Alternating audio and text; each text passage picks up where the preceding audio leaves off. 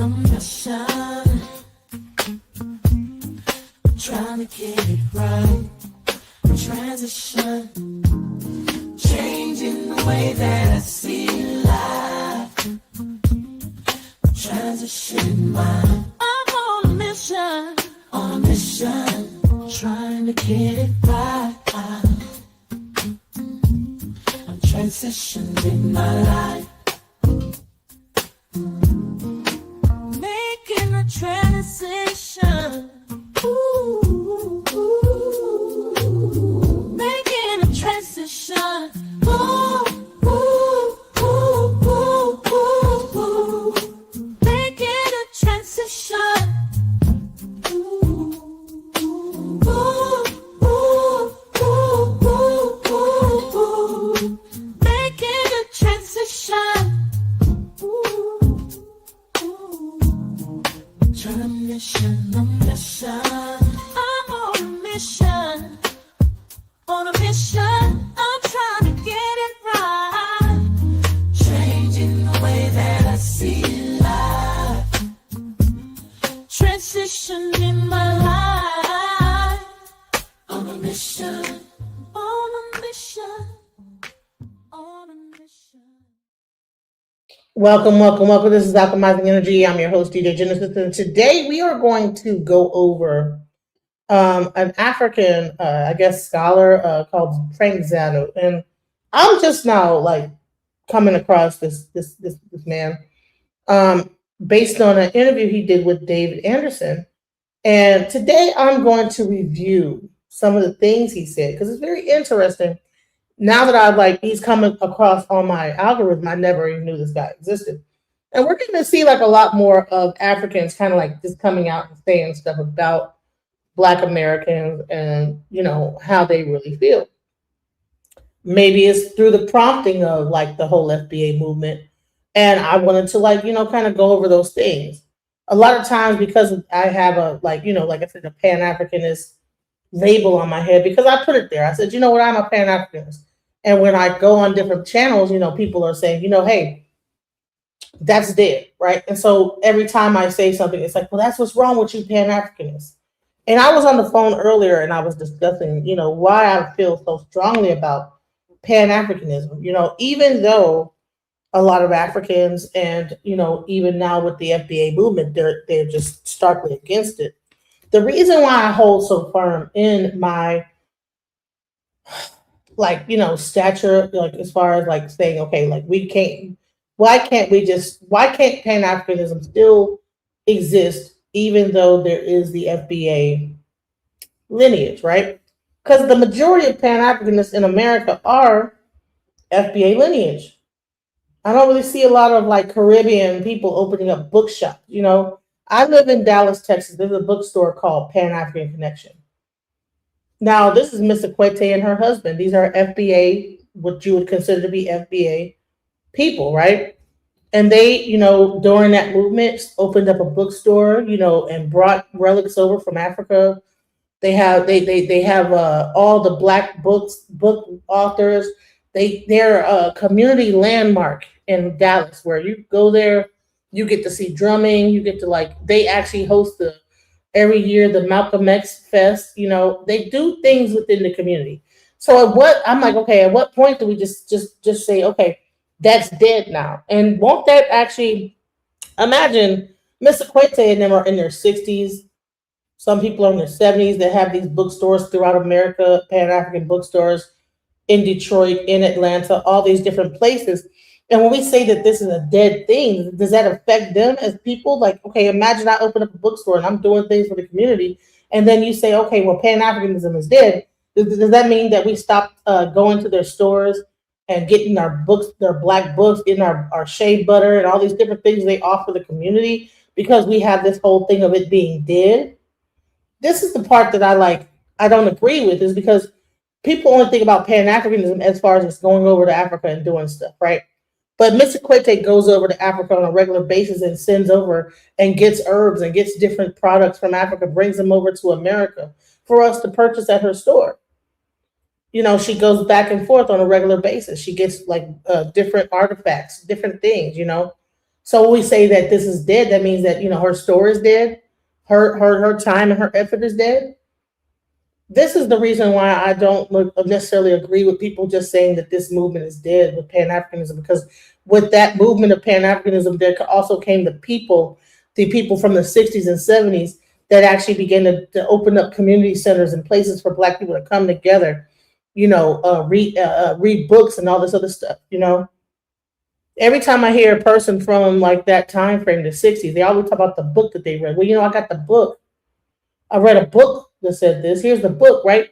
So what would happen is because they opened up bookstores, you know, just to like spread the knowledge. Some of the books that Black authors would write would not be found in Barnes and Nobles.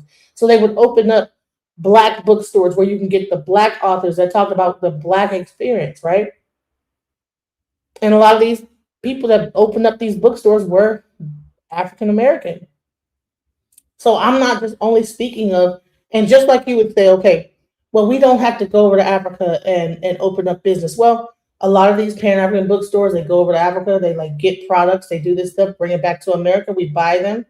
And this helps out their business in the community and helps them to have their shop, have that like one local place, that one meeting place where everybody meets together and they discuss African and Black American issues, not African, but African American or FBA, whatever issues, right? That this is usually a community place, right? So do we just say that all that is dead now? People say that it's scam, is this, is that, I mean, anything could be called a scam.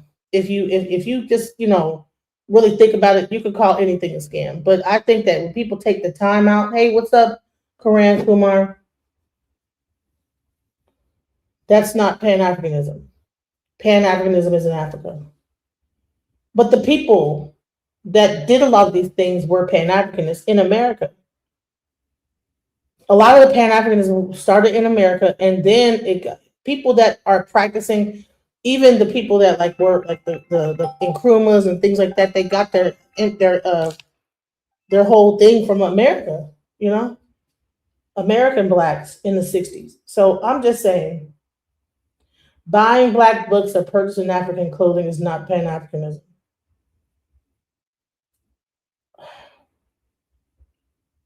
The bottom line is that what is Pan Africanism? It is actually solidarity between all Black people across the diaspora.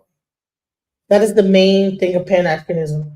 And when you create a place where people can come and buy Black books and buy books from African scholars, Caribbean scholars, Black scholars, all these things, when you couldn't find these books at the white stores. You couldn't go into Barnes and Noble. Now you have Amazon. But before there was Amazon, there were places like Pan African Connection. There were the Shrine of the Black Madonna. There were all these stores that were all throughout America that actually are started by Pan African Black people from the 60s that would actually do the traveling, bring over the shea butter, bring over the black soap, bring over the different stuff like that from Africa. Now you can get it on Etsy.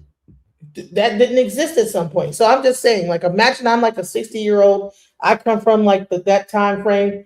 I've had my store for 40 years. Now there's a new FBA movement and saying that everything I stood upon is just dead. What does that do to our elders that like are actually still living? Everybody's not dead. All the elderly is not dead. They're still there. What does that do with them? We just discard them? That is the point I want to make. But now you have a guy named Frank Zanu from Africa, and he's saying, you know what? Black Americans are lost. I want to get right into it. Because this is not, I'm not going to have, like, I'm not going to keep just trying to, like, fight about the Pan-Africanism thing. Because I think that people think it's about Africa, but really I think it's about the elders that were a part of that movement, that what they did, everything they could to try to create solidarity. Maybe it didn't work. I'll get you that. But that does not mean that the work that they did or that they're still doing doesn't exist or it's dead. People are still working in the diaspora, working together. So we can't say this 100% dead. Maybe people wanted to die. They only want to work within the Black community here. Okay, well, show me your store. Where's the FBA store? Well, guess what? The FBAs that are Pan African are the ones that have the stores right now that exist today that I know of. Now, if you have one that's like anti Pan Africanism and a pure FBA, tell me where they are. Maybe we need to like create like a directory so we can go to those stores. But right now, I don't really see anything other than online and people just having a discussion online about it. Let's get into this interview with Mr. Frank Zanu, where he kind of gets into it and starts to say that Black Americans are lost. And I think this is really crazy. Like, what? A lot of Africans can be very egotistical in their situation. I will say that because for him to come over and say this, it's like, okay, let's hear, because you know what, this is my first time. I'm watching it with you, and you're gonna get my genuine response as we watch this. This is my actual real response. I haven't pre-watched it because I wanted to like share my true emotions as I watch this in real time. And then if anyone wants to come up, I will share the link. But I'm just gonna start off with just me giving my commentary, and then I'll allow others to come up and begin to speak as well. Let's go. United States of America. So I have a link. I seems to be the only bridge who can compare what I know from where I came from and then seeing people that we're taking from that place now.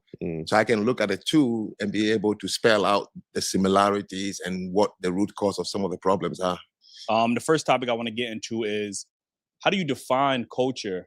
And under your definition, do Black Americans have a unique culture? Let me start here with Frank. Well, I'm glad you used the word unique culture. So yes, I'm sure you all saw the episode, that got everybody on my case, except this gentleman who was the only one brave enough to say, well, look, before I cut him into pieces, let me give him a chance to come into the studio and explain, to the audience. Yeah. So it's interesting. People say, oh, you're from Benin. And I'll say, yes. And I say, what's Benin culture like? And then I freeze. Because there's nothing like a Benin culture. Or if you're from Ghana, or if you're from Nigeria, Sierra Leone, Liberia, there is no such thing. But if you say, oh, you're Yoruba, I said, yes. What is Yoruba culture like? Then he or she is able to start to talk about it. So there are similarities which I'm going to really explain, and you can see it. So I'm first going to ask. He's been on my show. He's seen my. I do not put together that show, which I fund from my own pocket because I just want to say things to make people angry. No, it's because I really care. And sometimes I get frustrated about what I have seen from the continent where I come from and what I see here about my great-great-great-grandfathers, uncles, sisters who were taken away. So African Americans would say, well, you're not one like, yes, I know, but I'm walking past my cousin, my nieces every day. So what is in my head is what is in their head. And what I'm explaining is something that they must listen to when I say there is no such thing as African American culture. They're like, what do you mean? Well, culture for me is not dance, food, clothing. Those are not cultures. Culture is a worldview. The worldview is what drives people. Their relationship to wealth, to money, to community, to marriage, to family. It's the worldview they have. That's the foundation of a culture. And number two, there is no possibility for you to have a culture without having a language. So if you read most of the books written by brilliant African Americans, the first thing you see, the headline is, the traumatic thing about slavery is not merely changing your environment. The traumatic thing about slavery is not merely asking you to work long hours. The Russians had hard labor camps in Siberia. Many countries, Japanese had it, where people work and they die. The traumatic thing about slavery is one thing only, which everyone has written about. They took our language away. They took our culture away. They took our history and religion away.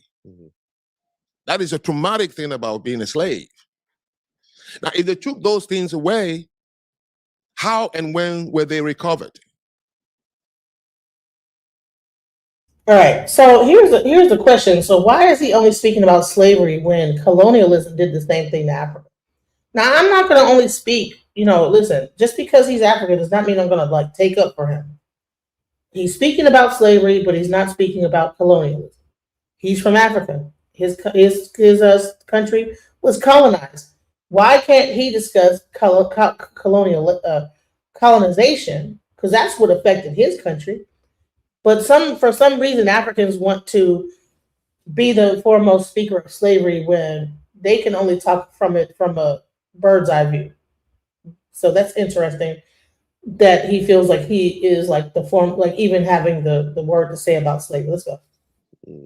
So I met a gentleman. I was attending a conference in Singapore, and I met this gentleman who was a Korean sociologist.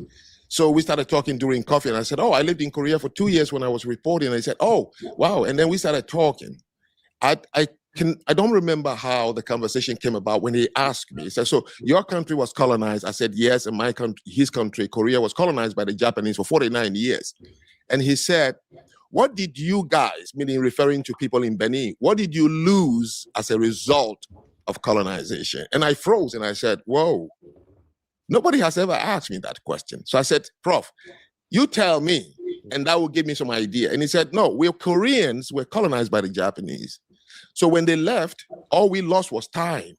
We just went back being Koreans." And from that day, I could tell clearly, what did we lose as a result of colonization in Africa? What did you lose as a result of slavery? If you don't fix that which you lost, you're not going to make any way forward. So in Africa, the countries that exist today were never there. They force a group of tribes that have their own distinct cultures to become a country. So they've lost their distinct cultures, trying to have a culture as a collective, which is never going to happen. So for me, first and foremost, when I talk about culture, I'm talking about a worldview, meaning the collective have to have one reason they are here on earth. And that thing is what drives them. It's what makes them wage wars, conquer people, anything. You ask anybody, in 1884, it was the Irish journalist who finally found a word to describe the English man, which he called the manifest destiny. That exceptionalism of the Englishmen, now you call them Americans. The American exceptionalism is the American culture, that they believe that God put them on this earth to colonize and civilize others. And that's what drives them to go out there and try to give freedom and fight for freedom and do all the things that. Do we really believe that they believe that it was a God sent thing to this manifest destiny argument is full of it. Okay, it was their greedy thing of, oh, okay, well, we can't own Europe, so let's go out and own other places and bully other places and try to take over there because we can't take it over here. I think a lot of the people that were like sent out of Europe were like prisoners and like some kind of like Christian cult, the Puritans. They were not this. They tried to make it about God, but they knew what they were doing. Come on now. They came up with this manifest destiny to justify enslaving other people. So let's not make it anything other than what it was that they really believe in this whole thing. They probably got together and said, you know what? I believe it's our manifest. Somebody probably had a dream and said, you know what? I believe it's our manifest. God said that we should do this. Please. Good or bad, I'm not giving any value. You know what? And there's an actual video that came out on Instagram or I think it was TikTok, where it was a black guy who walked around and asked a bunch of white people, do you believe in Jesus? And they were like, no. A lot of like our belief systems, I don't think that white people believe in God and spirituality the same way that we do. So when they say manifest destiny, I don't think it's coming from a supreme being. I believe it comes from their own understanding of power. When they speak manifest destiny, we think that they're speaking from a spiritual mindset when they're coming from a power and logic mindset. You ask the Japanese, he will tell you their worldview. So their dance and food, and no, those are not. I came from a place where, as a young boy, I was given a worldview, and it guided me everywhere I went. So when you meet me outside my culture, you can tell from my behavior, he must come from a culture that believes in XYZ.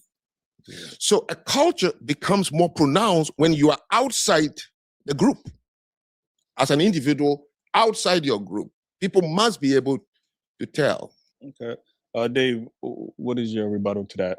It's not so much a rebuttal, it's a difference in philosophy, right? Mm. It is, and I think we got to thank Frank for even coming here, because I know for some people this would be very adversarial. Frank and I, we talk all the time. We're very, very good folk. And there's a couple of things that I got to push back on simply because they were not available to us. See, when Frank was born, he inherited a culture. We had to make one with what we had.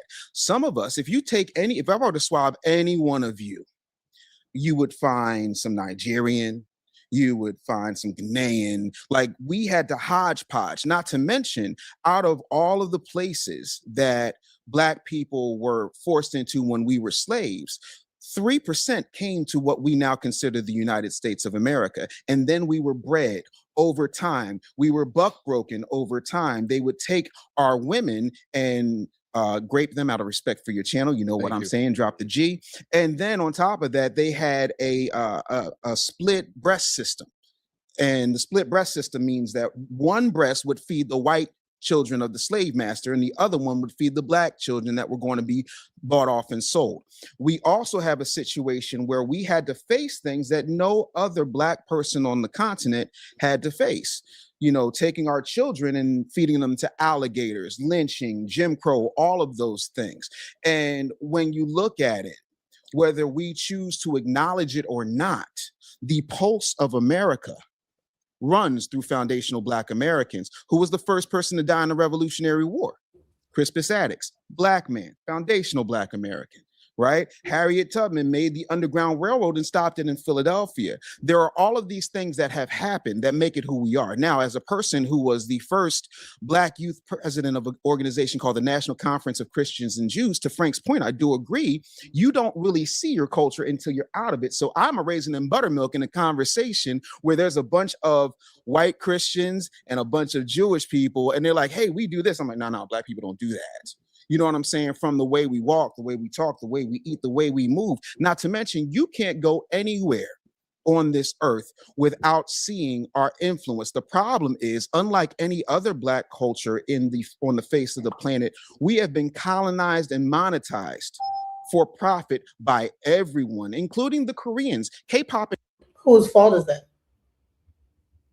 Whose fault is it that we don't own our influence? How did it get bought and sold? And at what cost? We can't blame anybody but ourselves for that. Come on now. We can't be like, oh, everybody's using our thing. Well, guess what? It's because, you know what? I'm going to tell you about the house scene, right? The house scene, the techno scene, right? People, when they didn't get accepted over here and given a record deal, they went over to Europe with the house of techno music. That's why they call it EDM now, to further separate themselves from their Detroit and Chicago Black American roots, right? So when you think about EDM and you think about electronic dance music, which is not even what it really is, it's Detroit techno and Chicago house music remixed into a European version of it. It was Black people that brought that over there. It was Neil Rushton who came into the Black community, found Kevin Saunderson and people of the like, paid them $500 a piece to put their music out overseas in Europe because they were not given the record deals in America. So we kind of like, we could say that it was you know, everybody's doing our thing. Well, you know what, we sold, we were bought and sold for like pennies on the dollar. So can we really blame? Because there's actual Black, you know, submerged. Give a shout out to Mike Banks for creating the first Black American distribution company in Detroit, Michigan, where artists were able to go, instead of going through a Neil Rushton or Unique Distribution, all the different distributions companies that were started in New York and Europe and things like that.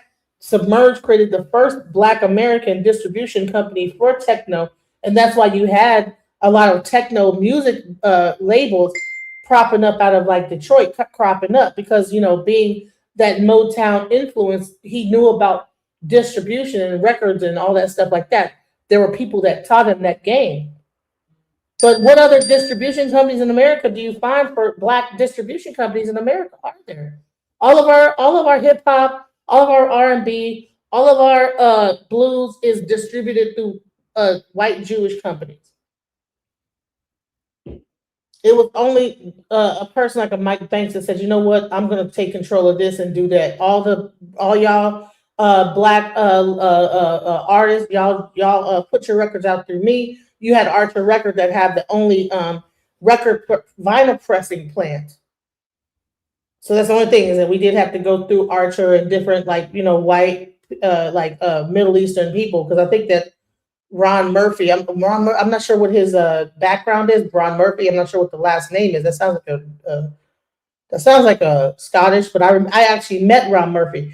We would go to Ron Murphy to like create our masters, and then we go to Archer to like press up our records. And I used to have my own record company. I used to do the same thing back in like the early 2000s. So like, just so you know, is that like when you talk about like the ownership of things, like, okay, yes, we have the influence of this, that, the other, but he wants to go into K-pop. He about to go into that. Well, guess what? Who's writing the music for K-pop? It's black artists. Someone can like put some money into their pocket and say, okay, I want you to write the songs for this Korean pop group over here. And so now there you go. So it's not like that we are not actually giving our talent away to these people, and then now they're owning it. It's not like that they just picked up on it and just did it. No, what they did was they gave you some money, have you come to their country, and then can you do this and that? Can you do that? They'll hire you as a DJ. I remember back in the day, they'll hire you as a DJ, and I was told, listen, don't tell them how you make your music. Don't tell, because what they do, they hire you as a DJ to DJ, but the whole time you're there, they're asking you, so what do you use to make your music? They'll sit you down at a dinner. So what kind of equipment do you have? How do you make your? I love this song, man. How'd you make it?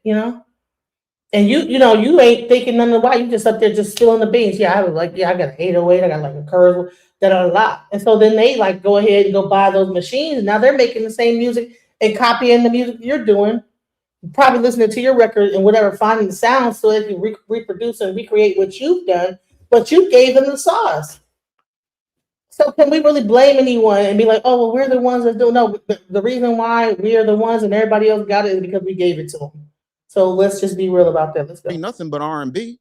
Let's call it what it is. And it's R&B under duress, because if you look at what happened with Megan Thee Stallion when she was dealing with those K-pop girls, she was like, oh, it's serious up in here. Because if they miss a step, they get what Joe Jackson gave Mike and them, but worse. There are all of these things that take place that no one wants to talk about. So no, we don't have a language because we weren't allowed to speak our language under penalty of death. When you talk about you can't come to the cookout and things of that nature, people forget. Picnic is an abbreviated slang term, which means you get the picking to lynch. Postcards came from pictures that they used to take the back of and mail for people who couldn't see the lynching that they had. All of these things we survived. And the funny thing is, everyone's coming over here and benefiting from the fact that we put out the 13th, 14th, and 15th Amendment. All of those things that started as the Black Liberation Movement, but then got shoehorned into civil rights because everybody wants to come off of our pain. It's still a part of who we are. American culture is Black culture. The problem is, not only did we have to create it, but everybody else got to monetize it. We don't own major forms of media. So the message that goes out to the world about foundational Black Americans is very lopsided. It's very negative. Even Frank said to Nancy, he said, well, what is y'all culture? Twerking? Negating the fact that twerking started in Africa. Mating rituals, things of that nature, tying of the hip, stop me when I go wrong. All of these things get put out as if that's who we are. And it's a very limited, very narrow-minded, very sore and very disingenuous snapshot of who we are, because we get put into killers, baby mamas, this and that and the other. And then when you look at how the media is weaponized, right? They'll take people throughout the diaspora and then put them on platforms and then bring them here. I'll give you an example. There's a show on CBS called Bob Hart's Abishola. And she said things that were much more incendiary than what Frank said. You know, oh, what is it? Gangbangers and baby mamas? Crazy. No. That energy is designed to keep us a certain way. And then when you talk about how the entertainment is weaponized, because that's the message, that's our largest export. It always has been our talent and our ability to entertain, but not capitalize on said entertainment. You can't point to one major Black-owned record company. You can't point to one major Black-owned media outlet. You can't point to one major media or technological distribution center that is controlled, owned, and managed by foundational Black Americans. And so the message of foundational Black Americans that gets out is not our message. And I completely reject that. If that's what you think the culture is, I am here to tell you that ain't my culture. It ain't never been my culture. It ain't been the culture of most of my brethren. Do we have some knuckleheads? Absolutely. Of course we do. But do we also have things like COINTELPRO we've still had to overcome? Do we have things like the 94 Biden-Clinton crime bill that we've had to overcome? And throughout history, I have yet to see anybody from any of those 54 countries come back for their brothers that they say that they love so much. I don't remember the warships coming to get us. I don't. What warships? We keep talking about how they didn't come to get us, or they didn't come to. Honey, they don't even have running like electricity running in certain parts of Africa. They don't even have a grid. What warships are you talking about? What warships? Listen, the one person that was trying to create like some ships and stuff was Marcus Garvey, and them ships was sinking and all type of stuff. He got like millions of bucks to try to invest in some ships to go back and forth between America and Africa. That was one of the biggest things, right? They call him a scam artist, right? Marcus Garvey tried to like have a shipping company, honey, that or a cruise line, whatever he want to call it, whatever it was. And he got like looked at just like the Umar Johnson of the day. You know, you have some people that like still big him up for like his words or whatever when it comes down to that. But you got people now that they call him a scam artist. What warships that was going to come over from Africa? Who was going to build them when they're being colonialized too? Like, do you think that when they brought us over here, they left Africa?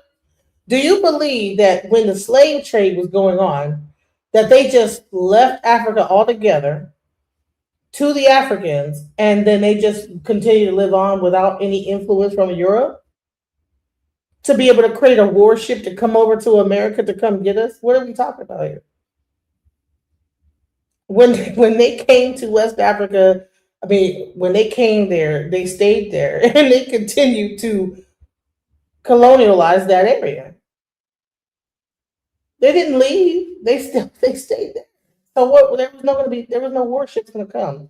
So that's I don't know where that's where But what I do see is, oh, well, we're really good at educating. We take the opportunities and we're able to, go and take these American opportunities that you guys squander. Yeah, because you get an immigrant experience. You do not get the foundational Black American experience. You get the same immigrant talk that the Russians get, and the Russians got a lot of nerve because if it wasn't for Alexander Pushkin, they'd still be speaking French. Alexander Pushkin created the Russian language. He was a Black man. So when you talk about where we are and where we've been, you also have to talk about the mind screw, out of respect for your channel, that we have been put under. So no, we don't have an official language because we weren't allowed to have one. But still, if you look at AAVE, it's everywhere. And when it comes out of our mouth, it goes from the hood to the boardrooms to a billboard on Broadway or in Times Square.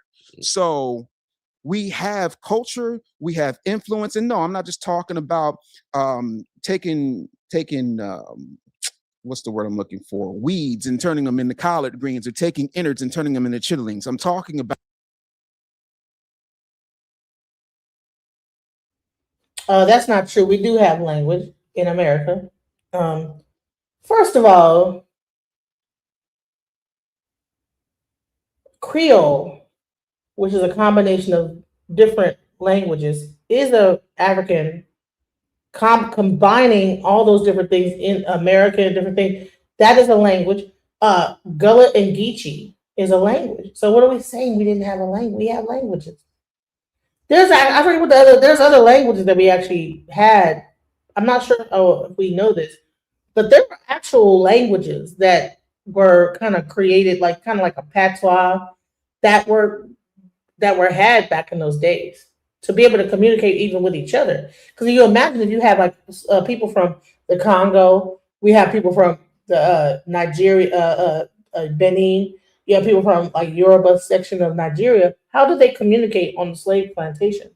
They have to have some way of doing that. So they had to have combined different languages to speak to each other in combination with the French that they were being spoken in.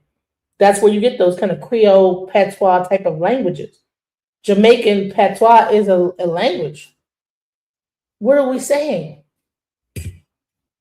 AAVE is a language. It's a derivation of of the English language. So we're saying we didn't have a language of our own that people there was language that we had that people didn't understand what it was. Honey, I remember back in the '60s they had this thing, you jive turkey. I remember during they had this thing, Naked Gun, and they were talking like making fun about how black people used to talk, and they were making fun, you jive turkey suck mother, and then they had people talking in like how people in the '60s talking made fun of it and kind of like made a joke of it, but like if the average person probably didn't even know what they were saying. Yeah, send me down the time. Remember like what's that one? Send me down the hit me time.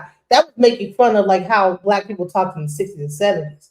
So we did have our own way of communicating in language. It wasn't necessarily considered like an actual language, so to speak, but people spoke in a language and we still do, that others probably don't even know what we're saying at the time. You get a average person that's coming from a Hispanic person, and you hear them listening to African vernacular, they might not even know what the hell we're talking about. Like what you say, I'm hot. I'm hot. No, I'm not hot. I'm not. I'm cold. I'm cool. I'm not. I'm not hot. And you like no, that means that you gotta like explain to them what the meaning is based on what the African American version of it is. So we do have language, we do have Creole, we do have Gullah Geechee. We did have language back in that time because we had to communicate with each other sometimes in another way to even like make sure that the slave master didn't know what the hell we were talking about. So we did have language. Let's go. About the fact that we have persevered and we are the most copied individuals on the planet. So much so, if I'm wrong, please explain Akon to me. Please explain Burna Boy to me. They all do a variation of who we are. And I'm not just talking about music. I'm talking about the walk. I'm talking about the talk. I'm talking about the hairstyles. I'm talking about the innovation. Everything we do. We took a construction worker's boot and made it the hottest item for the past 40 years. Because everybody finds a way to profit off of what we create and then demonize us for creating it and then label us criminals, uneducated, unwilling. We don't care, but they don't talk about all the systems. Is American English new, or is it a reiteration of the United Kingdom? Or American English has become its own thing. That's why it's called American English. It's its own language. If you go to Cuba and speak Mexican Spanish to them, there's certain words they don't know what the hell you're talking about. If you are a Cuban, you go to Mexico, they might not understand what you're talking about. There's certain words. Listen, when I like type into translator, a Cuban person, Spanish, man, honey, it's so they don't even the damn Google Translate don't even. There's like general basic Spanish, but then there's Cuban, which is like a combination of slavery and all those things that happen in Cuba. They have a different way that they speak Spanish than just basic regular Spanish. So when you put that into Google Translate, it's gonna sound like, because trust me, my godparents are in Cuba. And I try to communicate with them. Sometimes they don't know what the hell I don't know what they talking about. They don't know because I'm putting in Spanish stuff and they talking Cuban Spanish. It's a completely different thing. Just like American English and UK English. Things mean different things. Let's go. Systemic things that have been set up and profited by people who want to keep us in a certain box. That doesn't mean we can't escape that box, but to act like we were not put under duress. It really don't take all this words to say what he's saying. That whole diatribe could have really been like summed up in like about 2 sentences. Hey, listen, what we have going on over here is different than what y'all had going on over here, based on the circumstances that we had going on and the difference in what you had going on. So to discuss culture and things like that, you can't discuss culture unless you've been in our culture. Period. For what we had to put together as a culture when everybody else got to inherit it, and that includes Haitians, Jamaicans, everybody else got to be left alone so that they can develop. We didn't have that. And to this day, I have yet to meet one African, one Jamaican, one Caribbean, one Black person anywhere who comes into this country and has automatically ingrained in them before they start going, my country, 'tis of thee, sweet land of liberty, of thee I sing, that they're afraid when the red and blue lights come on behind them when they're pulled over. And I get it, and I'm the son, brother, and nephew of cops. That's why I say, yes, we have a culture, but of course, Honey, anybody that see them lights is gonna be like, what the hell is going on? Have you those lights are meant to throw you off because it's hard to even see sometimes. Let them lights come on at night. You can't even see past the lights. So that's why they choose those specific lights, because they blind you. So that's not true either. Like anybody that them lights come behind, that's why they chose those lights specific. Like, I mean, red and blue are primary colors and they bounce the colors off a certain way. Otherwise, they would have just chose all white. They chose those colors. Let's not be so in victim mindset that we don't think that anybody knows the red and blue. First of all, police have the same color lights all throughout the world. Whoever made up the whole policing system knows that those colors are alarming and that they blind you when you see them, especially at night. So they know what this is. Other countries got the same color lights. Let's stop it. we don't have a language. But let's not be disingenuous and act like it doesn't matter, because it does. Because as foundational Black American goes, so goes everybody else in society. So, Frank, let me ask you a question. If slavery erased our Black Americans' culture, what do you call what we built after slavery? What do you call that? Well, you have to give me an example of what you mean by what we build. What are you referring to? You tied culture back to African. He's being facetious now. What we built. Come on now. I'm not sure if he lives in America or not. I need to do some research into who he is. I mean, I don't know everything about this guy. I just like saw that he said that we were lost, and I like started reviewing this. But come on now, he's asking stupid questions. Like, what we built the whole country. Stop it. What do you mean? Shut up. And something that you inherit. But you said that got erased during slavery. But we built something. Clearly, Black Americans have built throughout slavery and the culture that we have currently. What I'm asking is, give me an example so I'll be able to respond to that particular thing. Well, like things like gospel is something that we built after slavery. Songs and music, the foods that we eat, that we consume. Sure, songs and music exist in every society. You know what? We need to cut that bullshit out. Every time someone asks about what we built, we only talk about music. Now, the right answer to that question was our inventions. Based on slavery, the inventions alone that everybody uses all around the world, what we built.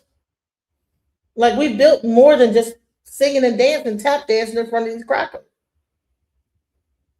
Why is it that whenever anybody talk about what we built, we only talk about what we sung and danced and tap danced on? We tap dance and we lollygag and ha ha ha he and they laugh. Oh, look at this nigga. We beatbox each other and damn near pummel each other to death. Oh, look at them. What we built is not sports. What we built is not cooking, singing, and dancing. What we built is ingrained in the aspect of our society. Do you not have red, yellow, and green lights at the stop sign when you actually are and make sure that you can like actually stop and not crash into each other? Like, what do you mean? Why do we only talk about our music? That's how, like, see, this is the thing. But like if you're not coming from that mindset that you only gonna think about music. We've done way more than just music. We need to cut it out about always talking about what we built in the hip hop scene, in the hip hop culture, and how the hip hop culture then went. Honey, a lot more of our culture beyond music has gone throughout the world. Why do we think that we're only just the songs and the music? Maybe that is the most influential thing that we've done. Bullshit. No, it's not. If we just talk about the stop sign, the stop lights alone, that's enough. Everybody got the stoplight. You know what I'm saying? Air conditioning. I know that everybody, maybe everybody ain't got that in different countries. Some people don't know about the central air conditioning and all this other stuff that goes on. But all that stuff, there is black people that created those inventions. Why don't we talk about our inventions? Why don't we get really into every invention we did? And then when we have these conversations, we stop talking about our music. Because fuck the music, bro. Because that could be minimized. He's about to minimize it right now. Watch, he's about to minimize. Everybody got music. See what he about to do? Watch this. Look, but if he would have said, what about the stoplight? These different inventions that we've created.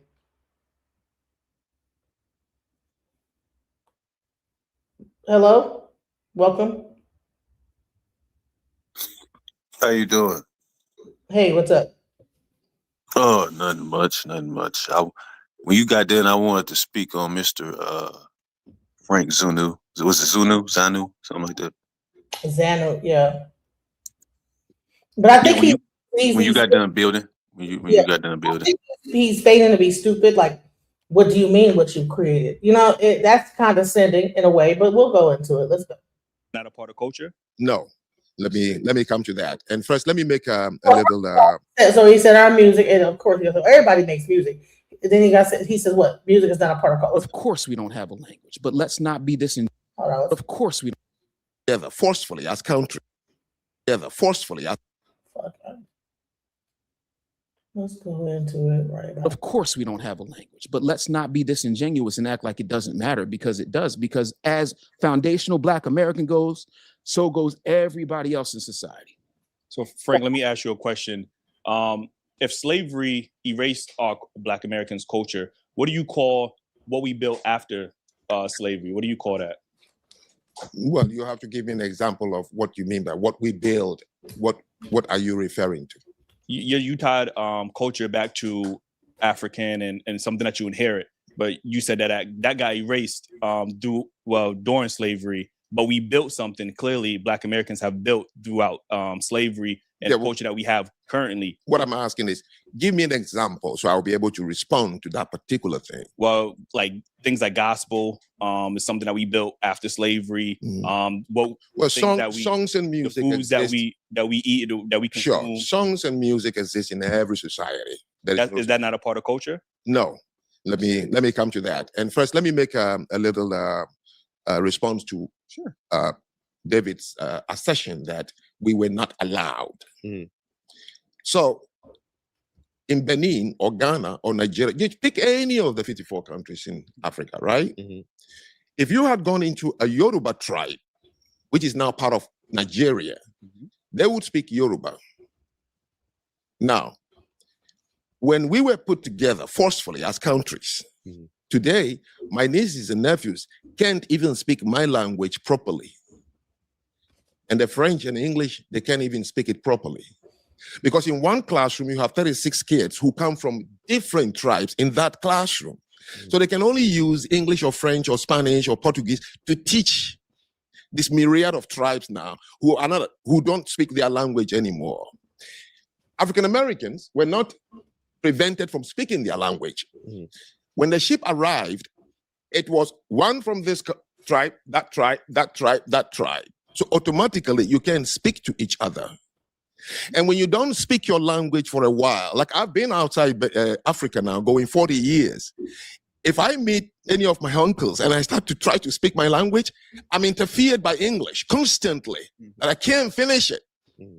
I can't make a coherent sentence in my own language, because at school, you could not use that language because you are now a bucket of different languages.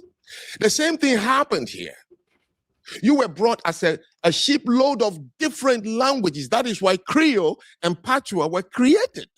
So you use the only word you can understand, a little bit of the colonizer or whoever is controlling you, and try to speak to someone who comes from Senegal. You don't know what he speaks. So over time, it becomes this hodgepodge of a language called Creole or Patois. In Sierra Leone, they have it. In Liberia, they have it.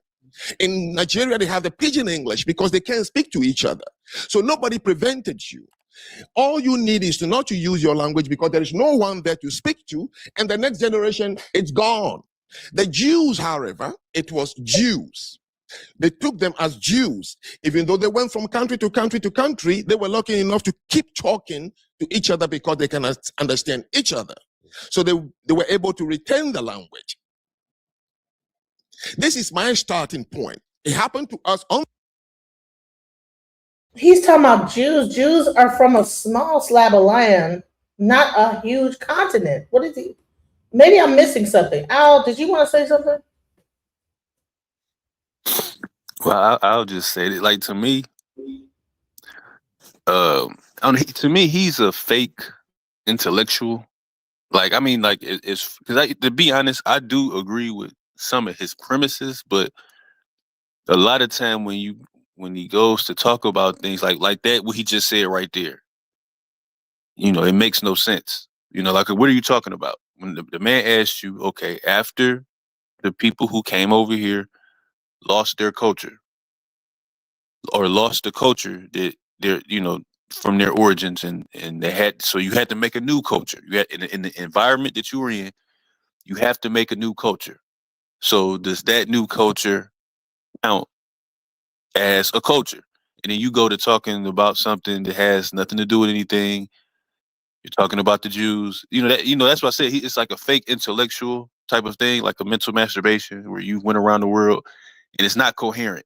It's not answering the man's question and it makes no sense. That's why I wanted to add to that, though. Yeah, if you grab people from all over the continent and then bring them to over here, and then they'd be like, oh, well, no, the Jews had one language. What are you talking about? Like, bro, like Africa. Do you know how many languages are in Africa alone? I think it's like over like tens of thousands of different tribes and languages. And somehow we came over here and figured out how to communicate with each other. You know what I'm saying? Because they did not only just bring people over here from West Africa, they brought them from Ethiopia and other parts. Somehow we were able to communicate with each other. So I don't really get what he's talking about. The continent. So don't be fooled. You hear countries like Nigeria, Ghana. If you ask 5 Ghanaians, one from the Ashanti, one from the Ewe, the Ga, the Akwamu, and the northern region, and ask them, are you Ghanaians? Yes, we are Ghanaians. Look at our passport. Ask them, what is Ghanaian culture? And they'll start looking at each other. There is no such thing. Ask them, what do you speak in Ghana? They'll start looking at each other. Ask them, what is the Ghanaian sense of value? There's no such thing. How do you guys marry in Ghana? There is no such thing. But you say you're Ghanaians. So what happened to us happened here. And when I arrived here, I understood it. When I went to Haiti. So he's trying to say that because they didn't have any culture doesn't mean that we don't have any culture over here. No, sir. We were forced to make a culture here because we had so many different people from all these different places that we had to make a culture here in order to even survive here. The culture came out of the conditions that we had here. It came out of condition. Condition equals culture. You put people in a certain condition that makes them actually start to come up with things to survive. That becomes a culture, right? No, I agree 100%. That's why I said that a lot of the stuff, like, because when you say music isn't culture or food isn't culture, like you're making an asinine type of summation. You know what I'm saying? Like that's why I said that, like I did agree with some of his premises, but then like when he went to say that food wasn't culture, or like I said before, you're saying that those things, that food, that dance, that cultural garb isn't culture. then that's when you just saying some bullshit. Excuse me. You're just saying bull stuff. You're saying something that just doesn't make any sense. At the end of the day, when our foreparents came here, again, you had to make it. Matter of fact, we were forced into a semi-separate social reality, and then that forced Black people to have to make certain cultural attributes. Now, this is where I'll say that this is a point of contention, but Black people did make a culture. Black people do have a culture. We do have a certain shared worldview, certain shared cultural identifiers. So that's what I said. I don't know what he's talking about. Like, I don't even understand. Like, I don't understand. Okay, what the Ghanaian people and having to be, I don't get what he's saying. Like, I don't get where he's going with that at all. Either. Here, let me just make this point right here. I'm gonna say this because, like I said, the reason why I say that we shouldn't only focus on the music that we made, and also I'm saying that conditions equals culture, right? So there was a car that was made, right? Cars probably were crashing into each other. This inventor said, okay, we need to find a way to do this to make it so that we don't crash at a crossroads, right? Created so now someone says, oh no, the modern stop sign was created by a white person. Okay, well, no. Before that, there was this invention, right? That actually saved a lot of lives, just by okay, listen, stop this, whatever. This is the actual first iteration of that whole thing of trying to save people from crashing up on each other, right? So what happened is the culture of America had cars. Cars was invented in America. The stop sign, this whole invention comes out of that culture, right? Because of cars. Motown music came out of that era of music. But I'm just saying is that we only want to think about the music part of it, but people lived in certain conditions that made them invent different things to make it easier in life, you know? And so that's an actual cultural thing. Is that okay? Well, listen, you know what? Every time I go out here, I'm about to crash. Let me create something to stop this from happening. Boom. That's a part of culture. So inventions are a part of culture. So a lot of times we only want to focus on the music aspect of it, but we have way more contributions to society in America that go way beyond music. Welcome to the panel, Pamela. How you doing? Peace, family. How you doing? Good, good. Did you Hope have all something? is well. Well, yeah, I wanted to respond to the title, and it says and I can't read it right now, so I had to paraphrase and just correct me if I'm wrong. But essentially, it's FBA's loss. Is that the question? Black Americans are lost. So not FBA. He just said Black Americans are lost. Frank Zanu says that the African so-called scholar. Yeah. And my response to that is, I will argue many Black Americans are indeed lost, but the FBA movement and the ADOS movement and the U.S. Freedmen movement is evidence that collectively Black Americans are waking up, and we are seeing that we have no allies. We see that the Africans and the Caribbeans collectively are not our allies. We see that other, quote, people of color are not our allies. And we see that we made mistakes when we advocated for mass immigration to the U.S. with the 1965 Immigration Naturalization Act. So I would say, in short and in closing, yes, you could argue many Black Americans are definitely lost, but with with the ADOS movement and the FBA movement, there are masses of Black Americans waking up for sure.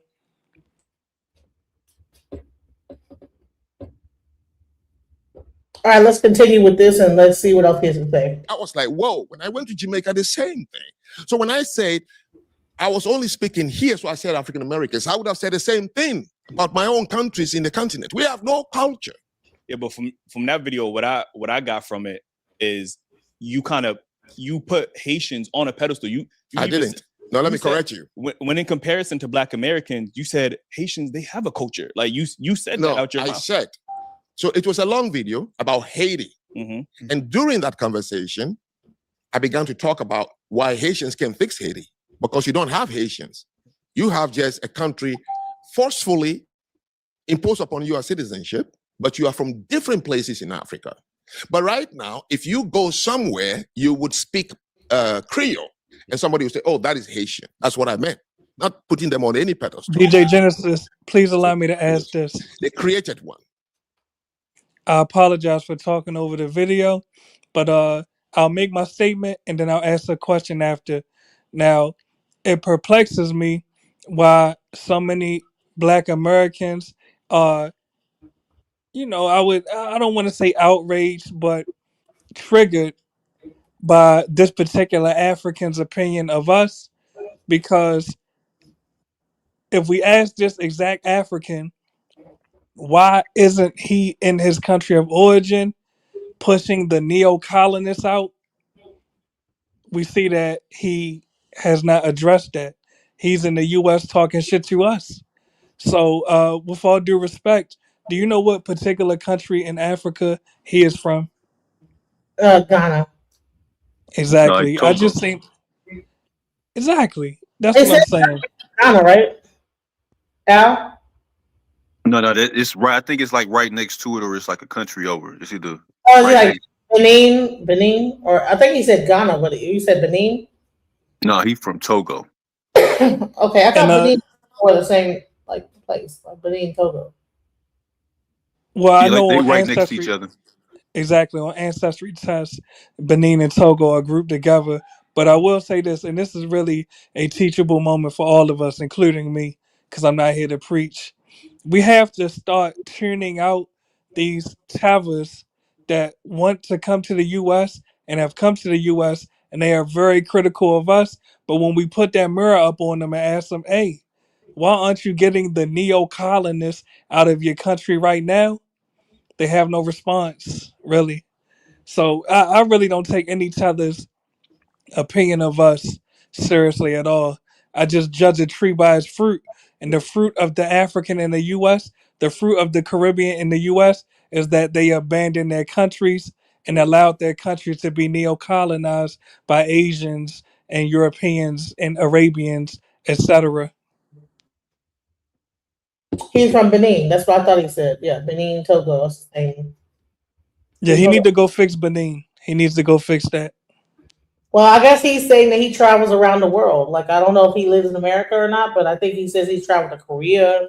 He's went to all these different countries, and then he went to Haiti. He went to Jamaica, and that's what they're talking about right here. Is that okay? He's saying that Haiti is they have when a Haitian goes whatever. So in his mind, I think that he associates with language meaning culture. That's what it sounds like to me. Is that you don't have a language, you don't have a culture. I think that's what he's kind of getting at. But let's hear what else he's saying. So you want to say, And it's not even useful in any way because it's not an international language. so they took French and made Creole, right? Is what you're saying. Spanish, French, and then over 200 African tribal languages into one. But Americans would say that they took English and made their own language as well. And what is that? I mean, it's a broken version of English, but it's still something that we could speak to that's specifically to us. What language is that? I mean, it's English. He's talking about What that I'm is talking about saying- AAVE, African American Vernacular English. The same way, for example, if I think I've heard Interesting. So he does not want to acknowledge that Black Americans speak a certain style of English, but then he will say that Haitians don't speak a certain. He'll acknowledge Creole, but he doesn't acknowledge like how Black people. If I go to England, they might not understand what the heck I'm talking about. Yes, but DJ Genesis, it goes back to what I was just saying. We don't need Tevas to acknowledge us. They need to acknowledge the problems in their countries and fix them. So, I'm not concerned.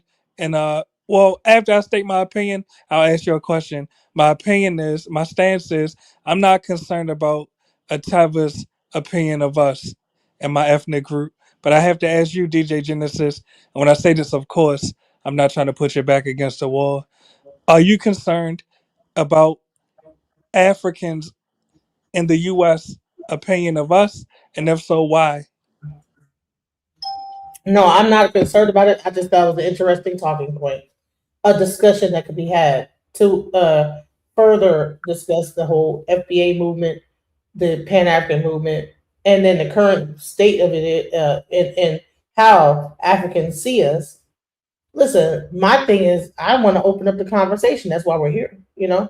Yeah, no, I wasn't saying that to be disrespectful to you, and to be honest with you, is and I respect you for disseminating this video because it will convince more Black Americans to pick up their phone and report all Africans in the U.S. to ICE, report all Caribbeans in the U.S. to ICE, report all immigrants in the U.S. to ICE. They are not your allies. They are not your brothers. They came to ethnically displace you. They came to be over top of you, not to work with you. Hey, can I speak on that though? I wanted to speak on the language aspect. Yeah, go ahead about the language. So that's exactly the main point that he's trying to make. This guy, he's trying to like big up the Haitians because they came up with a language based on all these different people that were in slavery in Haiti. The combination of Creole, of French, Congo, and whatever other slaves that came from Africa into that area. But we also have our own version of the same thing, and they call Well, it AV. They didn't have a name for it before, so we just called it Black English, right? But we know that white people, when they hear us talk, they know that we don't talk the same way that they do. well, see, here's and touche, and I agree wholeheartedly with what you're saying. Now, this is a point because okay, when you talk about um, I guess you say cultural reforms or that type of thing, really those things first came from Black Americans. You know, they used to call him what they say the Negro reformer. You know, Elijah Muhammad, all the, you know, like what's the one dude of um the one that came up with Kwanzaa. Them type of people, the cultural nationalists and all them type of people. Karanga. Karanga. Myra was it Myalinga Karanga. Now the thing about that, right? And this is what I say from just reading like E. Franklin Frazier and a couple of people who wrote the Negro Problem, like Booker T. Washington, and other people, is that again our foreparents could not cultivate a complete identity as chattel, you know, scattered throughout the South. And and the thing about it is that okay, when you talk about language, a people's a key part of language or a key part of a people's identity is based around their tongue. Now that is historically correct. That's why if you look at a lot of things, if you and I've been studying this more and more as I learned that is that a lot of people have been gathered together. A lot of things have been done under establishing a shared language. You know, now you do have dialects, and you know, there's no one way to speak Spanish or any language where you start having millions of people speak a language. But as far as a people's identity, you know, as far as like the you know, that joins the people together, it is based on, you know, a set apart tongue or a set apart language. And I'm saying with the Black English thing or with AAV or you know or these type of things, that was never developed. Um, that was never able to develop in you know completely. You know what I mean? Like like for the most part, those were things that like okay, if you look at certain parts, people kind of wanted to like get away from what they thought was just bad English, or you had, you know, you that's always been like a real big contention. Like the thing is with the AV, that more so came to prominence like in the 70s, where you know they kind of you know start like maybe trying to have like a codified language thing, and you always have people say, well, that's not really a dialect, that's just bad English. So that's always really been a point of contention and you know, in regards to do we have a dialect or do we, you know, do we have a set apart dialect or not? You know what I'm saying? So that really is important to a people having, you know, having a language, you know, standing as an independent people and having a certain cultural attribute that is, you know, that's important.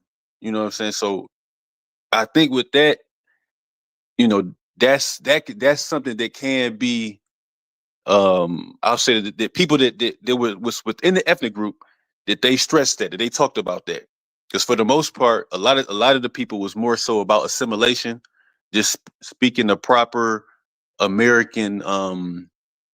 I guess you say the what they call it, the American standard English, and you always had like a little contention, like, well, that's this bad English, or that's just for people that was this uneducated and we couldn't read. You know what I'm saying? Because if you look generations before, like a lot of people, they kind of like enunciated their language. So I mean, or enunciated their English in a certain way. So that's why I say like I agree with that point in that regards, but just more so based on people that have been within Black America that were trying to maybe cultivate culture outside of what was cultivated in the slave reality, in the plantation reality. So I don't know if I'm making myself clear, but that's what I wanted to say to that about in regards to having the importance of having a set apart language or dialect. You know what I mean? We already have one. That's the thing, is that we have a language, because I can guarantee you a person come from England and go into some parts of like Georgia probably Mhm. won't understand what the F they are saying. Because trust me, sometimes I don't know what they're saying. So we do have dialects of a language that mix a little bit of like whatever it is. Go into parts of like North Carolina and South Carolina where they have that Gullah Geechee like kind of thing. Sound like Jamaican patois.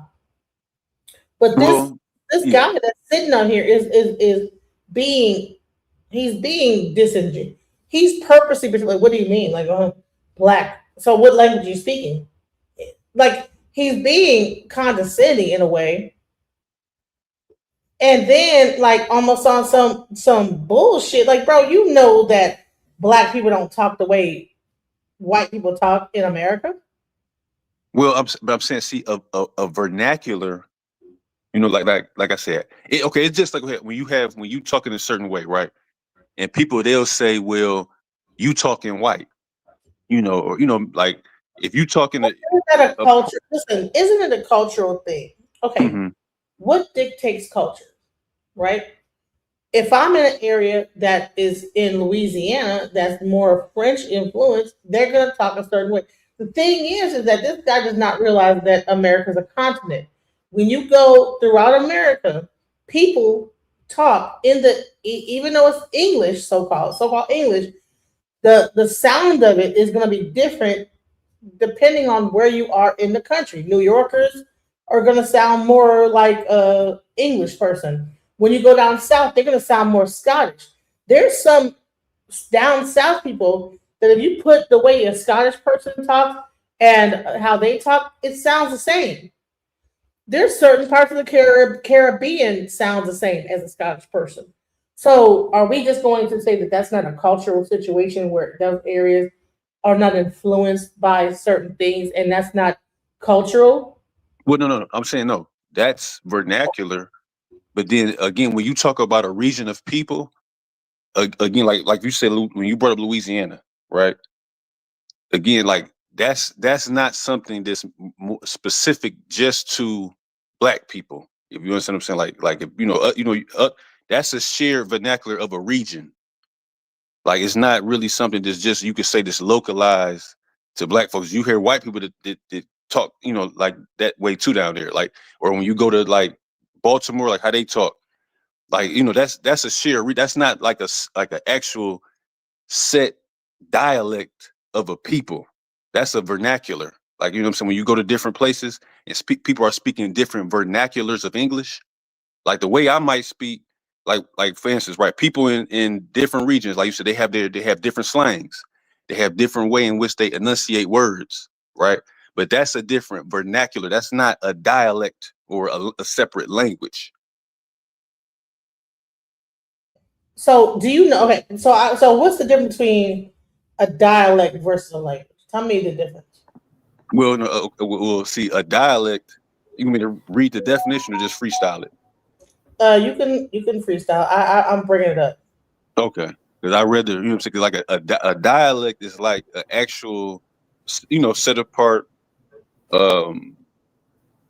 So it could off a main language, and you have a certain set apart words, but it has like a fitting, like the things that go like was it like context? It's actual rules for a language and a dialect. Like that would be like a different vernacular. What I think is that, right? So I would say a dialect is how you might pronounce certain things. Vernacular is when you put certain words in that don't have. Listen, so if I were to go to England and I would say, and they would say, well, pull up your knickers, I'd be like, what the fuck? What are knickers? You know what I'm saying? I would think they were talking about like my underwear, but your pants are your knickers in England. Certain words have different meanings in England than they mean in the United States. So we do have a separate vernacular, not just dialect, like where you would say that the grammar or pronunciation would be different. No, I'm talking about like everyday talking words that mean different things. So African Americans have a specific dialect and vernacular. So we have a certain way we talk, like a way that we pronounce things, and we have certain words that do not exist in common regular like UK English. So that if we were to be speaking, they'd be like, "What do you mean by that?" They'd be asking us like, "What?" Well, no. I agree. That's no. American Standard English is different than British English. It's all different type of different dialects of English. But I'm saying, but when you say that, okay, here in America, we speak a different dialect of English. I'm saying, like, well, what is this different dialect? What is this different dialect that we speak as a group of people? All right. I'm putting cases on all you tethers. Alligator Alcatraz. Shoe program tether. To answer your questions, what I've been hearing, first of all, patois is not a language. Creole is not a language. We got to cut it out. That is a dialect. The Scottish developed patois. End of story.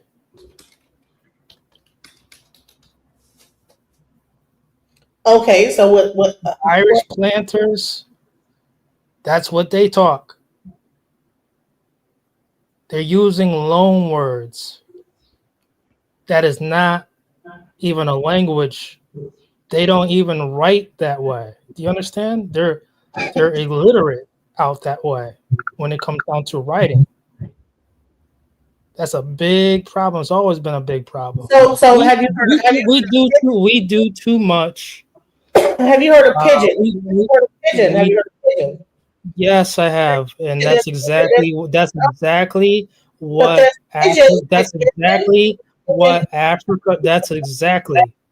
Africa needs to be speaking among themselves, either pidgin English or pidgin France.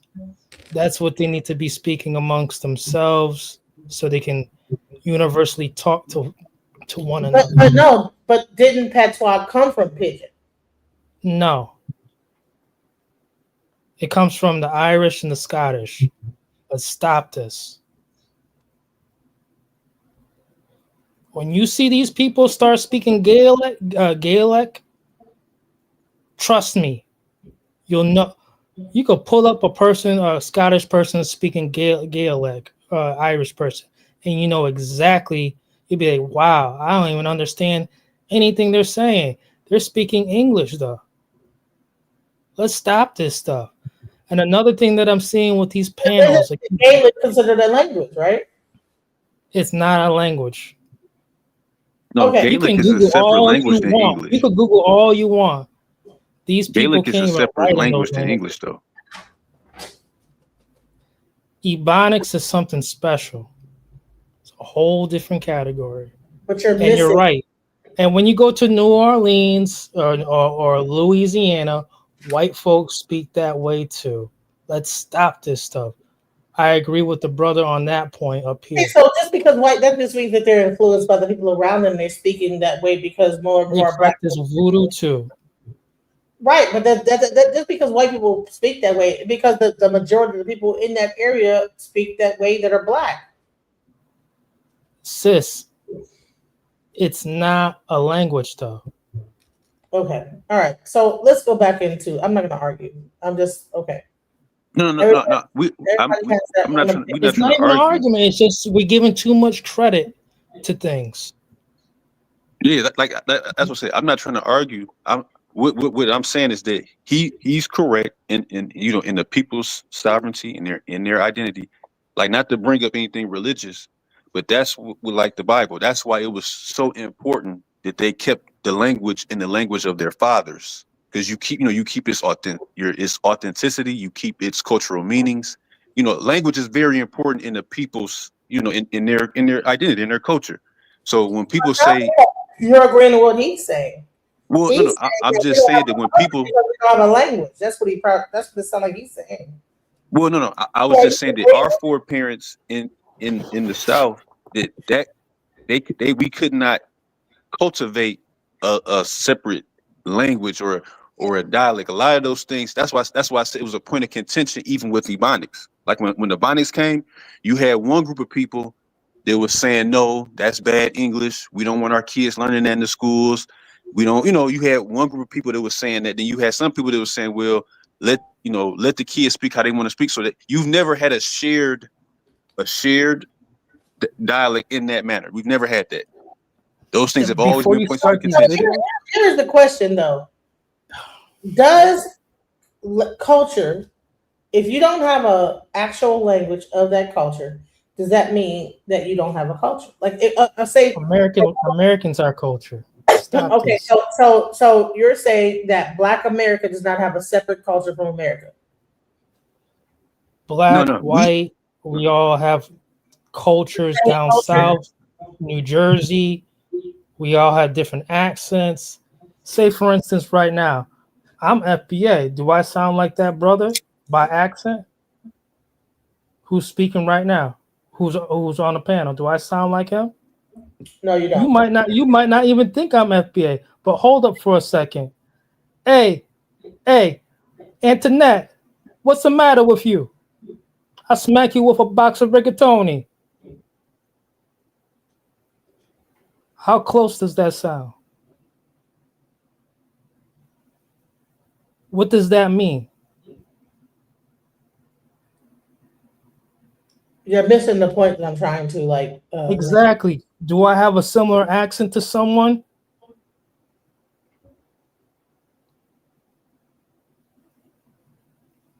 The point that's being made here is that this African man is trying to tell us that because we don't have language, we don't have culture. That's the point. And so let's go. And it's that panel, though. That panel's always self-defeated. Anyone who keep on playing these games, oh man, where's our businesses at? Oh man, they're just lying. They're so self-defeated. I mean, pretty much that's what he's saying. Listen. I'm gonna go back a little bit because I think that's what all right, because they're talking. He talked about the Haitians. He said about the Haitians, right? All right, let's go. I began to talk about why Haitians can fix Haiti, because you don't have Haitians. You have just a country forcefully imposed upon you a citizenship, but you are from different places in Africa. But right now, if you go somewhere, you would speak Creole, and somebody would say, oh, that is Haitian. That's what I meant. Not putting them on any pedestal. So they have a language. They created one.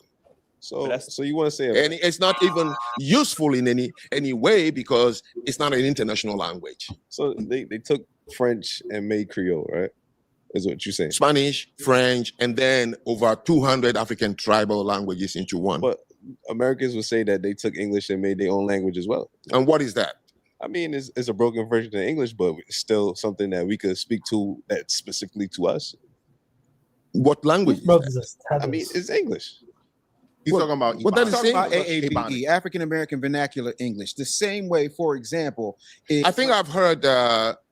Yes, when I came to this country in 1994, I had a debate on my campus about Ebonics. right. Now, Same thing. yeah, and somebody corrected me. I think it was my professor. Said no. If you say Ebonics, there is no one collective Ebonics. Correct. You have to go into pockets. If the person is from the north, the south, the central, they created their own. Listen, America's a continent.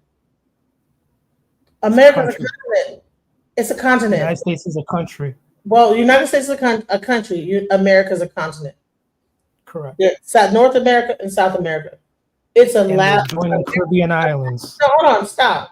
And So- joining a Caribbean island. Can I make my point without being interrupted and having you like in a minute?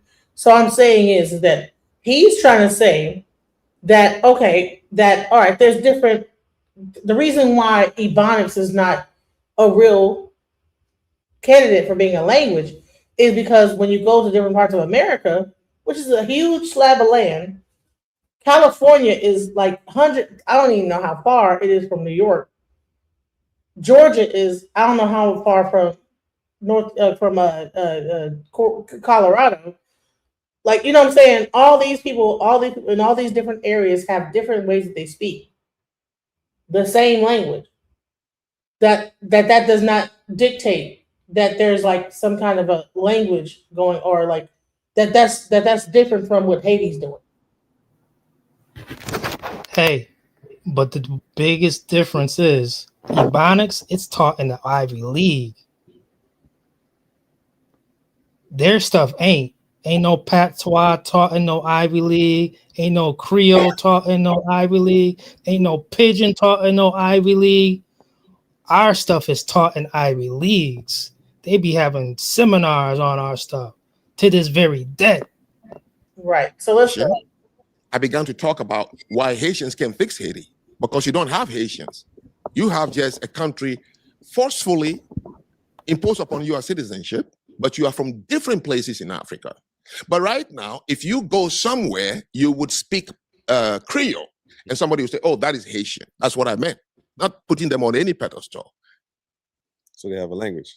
They created one. So you want to say, And it's not even useful in any way because it's not an international language. so they took French and made Creole, right? Is what you're saying. Spanish, French, and then over 200 African tribal languages into one. But Americans would say that they took English and made their own language as well. And what is that?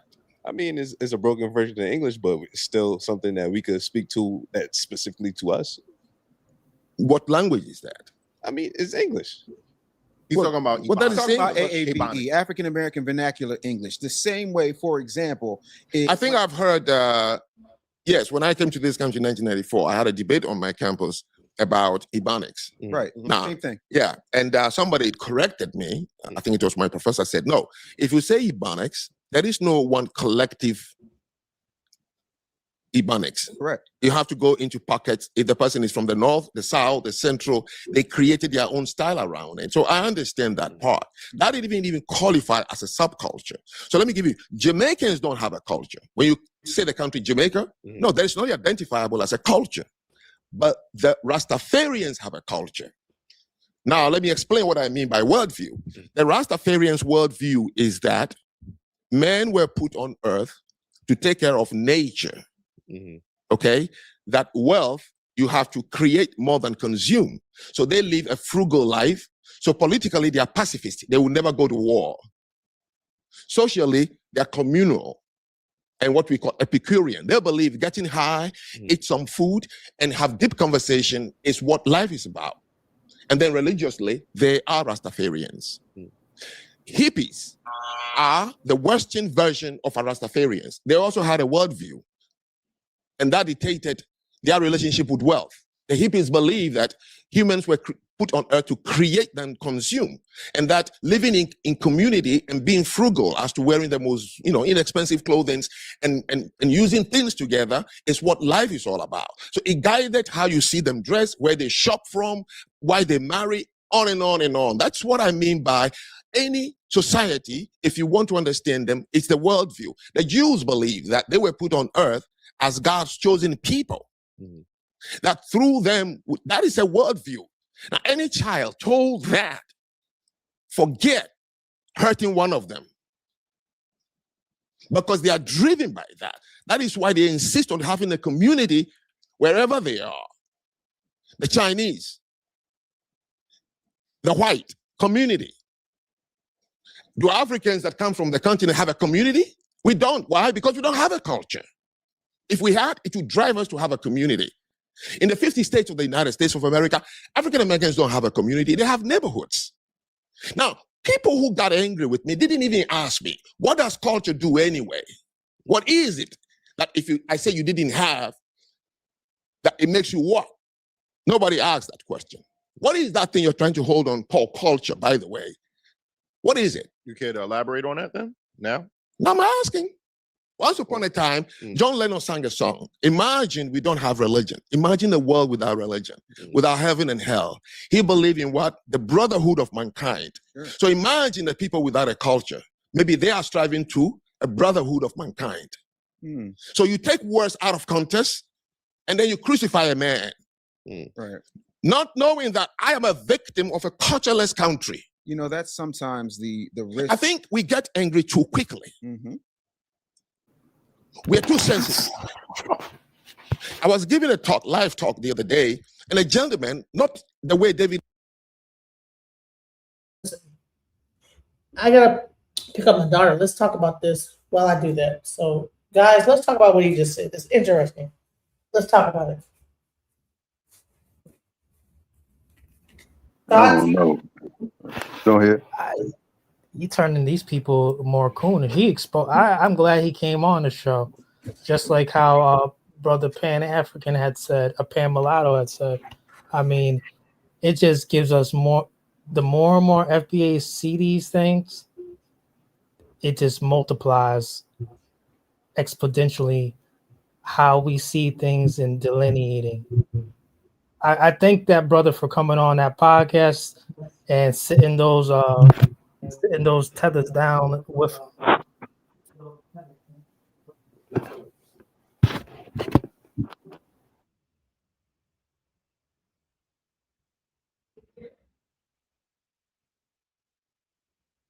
Well, no, I'll tap in. As far as me, that's what I'm saying. That's just a whole bunch of babble. That's why I said, see, they really didn't do a good job with that debate. You know, they let them filibuster. They let them create red herrings. That's why I said that Mr. Zanu is, you know, he's like a fake intellectual. Because again, what he's saying makes, you know, it's like it's all over the place. It makes no sense. Okay, you're gonna say that Jamaica doesn't have culture, but then Rastafarians do, which I don't understand what you're saying. Like, what do you mean? It's just like a whole bunch of, you know, gooble gobble, and just, you know, and it's not coherent where you can really draw a conclusion of what he's saying. That's why I said that when they had a debate, they let him control the narrative, and they didn't make him stay on topic. You know what I'm saying? Like I did think that when he was saying the thing about language, that was, you know, that is a good thing to expound on. But when you go to say the only worldview, or that a people's worldview is the only thing that counts as culture, but it's like, well, Black people have a certain worldview, you know, that is separate from other, you know, so it's just like, that's why I said, you know, Black America had, you know, so that's why I said that the whole thing of Black America not having culture is like a nothing burger argument. And what he's saying makes no sense. Now, do I think that maybe some of his premises, because I would say more substance culture, you know, could be an argument, but that type of stuff that he just rambled on and said made, to me, it made no sense. It just wasn't even coherent. It wasn't even put together where you could understand what his conclusion is. Why do you think it is that he would big up like a Haitian culture and then downplay African American culture? and then say, okay, well, they at least they created their own language, and it's like, okay, do you think it's because they conquered their situation, and so they're looked up to, or what do you think the reason why even he's really promoting the Caribbean culture and then downplaying the Black American culture? This guy is Thomas Sowell 2.0 on steroids. That's it. And these baby coons who will listen to this stuff, I mean, I'm pretty sure there's some suspected white supremacists who are going to praise this dude eventually if he's allowed to grow his platform. Well, clearly he's grown enough to like get this whole like platform to even be on their platform to even say all this, because he's really like sorry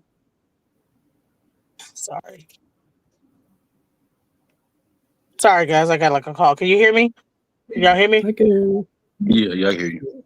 Okay, sorry. I think that what's happening, because he did enough shows on his platform to the point now where he's got enough attention by saying all this crazy stuff. Because I mean, I looked around and I saw like the different shows he was doing, and he like tries to like just talk mess about Black American, like this, that. He been like putting out a lot of like shock, what's the word for it, where you put things out to piss people off, like rage Shock baiting value. type of stuff. So he's been putting out this rage bait, and so they're interviewing him here, and now he's again rage baiting again.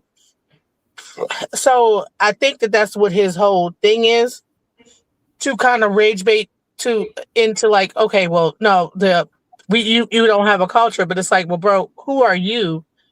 And I think that when he started off, right, he tried to put himself above everyone else. Well, when I went to Korea, when I went over here and I went over there, so that's like, okay, I've traveled.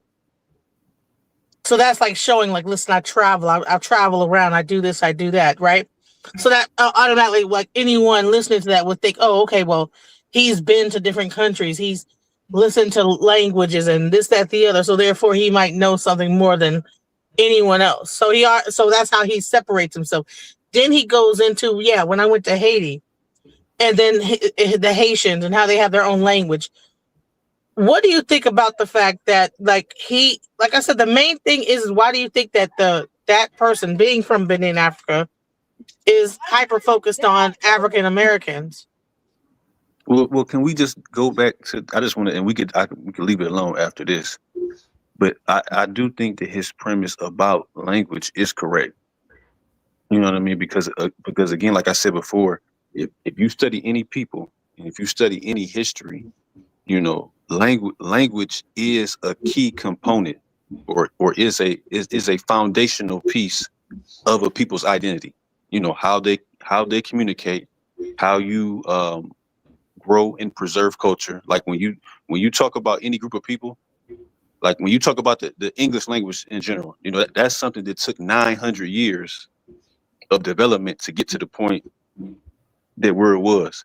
And then they were able to put certain documentation into the English language and then spread that English language all around the world. So you put medicine, you put art. So that's why I said when you talk about a language, that's why I was saying that if you look up the definition of language versus, dialect versus vernacular, Ebonics, that's a vernacular. It's not an actual dialect.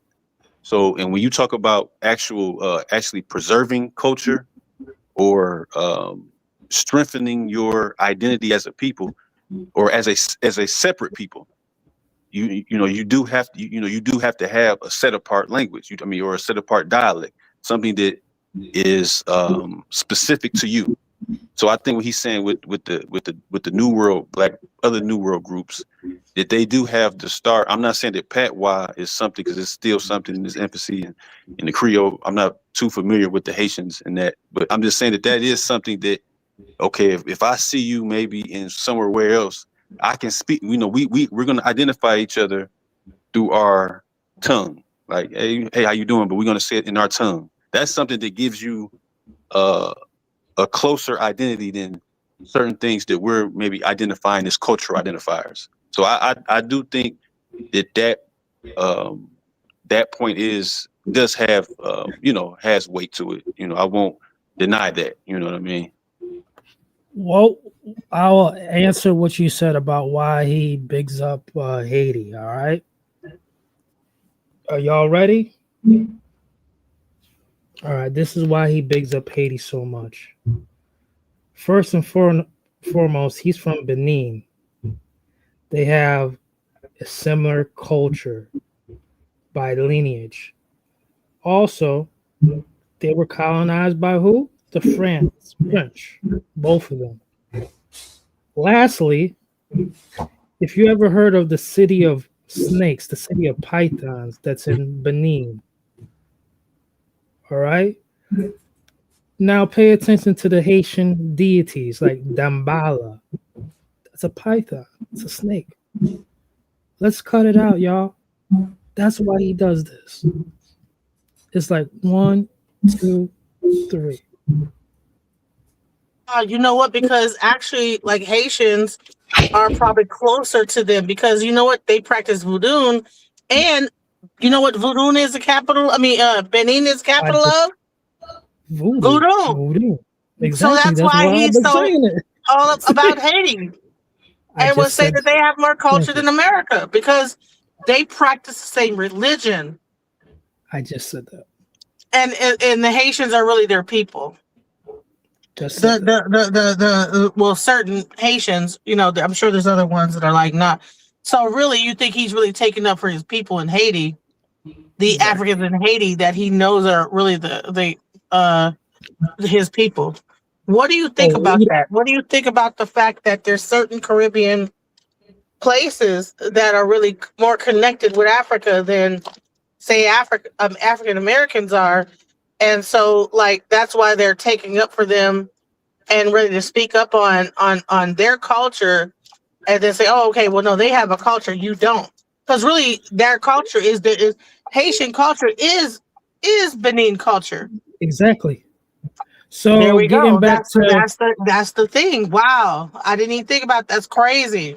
so Haitian all us culture is Benin African voodoo culture, just taking a little bit different, right? And yep, there you go. Let's a be quiet. Ouida, which is in Benin, that's the city of the snakes. First of all, or the pythons out there in Benin. And like I said, Dambala, who is a Haitian deity in voodoo, Vodun. This is the just Google Dambala and then Google the city of snakes in Benin. You'll understand their whole ceremonies, all that stuff. It's like 1, 2, 3 for us. It's not that difficult what they do. And also when it comes down to Jamaicans, what you see with Ghana, and they have the tribe, the Akan, where you see their resemblance, the yellow and black flag. All right, the yellow and gold flag with, and then you look at the yellow gold flag, yellow. I mean the gold and black flag of Jamaica. You know, this is what they do, and they're shouting out where they believe, like Queen Nanny, and all of them come from, Ghana. So that's all that is, you know, like it's like 1, 2, 3. The culture divide is real, but we delineating. We ain't tripping on the culture division.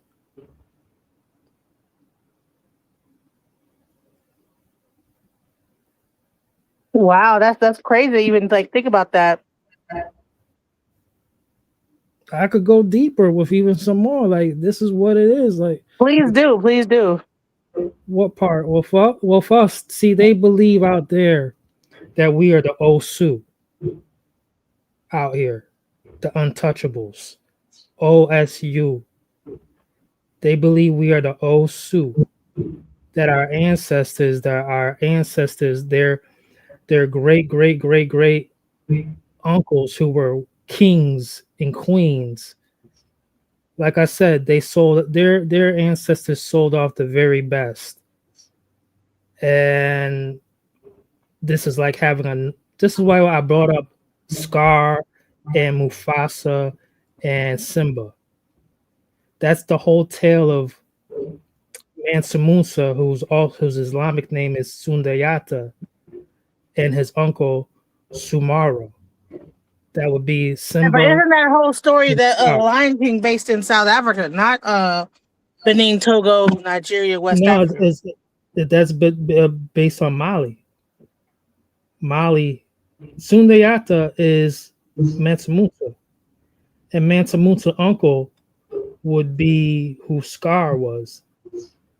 His uncle's name was Sumaro, and that's exactly essentially one of the codifications of the Lion King. Getting back to what I'm saying is that they sold our ancestors who did make it over here. They sold them. They built those slave fortresses. The Portuguese didn't bring any limestone over there to bring those fortresses together. They already had them ready for the Arabs. They were doing it before the caveman came out of Europe. They had those slave fortresses already ready. Just But like how the were Haitians. there slave fortresses in Benin, Togo? I thought that they Yes. were mainly in those parts of Nigeria and Ghana, not necessarily in Togo, Benin. Yeah, they did. They're still there. They're still there. From Senegal, all those locations, they still there. There's just more popular named ones.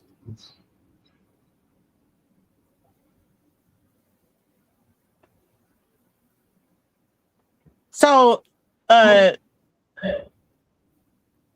so that whole thing is a cultural allegiance to people in the certain parts of the Caribbean that Africans have that they don't have with us as African Americans, and that is why we delineate. Is that what you're saying?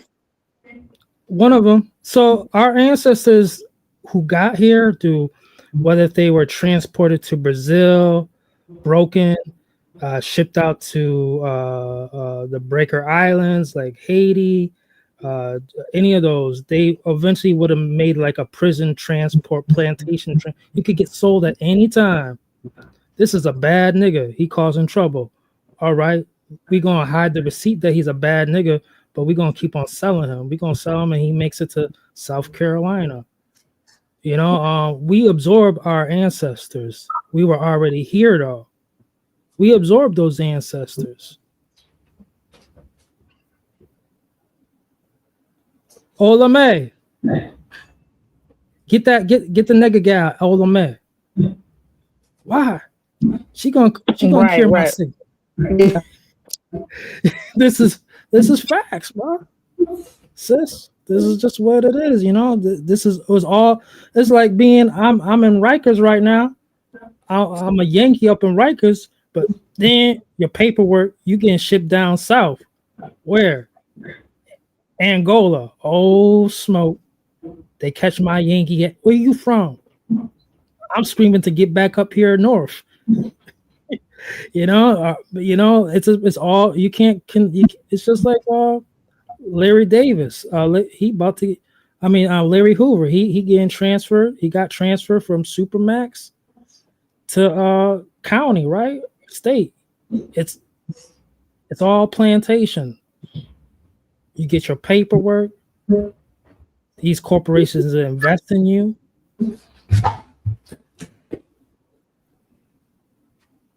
Split apart. Our great grandmothers, you know, they just like in the movie Beloved with Oprah Winfrey, she had that point where like, man, do I unalive my kids? Because it's touching, but you know what? These sisters have had their children, their offspring taken away from them like kittens and sold. Keep this part away. Right. All I gotta say is that delineation is super necessary. They're trying to tether onto our reparations. All right, so let's go back into. Let's hear more what other crazy shit he got to say. Let's hear this crazy. He's behaving. He wrote the book and he said, "My brother Frank." He doesn't know what this means to me. He called me on the phone and spoke with me, and we became friends, like on the phone. And I said, "I gotta go, even if it's 3 hours drive. If I have to fly, I'm going to see this gentleman because more than this conversation, there is someone here who really is a thinker." But we got to begin to tame down and accept criticism because that is the only way societies were built in this world. In my live talk, I told this gentleman when he wouldn't get off my case, and I said, "Let me tell you something. You don't hate the white man. You don't even fear them. Because if black people hate and fear the white man the way they hate and fear each other, you would all have left this country at the end of slavery." Left this country and go where? Go where? Yeah. Where did the Jews go to? You know how many lands in Africa was offered to African Americans through? Wait a minute.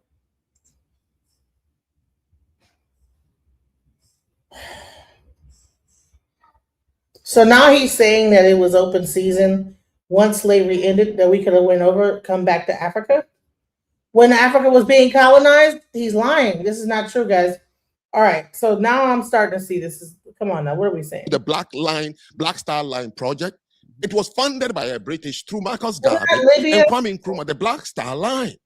Did you go? No. How did you get the Amerigo-Liberia culture moved back? 3,400 people only agreed to go to Liberia. What do you mean where to? Plenty of land everywhere. Where did you come back from? How about the Caribbean? See, that in and of itself. But I'm not saying it. No. I said, Hold on, Frank. I'm not. Let me get the day real quick. Yeah. No. See, the thing of it is, and you gotta understand, right? Like my favorite verse in the Bible is Proverbs 4:7. It says, "In all thy getting, get an understanding." You gotta understand Frank's perspective. In his mind, it's like, well, shoot, why didn't you go? To me, that's no different than when Kanye sat in front of Harvey Levin and the light skinned boy, never call his name, and said, well, shoot, for 400 years. That's slavery. It sounds like a choice. Like, no, it's not just that, right? It's bigger than that, because what no one talks about is the psyop that was done to us from 1619 through 1865, and then after 1865 all the way through, right? So if you have been told over and over and over and over, man, that's not even the answer, bro. Who got the money to get on the plane to go back to Africa and with money? Can I point out something too? Y'all could have came back to Africa. Well, what money, bro? There's two things I never trust. All right, it's difficult to trust. One thing is a brother with no whiskers on his face. It's difficult to trust. And another one is a brother with a bun in his hair with 2 earrings. Difficult to trust them. They the most dangerous. They the most deceptive. The brother with the bun in his hair, the hair bun, and 2 earrings. I get so tired of everybody acting like we were just so downtrodden from slavery, but yet we built Oklahoma. We built companies.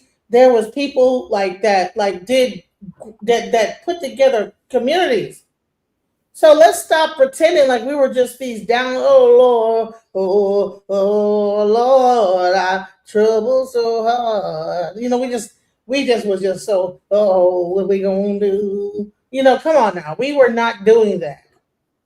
We were building pants with pockets. We were going up through stuff like willing to die for stuff. We were very strong back then. We want to be like, oh, the systematic situation listen, what does that have to do? Like, okay, he said that, why didn't y'all just come back to Africa? And do what? Go and do with what money and what resources and do what? He pointed out Liberia as well.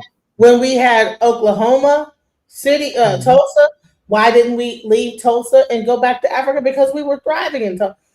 Do you understand? I don't understand what he's saying here. And this guy wants to go back to this downtrodden slavery story as to why. We don't want to talk about systematic oppression and come on now. All right, so you mentioned Tulsa, correct? No, but all right, so you mentioned Black Wall Street. Now that's like 1925, 1921. Go back 100 years. That's 1821, 1825. Now think about this. That's when the FBA who were offered, hey, do you want to? They were offered through the American Colonization Society. Hey, there's land over there in Monrovia, Liberia, and many did take it up or enough, and they came over there and they colonized. It was the FBAs who decided to flee. Those ones who created what you see as Liberia right now. However, this brings one of their arguments. We come over there and we colonize too. They're mad at us about multiple things.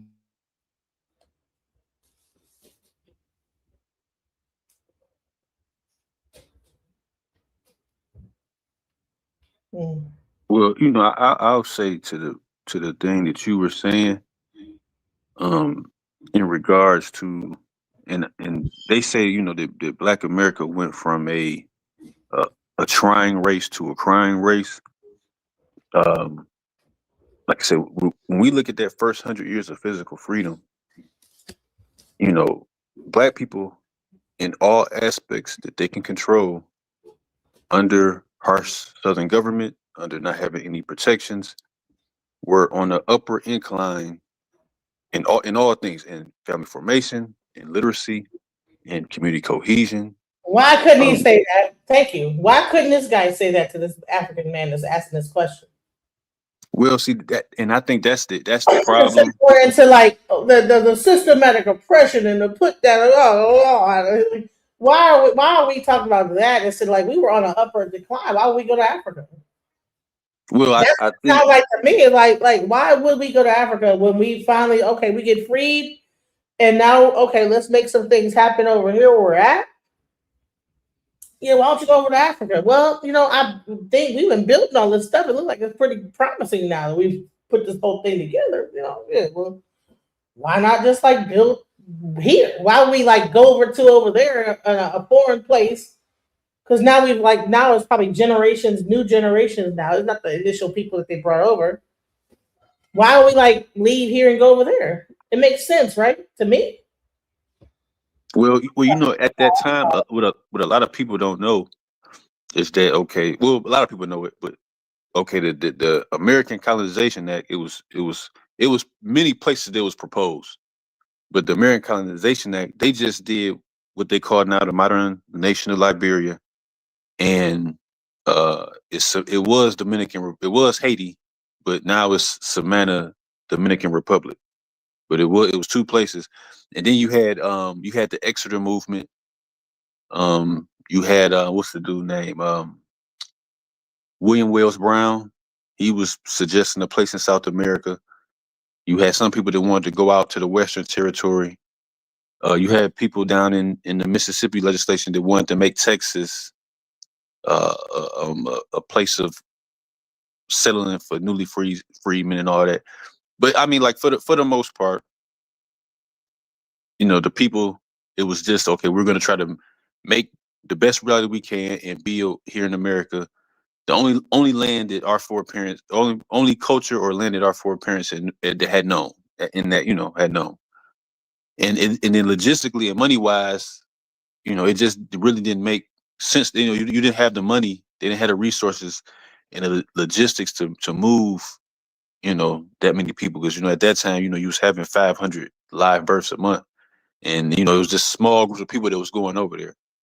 But like I said, to your point, that a lot of that, what he's talking about, the Don trial, the victim thing, and man, they burnt down every city we ever had, all the, the stuff that people say now, that those things weren't really traditional Black American culture. For the most part, Black American culture was about, getting behind the mule, so to speak, and what you can control, developing those things, building family, building church, building one's faith, building banks, institutions.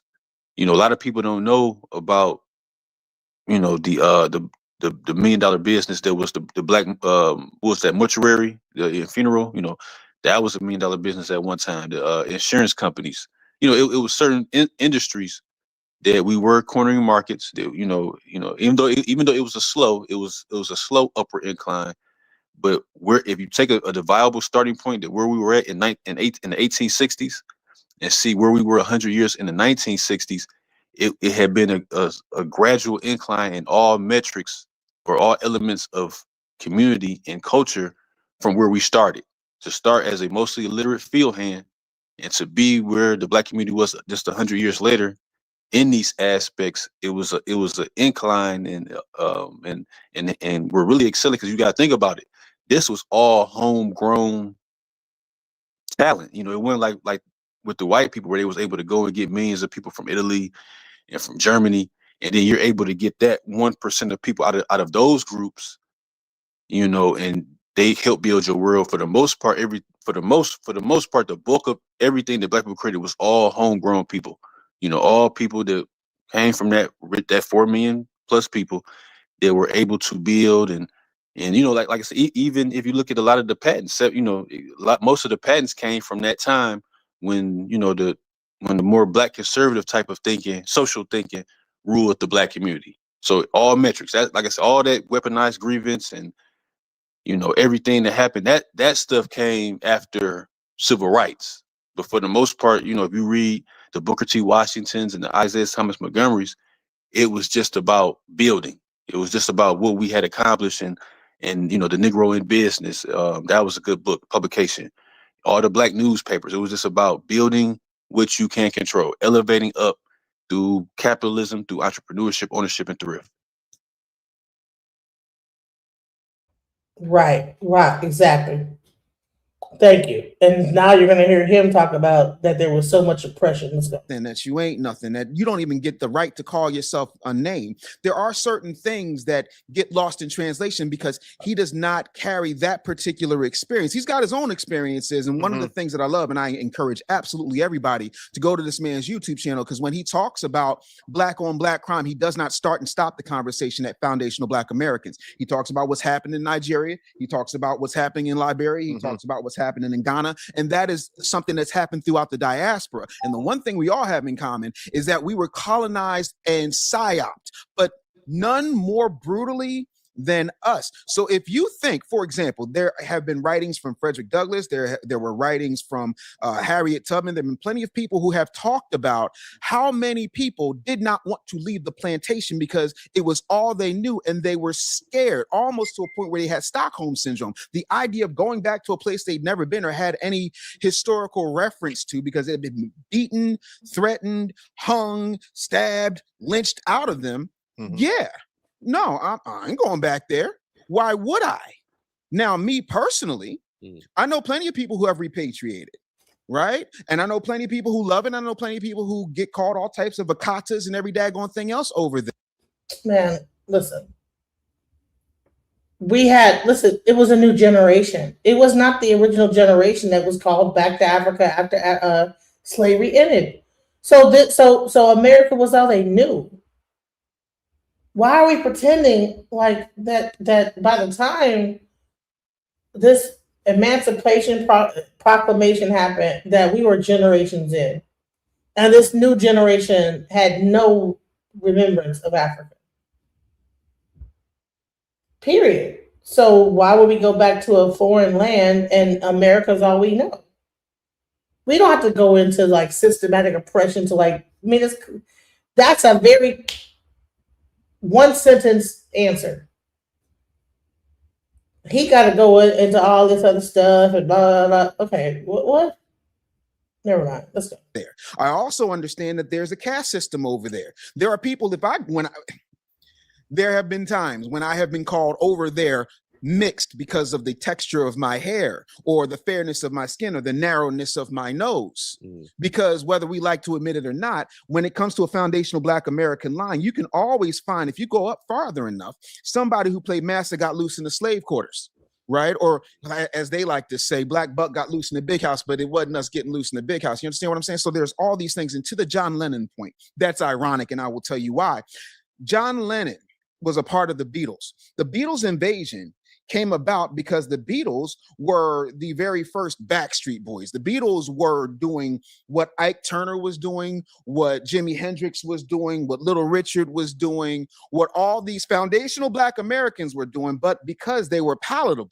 And they told you themselves that they were singing Black music no different than Elvis. So yeah, it's real easy to say, imagine when you're a European, rich, white man with an Asian wife who has more money than he knows what to do with, who had the unmitigated gall to say he was bigger than Christ himself and not get canceled. Yeah, you can imagine that because you're imagining it behind a gated community. And the second he stepped out of that gated community, one of his own people got it.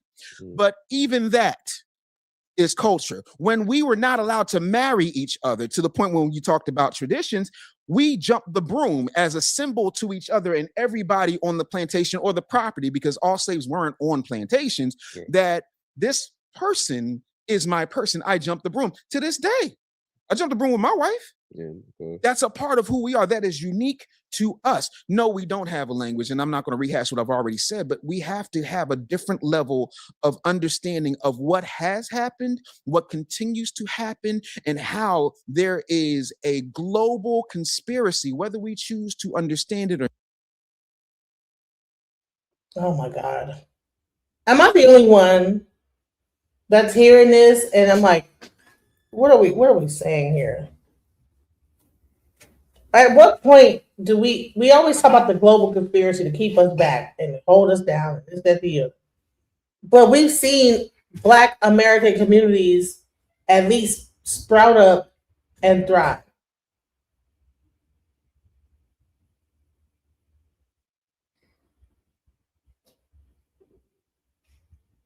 Yeah, that's that's why I said it wasn't like a good debate. Like, Do you think that the Chinese, if they cut their business down, would they not come back again? You know, why is it that Muslim, when you cut one head, the other one sprouts up? Why is it the African, when they do it to us, it's like, oh, we're through? Maybe they did get rid of all the warriors. I don't know. But I'm saying, okay, one get thing, sprout up another one, sprout up another one. Why don't we have that mindset? Why is it like that? Oh, they did this, and honey, god dang it, how many years later? When did Tulsa happen? What year?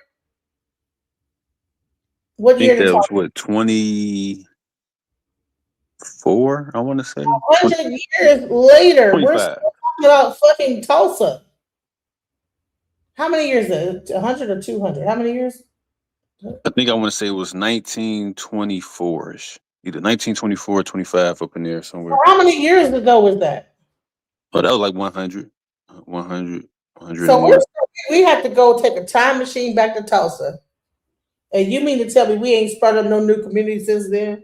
Come on now, bro. We gotta get out the past, bro. Get out the past. Well, Get out that, the past. Like that, what but are we that's what I said with, and again, a lot, not to cut you off, keep your thought, what you were saying, but that's what I was saying with a lot of the issues with that brand of civil rights movement, where they had the ideology of weaponized grievance. You know, if you look at the true story of Tulsa, Tulsa was rebuilt. You know, and Tulsa was partly rebuilt at night. If it you know, if was you look, rebuilt yeah, it was rebuilt. by black people? Yeah, Or by it white? was no, it was rebuilt by black people. Wow. I forget the lawyer, because you had a lawyer. I think his name was. I used to know his name. It was like a lawyer that went to court. They fought to keep the land, and like I said, if you look at because they actually have a register, county register of the businesses.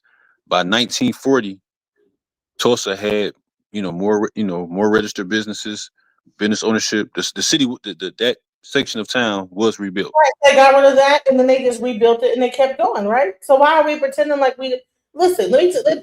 Let me give you an example. That's going to even be crazier. Detroit, right? They had a whole white flight that happened in Detroit. Detroit has been a black city, majority black.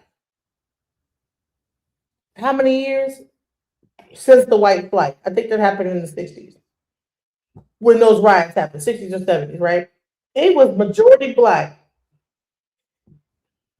I think it's still majority black.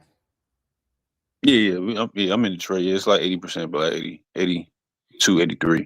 83% black. Now we can say that the white man is holding Detroit down, like not letting money come into Detroit. I know that's some bullshit because I lived in Detroit, and honey, it's listen. There's tech town. There's all type of money funneling in through, but the thing is that there's corruption and all type of other shit that happens. People want to big up. What's the mayor? They all want to talk. What's the not Kwame Kilpatrick, the one in the 70s that everybody wants to Are talk you talking about? about Comey Young? Coleman Young. There's things that Coleman Young could have did to really, really make Detroit like, I mean, off the chains. But there were some things with him too. We can't pretend that Coleman Young wasn't on some old gangster shit a certain way. You know what I'm saying? So that cut the city off in a certain way. He was stopping certain things, but also it also stifled the city. And when you had all those, I mean, those buildings remained empty for years.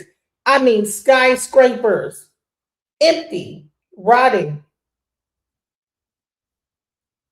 The water system, they was trying to keep control of that. You know that I think they just now started to lose that recently. The water, because Detroit had some of the best water in the country. People come in and then change. Then now they're disseminating it all throughout Michigan because that's probably the best water source. Detroit. We were. Imagine a black people having control of a water source. Detroit had control of that water source. I mean, are you aware of that? That we had control of one of the most cleanest water sources? Yeah. Are you from the city? Yeah. Oh, okay. Yeah. 7 miles to Halen. Yeah, 6 Mile Conant, Conant Garden. Okay. So Okay. I lived in Hamtramck for a long time. My child's father is about 10 from Slum Village. Oh, okay. All Yeah. right. So you're talking to a person that lived. Now I wasn't born in Detroit, but I lived a very significant part of my life, pretty much my entire 20s and early 30s in Detroit. Like so, I like it holds a very special place in my heart. Detroit, man, it taught me so much because I went to the military and I was in Washington D.C. Another what they used to call Chocolate City, D.C. There was times when it was real, actual American cities that was dominated by black mayors, black people. Now, of course, the government cut off certain programs and funding, but we had our chance like to really make something happen within those cities. What happened? We listen. You're in power. You're a mayor. You are in control of the situation. Detroit, Atlanta, DC, some of the most major cities ran by black uh, government. What happened? So Um, they were they were doing they sold off those corporations. They started moving overseas, outsourcing. Same thing what happened to Major League Baseball in the 90s. Used to be predominantly all black. Just about the greatest, one of the greatest of the great. That's when it was super entertaining. They start outsourcing to Cuba and who started Japan. corporations began to outsource, right? That Huh? didn't happen until the The early. corporation, Sam. Those, no, those corporations did not start outsourcing until 2000. I remember when it happened because Chrysler already left Detroit. in like maybe mid 2000s, like 2006. And companies even before that. Chrysler actually was really prominent in Detroit. Right. Up until But I'm saying there was this whole called white flight. Okay, now the white people are out of here. Detroit was ran by black people. Mhm. Why, Okay. why couldn't it thrive? Why couldn't it maintain? What was going on? Why was the building? Why were so much blight? Why didn't the mayor make sure all the houses were not just sitting up there rotten? Why didn't he pass legislation? Here's the thing: we want to play this bullshit as role that we're just Mhm. victims, but no. You have several huge American cities that were run by black freaking government. So why Mhm. didn't it thrive? Oh, the American government, they like cut us. Okay, well, why didn't we find another way? The social programs.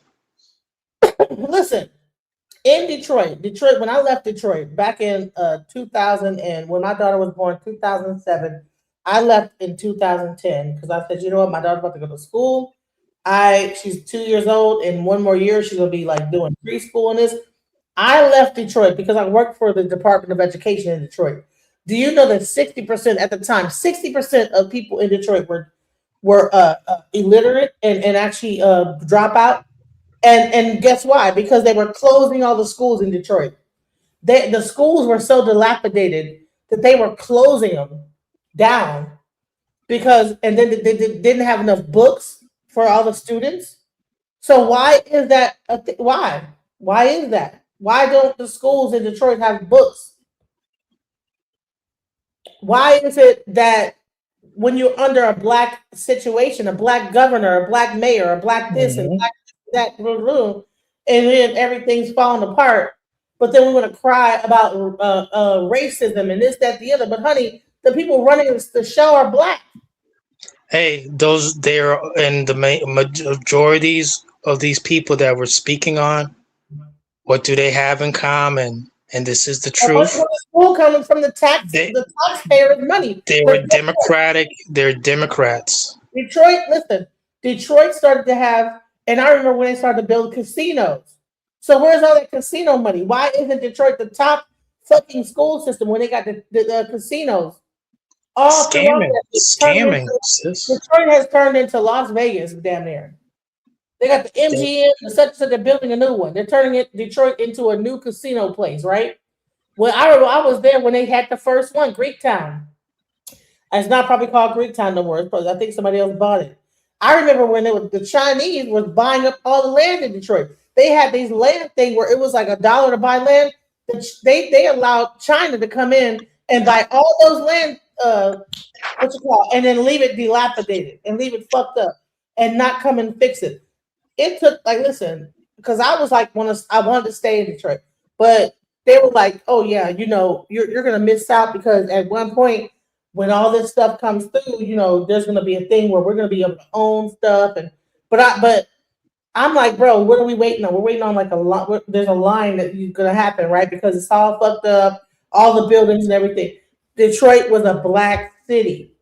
You had Illage came in and pretty much killed a person that owned all the land around that area where they have Comerica Park. It was that all was black owned.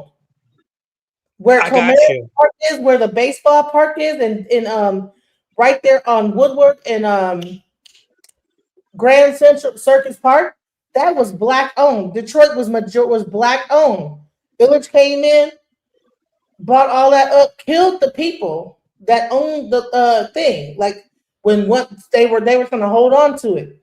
His family somehow this is the story. I don't know if it's true. Let me be quiet. Sis, also we have to take in account Al, do you know that about Illich and his family and how they killed those people that owned that area over there by Grand Circus and like how he got control of Comerica Park area and how that whole area used to be Black Bottom? Are you aware of that? Well, That used to be Black well, yeah, Bottom? yeah. I mean, shoot, we bought up what, a quarter of the North End, all the Cass Corridor. That used to be Black Uh, Bottom. That used to be a black neighborhood that was a thriving black neighborhood. How does this well, happen? I'll say this about Detroit. You know what I'm saying? I'm what, third generation Detroiter. I'll say this though. I'll say this, that part of it, because I'll say with Coleman Young, okay, the things that he did do, Was he a Democrat or Republican? He came, he black liberal, leftist liberal democratic Mhm. thing. He came up out of the Highlander folk school and all that. He's of that of that legacy. The But I'll say what the boule. Mm. yeah. So All that well boule stuff, boule. I'll say of Coleman Young, because here's the thing about it. Coleman Young, he did the other side of 8 Mile. He established the other side of 8 Mile. I don't know if you remember that, the other side of 8 Mile and all that. But the thing about, okay, if you're going to do that, and then you run out all the the white folks, the white people, whatever, you run out the dollars, and then you do certain things, like they said, like it's matter of fact, it's a good documentary on YouTube called Black Socialism, and it's a documentary about Detroit. But the thing about it, like I said, if you're going to do that, because like I said, all you end up doing is just kind of starving out the because again, okay, if we're ready as citizens, right? All the Jews that had the money left Detroit, moved to Farmington, moved to Novi, moved to the outskirts of Detroit, and let Detroit starve. Right. So it's And like that's the thing about it. So it's like, now it's one thing if all these people, if they move out the city, they left downtown, downtown set, a big portion of downtown set abandoned. Now it's one thing if you can invite in your own investors, or you can bring investors from overseas, or you have that type of logistics and that type of why thing. But did they do it? But then why didn't and then hold on? And then the Chinese came in and you they talking did about the Koreans? bought up all the shit, you know what I'm saying, and left it to dry. You had the Arabs coming in to the black community, opening up liquor stores and gas stations and everything all throughout Detroit. Gas station, church, everywhere you go. Churches were buying up properties, huge, enormous church. Do you know that Detroit, I think it has like 300 amount like mega churches or some kind of crazy amount of like mega churches. So there's such No, all that's gone now. The mega churches, because like Greater Grace back, and all I'm that. old now, you know what I'm saying? I'm like, I left there like 20 years ago. Back when Yeah, I was it's different now. Yeah, like it's a little different mega then. churches suctioning all the money. So they're gone. All those mega churches are gone. Oh yeah, like shoot, Greater Grace Temple. The big churches that people had. Yeah, because you think about like Reverend Andrew when he built that big old church. It ended up the church. I think the church, the big mega church thing, and the big having the big congregation, that really reached this peak. I say maybe like 2000. Shoot, really maybe 2002, 2000 at the latest. That played out. I say No, once honey. that housing. When I left Detroit in 2010, they had about 100 or 200 mega churches still in existence in Detroit, and You they were said so in cold. Detroit? The Winans, yes, because I did the research back in the day. Me and my friend Rachel, we used to like do a podcast on Blog Talk Radio back when it existed. Uh-huh.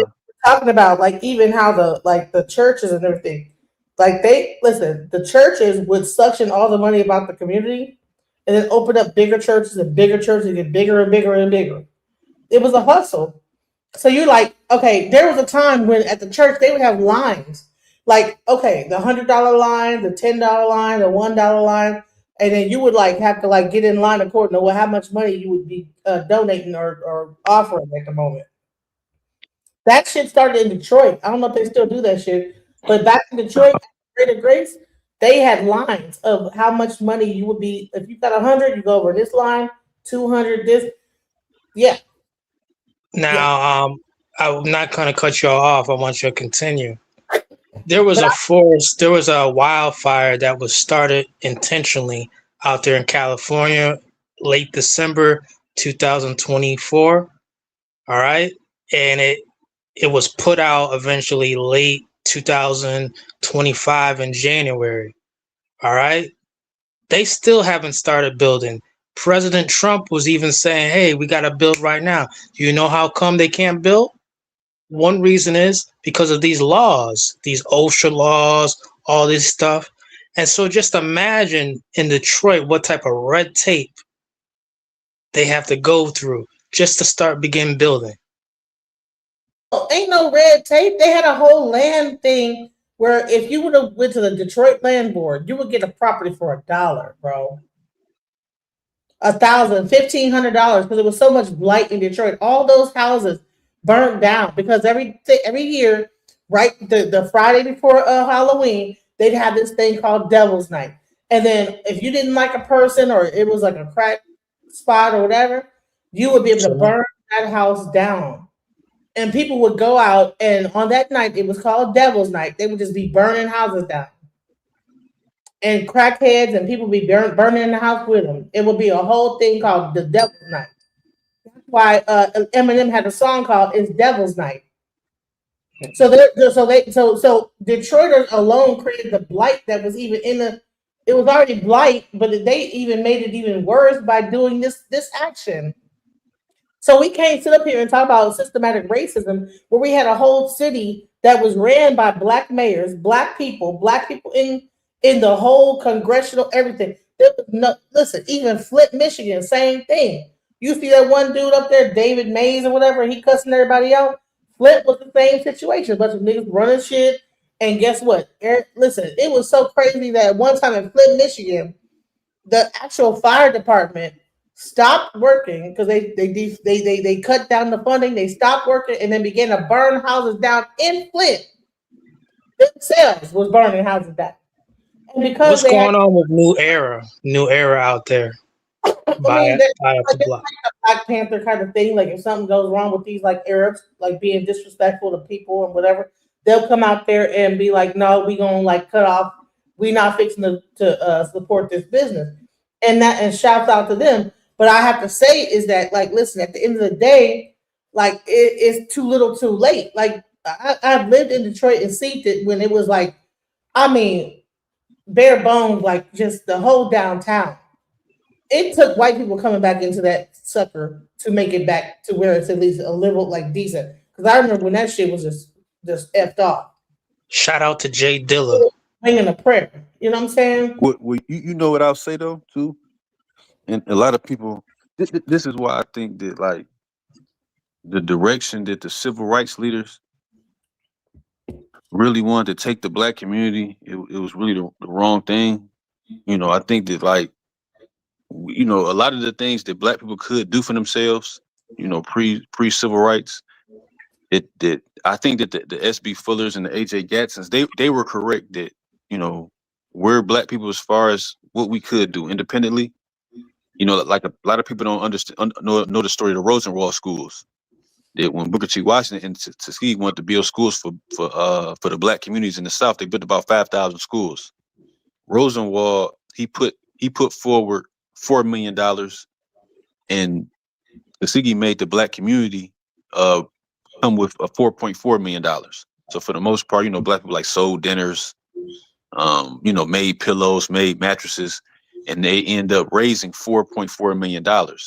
And the reason why Booker T. Washington did, he said that he wanted black people to have a certain level of responsibility and not be, you know, beggars and these different type of things that we, you know, we could do things for ourselves. There was certain things in institution building that we could do for ourselves. And I think that like when the leftists, you know, the Marxist socialist type of leaders came and they kind of said, well, no bootstrapism, no pick yourself up by your bootstraps, none of that. And that we'll mostly, for the most part, you know, depend on, you know, socialist or social type of programs and government grants and these type of things. You kind of sapped, you know, you kind of sapped what we could do. You kind of sapped, you know, certain things that we could, elements of community we could do for ourselves. I think with Detroit, you know, that was part of it. But Detroit, I think that Coleman Young, like say, you know, if you're going to isolate the black community from the money, then you have to have a community or a culture that can kind of like fill that void. You know what I mean? And it's like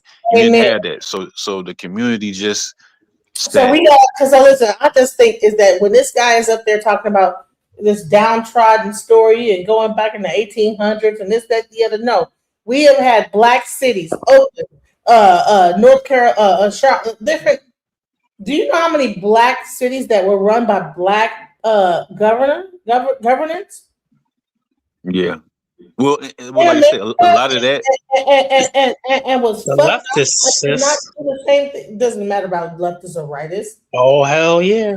They're black and they're trying to. They should have like. What are we talking about? Like, bro, it's like no. We had the opportunity. It wasn't just Tulsa. So, like, listen, Tulsa happened. They burned it down. Tulsa came back, right? But here's the thing: Detroit had the opportunity. Atlanta had the opportunity. All these cities was ran by black governors. Even here, when you go to okay, listen, even like the law enforcement, bro. When you go and get picked up by the police, guarantee Mhm. because I've been arrested before. Who running the jail? Who's running that whole system? Unless you're in a small town, it's black people running that whole entire thing. Black correctional officers, black Yeah, officers running the sis. whole thing. So I'm saying Left wing ideology has destroyed the black community. time out. Period.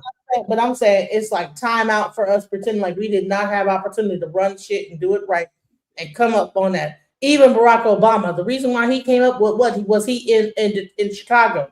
Wasn't he in Chicago as a what senator or whatever he was? Left wing ideology. So what he about to do is run this whole South story down like we didn't have a chance. It's like no, we did. We was running major cities in America. Not to keep all of us separate. Having said that, there are things that happen in Haiti because of what Bill Clinton did when he was president and afterwards. There are things that happen in Jamaica that happen because of the British Crown, right? We all have our different cultural battles to fight, but we're all still black.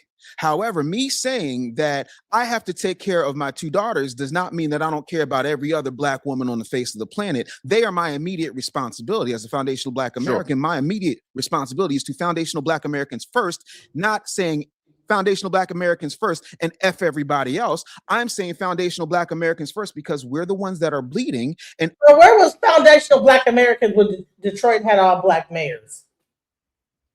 When Atlanta had all black government? Like these what? are all Democrats run cities, and that's just the Why is it commonality. not Democrat or Republican when it's black? What difference do it make? Sis, Okay. but let's look at the truth of it. Who are these people affiliated when it got destroyed? Hold on, FBA will say it's about tethers, right? But Sis, I'm showing you we right. have an issue also with the Democratic Party. Okay, so here's the thing. All right, so let's and these tether leaders who are cosplaying like they one of us, and they become well, what about DNC. hold on, let me tell you this. Okay, because I'm just saying is that we want to make it about tether. But we have also fucked up our own self. Okay. There's no way that you could own an entire city. Quit voting blue.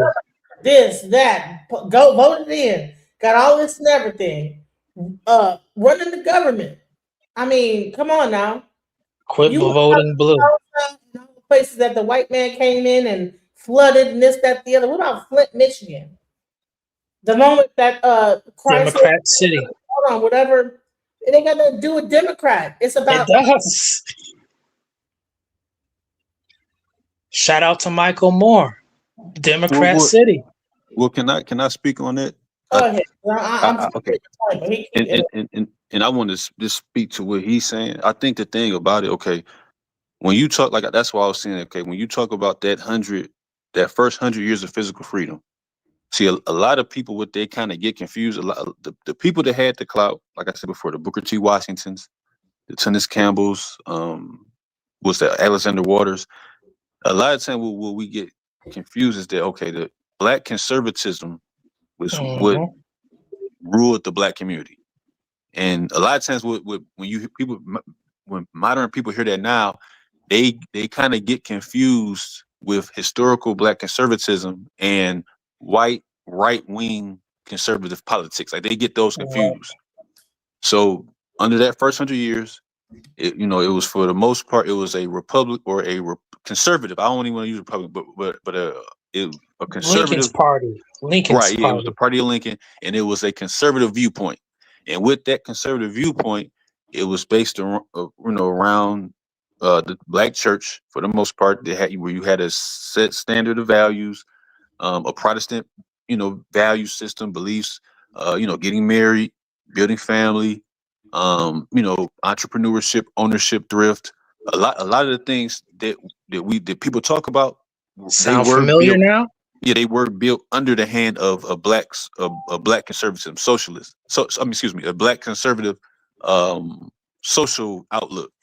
Now, when we got to the fork in the road, which is the 1950s, after the Brown versus the Board of Education, you had leaders that came about in the civil rights, the King, the Bayard Rustin, the James Farmer, A. Philip Randolph, Roy Wilkins, Julian Bond, Wyatt T. Walker, Ella Baker, Dorothy Height, and all these people were leftists.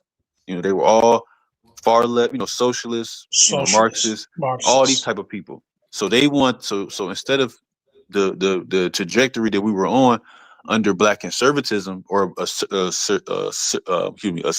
a conservative type of viewpoint, they want to take the black community into statism, statisms, feminisms, liberalisms, and these type of things. Now, I'm not saying because I have respect for Thurgood Marshall and all them guys, Charles Hamilton Houston, and all them people, Diane Nash. I got respect for them because they did put their life on the line.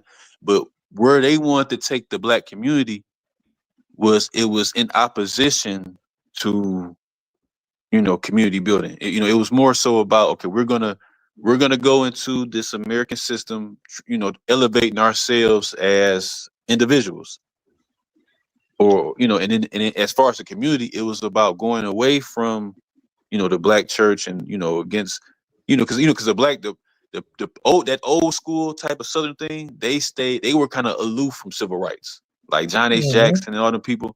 A lot of people. I'm sorry, I just have to cut in real quick because I just did the research. I just want to make this a point, right? That from 19 by 1982, more than 300 cities, 641 African American mayors have existed. Just mayors of cities. Between 1982, but by 2002, from 0 to 2002, there has been 641 African American FBA mayors. Hundreds. Sure, the FBA though. From 600 to 700 plus Black Americans have served or are serving as mayors in U.S. cities between 1950 and 2024. And they were Democrats. 600 to 700 plus. Democrats. Left-wing radicals. Okay, so left wing. All right. Let me do it. Let me look up in there. How many? All right, let's see. How many Black mayors were?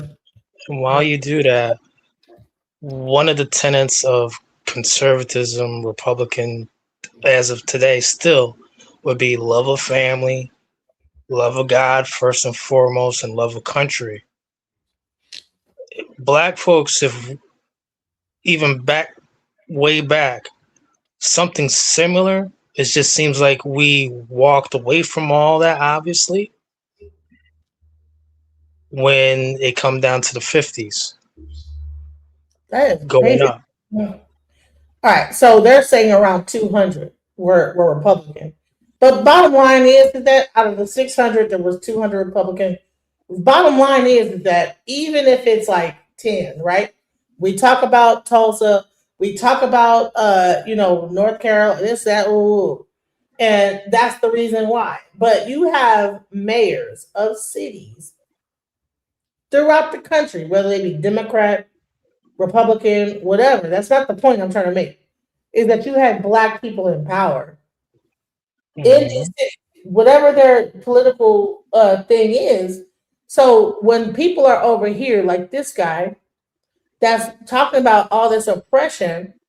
Well, what are we saying here? Is that when you have a black man, whether it's Democrat, Republican, a black person's in power. Well, I think but the thing about it is that okay. Say this black person is in power, but if they're aligning certain, if they're aligning their leadership around a certain set of values or a certain direction, and we're saying, okay, listen, when black people were able to build and maintain community independently or semi-independently, it was based on this these values, this set way of doing things. So if somebody takes you away from that and they say, okay, our new thing is going to be depending on government, it's going to be, all these things that don't get good outcomes, then really it's not going to really matter if they're black, if they're not, if they're not leading you in the right direction. So if I'm Okay, so say that out of 600 people that were black in government, in a mayoral or governmental, senatorial, whatever position, I focused on mayor. I said, well, how many mayors of cities were black? Right? 200 were Republican and 400 were Democrat. We want to talk about Tulsa, Oklahoma as the only, and like the 4 places that got shut down by whites. But we had 200 mayors of cities that were predominantly black throughout this whole time. So why are we pretending like we didn't have any? Why are we giving this narrative of not having any power at any point when we actually were mayors and governors and senators? Like the one thing that we actually got into at some point was mainly in government, which is interesting when you think about it, is that Black Americans knew to get into government. We knew to get into law enforcement. We knew to get into the military, right? Mhm. So why are we talking like this? Like this from weak ass point, right? Everybody has benefited from our blood, whether they choose to admit it or not. The 13th, 14th, and 15th Amendment do not happen with us. Civil rights does not happen with us. These very loose, very fun immigration laws that folks are now playing and screwing all of us throughout the diaspora who are here in the How do we pass immigration laws if we're not in Congress to pass them? If we're not in a governmental position to pass them? So all this stuff we're crying about is because we actually were in place to pass these laws. And now we're going to come back. Mayors don't pass those laws. No, we were in Senate. Like I was just saying about cities, how we want to like say downtrodden, boo hoo hoo. We the systematic government, but we were actually mayors of cities, right? Right. So we had all these little small towns all throughout. We went on to talk about Tulsa. We don't want to talk about like North Carolina and the city that got a thing in Atlanta where the people are over in the water, whatever, and boo hoo hoo this and boo hoo that. Evansville? No, was it Evansville? I mean, not Evansville. That's in Florida, but Lake Lanier. Lake Lanier. That was Otis. What was that? All the other cities right now that black mayors and stuff are over top of, and we're up on top of, and we're running. I mean, even up until now, there are still black cities have black mayors, this, that, the other. Why are we pretending like we are not in government, in law enforcement, in all these different places that we should be having some power in, and we're pretending like we're just like these weak, downtrodden people that the system has just destroyed, and we're just the reason why we can't do nothing is because we're in government. Gotcha.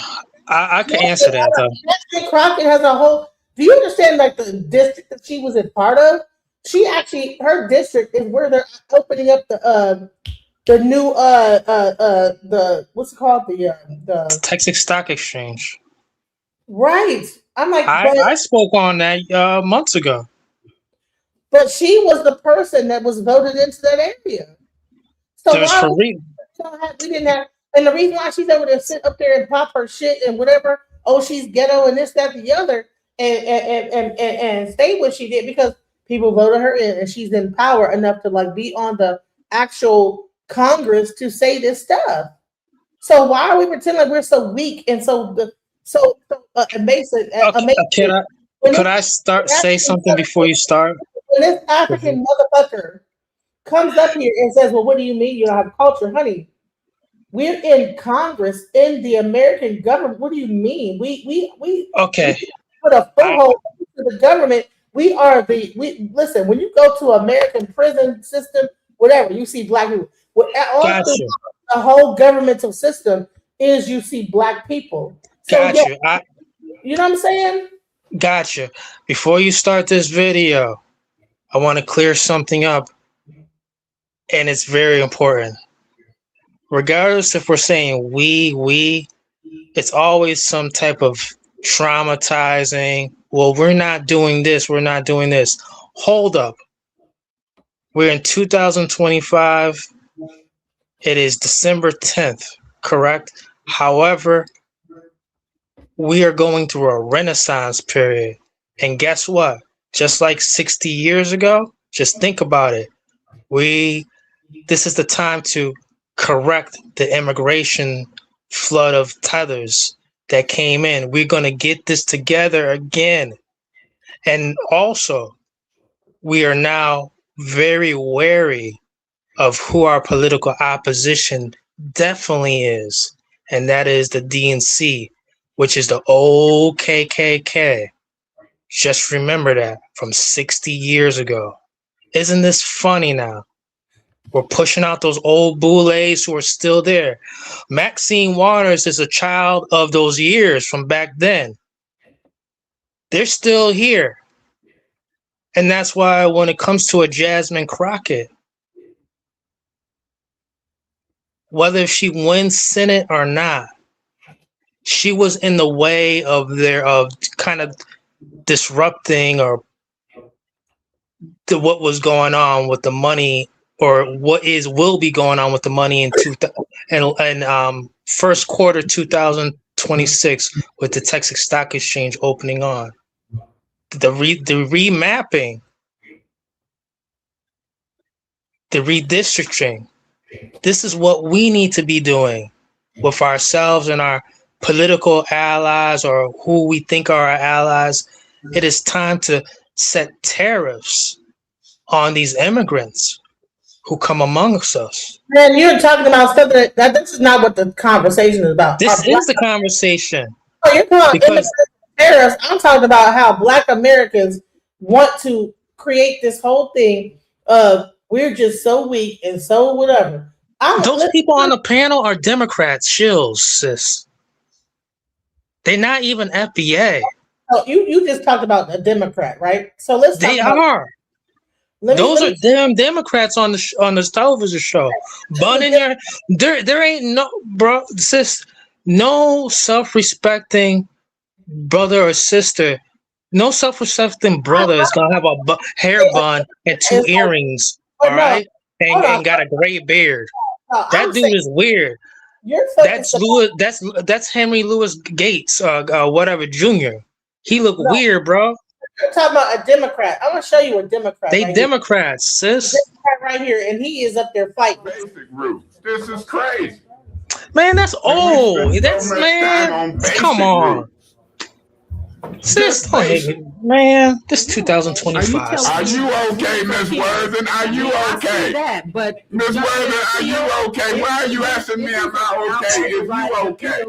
I mean, you're just sitting in your This is classic. And you be eating food like we at McDonald's. You be eating food like we at the smorgasbord. Don't complain, ain't nothing you do about it. That's every week, every day.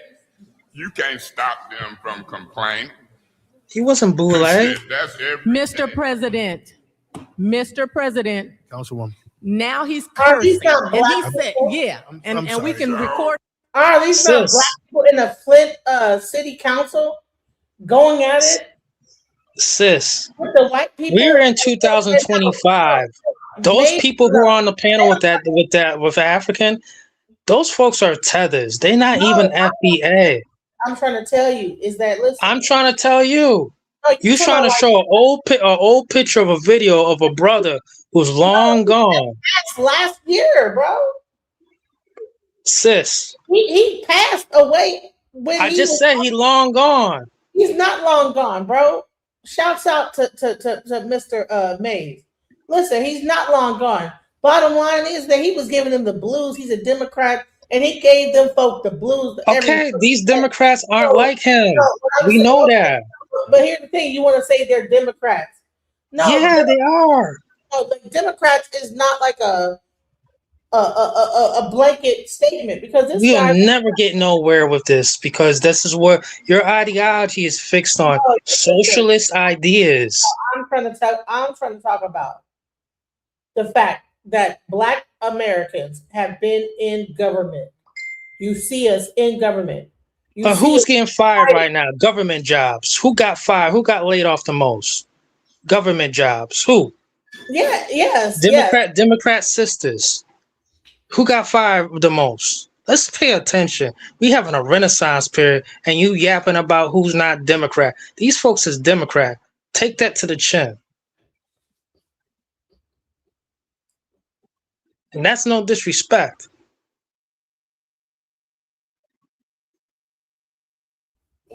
You're missing the point that I'm trying to make is that like the Democrats are all sick in the head. The Democrats are the ones that be speaking out the most about the. No, they don't. Man, they weak. They compromised. Jasmine Crockett spoke about it. Man, she weak. Okay, she weak. I don't see your Republican. She not gonna get no seat. A Black Republican. She not gonna get no damn seat, Senate seat. Talking out in the Senate. Show me a Black Republican talking out in the Senate. Sis, we having a renaissance. We done with the DNC. FBA ain't messing with the DNC. Tell me a Black Republican talking and being out as outspoken. We not running with DNC. Yeah, and so I want you to be removed. You didn't say damn. I say whatever I said, Miss Galloway. I ain't studying you. Let's bring this thing you need to go on with yourself. You is an artist of author confusion. You like the devil. Mr. Mays is violating the Disorderly Persons Act and needs she to like be the devil. removed. I ain't studying her BS bull. You want me to say it? Y'all want to talk business or some other shit? I'm just getting tired of it. And these highlights aren't from 2024 by no means. It don't matter. These are from those are all from way back. It don't even matter from 2024, but I can show you Jasmine Crockett speaking up. You want to Jasmine Crockett is not built. You want to talk about Democrats? All I see is Democrats speaking up and talking mess and saying like we ain't going for it. I don't see. They for immigrants. Show me the Black Republicans speaking up in Congress. These Democrats are for. Show me the video of a Black Republican speaking up. These Democrats are for immigrants. Instead of laying down, all I see is Republicans laying down and just passing laws. These Democrats is done, like the Pan-Africans. They done. All I gotta say is that when it comes down to it, is that we want to say this guy wants to be on some old slave stuff. We don't got no power, but this guy is clearly in a councilman seat, and he talking mess. He talking. He's not letting it just happen. So we are not. That's one person. We are no. That's one person in power in government. That's not falling for the bullshit. That's Jasmine Crockett not letting it happen. That's not no Jasmine Crockett. Listen, Jasmine Crockett doesn't. She ain't built like him. Man, listen. You wildin'. Wilding out your mind with that. There are no Jasmine Crockett ain't nowhere near Mays. Y'all wilding, bro. Welcome to the panel, King Border. Welcome. I'm just saying this week's this ain't no Republican Pan-Africans. Listen. Yeah, because that's because the Republicans are coons. What are you talking about? And so are the damn Democrats. Prove it. Don't be a Republican. I'm dead ass. I'm saying prove it. Obama. Oh, what is that? Brandon Johnson. Say? You just want to name names? Prove it. I didn't say name names. I just told you. One Republican. You didn't say anything. You just naming names. I'm gonna name them names. I'm not Kanye West. I'm gonna name them damn names. I'm not sure. You're a goofball. Just like all the rest of the FBI. You're goofballs. Your girl Karen Bass Gonzalez. I don't know who Karen Bass is. AOC.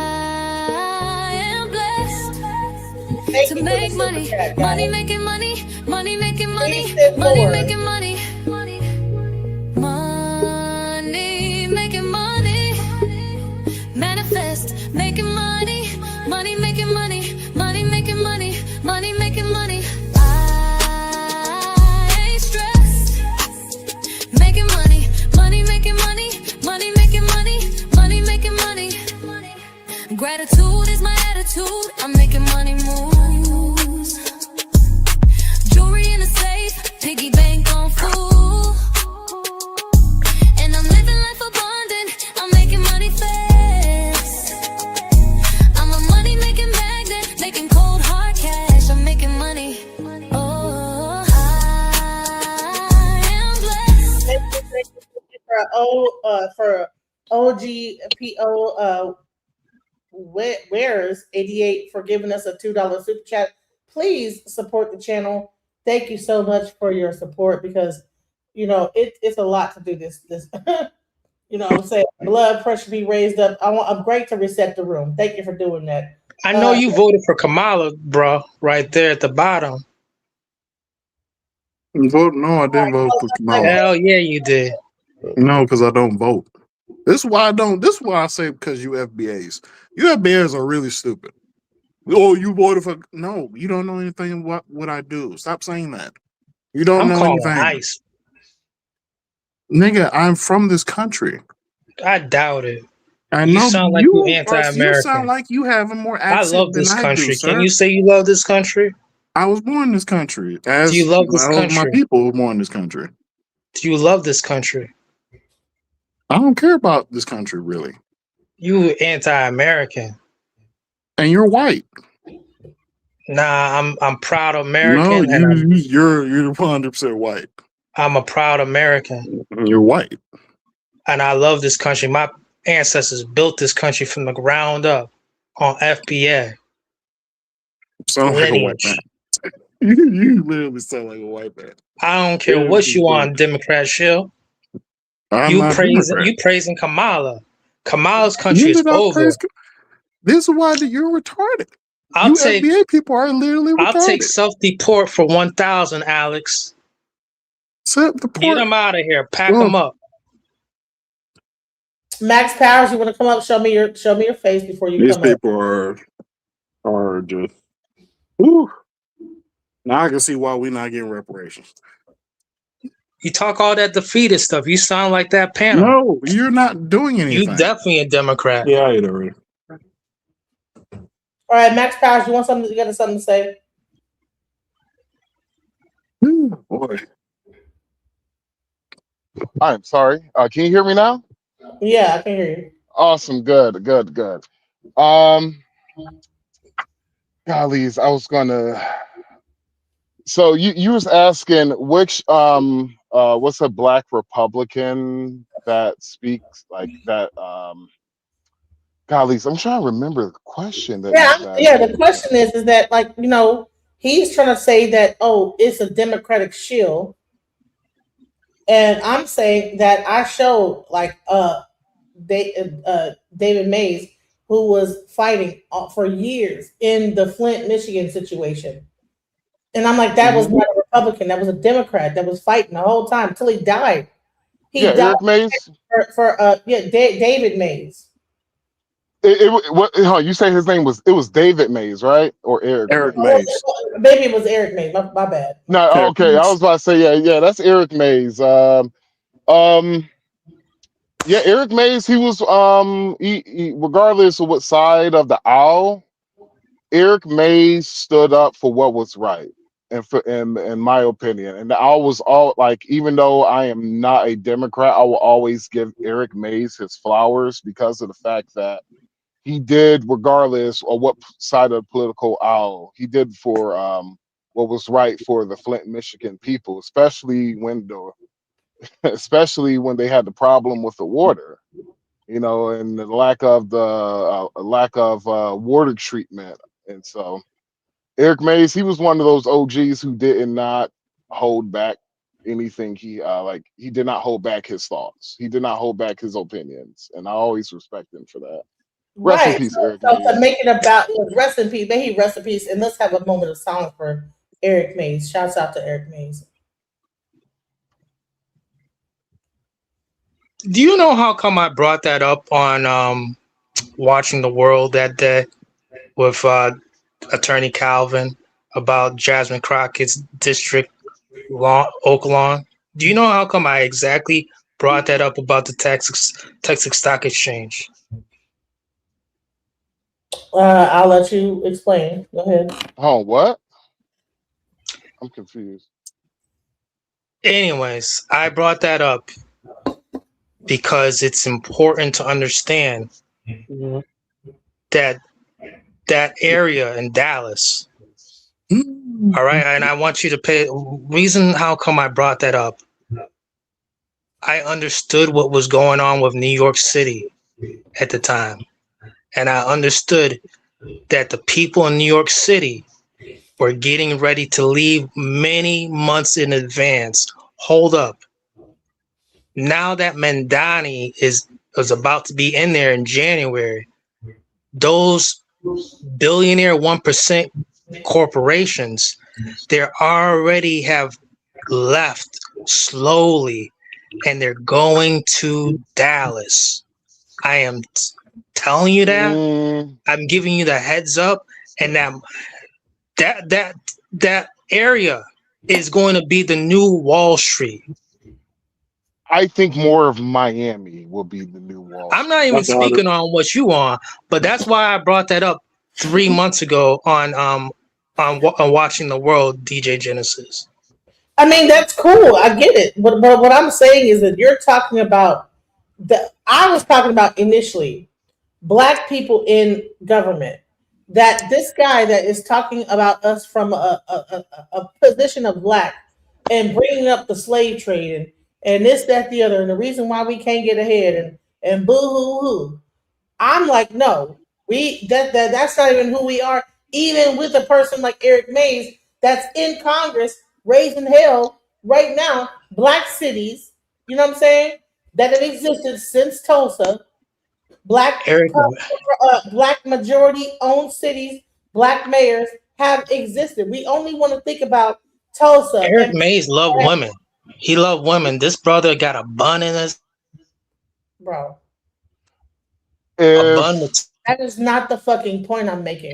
what year did Eric Mays passed away? Like 10 years ago, right? I think last year, didn't like last year, like last February, like only 1 year ago. Oh, yeah, he passed very recently. But those videos are from 10 years ago. Oh, okay. No, the videos. There's videos even up until the very. He died even on. He died still being a. He died still talking shit. You know what I'm saying? Mm-hmm. Up until he died, he was on that thing, getting kicked out, getting cussed out, telling them like get up, whatever. He died doing that. Are you from the Michigan area, man? Yeah, I'm not from there, but I lived there for a very long time, and I consider it my home. Okay. I lived there for like almost 30 years. So yes, I consider it like a very, I was born in New Jersey, went to high school in Ohio, and then I moved to Michigan at a very early age in my in my teens, and then I stayed there up until I was 30. Just imagine this imagine integration without immigrants tethering onto the 14th Amendment. Well, this is what we about to do now. This is what we about to do. But you're missing ain't no more excuses no more. So ain't no more excuses after this. So the funny thing is citizenship. So the funny thing is, right after you have the Civil Rights Act in '64, right? Mm-hmm. Literally, what the Democrats did back in '65, which was a Immigration Immunization Act, and I think it was 1965, the Immigration Immunization Act. I think it was sponsored was Emmanuel Sellers, right? So it was a direct counter for the Civil Rights Act. And so all the resources have slowly left the tax dollars have slowly left the black community, and it's going more to the immigrant, the legal immigrant group. Now it's going to the illegal immigrant group. And I remember during the election, like before the election, I was pleading to black folks on TikTok, on YouTube, as much as I could. I was pleading with black folks to say, do not vote the way that I know you're going to vote.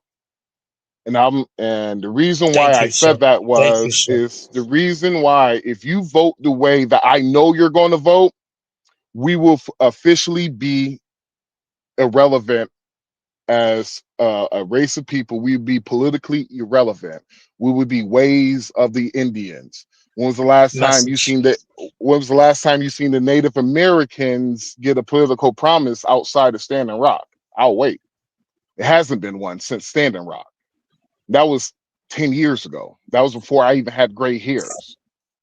Now, with this last election, what it showed was 89% of the black vote went towards Kamala Harris, and she still didn't win.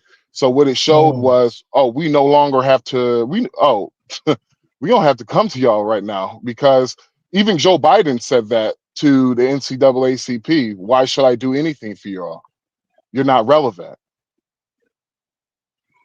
All leak audios of Joe Biden talking to the NCAACP, those are his exact words.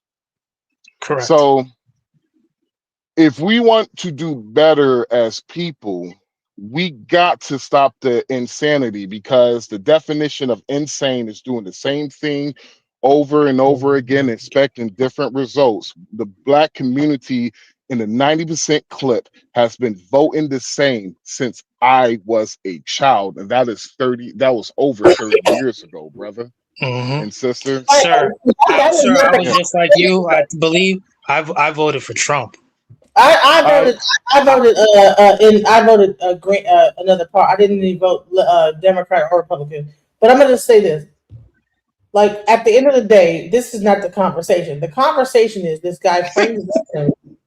Oh, my bad. I didn't even know what the conversation. I Right, came the in late. conversation is this guy Frank Zanu, who says that Black Americans are lost. So the reason why we got into this political conversation is because this guy, when Frank Zanu pretty much was equivalating, I just made a word up, saying that we don't have any culture because we don't have a language. And when they said, well, what about this? Well, what is that? What is music? Like, everybody has music. This guy is up here like pretty much downgrading black American culture.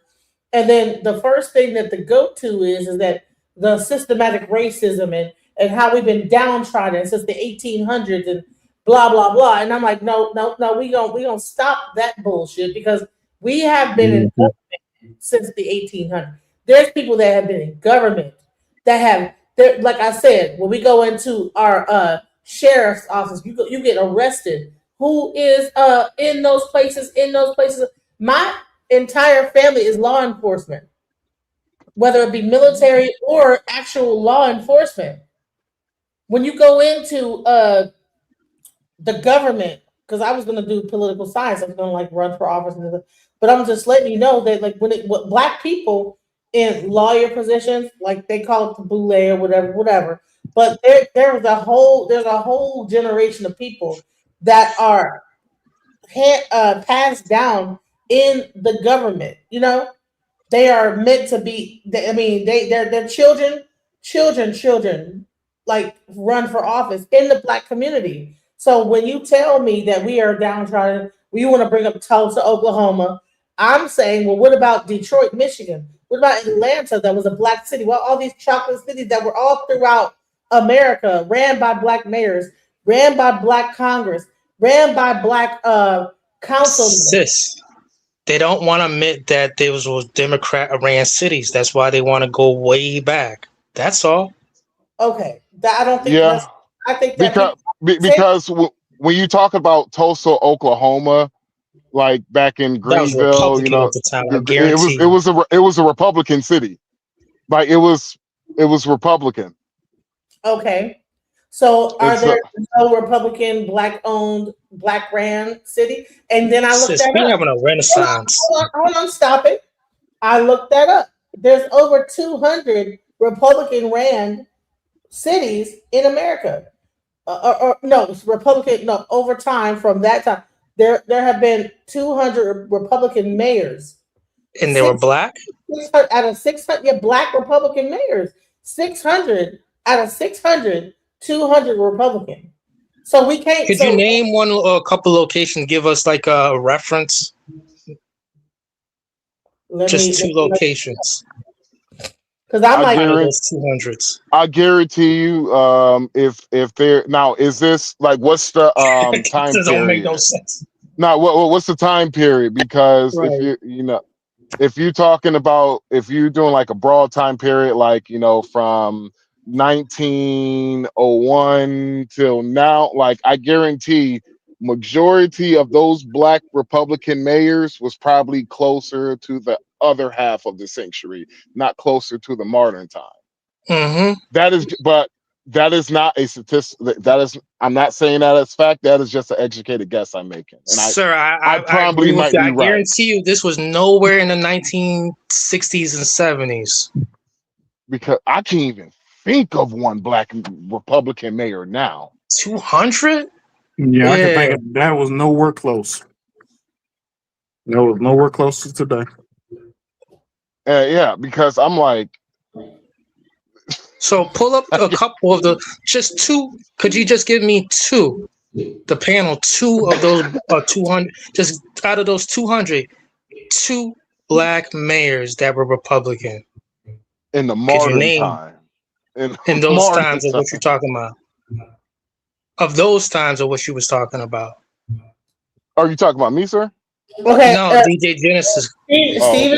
Stephen Reed, population 200,000, born 1973, mayor since November 2019. The party. Oh, I'm sorry, that's the wrong one. Hold on. That's 1970s. Okay.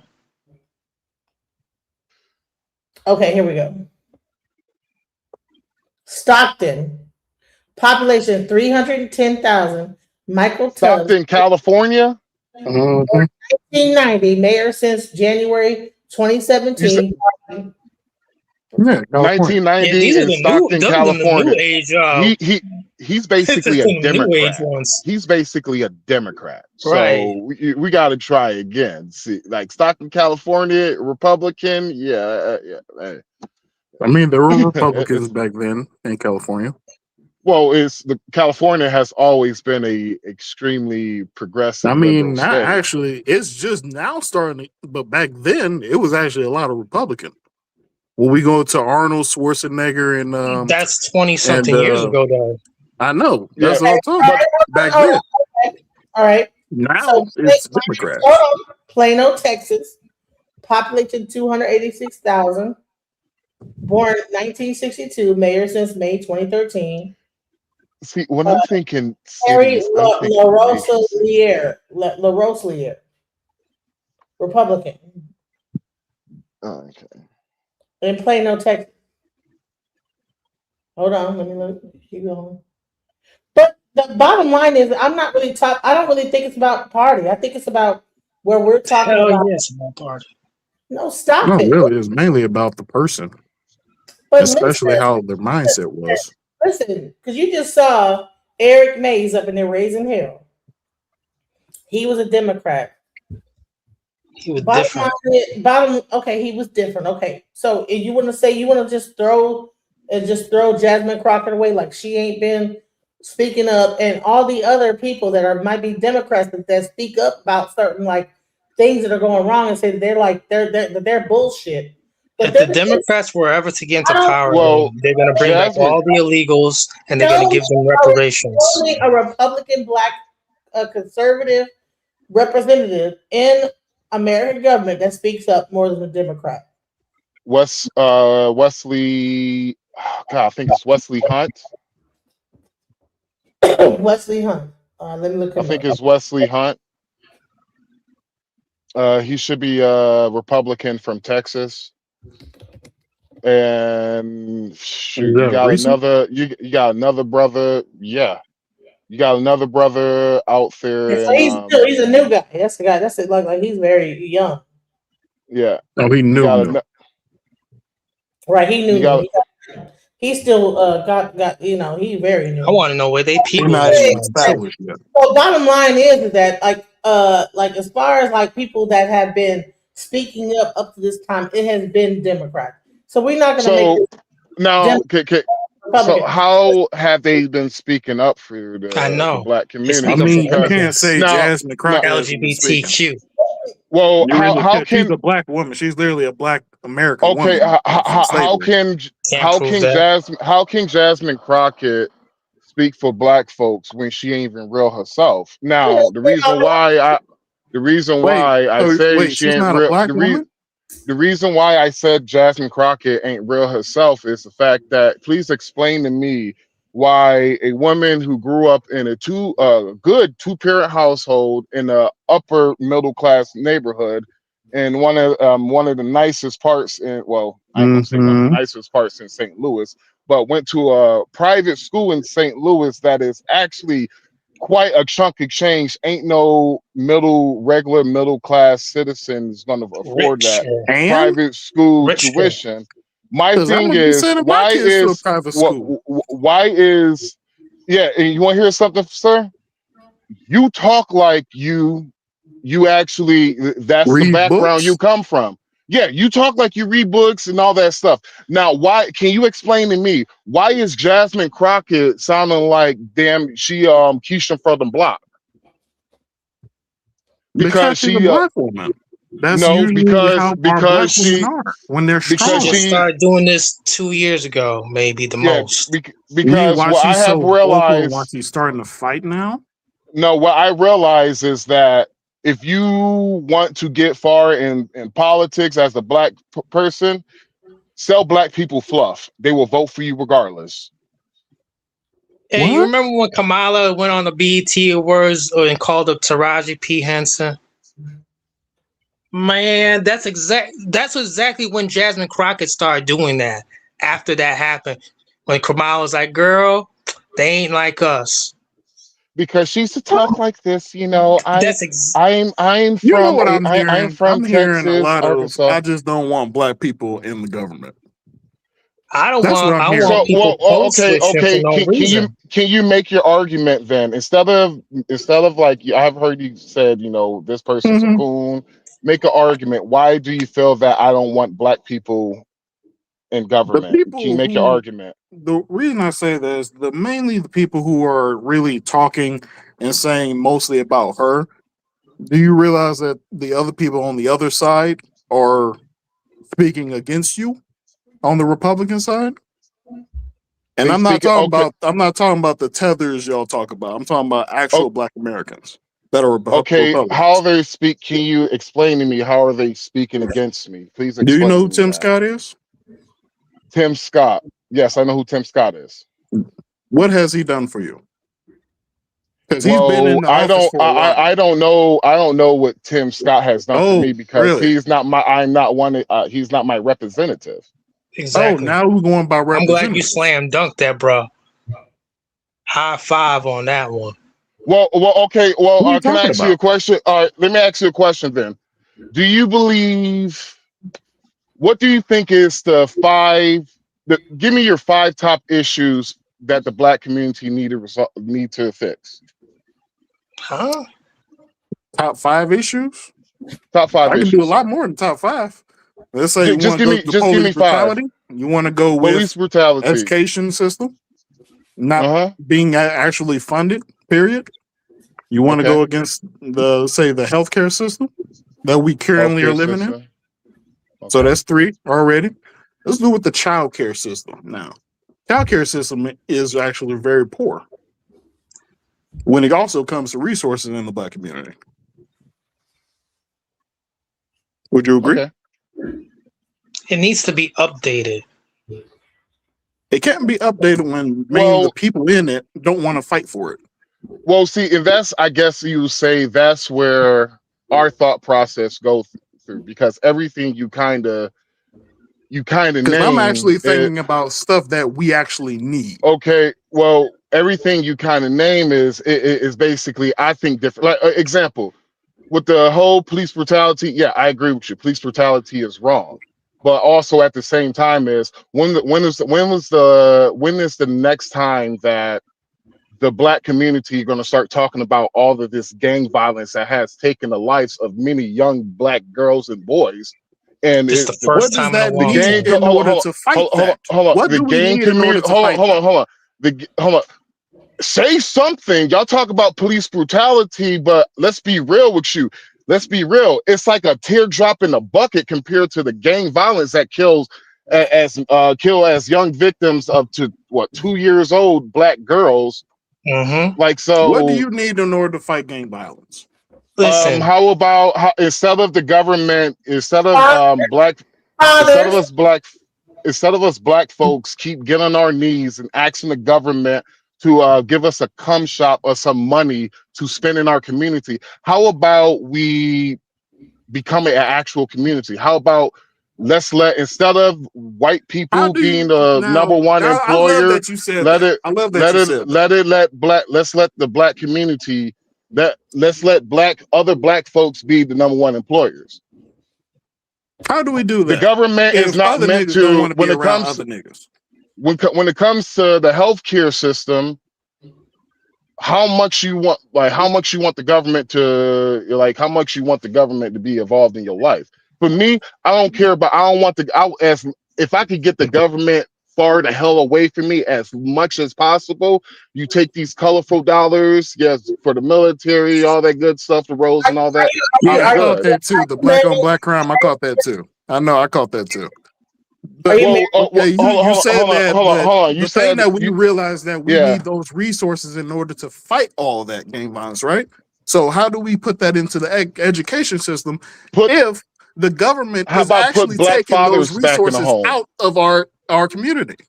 How about we put Black fathers back in the home? We can watch in one I generation. 100% agree. Some of y'all niggas do Incentivizing. need to be back in the homes. But What you gonna because do? everything you kind of, oh, my bad. How you gonna get them back in the Black home? What incentive are you gonna do to make sure that they go back into the Black home? Stop incentivizing women to leave their household. How about Bingo. we take away, The like, you know social what, programs. how about we take away some social programs? Not only Some, we take yes. away some social programs, but we need to put a halt on this AB in the Black community.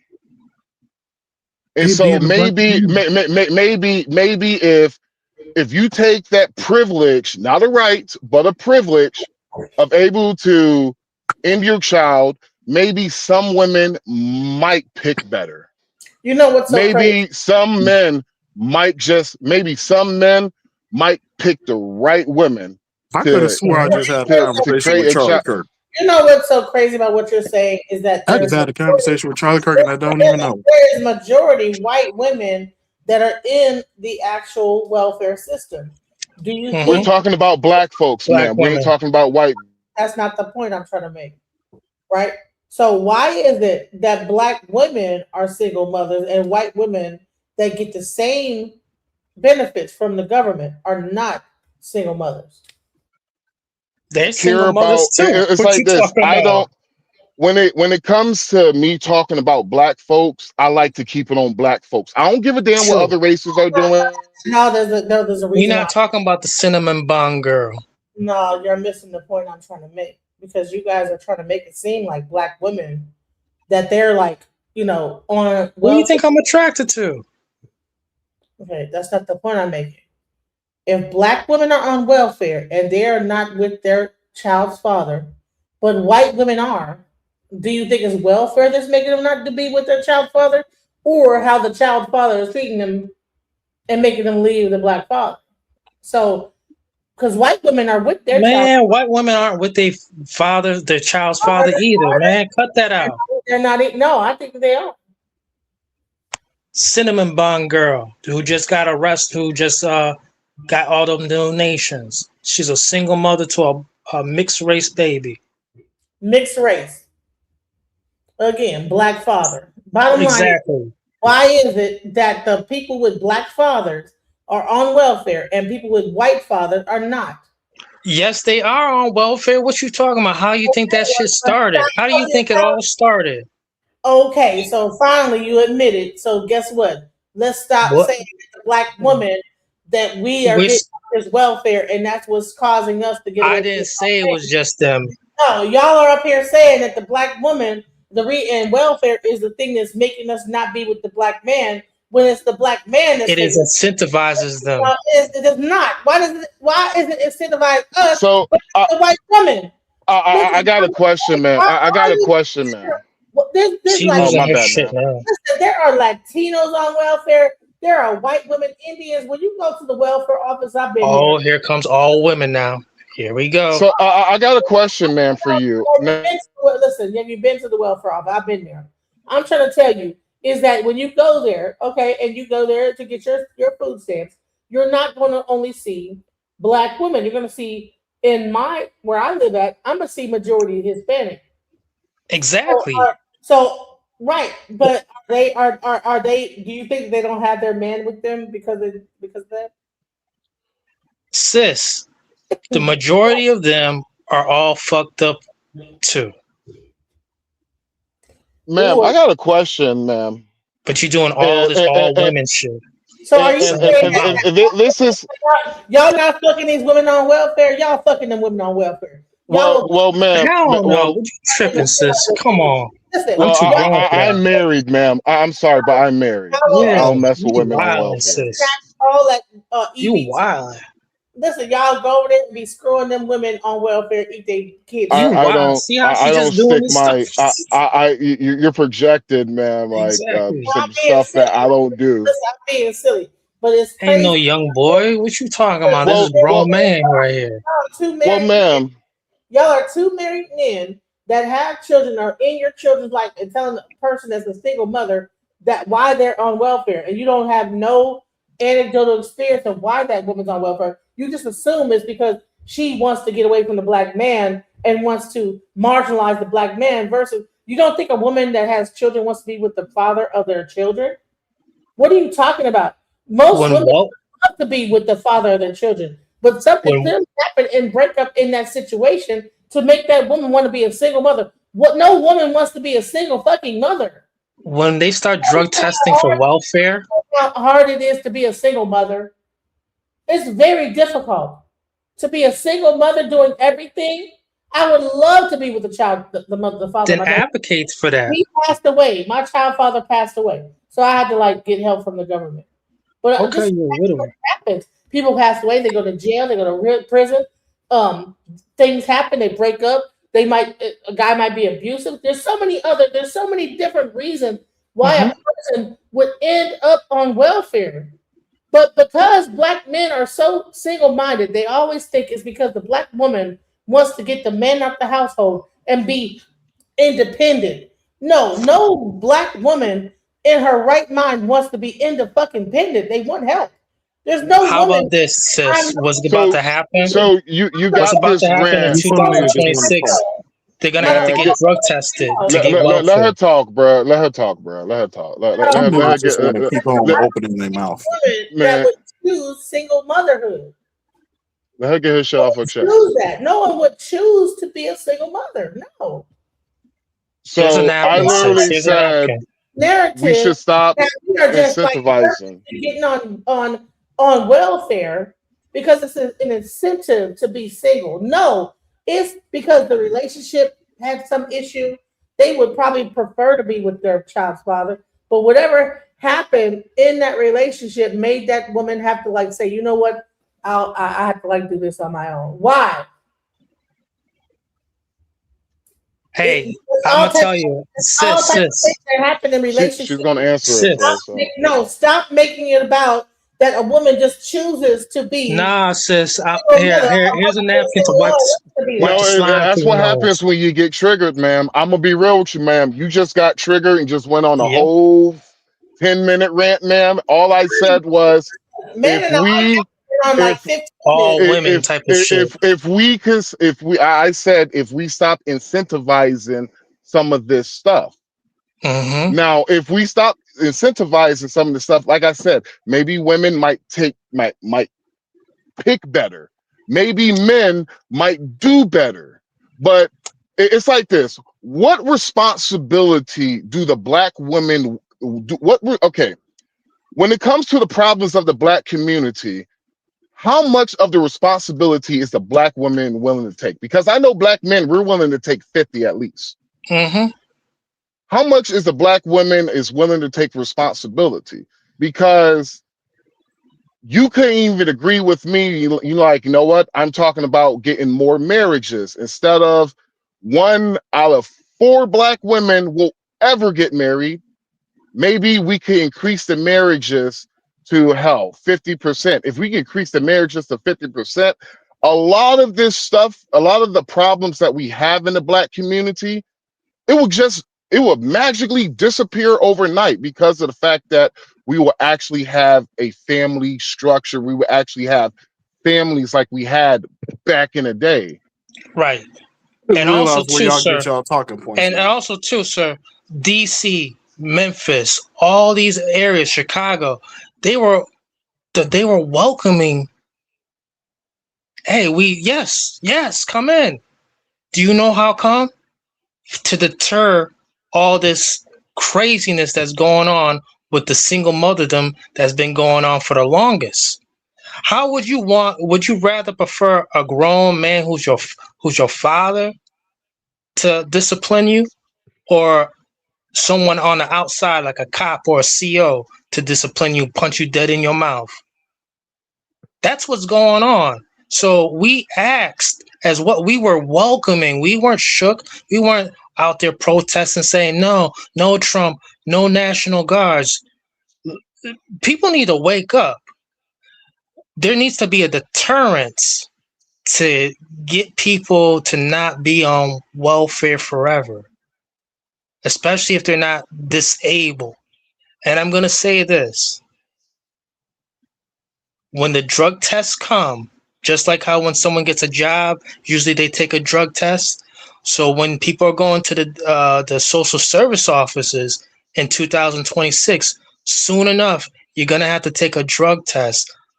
I really don't care about that. Honestly, I really don't even care about I don't even know why we it's bringing going it to up because deter a black lot of women aren't the things. majority that take welfare.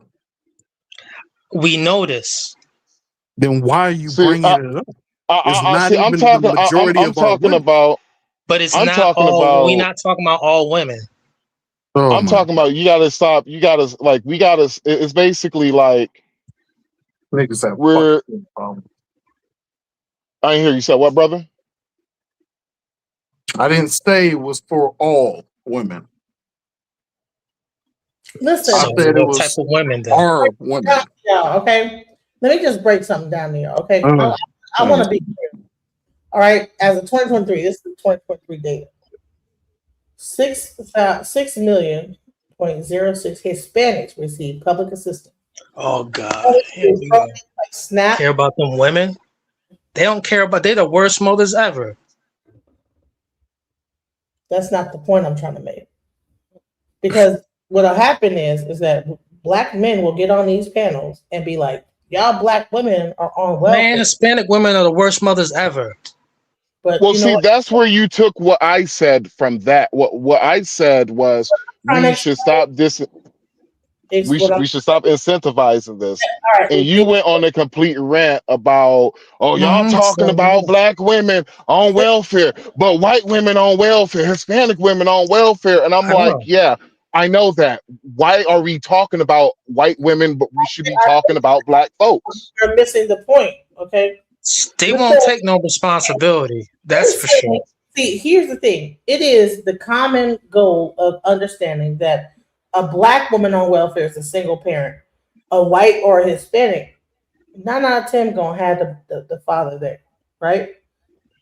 All right. You talking about the worst women ever? Damn. It don't matter.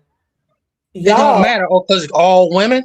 0.0. So do you think out of 6.0606 million Hispanics, How many Hispanics have the father in the household versus black? None of them. At least We don't probably. care. I'm gonna Jorge put a leaves and guess on flees it. all the time. I'm gonna put a guess on it since we love talking about other races. 50%. Okay. I'm gonna say 60s. 50%. Let's just say I'm gonna say 50%. 60. So we can move past this. So we can move Damn, past who this. got that? Who got that? I said 60. Ding ding ding. What I Okay. just said. Stop that bullshit. So, No, So this is someone who studies behavior, bro. Like, So here's come something on. funny, bro. Here's something funny, bro. The funny thing is that is a 10% increase since the last time they actually looked at those statistics. I guarantee it's higher now. Every time we look at it, it's higher. It gets higher and higher. That's the new up to date. Same thing for black women, 45 to 50. So they are at 60, 67. We're at 45, 50.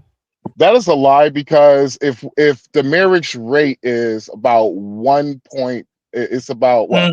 The marriage rate is 1 out of 4. 1 out of 4 black women will ever get married, and the outside of what is it? The wedlock rate was like 64%, and so.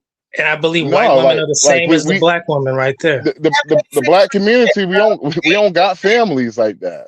White women 76 over 80%. Whew. Well, that's of course. I'm just saying is that like we want to blame it on the black women, but it's like see, we ain't blaming it. See, I ain't blaming black women. So we ain't blaming it on the black women, but one thing I realized, and this is the reason why we're kind of like at a failed race, so is the fact that we can't criticize just our because women. Katie wants to jump on the ceiling fan doesn't mean Barbara got to do it either. Barbara, you don't have to jump on the ceiling fan because Katie doing it. You see how we can't even criticize it. Well, shoot, y'all can't criticize that one. I can criticize my one.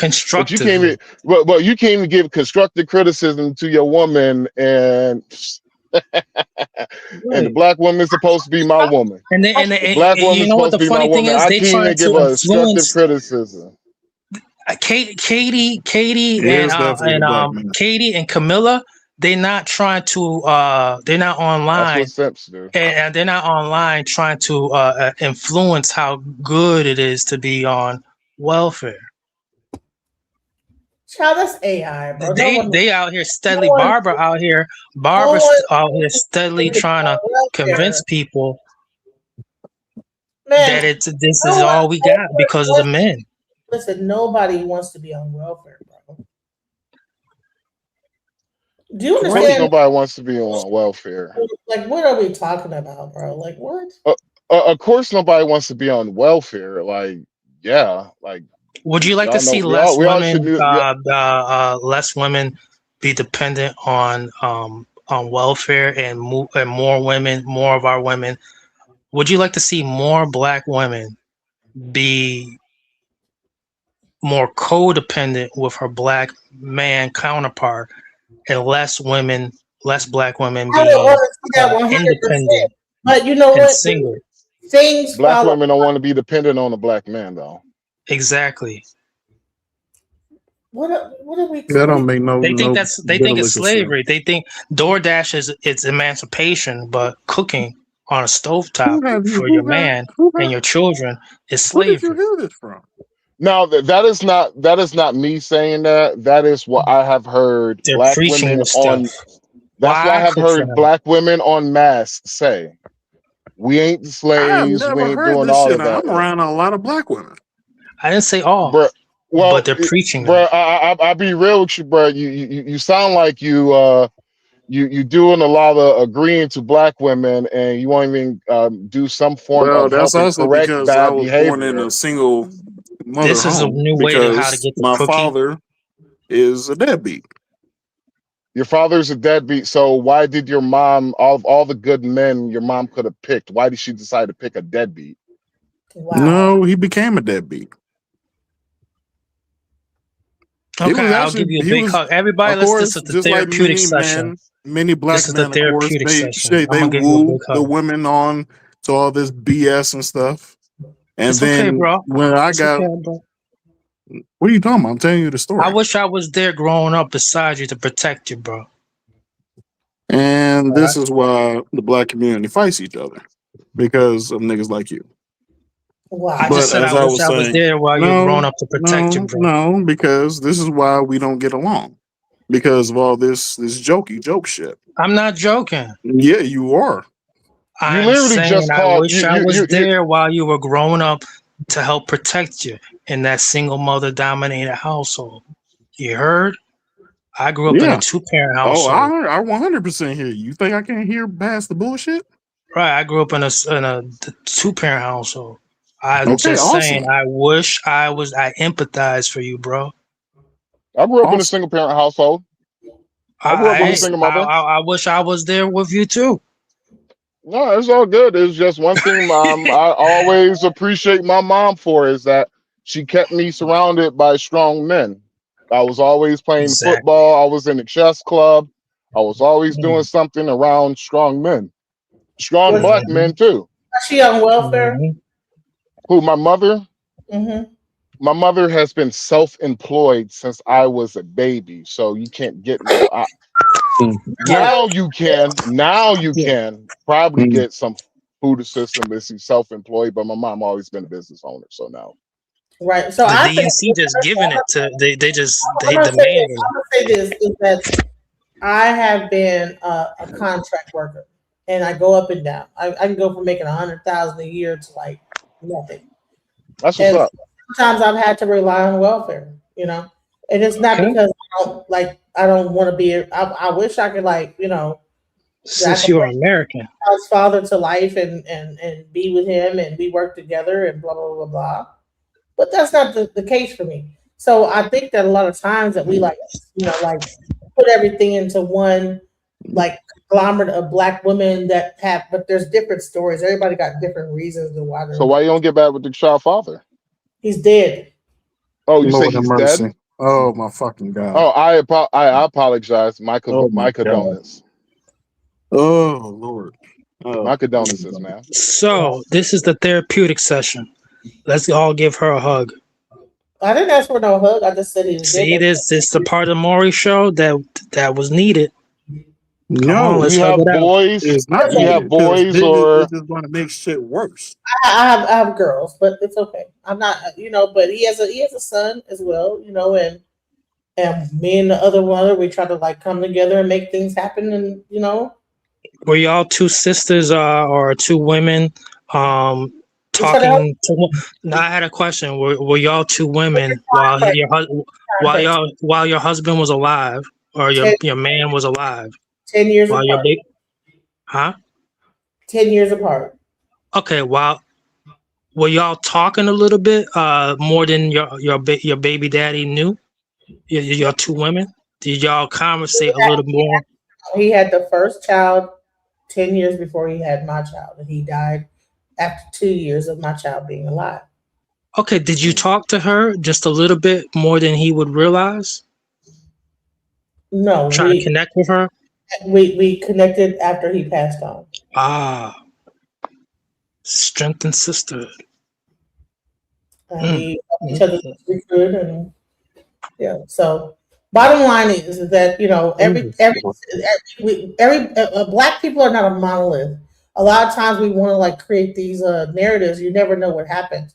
A person go to prison. There could be different things. Reason why a mother ends up on welfare. People do not want to be on welfare. Anyway, What's your agree thoughts, with you, man. DJ Genesis? Could I have your thoughts on that cinnamon bun woman? No one wants to go to a place and beg for help and money, and they treat you like shit.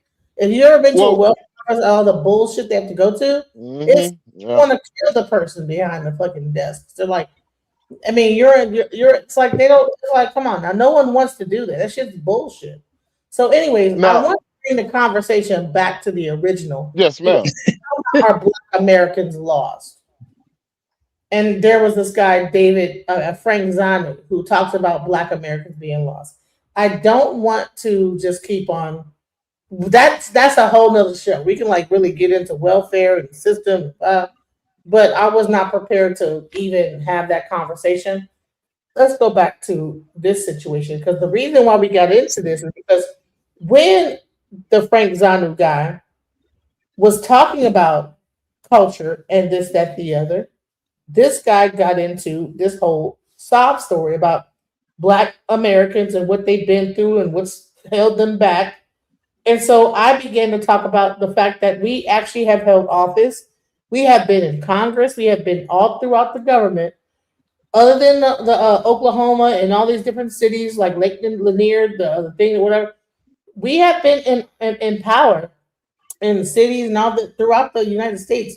So we cannot pretend like we have not had any power and not had any like ability to like make things better for ourselves. Let's go. Americas does not happen without foundational Black Americans. And so all of those things are extremely important to that conversation. So what would be your definition? My fault is, what would be your definition of culture? Frank gave his definition of culture. What is your definition of culture? My definition of culture is traditions, it's style, it's certain taboos, you know, and taboos don't have to be a big, huge thing. Bring raisins in a potato salad to a family reunion. Watch what happens to you, right? Or if we're gonna talk about taboos that still happen but are still considered taboo, bring home a white girl, see what happens. You at bare minimum are getting talked about. Not saying that there's not an OJ, not saying that, you know, the majority of professional athletes, entertainers, those types of people who get to a certain level don't still do that, but it's taboo. Curse while the pastor is talking during his sermon. Those are all taboos, right? Walking on the inside of the street as opposed to the outside of the street. I was raised, but again, my grandfather was born in, I think, 1890, and my grandmother was born in 1904. So my dad was born in 35. So I got a different worldview than a lot of people my age. But there's certain things you don't do. You don't hit a woman. Like there's certain things that aren't necessarily only unique to us, but there are certain things that over time we have built that make up our culture beyond just language. Spirituality was robbed from us, language was robbed from us. And yes, even with that, with the example Frank gave, and I'll land my plane on this. Yeah, when you go to school, they got to teach a certain way. Even when you go, I got a cousin that lives in Osaka, Japan, and she teaches English as a second language to Japanese businessmen because they want to come over here. You understand what I'm saying to you? But you have to have a baseline language. But the difference is you're choosing to go to school versus being forced, whipped, you know, chained, bred like cattle, and had anything cultural taken from you. Even the ability to name your child wasn't up to you. My last name didn't come from the continent. My last name comes from the Anderson slave owners of South Carolina. I know exactly what plantation my ancestors come from. Can't tell you the boat though. I want to ask, like, so where did you get your definition of culture? If there even was a boat, bro. Well, my background is mass comm journalism. And if you do advanced mass comm journalism, of course, you are going to do multicultural understanding. And in the study of multicultural differences in understanding, of course, you study how languages were developed, what it meant for people, and so on and so forth. And it's the first thing that allows you to understand how to interact when you move from one place to go to another place. So through that, and then of course, my column for 13 years was life and culture. I didn't report on politics, economics, or wars. I reported on life and culture. It allowed me to study, and I realized, how would I know? I began to compare it, okay, to where I'm coming from. And I said, something went wrong. I would give me just a little bit to explain something. You know where my interest as a Black man became piqued after traveling the world? When I began to hear the slogans we create, the narratives we create, okay? I was speaking in Kenya on a university campus. One young man got up and told me how I missed the point about why Kenya is the way it is. and blame the white man who came to take their culture and stop them from speaking their local languages and gave us Christianity. Oh, he went down the laundry list of things that happened to them, and it's still happening. So I said, wow, you are a brilliant man. I've never met anyone who have made this list, but I have only one question. Why did it work? And that is what we refuse to ask ourselves. So we always say that they did this to us, they did this to us. But we never ask ourselves, why did it work? See, I've been to the Caribbean. I've been to many cities in the United States. I've lived in the UK. I've seen blacks in the UK. I've seen black in China. I've seen blacks in almost every corner of the world. And I've seen blacks in America and on the continent. And everything we are describing is uniform about us. You really think that the largest number of people on earth in terms of countries, 54 in one continent, about 10 or 13 in the Caribbean, black groups in the UK, in China, in America, and we are all suffering that psychological warfare and responding to it for years? Nothing in the world, use any probability, has ever tossed a coin and it fell on its head 9 times out of 10. Impossible. We need to re-examine us as black people. What is it? And it's nothing we are saying. Because if it is true, then there's something really wrong first with us. Let me tell you something. Korea, nobody. It's a miracle that Korea is what it is today. It is the only country in the world, or in Asia, let me just speak, that has never waged war. They call them Pakachon, inferior, by the Japanese, but Mongolians, Chinese. They were bullied and they were invaded, colonized, tortured for hundreds of years. Why didn't it work on them? The Jews went into slavery, the globe, 4,000 years in the diaspora. In Egypt, in Baghdad, which was formerly Babylon. When they were in Europe, what was the name the Aryan race through the Nazi organization said they were? Jews are inferior. It's what they said over and again to German kids. When they arrived in America, Sammy Davis had a joke. He said he was getting on the bus in Montgomery. The driver told him to get to the back of the bus. He said, "No, you don't understand. I'm a Jew." He said, "Oh, get off the bus then." In 1977, a black man bought a home in Westport, Connecticut, before a Jew. Jews were not allowed to rent or buy a home in Greenwich, in Westport, in Darien. There's a story Donald Trump had to build the first golf course when he became aware that Jews and blacks were not Gold allowed to play in Coast, golf that's a courses. super rich area. Jews had it tough in this country through redlining, where they were not allowed to set up businesses, so they were forced to convert and start loaning to themselves from within. It didn't happen to them for 1,000 years, longer than we were enslaved or colonization. So the question you need to ask is, if they did all these things against us, why did it work? Let me give you one thing to the response I said earlier, why African Americans didn't leave after slavery. Not because there was no place to go to. That is completely a lie. Ask yourself, the Ashantis knew that they were the most powerful tribe in Ghana, followed by the Airways, the Gans, the Chuis, Akwamus, everybody. They knew that they didn't form the country Ghana, that they were forced, okay? But it came to an end. For Ghana, 1957, to become the individual tribes they were. Was anybody there telling them you can't? No. Do you know why they stayed as a country? Why? They were attracted by the bling the colonial left behind. The roads, the hospitals, the schools, the post office, the fire department, the buses with air conditioning from London imported to their country, the railway lines, all the beautiful things. Why didn't you live here? It's not because you don't know where to go. It's because you didn't hate the white man and you weren't afraid of him. I think you're eliminating the fact that we built blood, sweat, tears, deaths, so much. We are the biggest innovators. We built America. Why give up everything we built? America wouldn't exist off the pains and struggles of Black Americans. You don't just give that up.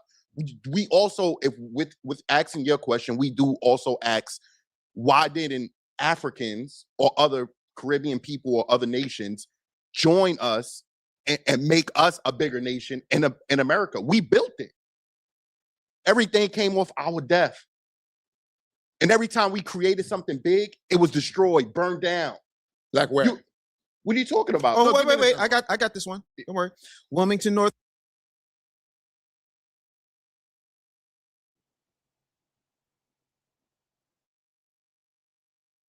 I knew they were going to get here. I knew they were going to say this. Now I'm going to go into Wilmington and this, that, the other.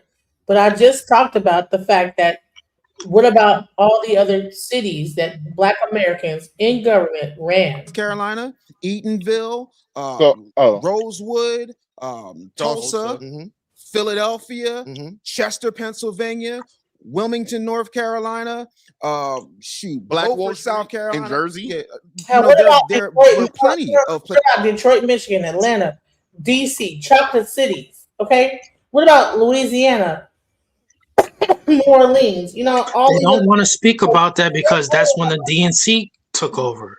Telling you, you keep doing that though. places. Anytime we had any infrastructure, two things happened. They decided to integrate it. Look at have you been to Central Park? You know what Central Park is, right?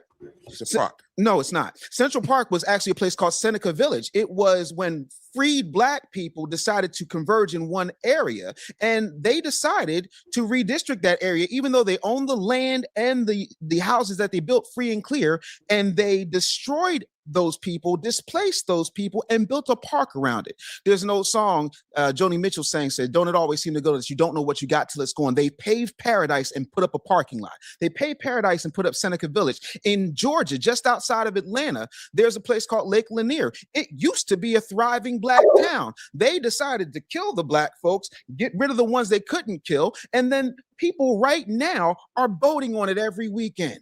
That's what happened to us. That's what got destroyed. And it doesn't mean that we don't keep building, but after a while, even if you... But did it happen to Detroit? Did it happen to Atlanta? Did it happen to DC? Like, there were mayors and governors and all this other stuff in actual huge American cities ran by Black people. Yeah. And DNC fucked it up. So the crazy thing is that see this is so just so you know, Max Powers King Warden. This is where we were at, right? So I asked this question, and then I showed Eric Mays. I said, okay, you want to make it about the Democratic Party? Eric Mays was a Democrat, and he was fighting. So my thing is that you want to make the Democratic National Party is the reason why that Detroit and DC and whatever and blah blah blah. Exactly.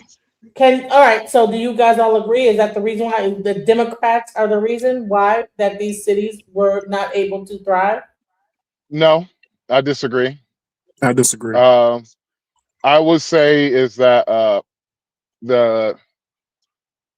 so what the guy was talking about, like all of those, you know, he brought up cities and towns and everything. See, the problem, I don't know what happened after the 1960s or around the 1960s, And hold on one second, 1970s. before you go into what you're about to say. All right, so he says that, right? He goes into, I knew he was going to do this. That's the reason why I was asking the question. Like, what about all the governmental things that we've done in the government being in power? And then man in the high tower says, oh, well, that was because of Democrats, and those towns were Republican. No, I wasn't going to. I wasn't going to say it. I was going to say I don't know what happened between the 1960s, but between the 1960s 1970s. But Black folks came accustomed to. There's going to eventually be one day these white tea folks going to lose their mind and going to try to destroy that ish. And the thing about it was whenever they destroyed it, they rebuilt. And that, like, you know, how example, Greenwood, it wasn't called Black Wall Street before, it was called Black Wall Street after they rebuilt it. And so we kept rebuilding stuff. We rebuilt, like they tore something down, we rebuilt it. You know, then after like pre-1960, they just destroyed something, we just threw our hands up. Right, but okay, so us building a town, doing it a certain way, it got destroyed, we stopped rebuilding. But what we did is that we ended up going into existing American towns and getting into the government system of it. So it's almost like we just changed how we No, do things. It's like because Depending on these Democrats, that's what no, happened. you're saying no, but I'm saying that I mean I believe one day some black folks, and this is not all, but some black folks woke up and said, you know what? The white man's ice is colder. Oh, that So happened a lot. we're, Under we're not Democrat gonna leadership. we're not gonna stay in the black neighborhood. We're just gonna start moving into these white neighborhoods. Oh yeah, that happened a lot. And so, hey, and getting into how, government and getting into the actual mayoral position and all this other stuff. I'm not even talking about politics. I'm just talking about the white man's ice is colder because a lot of black folks just, you know what, we're going to move. We want to live what the white folks live at, even though they don't want me in their towns or they don't want me living near them, but we're going to move there anyway. And so we just start having people just kept moving away. We stopped building. Then eventually we all stopped working. We stopped working for black people and we start working more for the white man. And can I add on something very important too? Did that. Can I add on something very important? It's be very brief. Also, around that same time, when we start getting money, what happens? We move out. And who do we move to? We move around them. Same thing. So if you look at right now, you become a multimillionaire. No one wants to live around their own people, quote unquote, when they're from a black neighborhood after they get some money.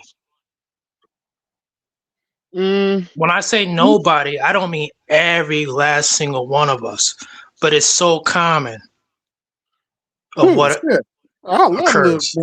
Transferring the wealth even more. The transferring our wealth is like kicking our money, kicking the goalposts further and further. Yeah, we don't want to. We always gonna take our money to the white man.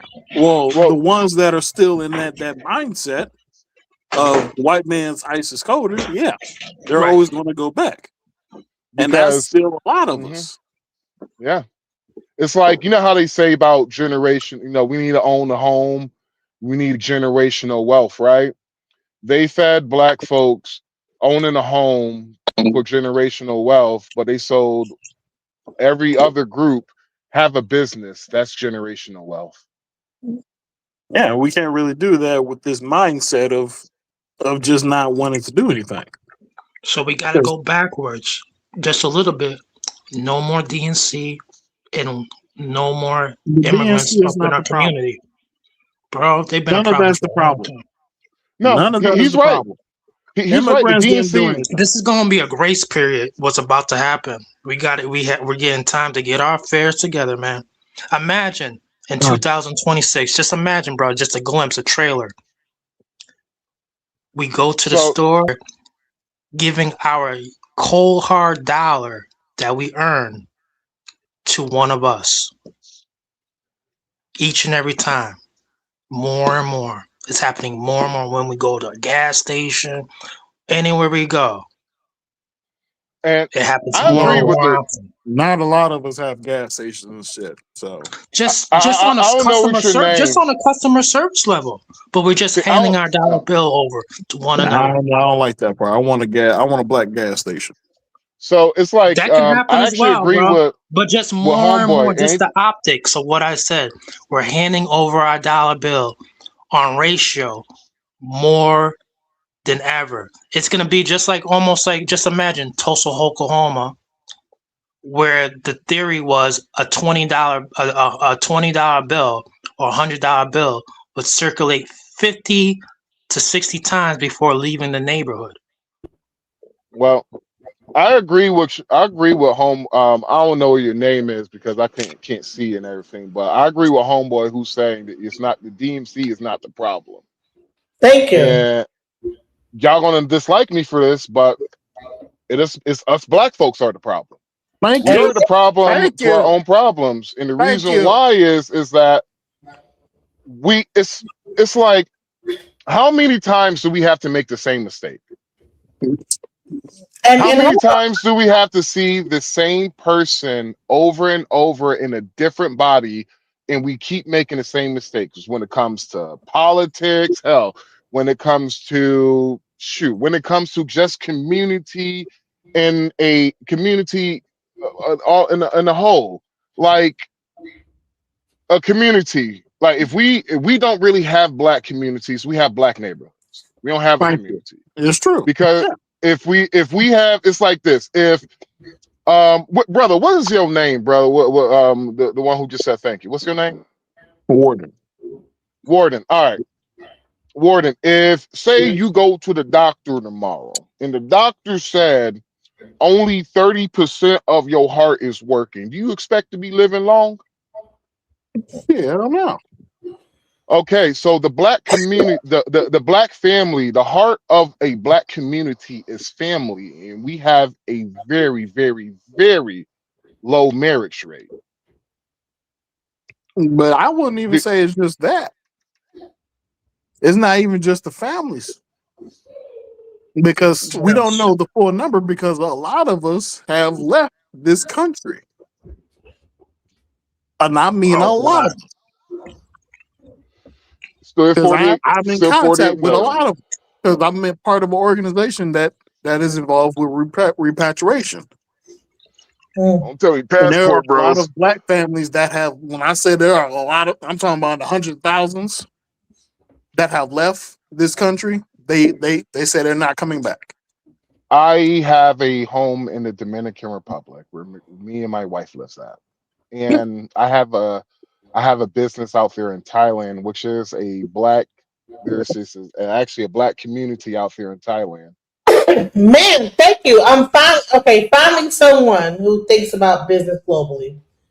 And I've been saying this the whole time, but everybody wants to say, well, no one wants to go that. I'm like, bro, it's not about just Africa. Global business mind. Thank you. Someone finally has a global business mind. Shout out to that. It's like this. So what you do is, it's funny, but you play the same game what the immigrants been doing. That's what you do. Yeah. You do the same thing that they've been doing. Like example, one of my partners in Thailand, he comes here, United States, illegally 6 months out the year because of the fact that he is a high-end Thai chef. And so when he comes here 6 months out the year, he makes a bag. Then when he gets that bag, he sends it back home in crypto to his wife, and he leaves. Thank you. Like that's what you do. That's all I was saying. Listen, I've been Say what you want. No, And he has I'm gonna free stay here healthcare. on. I've been saying the same damn thing to the FBA. I said, listen, y'all want to say maybe it's not Africa. I say Pan-Africanism, right? I'd say, listen, we need to be global mindset in business. Just like they're coming over here and sending their money back over here and there, we need to do the same thing. But everybody was against me on this thing. Oh, no. We need to be doing things here and building it up here. Well, how do you build it up here and make the money here? You're going to go over there, make the money there, and bring it over here. Same way. This is the tap market. Come on. See, I'm glad. Saturated market. It's very tight. It's very tight. You got to go where the shit don't exist, and now you're creating a need or like a value, and then you could like be even better. And then you take that money you made over there and bring it back over here. Same thing. I said, why are we the only ones that don't exercise this right? Everybody else is doing the same thing, but we're the only ones like, no, we got to make it happen here. Yep, because I'm making this happen under a Trump administration. And you want to know one of the plans that I'm doing? I'm literally taking pest The control. greatest president ever in the U.S. Burkina Faso. I'm taking pest control and I'm taking to Burkina Faso. Nigeria's about to bang on Burkina Faso. Just the other day, they flying planes all over Burkina Faso's I ain't worried airspace. about Nigeria. I ain't worried about Nigeria. I'm sorry. No offense. Guys. I got a question. That's fair. Has anybody here ever like done business in one of these countries? Nope, don't plan on it unless it's right here in the United States. Yes, I Okay, have. so who said they have? Who said they have? I've done business in Sierra Leone and Okay. Ghana. How did you find it? Was it easy to process the business? I know Ghana's business scene is a little bit more easier to like navigate. What did you think? For Ghana, since there's already people there, since we already have like a community there, it was a lot more easier to navigate through everything. So it's like going through business because there are people there that will try to like overcharge you and everything.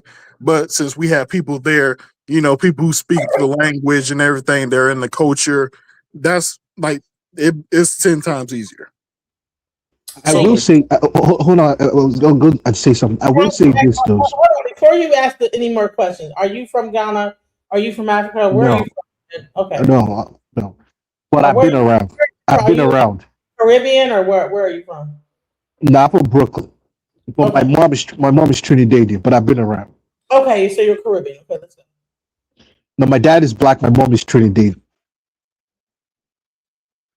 Hello. So he's half Black American, half Trinidadian. All right, go ahead. Ask your question. I will make So sure. what I would say like this: when we talk about business, right? I will say the issue of like the whole point of we're talking about black business, making black business better. There's two ways to look at it. If we're talking about doing the black business in the U.S. here, that's going to be a little bit difficult unless some things change seriously because all of the wealth in America has been captured by the top 20%, as well as all of the industry and everything here has been captured. So except there's some kind of major like change in America's like structure, the people who don't have anything in business won't be able to do anything in business here. That's just locked up. Now, as far as like doing the business in Africa and other places, that's possible. The only thing though is that unlike here, it's going to be like a little bit different. It might be a little bit more challenging to like navigate the landscape. Are you Plus, from the United States originally? He already said that he was from Trinidad. His family from like Trinidad. this like what the hell is wrong You with this already, person? had that conversation. You ain't listening. Like this Okay, I is just what I'm want to saying. Like understand how it's come you sound barely like that. people are struck anyway, bro. So what I'm Because it sounds like you sound like you don't love America like I do. I love it's not an issue, America. bro. What are you talking about, bro? We're talking about black You business. gotta Like ignore that. You gotta like this is ignore it's retarded. What are you talking about? We're talking that. I about know. business. You gotta ignore Can you that. say I love America? No, He's what a are you doing? Trumpian. No, stop it, bro. What are you doing? He's a Trumpian. Where did person You from? gotta ignore that. So I We're love talking America about. We're before talking you about. can We're talking open about. up with Go ahead. my Go ahead. bad, Go ahead. brother. Go no. Business inside it all depends on what type of business you're trying to open because you know at the anything you will need some you need liquid cash you need Yeah, some liquid capital. cash you Capital. need some liquid capital in order to open up that business. And so one thing is we don't know it took me till I was 30. I'm 37 now. Damn, I'm 37 now. Damn, I just said that out loud. Don't think about it. It'll get worse. Yeah. I was about to say I'm 34. this I was like, panel don't oh love no. America like me. I'm the only FBA So up on here who's So proud. Well, so so FBA is talking Right. about your bullshit. Then okay, you're the only one. So I want to so say like something. I just wanted to if you say don't mind something. if I I'm just putting finish cases real on quick. all you tethers. If you Alligator Alcatraz shoot so program tether. it took me till I was 34 years old to actually learn some form of financial literacy. And the problem is well, let's just say it went from I was always a beginner from I know a little bit about my finances, savings, balance, budget, all that stuff, right? But until I got to like I was 34, that's when I actually learned the stuff in detail. I learned about stocks and bonds, derivatives, so dividends and all that. And we don't. I was way behind to all my white counterparts, to all my white friends I have, I was way behind them when it comes to financial literacy. Can And I so just say that's some? kind of, yes, sir. Yeah. So I want to piggyback on what you just said. But it's not even just the issue of financial literacy. As far as the issue facing people here in the U.S., it's a total lack of wealth. It's a total lack of liquid money. It's a total lack of convertible liquid assets. And so it's when you have the assets, you're going to get the education, right? It's like when you don't have the thing, it's like kind of hard to Man, scared money don't make no money. This is But America. but see, Is this guy? Is the this guy reason, stable? This is real simple. It don't have to be so the reason, scientific. but see, the reason why it's You got easy the for hunger. us to do it over there because the conversion rate goes in our favor. You know, But hmm? Man, let me interject to say something. Yes, the it's by hook conversion or rate by goes, crook. How you finna do? dude. Yes, the conversion. This is one thing I need a lot of people to understand when it talks about doing business abroad. And a lot of our people and a lot of people just don't understand this. This is very important to hear. Yes, it's true that there's a conversion rate advantage. However, what happens is a lot of people here, they over exaggerate it. So they'll think that they'll have some little money here and they're about to go to some country somewhere and become king of the planet over there. And it doesn't work that way. Hold on. Bro, So a what's McDonald's burger in those countries costs way more oh in my their god. money than it does in our money. You Dude, please understand stop, that? stop, stop. Everything over there, everything in those Please. countries. Oh my No, God. no, no, dude. A loaf of bread in those countries costs what you could buy it cheaper here. Which countries? Which countries? Which one you want to name, sir? Let's get the Dominican Republic. ballistics. Dominican Republic. Let me interject. On that point, he's right. One The US bottle of has Malta. Well, no. One bottle of Malta, all right, in the Dominican Republic by Goya costs way more money than it does here in the United States. the US has Facts. cheaper Get out food. my The US face. has You're not about investment. bro, You don't have a portfolio. You don't know nothing about the world. stop, man. I love this Can you country. stop? Can you stop being feral? I love this country. Jesus Get out Christ. my country. This guy's mentally ill. Get out my country. Like these people are mentally ill, bro. Listen. You can't dispute what I just said. Bro. Listen, warning. Oh my god, these are unstable and intelligent people. What the hell? I'm gonna give you a warning. The cost of life is more expensive. Listen. The cost of life is more expensive in those countries. Okay. Understood that you're making that point. But here's the thing. This is not a panel of we're just blurting out stuff. I want to hear what everybody has to say. I want to hear something. It cannot be a wind tunnel with only you just rambling and being loud and saying what you have to say. It's crazy.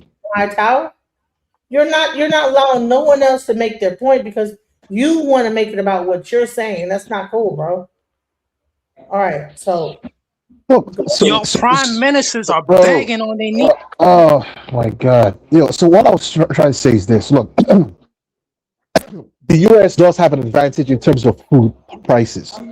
Food is cheap. However, obviously most of the food people are eating here that's cheap in the US will have them end up in the emergency room in 20 years or in oncology, cancer, shit like that. It's a give and take. Cost of living is going to be cheaper over there, like apartments and houses and stuff like that. But food is going to be cheaper over here. So these things are give and take now. But what we're dealing with, the main issue is the issue of like black folks here taking their money over there, starting business and expanding, building wealth, and transferring over here. That's possible. The only issue is I might see that might be an obstacle to that is the amount of money that black folks might be thinking that they would need. Man, let's just get real and kick the ballistics. Jesus Just Christ. got out of here, but it's okay. Jesus Christ. What the hell? They trade gold for food in these countries that you're speaking on. They trade gold. Can you get this guy off, please? Jesus Christ of Nazareth. This is somebody who has never left his ghetto or whatever. right. So here's the thing. Here's the thing is that this is not a thing of us thinking that everybody's just stupid. No one's dumb on this panel.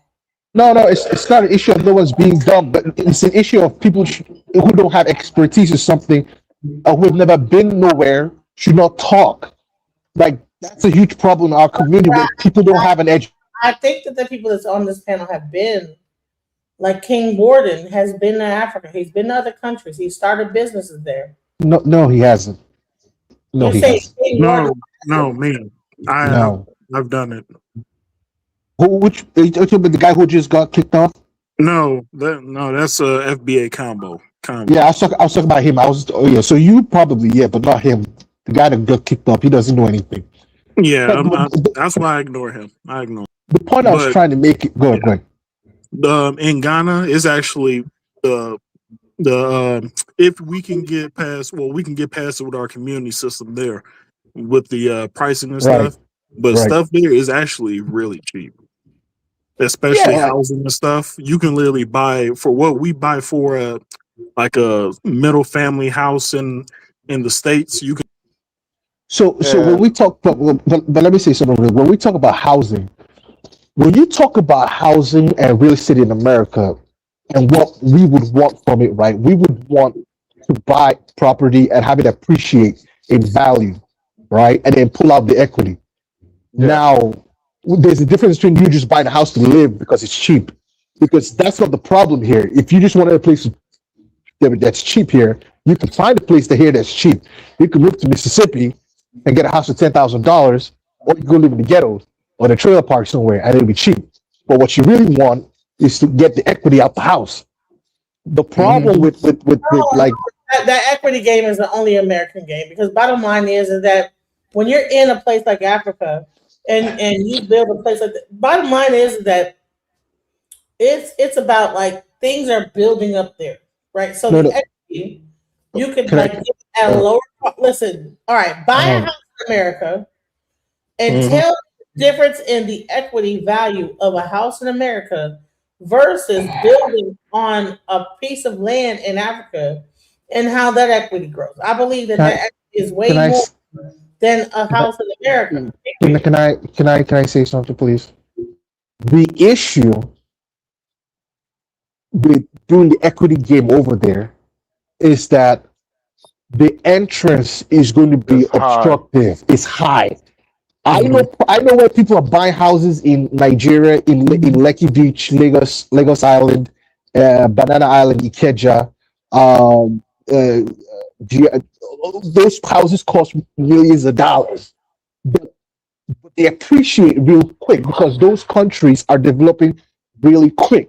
So you're going to get equity out the property. The problem is the entry is going to be extremely difficult for a poor black person here. A lot of those black people over there, they're rich. They're not fake rich. They have shit in the bank. They deal in cash.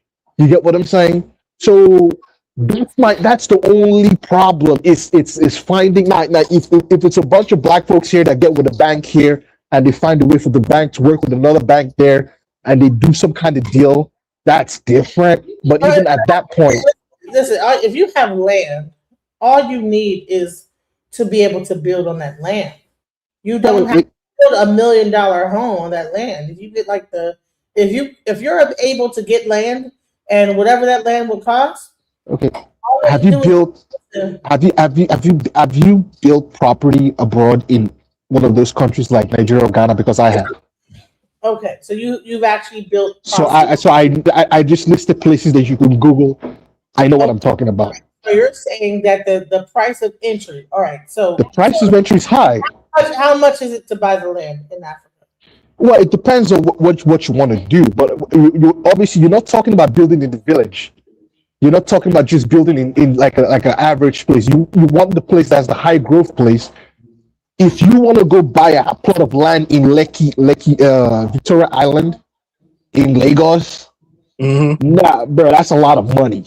Yeah, so that's a lot of money. Well, what's the interest? What about other countries? What about other you don't have to go into Nigeria. You can go into okay, so this is what I'm saying. Hold on, let me just make this real bit clear. Let me just make this clear. A lot of black folks I'm just going to say this very nicely.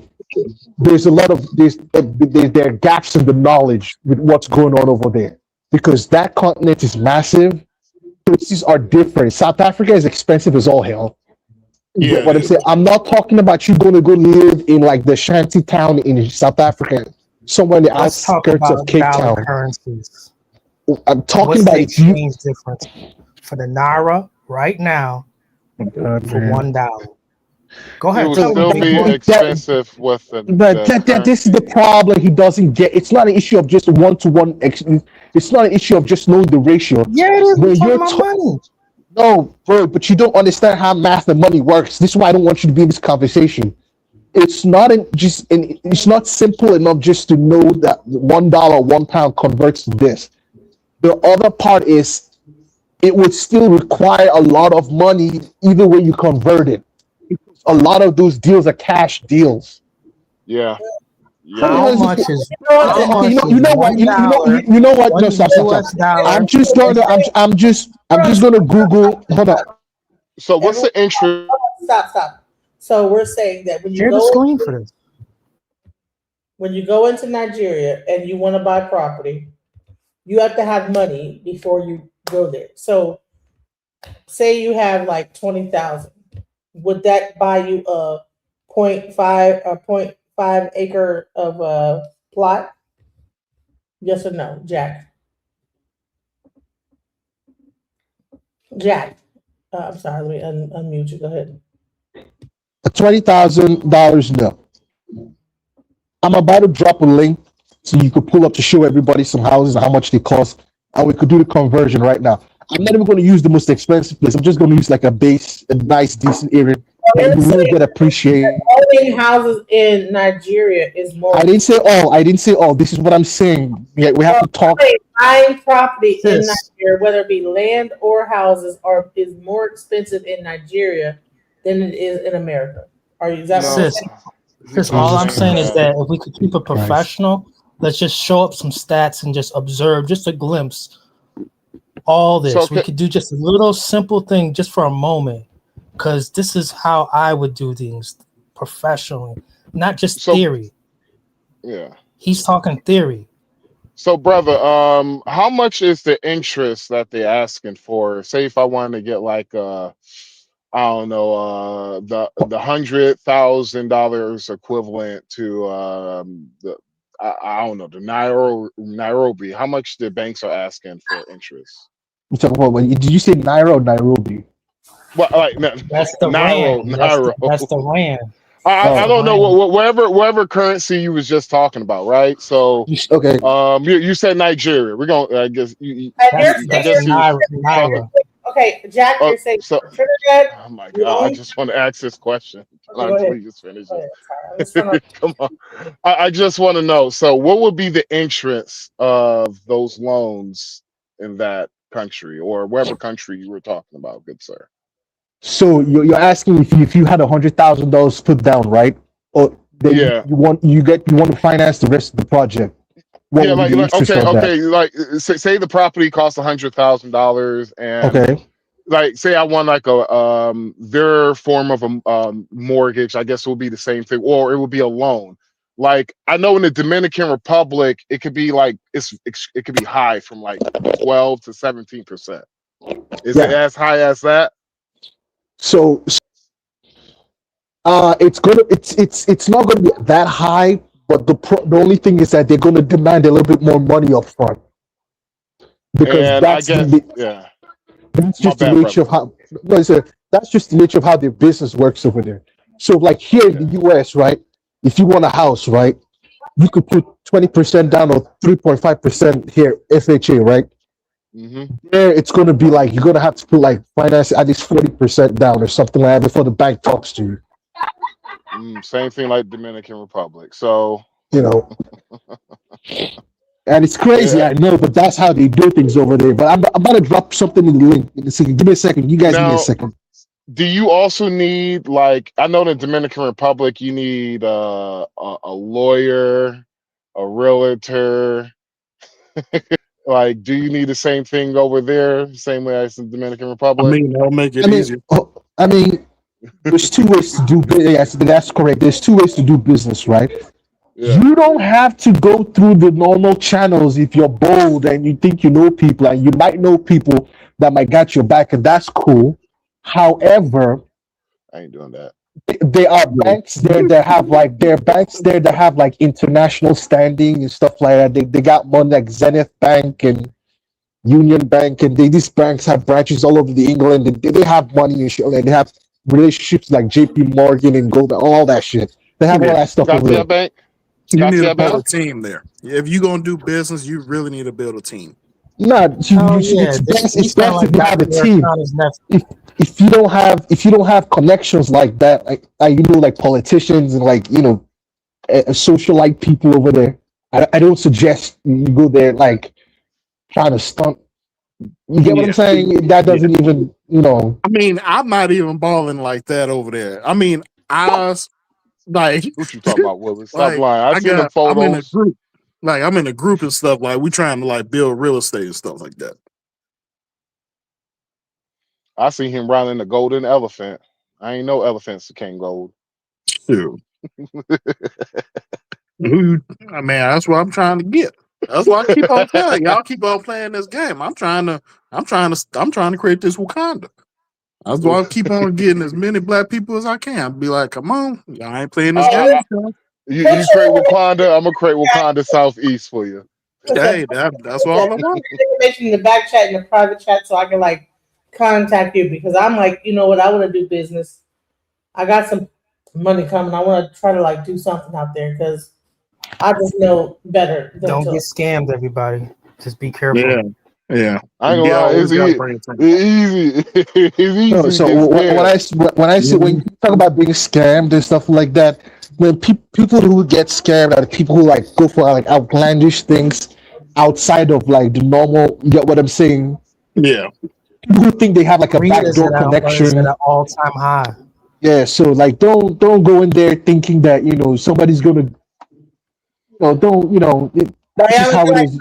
Like 500,000 acres for like $10. Like Yeah, like crazy, like insane shit like that. Like people, you know, and that's Yeah, anywhere you go.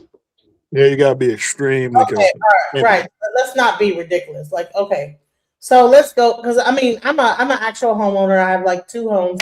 I know what to look for financially, contract wise, to know whether something's a good deal or not. And I have a lawyer. So I'm not gonna like do anything. It's different over. I'll be real with you. It's different overseas. It's different. Yeah, It's you completely probably different. need a Ghanaian lawyer if you're gonna do business in Ghana. It's different. It is. Good point. I do like the taxes though. Flea experiment. You familiar with the flea experiment? The what? The flea experiment. No. So the flea experiment goes like this. You take a bunch of fleas, you put them in a jar, you put the top on the jar, and you put holes in the top of the jar. After a while, the fleas will stop at the top of the jar because they get tired of smacking up against the top of the jar. Now, because you have conditioned the fleas that they're not going to go above the top of the jar, you take the top of the jar off and you never have to worry about them jumping out of the jar because they don't think there's anything above the jar. So Can you if pause you have this? been I killed, wanted to say this for this about drowned, this. thrown out, redistrict, redlined. Yeah. I'm so upset that he equated us to the Flea Project because that You was know what? That's crazy. What? that destroyed me. Like, really? You gonna equate us to the fleas not jumping out? No, we're not like that. That's not. I already gave fair warning. It's difficult to trust a brother with a bun in his head with 2 earrings. Difficult. I'll say that was wild when I heard that. That was crazy. Yeah, and he really is serious about that. Like those are historical facts. I got time. We can Google it. Sure. But that's that's not the part. I'm no expert. No. On all the things he has listed. I'm just saying we shouldn't just talk about leaving. I will and respond. we built that. Yes, I will respond to you. I'm no expert on all the things he has listed. I might have read about them, but you see, every time I read something or I encounter a story, my mind works in that way because I'm an critical thinker. All right. I have also known societies in the world that once upon a time were prevented to do anything. They were prevented to do anything. Like the Jews is an example of it. Indians were an example for 81 years by the British. They couldn't build, innovate, do anything. They have to rely on the white people, right? And you can go down Korea the same way. However, I believe in something called the second advantage, meaning when the phenomena is over, you should repeat it. So somebody gave me the first lecture about Tulsa, Oklahoma. Mhm. And I said, what year was that? Quite a long time ago, right? Okay. At one time in this country, you and we will not have an opportunity to do certain things. But if that ability to build Black Wall Street is innate, why haven't we repeated it? Because we cannot. And here's Now let's go to your flea Because we experiment. cannot. Oh my God. How about the other people who've been held down also by the same condition for long? Why are they not? Here is my problem. I have a lot of mentees, African American students whom I used to take to Africa. I had a program every year. I take a bunch of them to build schools in Benin. a lot of that money out of his own pocket, by the way. Yes. Credit where credit is due. Now, I really get the goose on my skin when we keep repeating the very thing that is building prisons around us. One is that we've been psyched up, so we can't do anything. Two is somebody is always lurching in the dark. That's why we are the way we are. If you say so, and then you ask a kid to go to school and stay in school and do well, you sound stupid. Why don't you go and kill the white supremacist so the problem will go away from me? There is something that is just human. When you find yourself in a certain situation, you cannot explain it, better create a boogeyman fast. But a boogeyman only turns around and imprisons you and your own children. I refuse. There is no psychological effect on any black person on earth. We are just what we are, different. And whenever we find ourselves among other people, the first thing we start doing is compare. Let me give you a country, South Africa. 12 tribes, 7 major ones. Shaka the Zulu is from the Zulu land, and then the Xhosas, and then the Vendas and Limpopos, okay? Makes one huge region, 51 million black people. Six-pack and big chest. They'll kill you with their bare hands. 2.8 million white people arrived and built that country to the standard of a European country. 2.8 million South African white. Then the people started bickering. They said apartheid was the reason the black man was poor in South Africa. So the majority, 51 million black people, were waiting on 2.8, saying that apartheid. You don't know what apartheid is? Yes. Apartheid was no economic thing. Apartheid simply is what is happening or happened in America, like in Westport. Look, don't have children with our girls. We want to keep a pure race. Apartheid is what is happening in India. We want to keep Indians marry themselves. Koreans are eugenics. They marry each other. How many Koreans have you seen in America married to celebrities? No. That is apartheid. So if you start marrying them, they'll tell them, clean out. That was it. Now, if blacks believe that they can build South Africa, you know what? Mandela wouldn't waste his time in prison and all these things. He would have simply said, you know what? Let's have a BSA, Black South Africa Republic. Let them cut off white South Africa and let's compete. No, they wasted their time asking the whites, just allow me to come to your beach, to your clinic, to your schools. Okay, 32 years ago, the white man said, just wait and see. We are warning them that managing a country is not something anybody you can just do. So 32 years ago, they gave the country back to the blacks. I was there in 2022 to speak. They are now having load shed. Electricity can't stay on. Water is not flowing. Road support is breaking down. The Durban train station is finished when they gave it to blacks.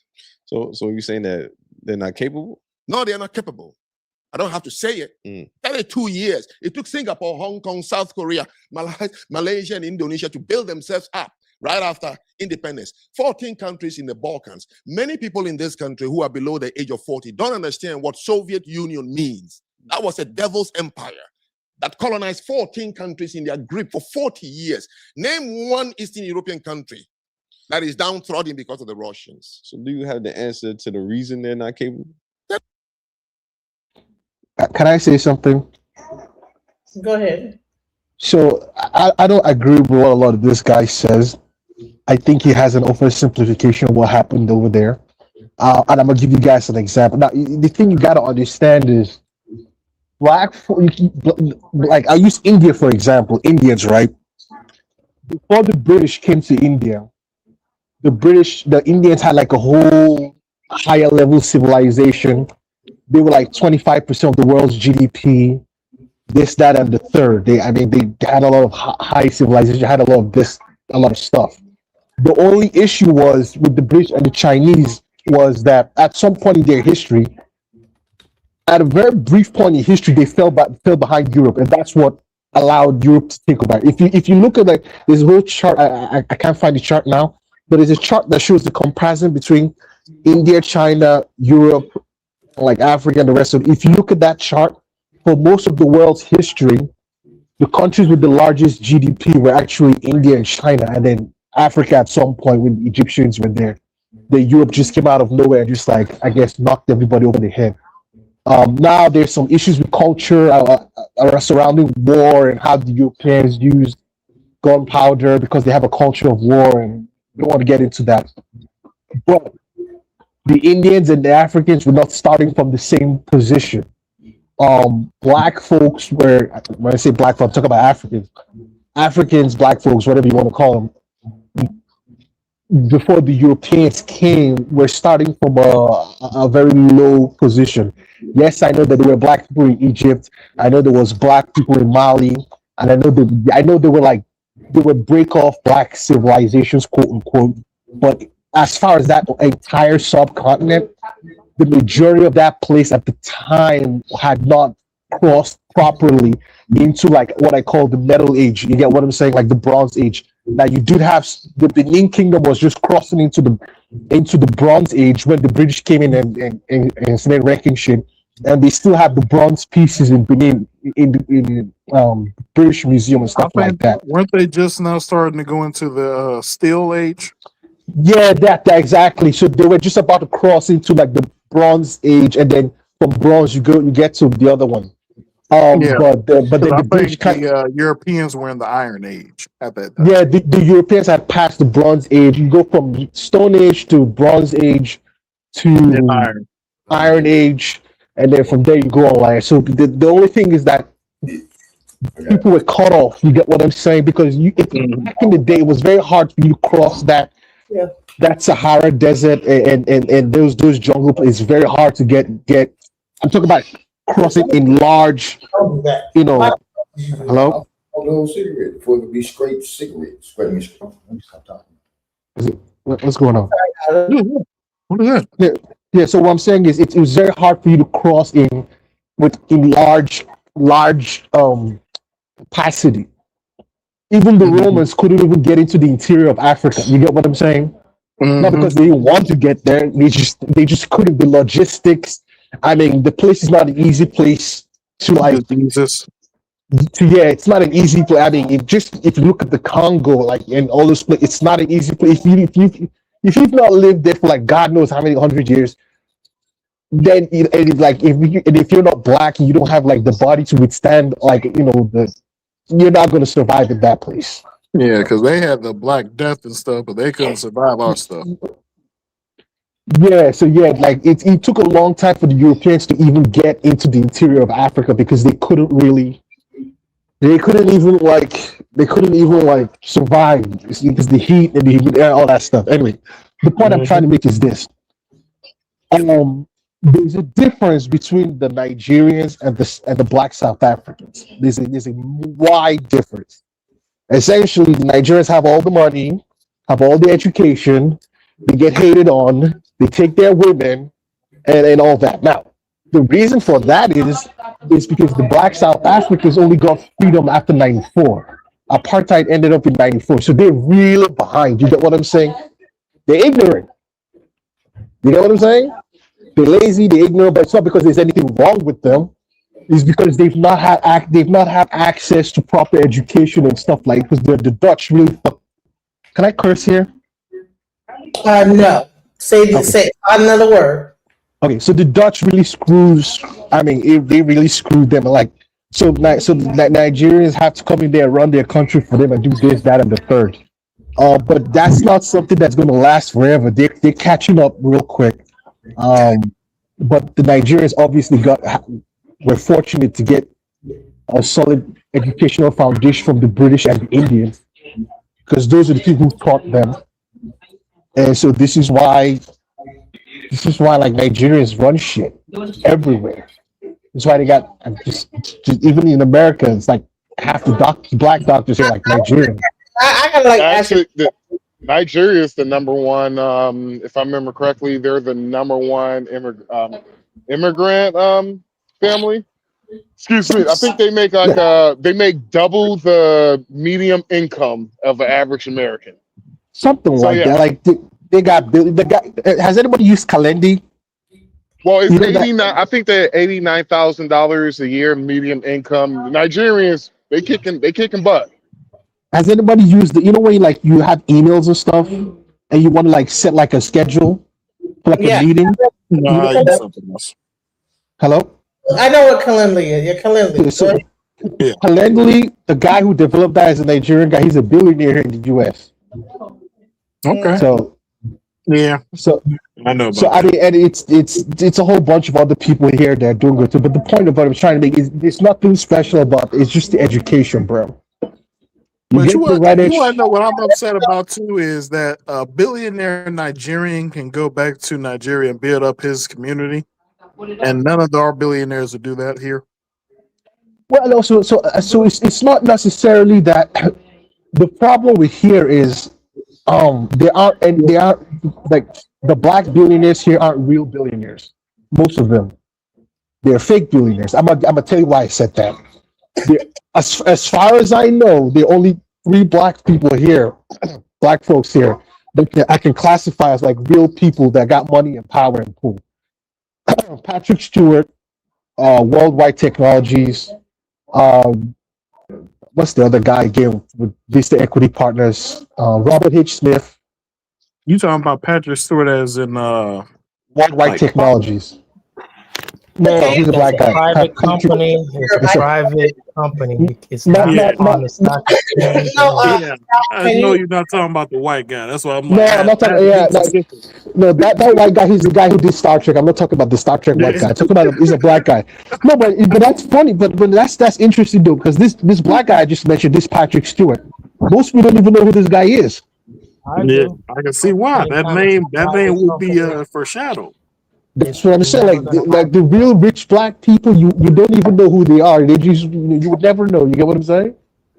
They don't walk around with like chains and I already whatever. told you it was a private company, and it's not going to IPO They're ever. just not capable because they're just not capable. There's no reason behind it. There's nothing behind it. There's not a particular mindset. I will that tell you woke up one because day and just if you look in the generation of where I come from, my grandfather, great grandfather, great grandfather, none from Africa has ever build and manage a country. It got to be a reason though. No. I'm saying we have never done it. Just Right. like So can I interject here? Can I interject here? Can I interject here? Can I interject? So he doesn't understand his own situation. The reason why he's people from I think he's from Benin, which is the country next to Nigeria. The thing he doesn't understand is when the French came to Benin didn't exist. You get what I'm saying? Those were tribes that they don't feel like. Listen, do me a favor. Step a little bit, like a little bit further from your mic because it's very you're so close. Go ahead. They were like hunter gatherers, man. They're not even close to what was going on in. So when I say Benin, there's 2 Benins. There's the Benin country that's next to the empire in Nigeria. I'm not talking about the ones in the Benin that this guy comes from is the one outside. Them people. I've been to that place. I've been to the Dahomey tribe. I've been to Python Temple. I've been all up and down to that place. Like they were not. The Ghanaians were like way more advanced than them. Like the Ashantis and stuff like that. Like we had gold and all that stuff. So he's thinking that his people. Nah, it doesn't work that way. Like the Oyo Empire was like way more advanced than what was going on in the Nok Empire. Yeah, the Nok and all that stuff. So this is what I'm saying. All the black places there were not on the same level. You get what I'm saying? They were not on the same level. You know, so he doesn't even know what the hell he's talking about. Back then they had Obas. Now they have beggars. Yeah, because they.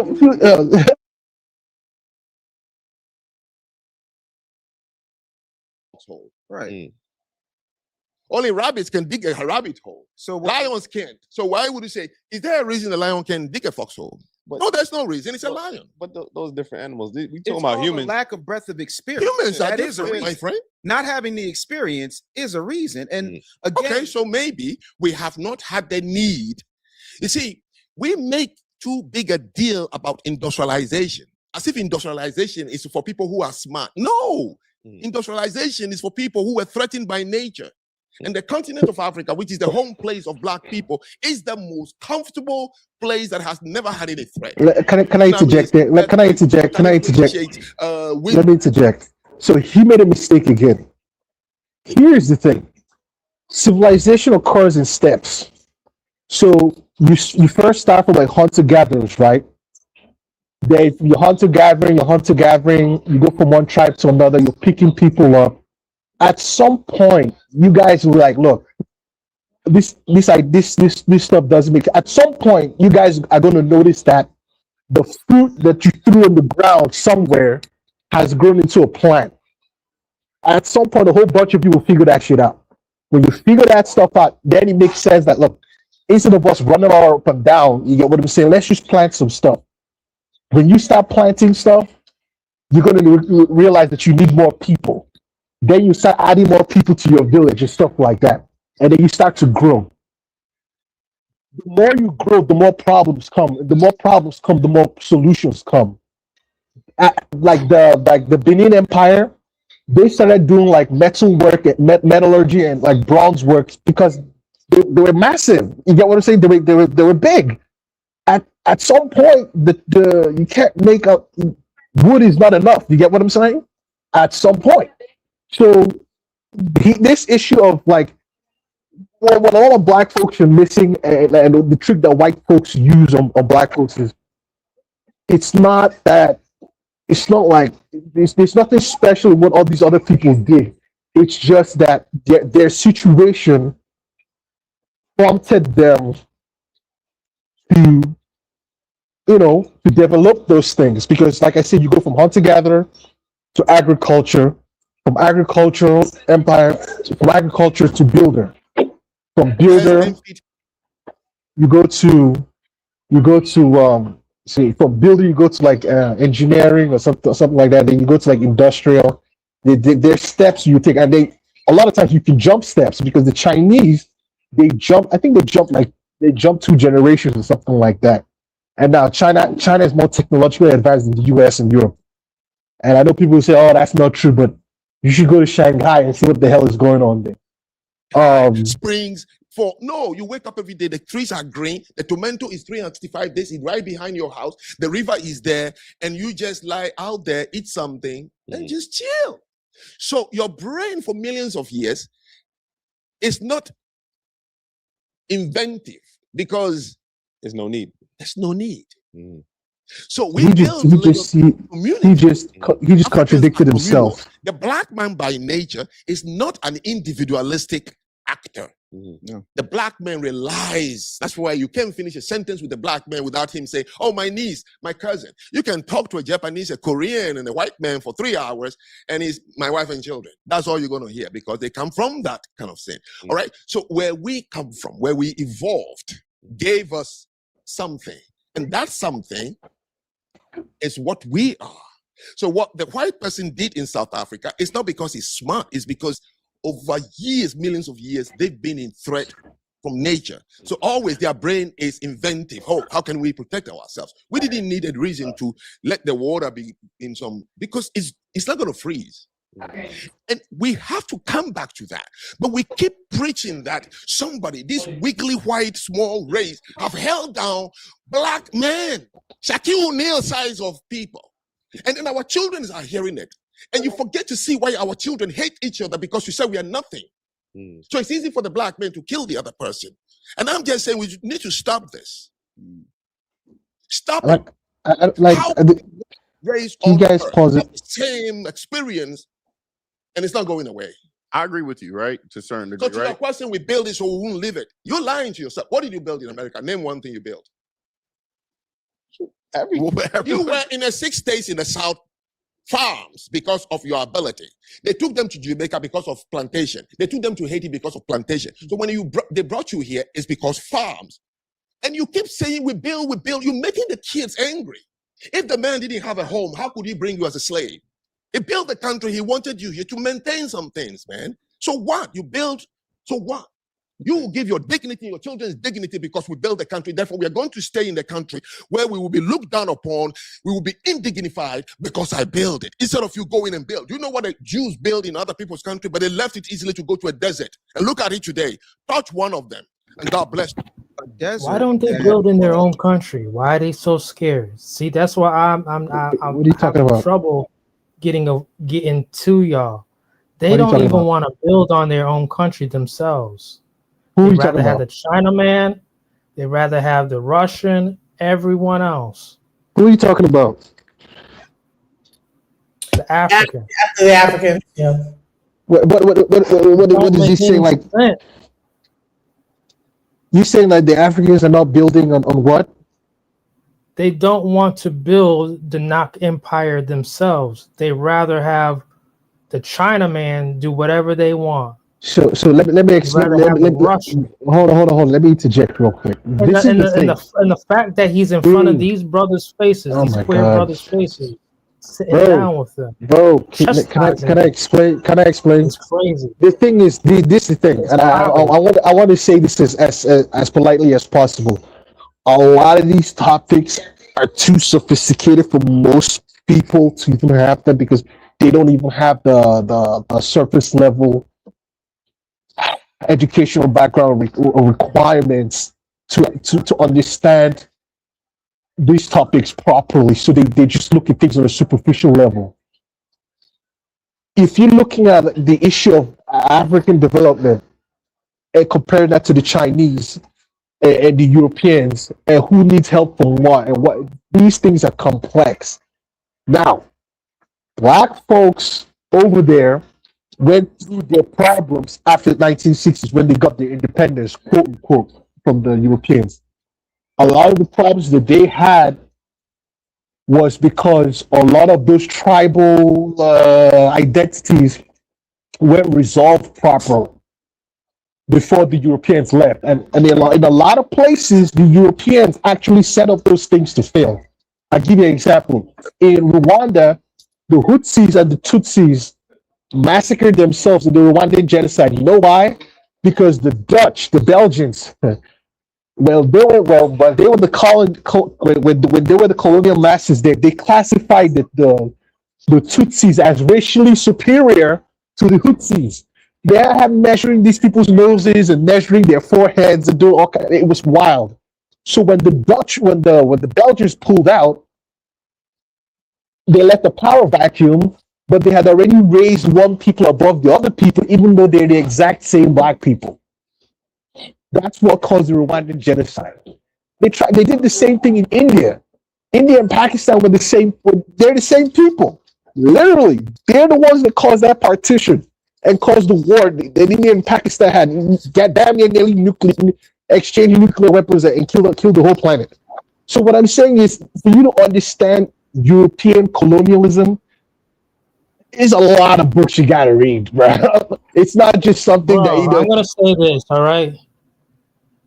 What? What about the starving kids in Europe? You ever think about that? Bro, stop. This is what I'm saying. No one cares what you just said. Jesus Christ of Nazareth. Can you stop? Can you stop? They have all those resources, all those diamonds. Why aren't they digging them for themselves? Why aren't they excavating themselves? Dude, you are too. You lack. It's just a simple question. It's Why not a simple question.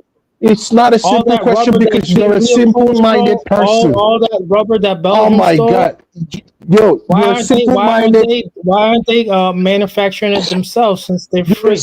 You're a simple-minded person, so you ask simple questions. These people, You don't know. What do you know about Chinese people, bro?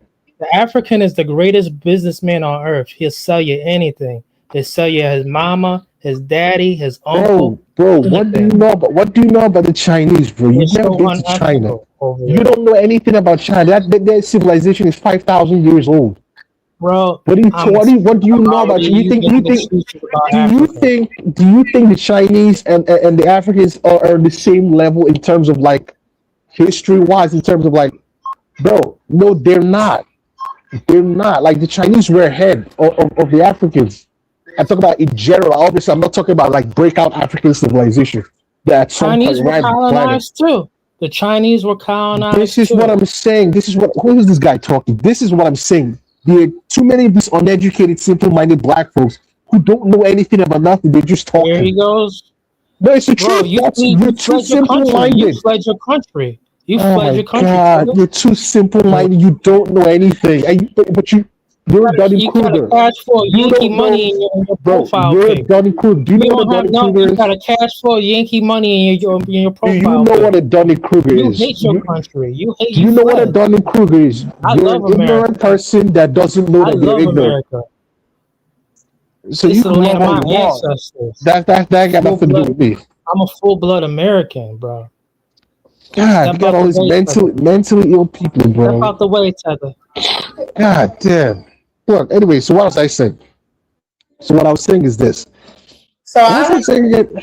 listen. I allow people to get that thing out, but I'm just letting you know is that this is the FBA conversation. It's like when you have a conversation with a person who's FBA, this is the mindset. So just be aware. This is like the conversation is going to happen. So let's not like No, think that. no, I'm aware. It's just that I have to call it out. Like this person is completely clueless What? See, about the the question, world the and person right there everything. who asked the Same question, thing he Like shit asked this the is a in question person who's right there. 1946, the year my mother was born. A desert that also came with infrastructure, a desert that also came with banking systems, a desert that also came with absolutely no laws preventing them to build freely. But That I'm is no, saying no, no, they no, no, did wait, no, no, move to the place. Frank. I sat here very quietly, Okay, intently okay, listening. sorry. I got 2 ears and 1 mouth, so I was listening twice as much as I normally talk. Jews were allowed to build institutions, hospitals, banks, all of those things over time. And when they left what was happening because of Hitler, they also came with their wealth intact. And they were allowed to commune together and build those things without infrastructure. You know what happened right to patient? The federal government created something called the Freedmen's Bank. You familiar with the Freedmen's Bank? I've heard of it. I'm not familiar. So the with it. Freedmen's Bank was marketed to black people, foundational black Americans, recently freed men. That's why it's called the Freedmen's Bank, as a place for them to take the money they had acquired over time, either from sharecropping, what they had earned from buying their freedom, or whatever the case may be. And they all put their money into the Freedmen's Bank. And you know what happened? The government and the robber barons and the people running the Freedmen's Bank took all of their money. Do you know how many black owned and operated banks there are currently in these United States? No. 22.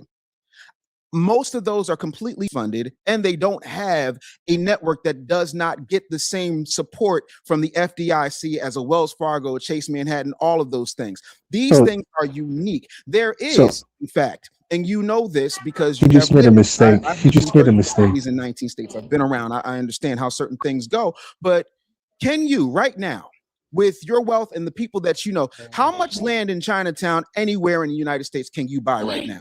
Which Chinatown? The one here? Any Chinatown. How much can you buy right now? Well, I don't know. 0. They won't allow it. How much can you buy in the Diamond District in any place? Let's just start in New York. How much can you block? So this guy's making a mistake. To gatekeep that. There is no situation that you can name in America in modern times, taking slavery and everything off the table, just starting from 1865 on, that does not have white involvement and white interference. Can you If pause you it real don't quick? Name it, I will apologize, but it does Pause it real quick. exist. I'm gonna name it for him. Here's the main problem that this guy who's talking has, and I like him. I agree with him on a lot of political. I think his name is the business something. I can't remember the full. I like him personally, and I agree with a lot of things he says about the subject. But the mistake he's making here is, a lot of black folks here don't really know what, I guess, why there's poverty in Black America. They don't actually have the raw scientific the numbers. I'm not talking about like emotional speculation.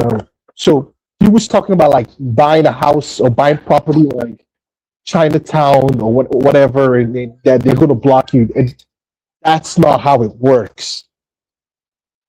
There were a lot of black folks had Harlem.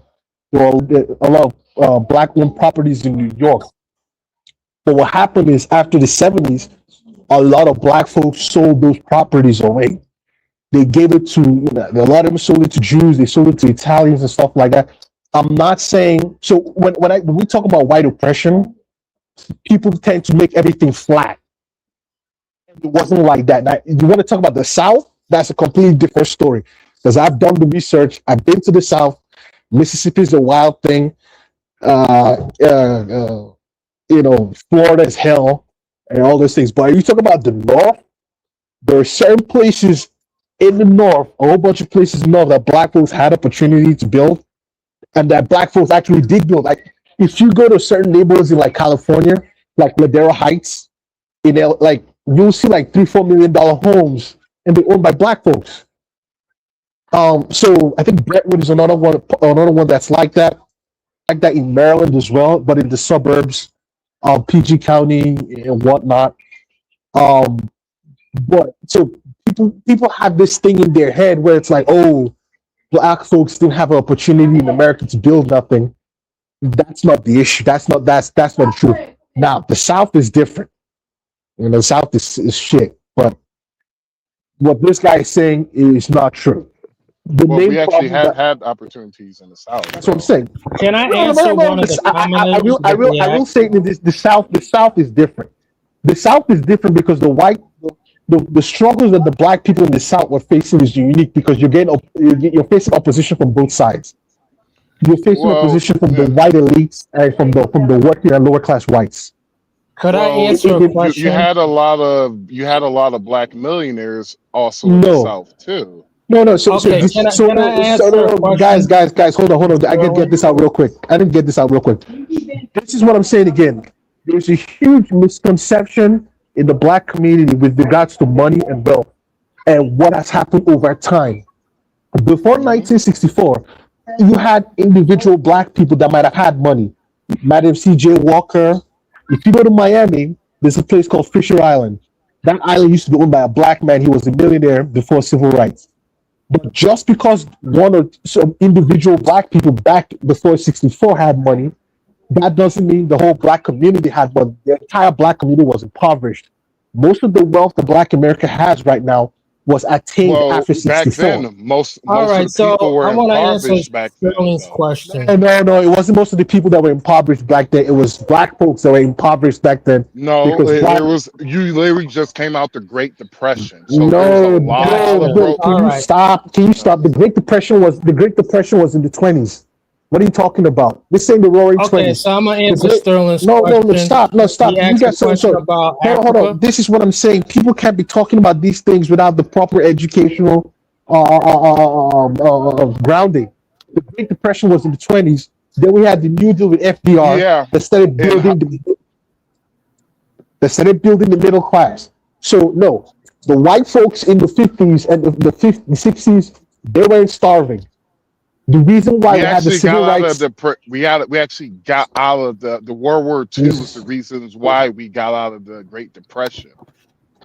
No, bro, no. There was no Great Depression was in the 20s. The reason why you got out of the Great Depression was in the 20s. It was in the 20s. Oh my lord!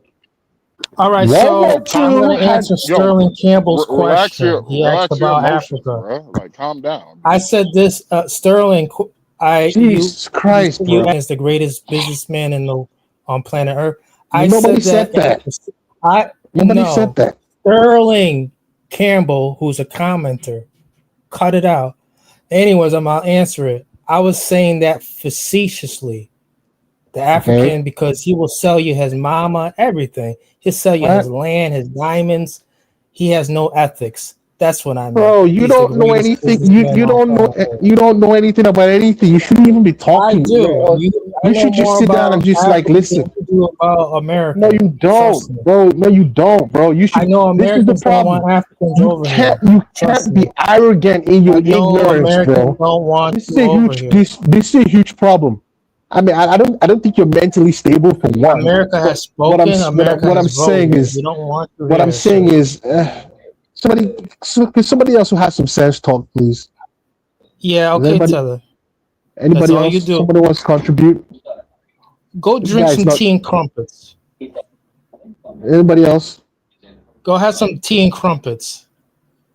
Well, I was trying to. You kept yelling, "Oh my God!" No, no, no. So I was. just like, I didn't want to keep yell. quiet, Allowed to you know, take their like- money. Oh, and by the way, the United States of America, also Germany, all of those countries that were involved in World War II paid and repaired the Jews.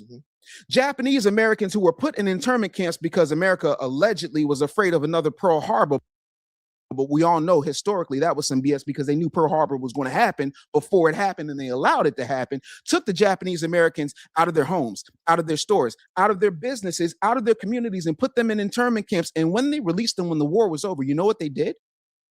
They repaired them financially. They gave them grants, land grants. So it's easy to talk about, well, look at what the Jews did, this, that, and the third, because the other part of that is you can freely, without fear of recompense, without fear of cancellation, without fear of any type of retaliation, talk extremely critically of foundational Black Americans. I dare you to go do that to Edelstein and the folks over at the National Defamation League and see how quickly Frank Zanu gets canceled. See how quickly your bank accounts get frozen. See how quickly you become public enemy number one. But they will back you and make sure your algorithm goes viral to the point where people wrongly are threatening your life. It's not an apples to apples comparison. We're comparing apples to ancestry and the freedom to make it happen. That's not an excuse. And by the way, I'm not saying a white man is holding me down. I have plenty of businesses. Google is a snitch. It'll tell you all of my business.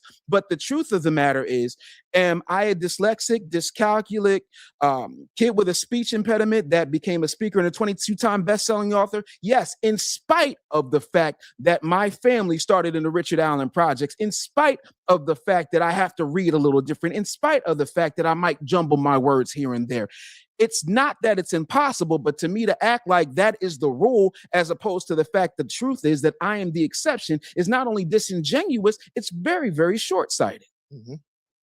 That's the only point I'm making. Look, when I use it, I don't talk about something like, the Jews have this money, this person. I don't know. And I don't want to talk about it. And I don't talk about other people because I don't have to. They have done nothing to me. I talk about people like me. So I'm not going to criticize them in the fear of my algorithm. And by the way, I do not like that anybody will say because I'm criticizing my people, so my algorithm is going up. If it is so, fine.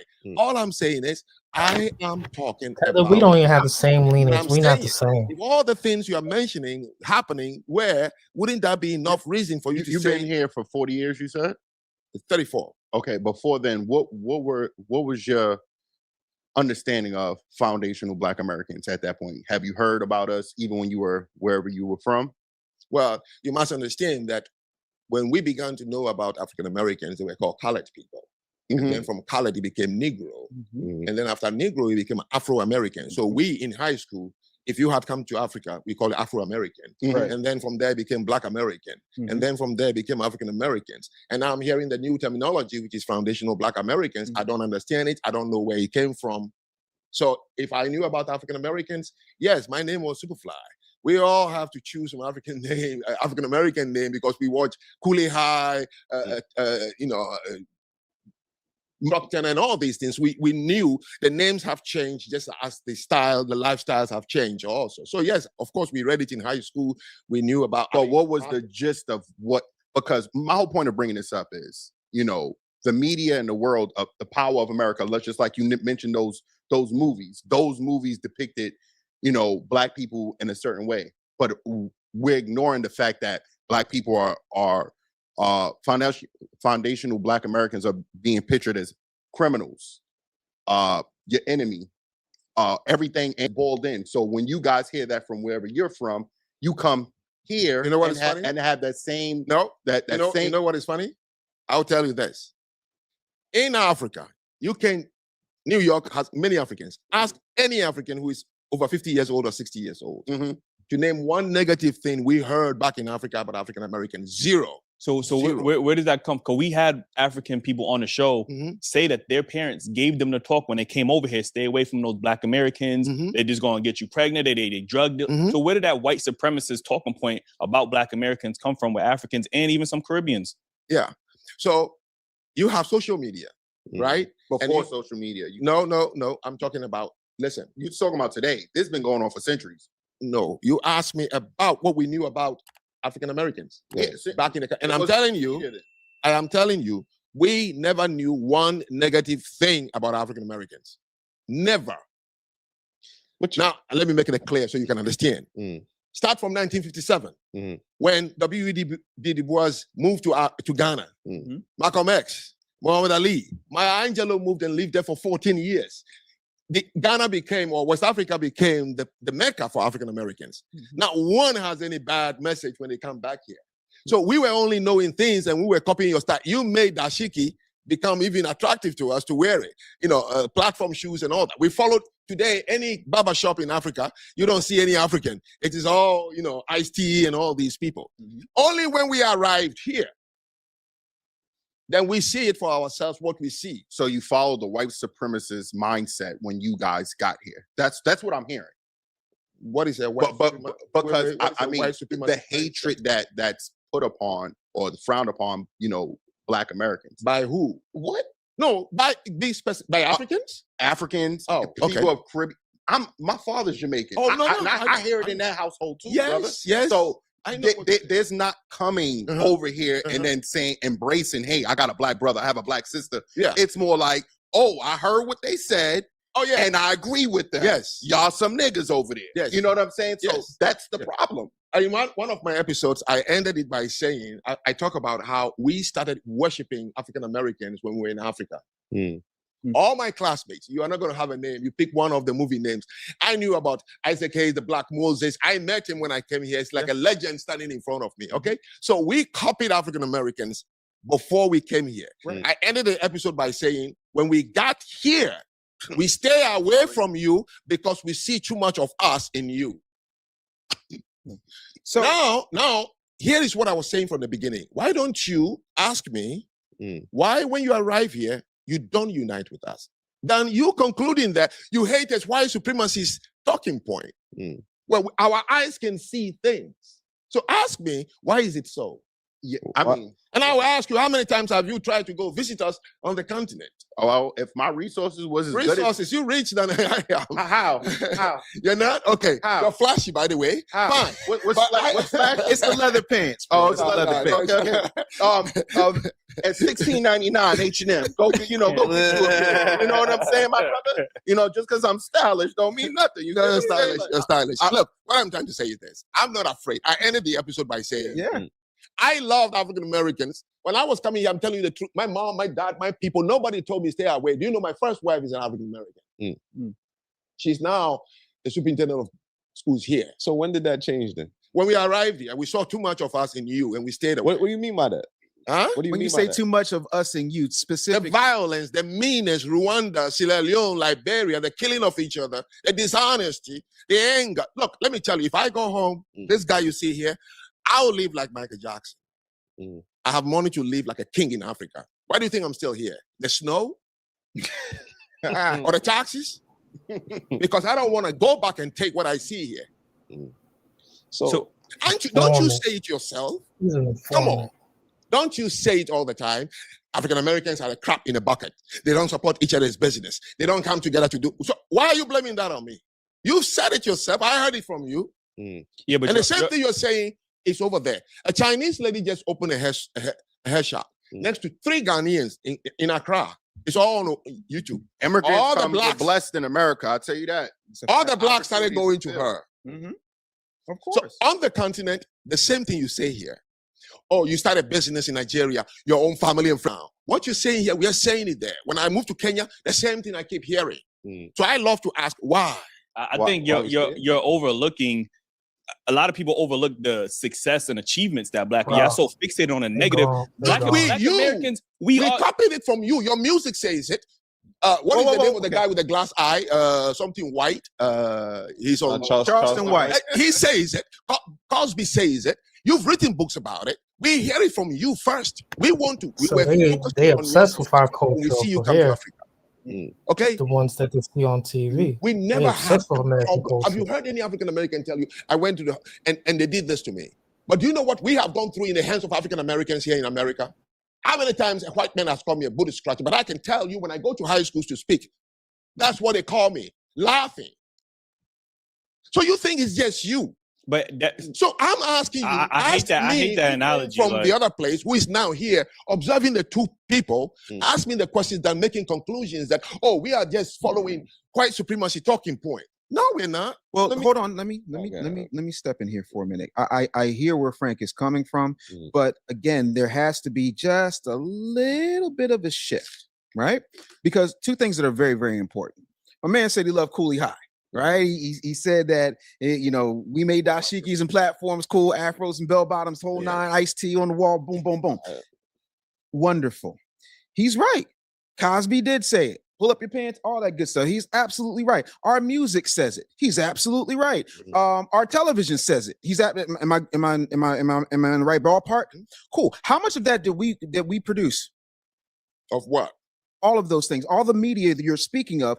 Who media? No, I live in Bridgeport. No. It's a first-hand experience for me. No. No. I don't want to move the goalposts. I want to talk about exactly what you said when it comes to. You live in the hood. You live in Bridgeport. Oh my Lord! Movies, those things are media. Okay, sure. How many of that? How much of that did we produce and distribute? Oh, I don't know who wrote the lyrics for Tupac or who wrote the lyrics for B.I.G. No. The producer is saying, "Bring your product." And I will just produce it. You went with Smoke Niggas Like a Cigarette. He produced it. You blame That's why he knows about Westport. No. Okay. Let's get real. Oh, I am getting real. Here's what I know. So I come to you and I bring my lyric. Right. Clive Davis produced, what is her name? Whitney Houston. Okay. Either she sang people's songs, you could say, no, this song, I don't want to sing it because I want to protect the dignity of my people. But you write your lyrics, you take it to the guy, he said, great, your people love this. You said, yes, I produce you. I would that do the was same. Truth. But here's a fun fact you don't know about me, Frank. When I was a kid, I used to sing backgrounds for Teddy Pendergrass and people like that. I grew up in the music industry. Teddy, wow. Yeah. Gerald Levert. Wow. I'm the youngest person to re-record the Twist with Chubby Checker. Like, I've been around the music business for a very formidable part of my life. I also was a radio programmer. I also ran CBS in Austin. I also put Ricky Smiley in the syndication. I worked with Wendy Williams, DJ Clue, so on and so forth. I can tell you from firsthand experience, and I defy anybody who watches this to tell me I'm lying, that we do not get to pick what records make. See, when somebody makes a record, you might not know this because you're not in the industry. When somebody makes a record, they can make a bunch of songs. Marvin Gaye and Barry Gordy, because Barry Gordy was answering to palm-colored people at this particular point in history, had an issue because Marvin Gaye wanted to sing what's going on and start reaching his people a different way. And what Barry Gordy wanted was, I wasn't bit nothing. He wanted the fun stuff. He didn't want anything, too controversial because he didn't think it was going to sell. When you make an album, it's usually anywhere from 30 to 100 songs. Out of that 30 to 100 songs, they pick 12. And when you look at it, the people who are making it's funny you said Clive Davis because Clive Davis is also responsible for B.I.G.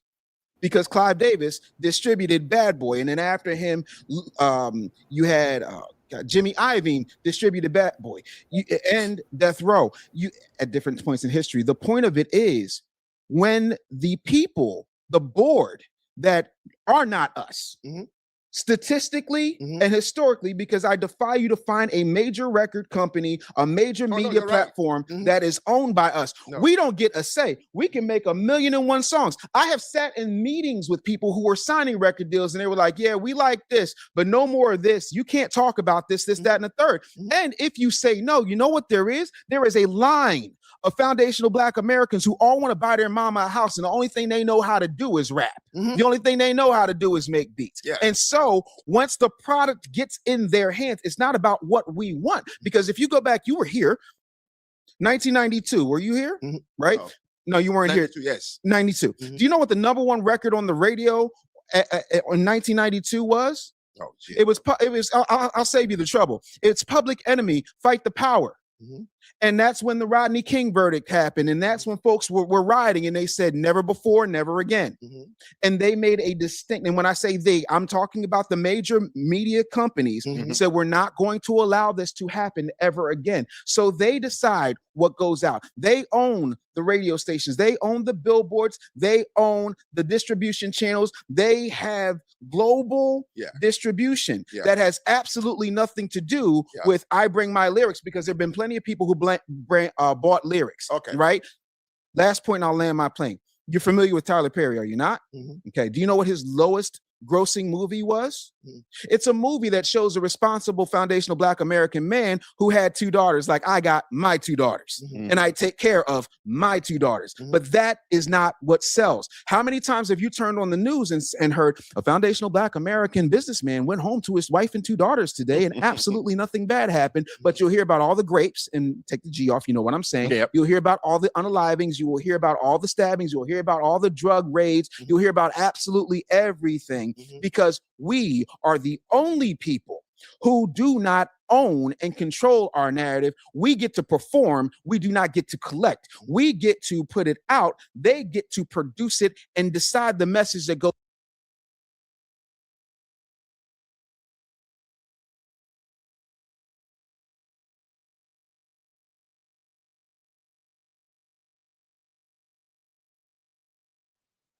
Did the video stop or did my thing froze?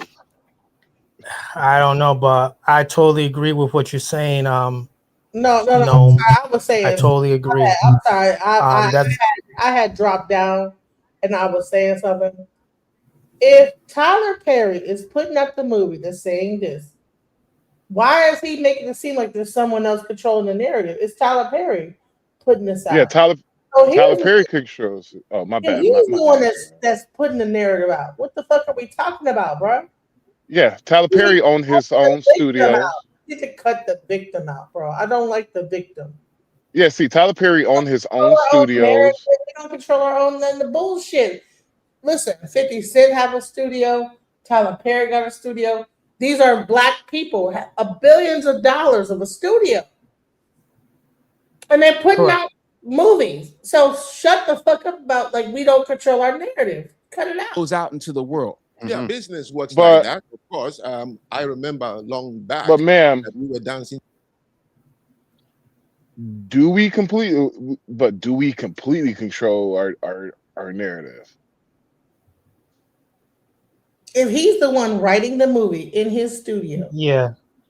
In that sense, yeah. Because as much as as much as I have respect for Tyler Perry, I met the man, all that, there's certain things that I'm like, okay, cool, I like this, I like what you're doing, but where the strong Black men at? It don't matter. Like, bro, this is a Black person. It's a Black man. He's a Black man. Yeah. I don't care if he's gay, if he's trans, if he's this or that.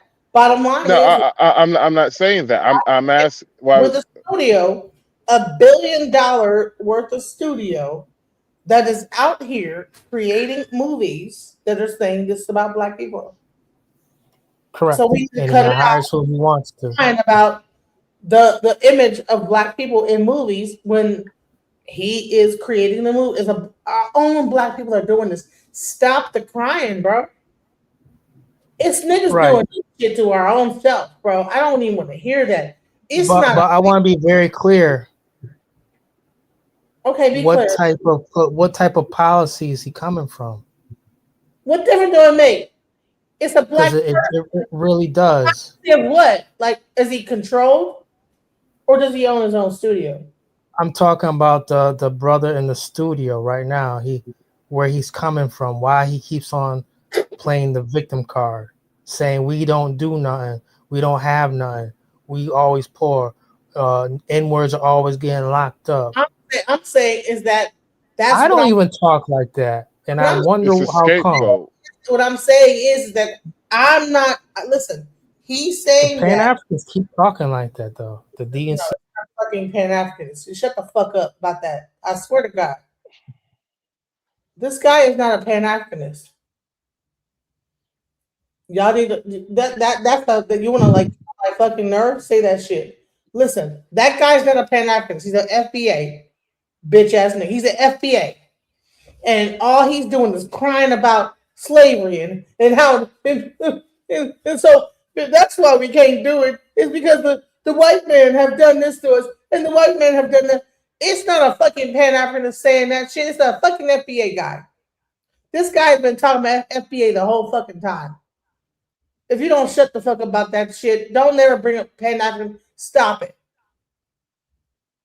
I'm saying bullshit, and I'm a Pan Africanist. I'm saying bullshit. Tyler Perry owns $1 billion studio. He can control whatever movie he has that comes out. I'm not trying to hear no sob story about that the image of the black people are not controlled by us. You have 50 cents, and what he do? A fucking a thing against P Diddy.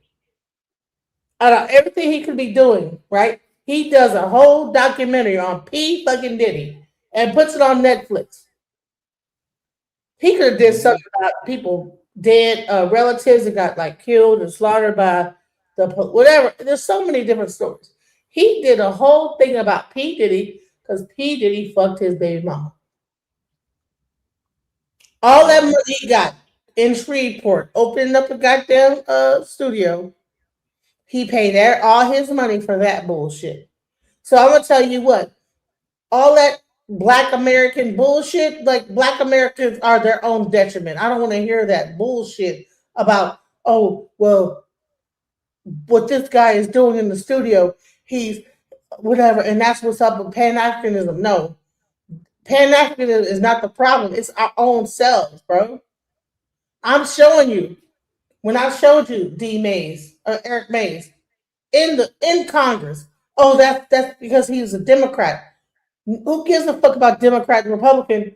Where this guy is up here fighting for his life. He fought until he died for black people. And you want to say that he's just about Democrats? Fuck the Democrat and Republican. This guy was a politician, and he chose a side or whatever. But he was there to fight for us and the Flint, whatever, about the water, about everything. Fuck all this shit, bro. Y'all need to cut this shit out with this thing. Y'all are fucking cult members. Y'all are so hell bent on being a part of a cult. And I know how a cult is. Trust me, go throughout my whole timeline and you will see cult like behavior. Did a whole show about it. I have no idea what you're talking about. Okay, I'm telling you, this whole FBA movement is a cult. It's a cult. I'm sorry. Anytime that you like see something in your face and you don't even see what's in your face because you're so Like, helpless. can you give an example? Can you give a good example? Is that this guy is? I'm showing you. This guy is a person talking to FBA and this, that, the other. Mm-hmm. The other guy is saying, well, you know, this, that, the other, whatever. Now he's full of shit too. The other guy wants to talk about, like, you know, well, systematic racism and this, that, the other, and blah, blah, blah, blah. Then you have a person on the panel saying, well, and what I say is that we don't need to be like talking about like that we were downtrodden and put down and whatever. We've been in Congress, we've been like in Senate, we've had positions of power. This guy wants to talk about, like, well, you know, Tulsa and where Lake Lanier is and this, that, the other, and blah, blah, blah. That's what stopped us. No, it didn't stop us because we still was in Congress. We're still in the Senate. We're still we're still in government. So it didn't stop us. So why are we crying about this when we like moved on from that and became part of Congress, became part of the government? You know what I'm saying? This guy here, Reverend Green, FBA. You know, the people that were in a part of that, they were Democratic shields. All this is talking point from Tariq Nasheed. So there's something I just want to see where what do you think, you know, and it's just something that, you know, that just popped up in my head, right? If we have the opportunity. If black folks have the opportunity, right? Let's just say, Thanos snap my fingers. Tomorrow, they're giving us reparations, FBA reparations Are because of you slavery, yada yada yada yada. FBA? Here we go. Reparations. Yeah, and so when they give you this reparation check, right? They're gonna give you this reparation check. They said when you get this reparation check, you can no longer complain about racism, white supremacy. You can't complain about none of that. Do you think a lot of black folks will take the money? 100% they will. Now, once you take this check, you can no longer complain about the white man, none of that. And I kind of, I feel like there will be a good percentage of the people who will not take the money just because they still want to be able to cry victimhood and racism. I think everybody's gonna take the money because everybody need the money, and they're gonna still cry about white supremacy and say, "Well, they gave us the money, but you know what? When they gave us the money, it didn't do this and do that and blah blah blah," because we want to cry about stuff all the fucking time. Yeah, this guy is Just like how you cry about welfare and all women. hold on. This is an example. This guy right here, he's talking to an African guy that's telling him that you know what, black people are lost, and he's pretty much giving examples of the lostness, like oh well, Jim Crow and blah blah and this that. It's like, bro, we're in 2025. We have had people in Congress. We have had people in the mayoral seats in America. Black president, black vice president. Exactly. So at what point do we just stop crying, bro? At what point do we just stop the fucking crying about what we didn't do? How many times have you cried on this program about the African kids all this time? No one's telling you to stop crying. Listen, I cried that one time about that. I know I'm not crying ever. You're not catching me crying. I'm about You business. asked me some question. I told you what I felt about, like when I went there and I saw how those kids were out there. And so what? I'm talking about this dude up here talking about that we can't get no further because all this systematic oppression. And then you have this African person here saying, you know what? What do you mean? Like, what are we talking about? He's not even FBA. He's saying that, and y'all want to believe it. I don't believe it. Here's the thing: FBA has become like he's not no FBA. He has no FBA lineage. Google his name. Just because the person does not have FBA lineage does not mean that they don't know like life. Okay, people are using FBA like it is you ain't Crips and Bloods. That's what it sounds like. He ain't no Crip. He don't know what the flag is. He's definitely not FBA. You don't know about FBA good? I ain't never asked. Who asked was he? We already know he's not. Duh. You're none of them on the panel you're are. stating the obvious, bro. None of them on the panel are. They're just doing it because they think it's cool. So Max Powers, are you not FBA? And if it does, I'm talking about on the video panel. None of them are. FBA? Are you FBA? Who, me? None of them in the video are. Are you talking to me, man? Yeah. You just seen you seen me when I went live. You didn't see how nappy my hair was. Are you FBA gang?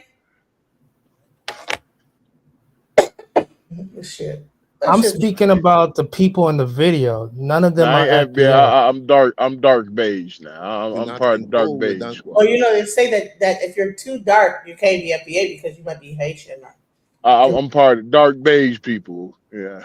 No, I'm just joking. Ella Fitzgerald, we're dancing to Satchmo, we're dancing to Herbie Hancock and all these black people. Yeah. You understand? And there was no violence and dirty language in it, but it was the same producers. In fact, back then you can say there was no Bad Boy, there was no Death Row, there was no Young Money. Now you have it, and you're still writing the bad lyrics. This is what I understand about the culture. Cultures have gatekeepers. Did you wear the T-shirt? Did you dance with the song? Did you buy it? Did you allow him to remain in your neighborhood? Well, you promoted it. So don't blame the guy over there. If you're going to sell your dignity, as you said, so your lyrics can sell, well, you choose because you don't have a culture that has a gatekeeper. But I promise you one thing, the people I have lived among in Asia, they will never let you back again into the community if you're going to sing songs about our women that way or make videos with our women. Didn't you allow it? You did. So I don't like to blame who produced. So at what point, at one point, by that same logic, if it's just business, slavery was just business, Jim Crow was just business, segregation was just business, poll taxes was just business. All of it is just business. But the truth of the matter is there is irreparable harm, and to act like that irreparable harm does not exist and lay it on the artist and not on the people who go looking for those particular artists. When I was coming up, when I got my deal, right? Oh my there God, was this a is department. so It was weak. called Artist and Repertoire. The average bear calls it A&R. And you had to go out and you would develop talent over time. Now, that's not what happens. They want the most ratchet, the most gutter, the most despicable situation they can possibly have. And when we do own it and we get too old and we're like, you know what, I want to retire, they back up the Brinks truck and they take us out of the game. When you look at what happened when BET got sold by Bob Johnson over to Viacom, which is now Paramount or whatever the heck they are this week, do you know the first things they did? No.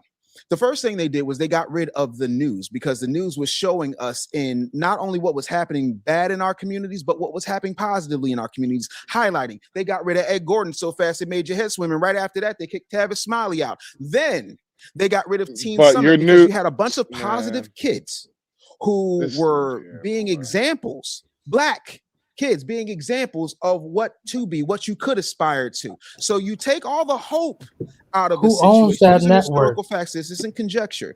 And you take all the hope Mm. out of the situation and you continue to promote hopelessness. There is a distinct line that starts in the summer of Viacom owns BET right now. Right, and who really owns that?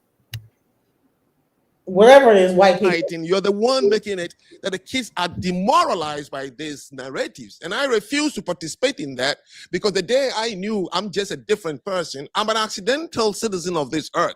I didn't choose my skin color. I didn't choose my tribe. I didn't choose my nation. I didn't choose my race. What is there for me to defend anyway? Knowing that I'm an accidental being here, I get along with anybody based on me. That's it. And I'm tall, handsome, and happy. That's when I respond when people ask me, how are you? What is the headache? What is it? I like that. I think that What is wrong? I think the issue is the lack of respect that we get from You feel everybody it. else. You Yeah. said so. When I came to this country, there was one word common among gangbangers. Yo, you disrespected me. What the heck is that? It's an abstract noun. You can't even see it. You hang on to abstract nouns and kill people over it. How do you know you've been disrespected? What does it do to you? Did I pinch you? Did I hit you on the head? I mean, what is it? Wait, but let me tell you. only because you Oh, mentioned being called African booty. Excuse me, ma'am. Scratch Who is affected this? Your mind. Who's No, the you did. I didn't end by saying. I said. Do you have the link to this video? Yeah, I do. You can put in the comments. I if you don't mind, if you could put this in the comments. I just got to hear a little bit more what he said he's Nigerian. No, he's from Sierra Leone. But I Sierra will. Leone. Yep. I thought he's from Benin. Oh, I'm sorry. Benin, Sierra Leone. My bad. I He's from agree. Sorry, Hey, my I bad. agree with. I agree with what he just said, man. That was like, damn. He's from Benin. Yep. Only African Americans did it to me. Did I tell you it affected me? It didn't. I still took kids. Okay, so you Africa, take you out of it, right? You talking about the millions of Africans is here. It didn't affect them because that's the one thing they always come and say. I don't know. It's a through line. I'm only telling you about what happens. I was in Kenya, and this Sudanese girl I was online, and I met her online. So finally, we met in person. And she said to me, you know, I knew you're from America, but I knew you were not an African American. That's why I agreed to meet with you. And I said, why would you say that? And she told me her story. She's a refugee in Kenya, tall. And so she got a scholarship to come and play here in Maryland. I don't know which school she went to, a high school. She said every day she cried. She can't go to the locker room because of the black players, basketball girls. So one day they played against a white team. One of the white girls saw that she was not in a good mood and asked her, and she told her. Her mother, the white girl's mother, came to the school and made sure that she took this girl out to go to a different school. She said the last 2 years in America, among all white, not that I didn't miss my black people, was the best I ever had. They call me Doc. They call me names. The one Blackson used to joke about. He said all that. He said, I cry every day. Listen, I am not blaming. I'm only telling you, same it is back home. This is my people I'm among, and I can tell you, I have a credibility. I'm from the continent where my great-grandfathers and mothers were taken from, and I'm among them. So I see more than you see. But you say disrespected us. What disrespect? Why should that matter? It doesn't matter, but the thing of it is that I need you to understand, if any other group in this country gets disrespected by whatever measurement they feel. For example, Kyrie Irving. You familiar with Kyrie Irving? Who talk about he sent a link of a Jews documentary. Yes, that is correct. On Amazon, last I checked, Jeff Bezos wasn't exactly a foundational Black American. Could we put this on pause right now for a second? Documentary. No. Kyrie Irving did not star in that documentary. That's right. He just said, hey, this looks interesting. Yeah. What did the Anti-Defamation League do to Kyrie Irving? They asked him to go to 5 classes and learn about Jewish sensitivity. What else? Pay some fees, become friends. Hey, with my his dude rabbis, with the Statue of because Liberty. He was the, yes, sir. I don't know your name is. Do you be on the Obsidian show? Who's Obsidian? Never mind, brother. Never mind. No. No, you sound like a guy who be on that be on his show every now and then. That's what a lot of people you say. asked me to stop the video. What do you have to say? Why? Right. The one thing I can say about this is that when people are involved with certain ideologies, all they talk about is race, race, race. And this is, and he keeps on throwing and injecting FBA. This is not an FBA thing. It's not even an FBA conversation. It's just a hit piece. Everybody can clearly see ain't nobody on that panel FBA. But it's interesting. But some people want to keep on going for the ride. That's FBA, like based on what? No one on that panel is FBA. How do you know that? They keep on talking about race, race, race, race. So, what we the reason why, not because limitations. Hold on. That's hold I'm on. in and out. Hold on. No, listen. You're saying that the people on the panel could not be FBA because of what they're talking about. Correct. Is that what you're saying? Right. They're not even talking about delineation. They're talking about race, race, race, race. Woe is me, limitations.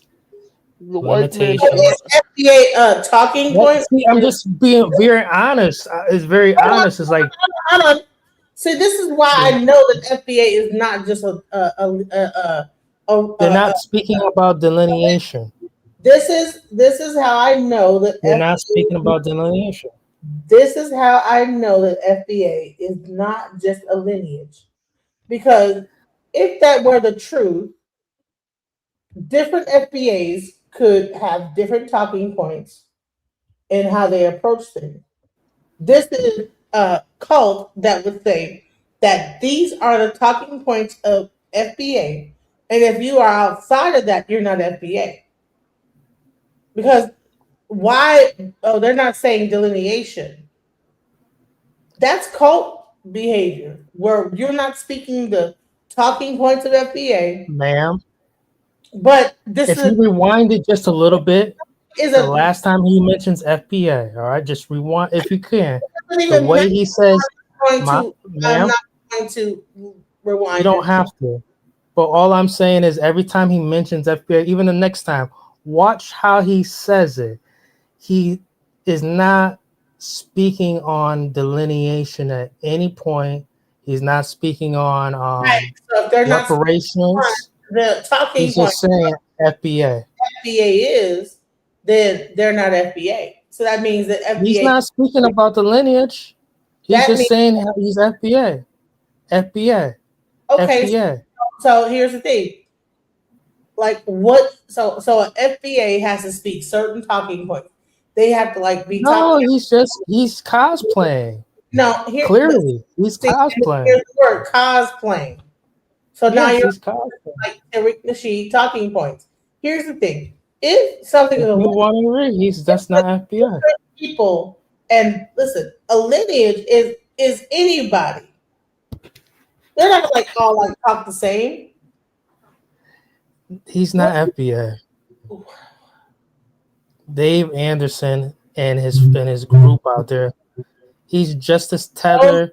His background is just as tether as this guy's. Go and look up his background and then give me actual evidence that he's not FBA. Hey, you're not going I to. asked you to look it up. Could you look Yo, it up what the for hell him? is what You is a said- tether, bro? What is that? You made the statement. You look it up. I'm not your fucking dog lap. I'm not on a lap dog. You too big and fat to be.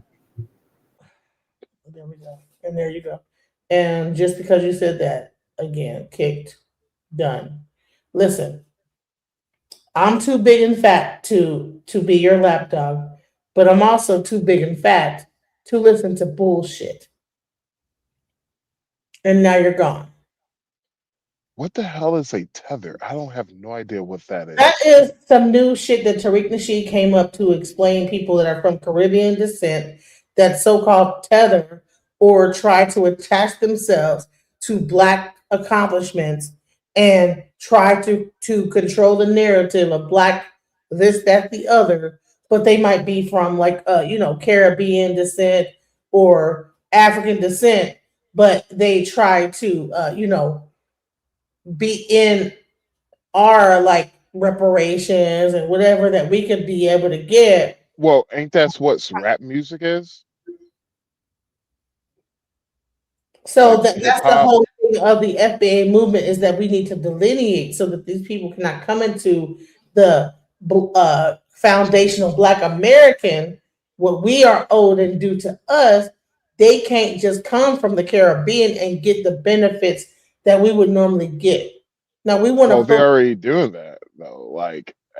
But so like we want to focus so much about the Caribbean and so much about the African and so much about the native, but we don't want to talk about the fucking people from Iraq that come into our country. well, that's every like They're considered like people of minority status, and then they get all the benefits of that. We want to like on people from Jamaica and all the other people that like actually are from. See, what's your age range? considered like America.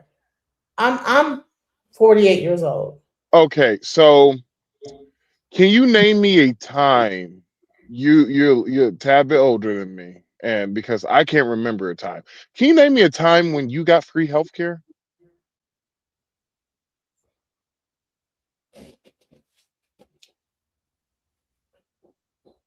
No, no. So Yeah, I do have it now because I'm a veteran. So, and so as far as well, that's the difference. That's the difference. That's something that is once I got out the military, I did get free help. But well, that's different, ma'am. That's something one you earn. Thank you for your service, and two, like whenever this past election opened up a lot of my eyes. Well, especially looking at the Doge files and all that. Well, all the stuff that I looked at, and it was crazy to me how I found out from my girl's auntie that her auntie was getting free healthcare inside the United States, and she wasn't even a citizen. And I'm just like, wait, what? And so it's just because there's a lot of stuff has come to light. You like Dislike the person who got it, like the person, I don't care. But you cannot hide away from all of that fraud that we have seen, and a lot of that And has come from our that's not the immigration system. conversation I'm having. You Yeah, know, first of all, the reason why he got kicked down is because he started to attack me as a person and say little rude ass shit about me personally. You don't get to come on my panel and just talk shit about me. Get the fuck out of here. You know, I'm talking about the fact that this I had a very clear conversation about what I'm watching here. I don't like the fact that people are trying to make excuses, you know? Well, the reason why we're in this position is because slavery and we've been through and well at this point, you know what? At any point, right? If your kid is in your household and you have done everything you can for them, and then you say, okay, well, I'm going to remove the reins and you just get to be free. And then they come back to you and then say, well, I'm not successful because, well, honey, I allowed you to be free. You know what I'm saying? So, You're in can I say something? you're in government. You're in like these people are in government. You can say something. You just wait till I'm done. That's what you do. Wait till I'm finished. your mic's breaking up too, buddy.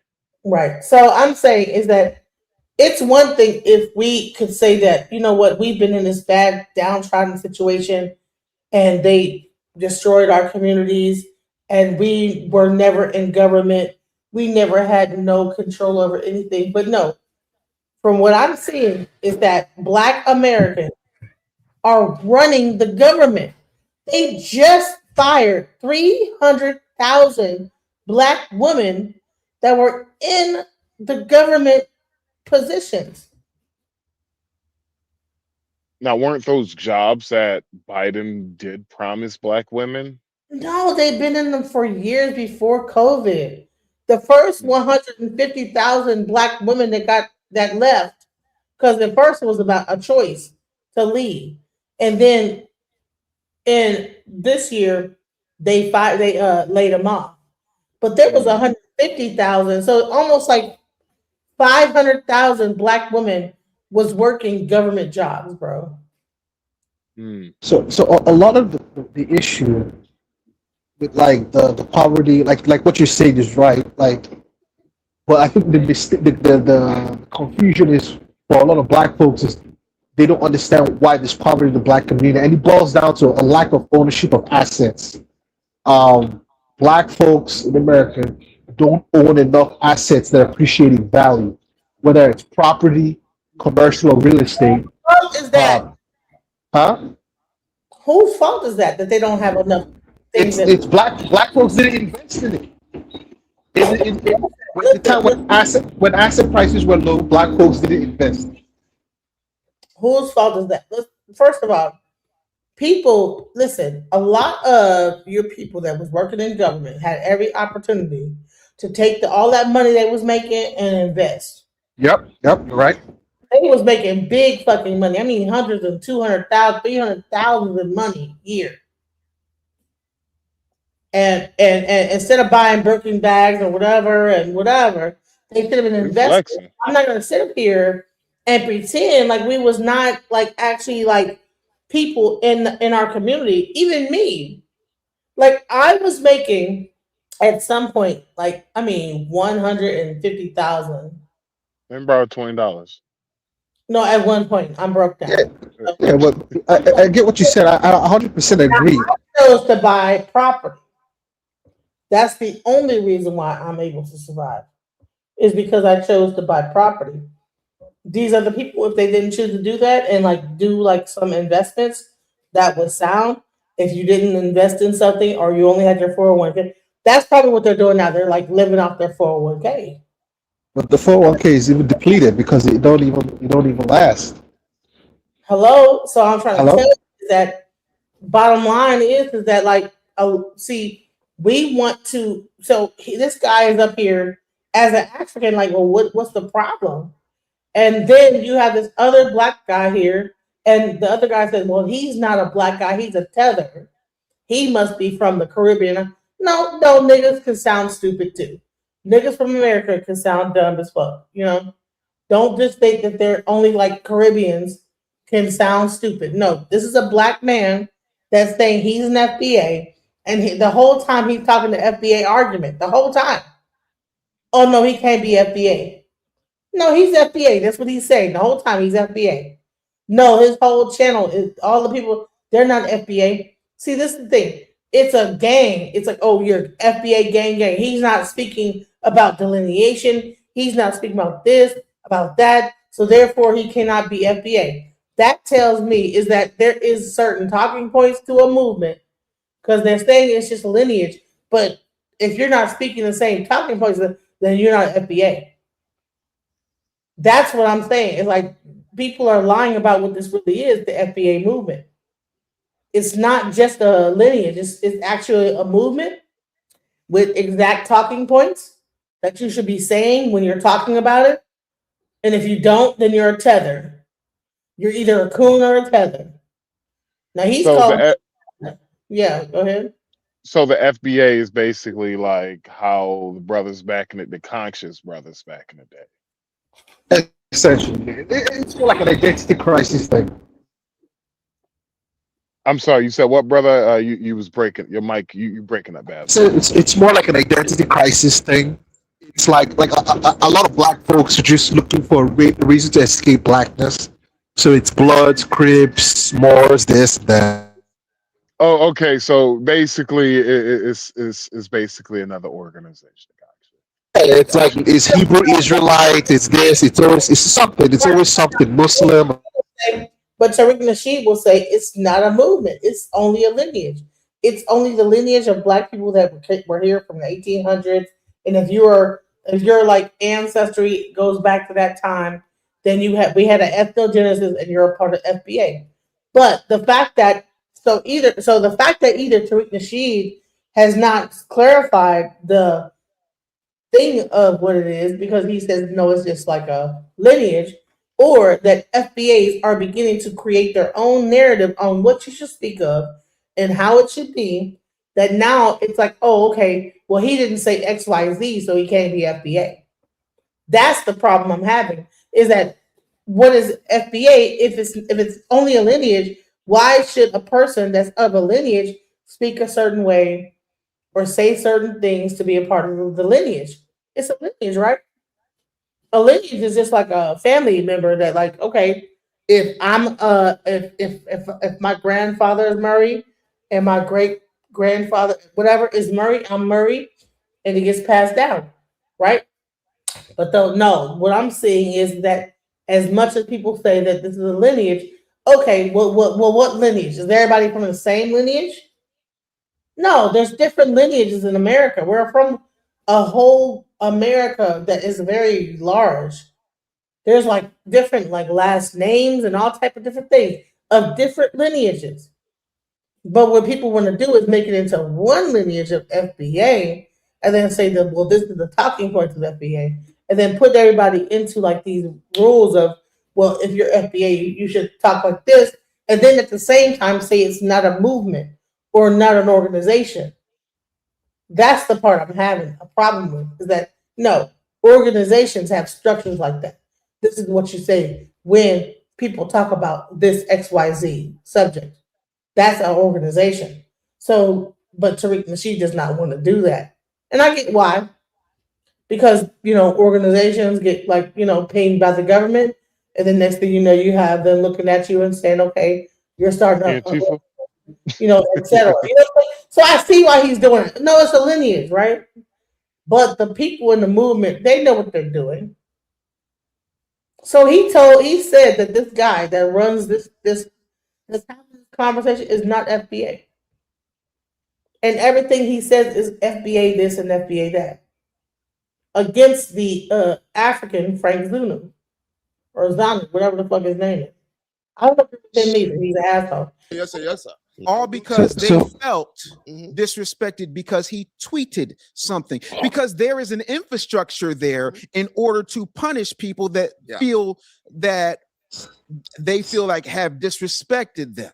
And the irony is these are the same folks who will say that we're not like that. We don't run this. We don't punish people. We don't terrorize people. And then they go out of their way to make demands and sanctions on the very people that they say are disrespecting them or anti them by forcing them to do certain things. Therein lies the difference. And so I want to answer the real question you asked, and I'm paraphrasing, so forgive me, but it's like, well, what is the problem when it comes to this? If we can do all of this, then what is the issue? Are you familiar with Eli Whitney? Give me a look. Okay, Eli Whitney was a landmass slave owner who said he invented something called the cotton gin.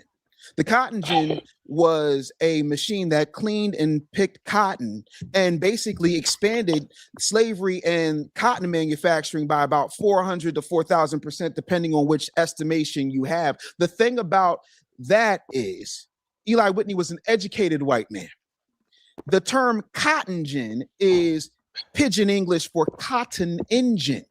Black slaves created it, but a white man monetized it. You can't name one foundational Black American invention that has not been co-opted, cashed in, or monetized by white hands. And So let me say, can you pause this real quick? Disparity that nobody wants to talk about. It's not about a white Can you man. pause it real quick? I want to talk about this point he just mentioned. There's a huge problem when a lot of Black folks talk about like inventions and stuff in comparison to white people. I think there's this confusion that's there. In terms of power between two groups of people, and if they're inventing something, you could have a situation where one person invents it, but the other person monetizes it or weaponizes it or uses it in a particular way. And so they're the ones who get the credit. But then that doesn't mean that the person who monetized or weaponized it didn't outperform the person who invented it. Like gunpowder, for example. The Chinese invented gunpowder, right? But the Europeans weaponized it. That doesn't take away all the inventions that the Europeans did. So a lot of what happens, I notice, is a lot of Black folks be like, well, we were in slavery and we invented stuff, but the white people took it away. Yeah, because you were enslaved. If you're somebody's property, whatever you make is the person whose property that owns you. So that argument doesn't fall for it. That argument doesn't make sense. It's like if you're somebody's property and you farm 10 bushels of wheat, that's not your 10 bushels of wheat. That's the slave master's 10 bushels of wheat. So this whole issue of bringing up inventions that Black people invented at some point in time, that's just a nonsensical argument. And I like that guy. He's a nice brother, you know. I follow him on some topics, but both of them are kind of they both miss the mark on what is really going on. You know, so it's like it's not. We should just focus on Black wealth and building Black money. And a lot of the problem is that focus has not been there in Black America. And, you know, we're trying to bring that back, but people keep, I'm not saying we shouldn't talk about reparations. I'm on 100% for reparations. Again, this guy that's talking now, he misses the mark on reparations as well. He's comparing the reparations for Jewish people and for Black people and for Japanese people, for Black, those are like, it's not the same. The only people who get paid reparations are the people who force who win the war, right? You got to win the war to force the other side to pay you reparations, or there is a monetary or political advantage to you getting paid reparations by the person who beat you. So in Japan's case, the reason why the Japanese got compensated here for the internment is the same reason why the US invested money to rebuild Japan. Because they knew after World War II, the Japanese people are intellectually developed. They didn't want that country to fall into the hands of the Soviet Union because China had already fallen. They knew if they didn't take the Japanese and put them into the Western fold, that entire place would become an advanced communist nation. They did not want that. So that's the reason why they invested in Japan. And all this, you can't be invested in Japan and not like these people that are here in your country on the West Coast. You can't just like that's gonna look weird. So they had to give them a little something to make them whole. As far as Jewish people go, what he might not understand is Jewish people won the war in World War II. Bankers who got the war in the United States to get into the war were Jewish.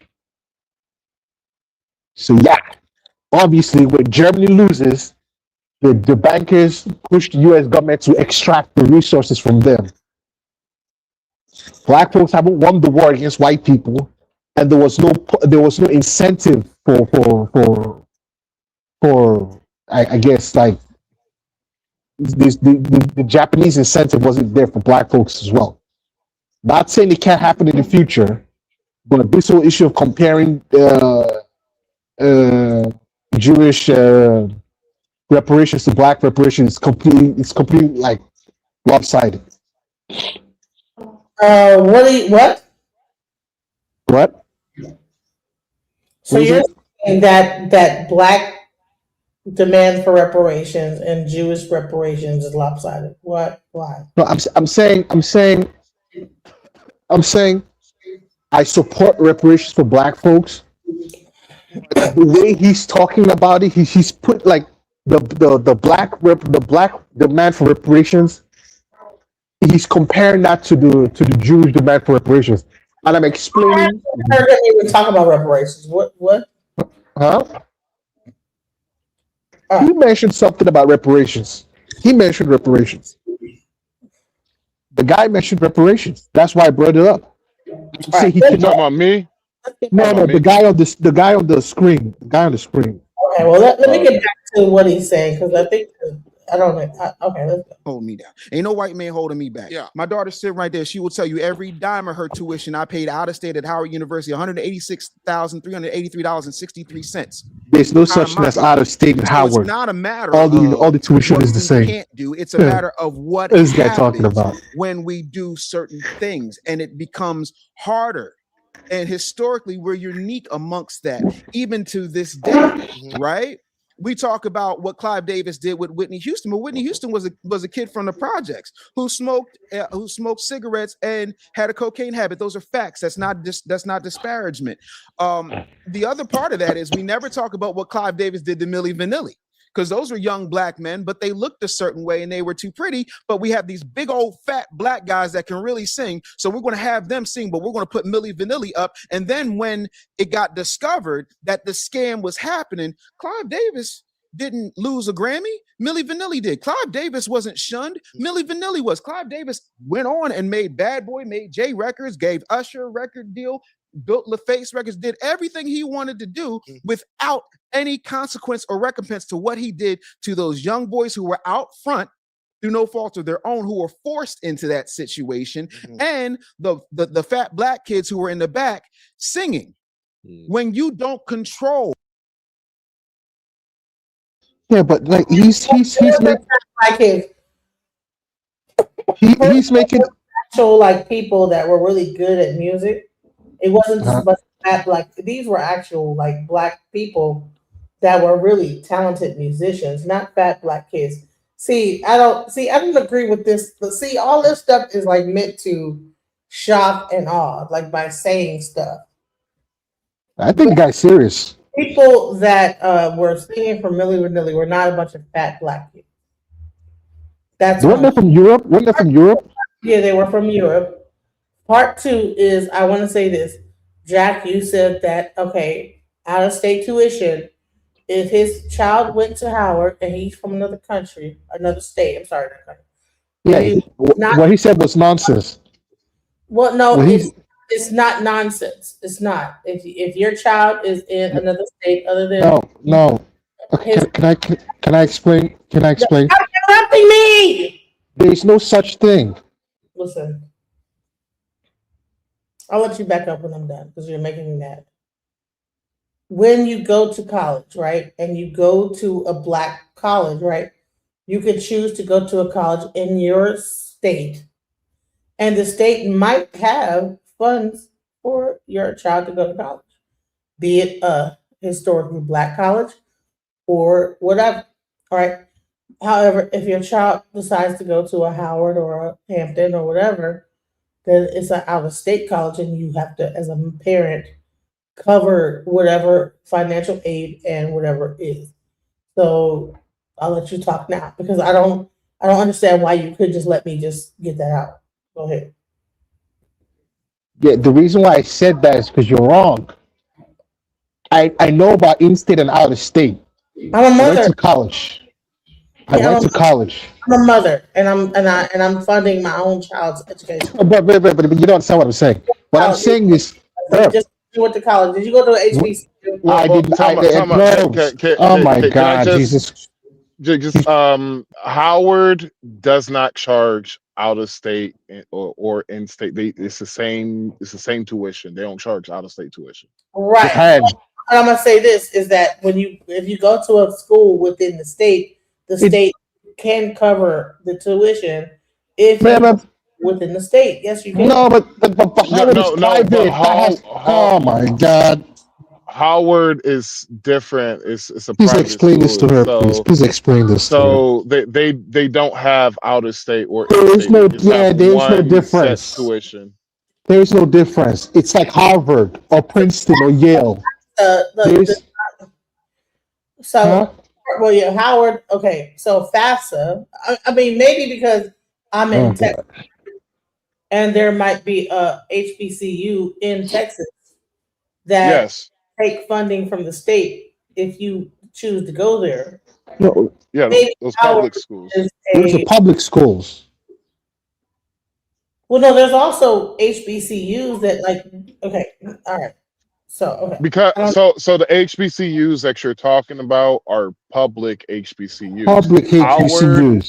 There's a Howard private. is a private HBCU. So Howard, they just have a flat rate when it comes to tuition. Okay, so all right. I can admit when I'm wrong right there. And he said, but he was wrong also. What he said was nonsense on the screen. The guy on the screen. So you gotta. I paid attention to that. I caught that. Being in Texas, my daughter can choose to go to. There's HBCUs in Texas, and the state of Texas will pay for her tuition to go there. For real? Yeah.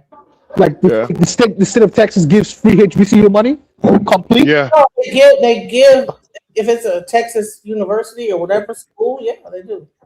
Oh shoot, you. Is it Hope? Y'all have Hope scholarship, right? Oh, okay. Yeah, the Hope. Yep, exactly. Yeah, I did not know about that. I know you get grants and stuff.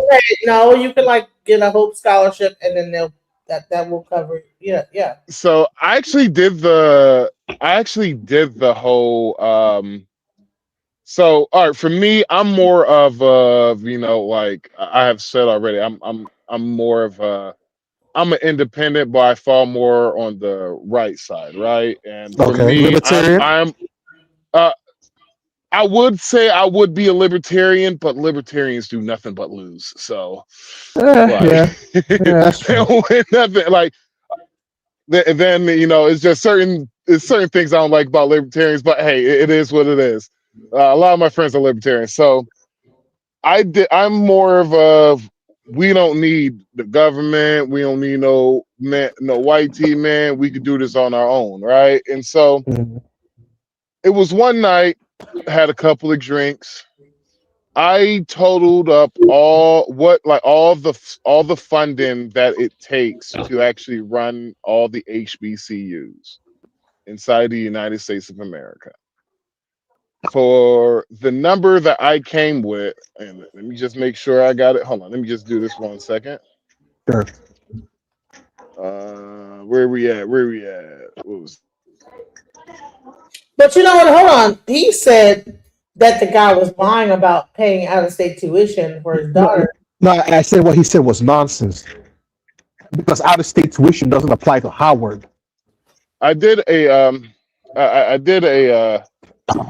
Well, I if think he if I remember correctly, to an actual school in state, see if he were to pay it in state, he wouldn't probably have to pay nothing. But our daughter would. No, no, no, no.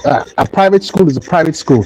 If you go to Harvard or Princeton or Yale or Brandeis or Duke or Rice or Stanford, it's a private. Those are private schools. The tuition is the tuition. That's it. Like the tuition, there is no state consideration for nothing. If you get a scholarship, that's separate. But private university is a private university. Period. You know.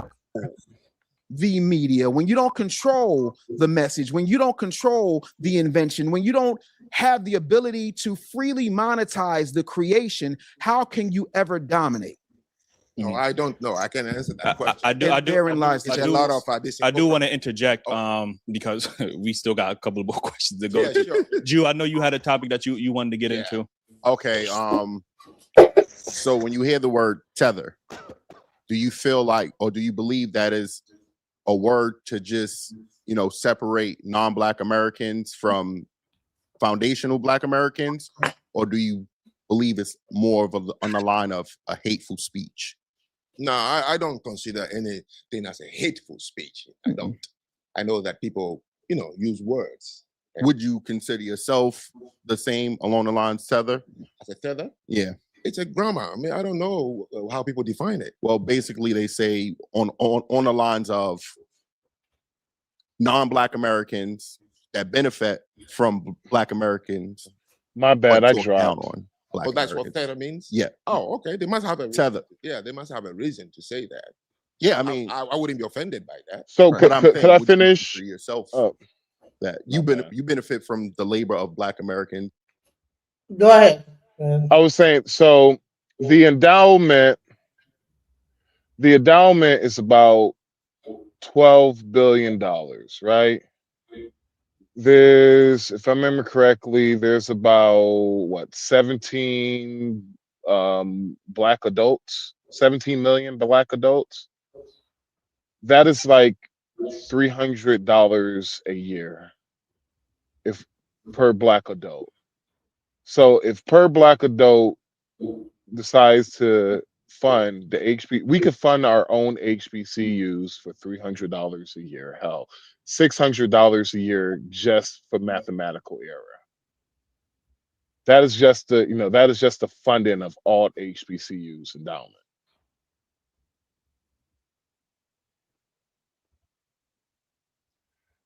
We don't need nobody to get ourselves together. So my bad. I just wanted to finish that. I went to the restroom. What happened? I went to the restroom. What happened? I was saying is that if you look at the funding, like the funding of all HBCUs is about $12 billion, right? Sure. It's about 17 million Black folks, 17 million Black adults. Oh, okay, adults. Black adults. Okay. And so that's about $317 a year. Hell, $600 a year. We could fund all HBCUs, so all Black children could go to HBCUs for free, and we could still get government funding too. So you how much did you come up with in total? 17 billion. It said, hold on. It should be more than that, bro. Yeah, it should be more than that. The total cost of funding all the HBCUs in America should be more than that, bro. And if you say there's 20 million, there's 20 million Black homes in America. There's about 48 million Black people. There's like 50 million Black people in America. 42 million FBA, about like 8 or 9 million others. So how about you say 50? 50 million Black people, not all of them are adults. I'm gonna use families, right? 20 million Black families ish. Pull up my calculator right now. Bro, the HBCUs don't even get enough money from the Black alumni because Black folks don't have the money. Most Black folks don't have money to give. It's not an issue of just But Yeah. yeah, but you see, that is, but if we That's get a like pro- S12, what you say, that's a, brother? that's a problem. Yeah, I wish we had the money. I'm gonna pull up my scientific Well, calculator. see, that's to handle, the endowment and all that, and we can, and the HBCU still will be able to receive governmental funding, and Yeah, so that's basically allowing all, but black bro, children to go to what, college for free, and bro, it's $600.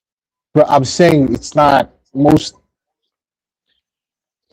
I'm saying I don't think that number is right. Number one, and number two, it's I don't think black folks have the money like that. Like I checked the data, like 80% of black people don't have $10,000 saved. So it's not like this is the thing. Like a lot of times when we talk about all these projects, and I've dealt with a lot of black people down south, like in North Carolina and all these places that do mortgages, and they'll be the ones to tell you, you should go look for any black person that does like a mortgage broker that sells homes, and they'll tell you they always complain about black. Most of the complaints that comes from black clients, people that try to purchase homes, because when they check their financials, they don't have nothing in the bank. $100, $300, $200. So this idea, I'm not saying it's not a good idea if we can do it. Even what's his name, Coach Prime had the same problem when he went to that HBCU Mississippi or whatever he went to. That he had to pay for all that, so he was paying out of his pocket to help them. All right, so my So, bad. I was missing a zero. So it's okay. about so if we're just how many black adults were there, you said? There's how much? There's 50 million black people, 42 million FBA, about 20 million black homes. So we use homes. Let's use homes. 20 million black homes. Okay, so 20 million black homes, right? So Yeah. And 80% of them don't have nothing.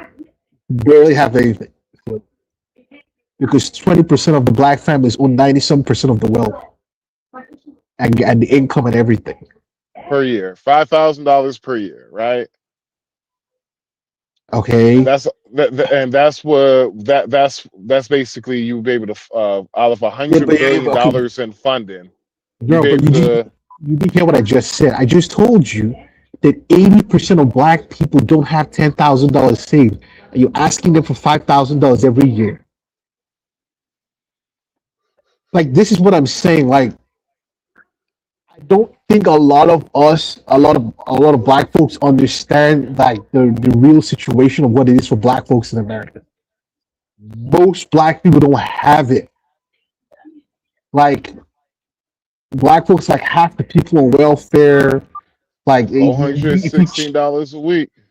I mean, $416 a month. I'm just being honest with you, bro. Most black folks don't have it. I'm just being honest with you, and I still don't even think those numbers are right that you're saying in terms of like there might Well, be stuff missing. those that was basically what I used as Howard University is probably one of the most expensive HBCUs out there, correct? So, like, so when you're It's a, talking about this, it's like how much? Hold on, let me Google this stuff. Let me check for you. Let me check. I'm gonna no, say it's about if it's about golly, I just had it in my head. I'm gonna say Yeah, annual expenditure 1.3 trillion. billion 1.3 billion to just to fund Howard. And that doesn't I think if I'm correctly, it includes their facilities too. But this is what I'm saying. So But the Howard that you're talking about, I remember this. Howard is underfunded. I hope you know that. They have serious problems with their facilities. A lot of these HBCUs that you're talking about, with that money you're talking mhm. about, they're underfunded. They have problems with their facilities. The dorms are bad. All Yeah. these things. So what I'm saying is, the real amount, the money that's needed, we need more money. Like the HBCUs did not. Trump increased the HBCU funding. Funny enough, a lot of people don't know that. Yeah, Um, he made, if I remember correctly, he made it indefinite funding. yeah, so It's just honestly though, but the thing is kind of hard now. The situation is kind of hard now. And I was thinking about like the black professionals, what we're gonna do. There's a lot of stuff to fix, bro. And it's like I had a plan. I had a plan to fix the lack of black professionals in America. And it's a solid plan. It involves a lot of black folks doing college and their professional school abroad, either in Africa or in India or someplace like in Russia or Eastern Europe or China or someplace, and then transferring that degree here. A lot of foreign people do that, and that's how they become rich here and they get a lot of money. The only issue with that is that it takes no, that's not the issue. The tax is not the issue. The issue is most there aren't even black families, and that kind to do that kind of thing requires a certain amount of rigor. And most of these black kids, they're just out here free floating. They don't have serious people as their parents, and they don't have people who know people. You get what I'm saying? I'm not saying all. I'm not saying all. I have a personal friend. She's Indian. Okay, she did her medical school in India, pretty much dirt cheap, damn near free. She got residency at UPenn, University of Pennsylvania. So she's rolling in big money and all that. One of my family members, he's a gastroenterologist. He did his medical school in the Caribbean and did his residency in the U.S. And they're millionaires and stuff like that. They live in Potomac, Maryland. But because honestly, a lot of these professional schools for black folks have been like, black folks have essentially been priced out of America. Now, there's still ways you can go around. Like, you could do your law school somewhere else and do an LLM here and still practice law in America. There's ways you can get around it, but it's just an extra level of work. It's an extra level of commitment. It's an extra level that we need for a foundation, like, structure. But a lot of these kids don't have it. A lot of people don't, so it's a lot of things that we're going to have to do, and you do have a lot of the connection with the diaspora and things you can use. A lot of people go to medical school in the Caribbean. A lot of people go to medical school in Nigeria. A lot of people do this. A lot of people do that. But it just seems that black folks are the only one who's not really taking advantage of all these things, because black folks are just like in their corner talking about some FBA shit. Meanwhile, white people are running all around like Africa getting rich. Most people don't even know that shit. And it's sad, bro. Hello?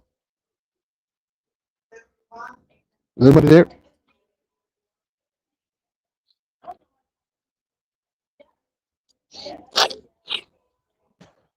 Being here, the opportunity, and then, I don't know. And you speak down on Black Americans now, as well as okay. Let me go to other people. Let me go to the tether word. Yeah. You see, this is the problem. Mm-hmm. I'm not speaking down. Stop using the words. We are having a very heated discussion. He's emotional. That's the thing. Sharing them. Right. The guy's about emotional. certain people who are close to me. It's not speaking down. This is where the violence starts. It's a female trait. It's a female trait. I came to this country with money. Mm-hmm. My school fees didn't come from the United States government. Gotcha. It was paid through my former employer. So I brought $148,000 to the University of Bridgeport to study. All right. And I have remained in this country. I raised my hand and I swore oath to the white government to say, I want to be a naturalized citizen. And he accepted me. I've worked my butt off, in corporate, my own in non-profit, and now my destiny. So I don't know what you mean by benefit.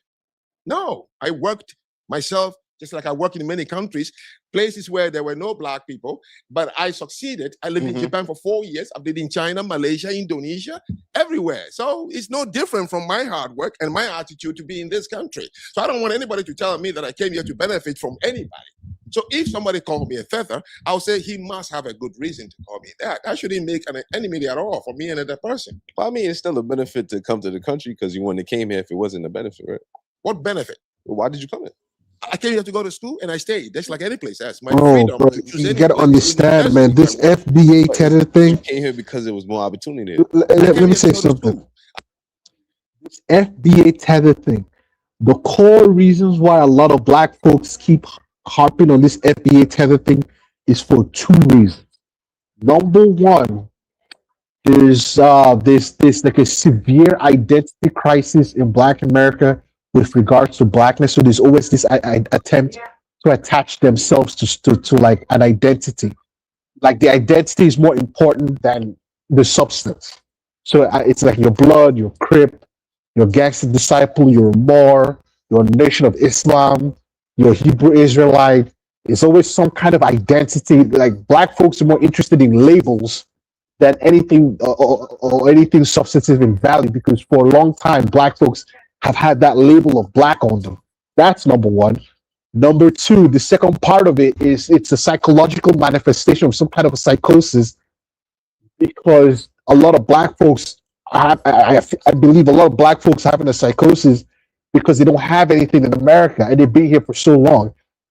That's creating a kind of psychosis. So when you have that kind of thing in your head and you can't resolve it, I don't know. It just makes you act like it's like it makes you like I don't know what's the word. What's the right way to say it? And the reason why I know it's like this is because you don't see this kind of Heather FBA talk in the top black percent. The black folks in the top 10% of Black America, you don't see any of this kind of behavior, any kind of this talk and hyper focus on identity and grievance politics because they have something here and they're comfortable in their blackness because so that's the main crux of this FDA tether thing.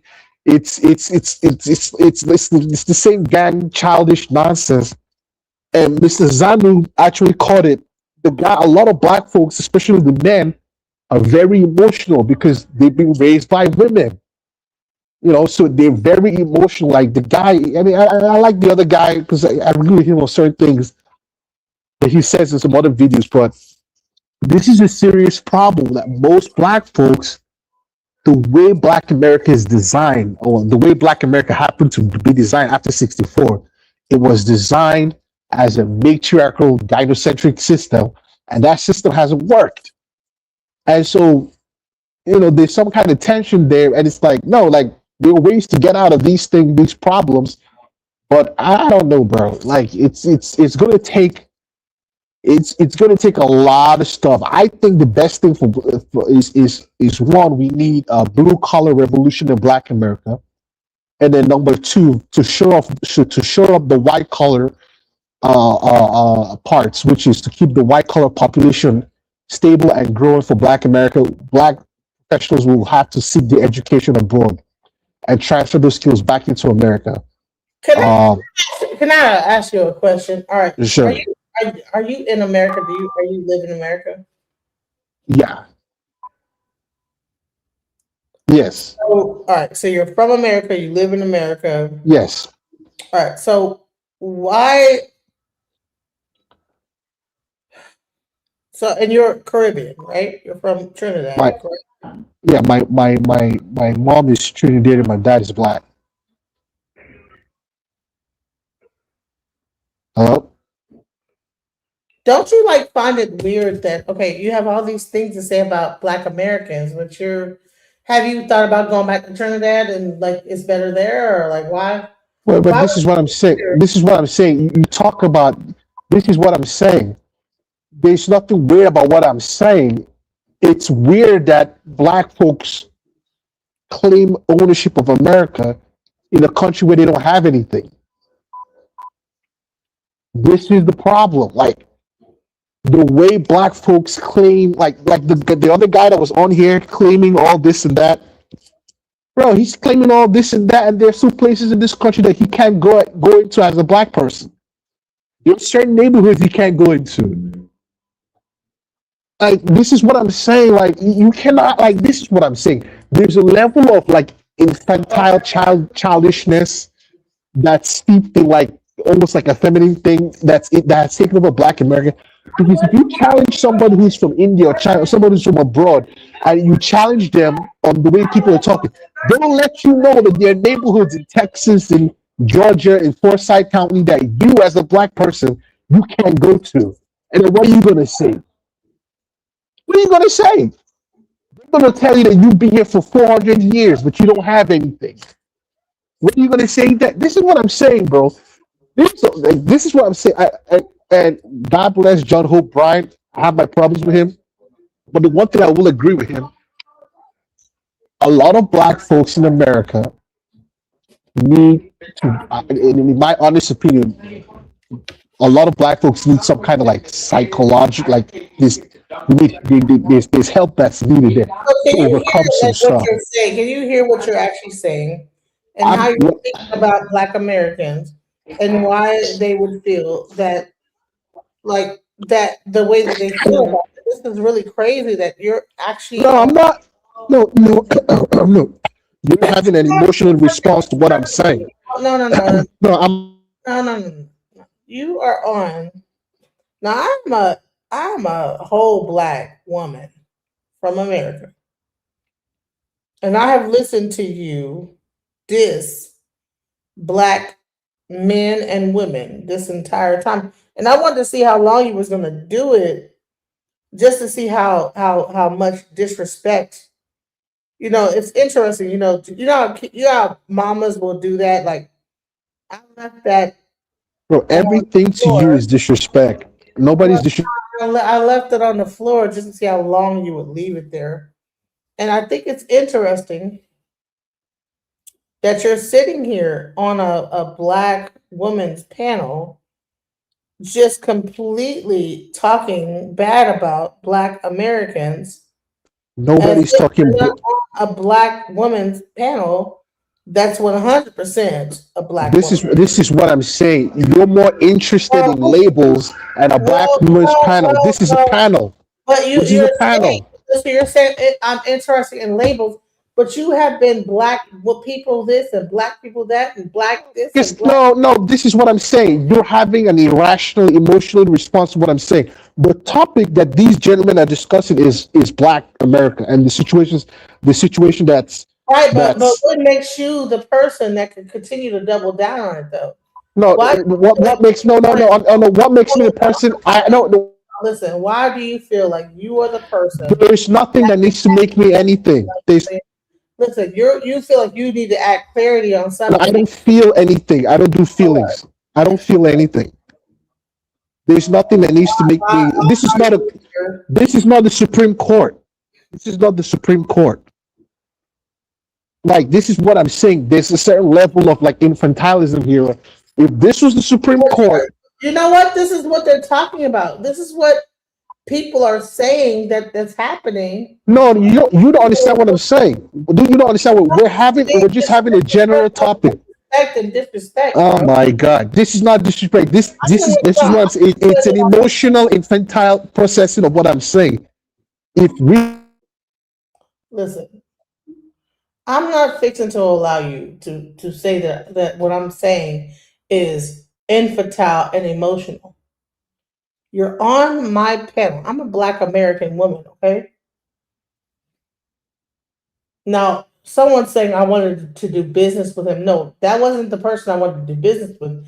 I wanted to talk to the other guy that was doing stuff in Africa, not this guy. There was another guy, all right? But this guy is now being disrespectful. He's saying he's from Trinidad, but I don't think he's from. I think he's African, and he's been up here on extended amount of time, coming back and saying like really disrespectful things. And I'm trying to figure out like what are you trying to do here? I'm showing this video showing this guy. And every time I show it, every 5 seconds, you're like, just stop it. I want to be able to want to talk about and how I want to disrespect Black Americans. Yeah, yeah. Go on ahead and go. Yeah, it's time to go, bro. That's enough. That's it. No. AI mess spot didn't I, like fucking kick you and ban you from the thing. You've been here and keep talking shit. In timeout, bro. Don't you have something better to do? You know? No. We're talking about this conversation, and here's the thing. This is not a conversation for people to get up here and say, let's even further try to put black people in the dust. This is the conversation I wanted to have because I felt like that one, black Americans need to stop like always like just making it about slavery and trying to take a position of this downtrodden people. I don't like that. We need to cut that shit out. There's been people in Congress, people in mayoral offices, people like in law enforcement. We need to cut out this whole like, oh, woe is me mindset. That I don't agree with that. And then two, this guy's looking at us like, so and what? And so whatever you say and what? And so there, and then we come back with this woe is me. No, and what? Like, what do you mean and what? We need to come back as strong as he is. I don't understand why we're woe is me and sacking it while he's trying to be stand in his power. But we're talking about like slavery and all this other stuff. It's like, bro, slavery. Like, I mean, get over it at this point. We can't be going. Listen, my mama whooped my ass back then. Like when I was a kid. If I like sat there and kept like saying my mama whooped my ass when I was a kid, people gonna tell me, you know what? I don't care. We're in the real world now, and guess what? So why can we still bring slavery up? If I say my mama, when I was a kid, my mama did this and whatever, and that's why I'm like this. Some people will say, that's sad, but guess what? It's the real life. You gotta like fucking get over it. And this is what's happening in this conversation here. And that's what I really wanted to point out is the whole like, and slavery and blah blah. And so I told you, I could go home and live big. But I don't want to deal with the headache of what I'll get at home. So this is the country I choose to live in. Okay. So go ahead.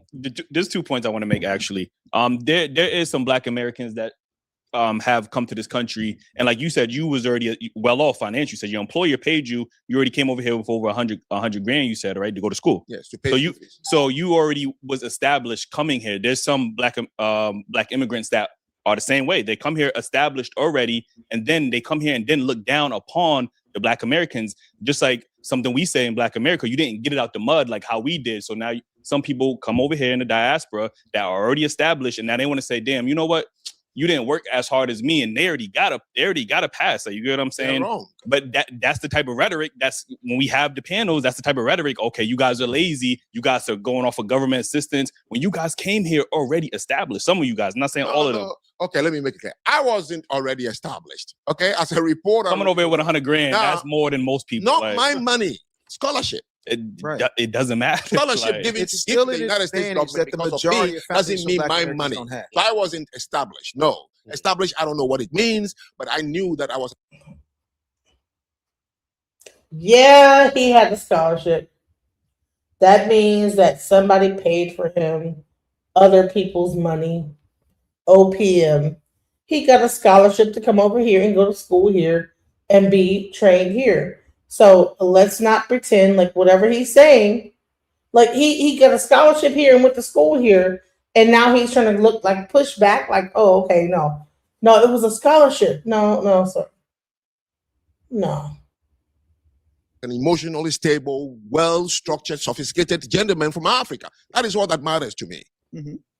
Okay, I'm not interested in the American dream and wealth and house and picket fence and all these flashy cars. Go and see outside what I brought here. 2014 Kia Soul with 188,000 miles on it. I've never bought a brand new car in this country because I don't need it. Yeah, neither do I. Okay, so Every people should black stop man saying these don't things. need about a me. Ferrari. I'm just waiting to die. That's it, and I chose to die in America.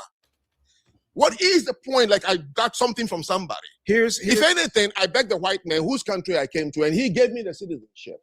Not a Japanese, not a Chinese, not an African American. But the reason that Let's you stick like to you talking about things that would make us understand each other. And maybe I thought we would use this to understand why do people from the Caribbean and Africa come. I have defended, but you see, when I speak about myself, you may think I'm trying to make things up. I used to get very angry when I hear any of the Caribbeans and Africans say things like this about African Americans. Right. I have been. There's not a man who will be lying here for that. And I used to say, I give it to the African Americans. They were uprooted, shook so hard, there is no soil. He used to say, that's the key word, he used to say. Now he doesn't say it no more. That's interesting. The thing that like actually think of, he used to say, but now he doesn't say it no more. And why? Because we can't keep using that excuse. Left for the root to germinate. And yet look at them here. You come from your own place, and we are all messed up out there. So who should I give the credit to? Well, the other point I do want to make, I want to get to you, Dave.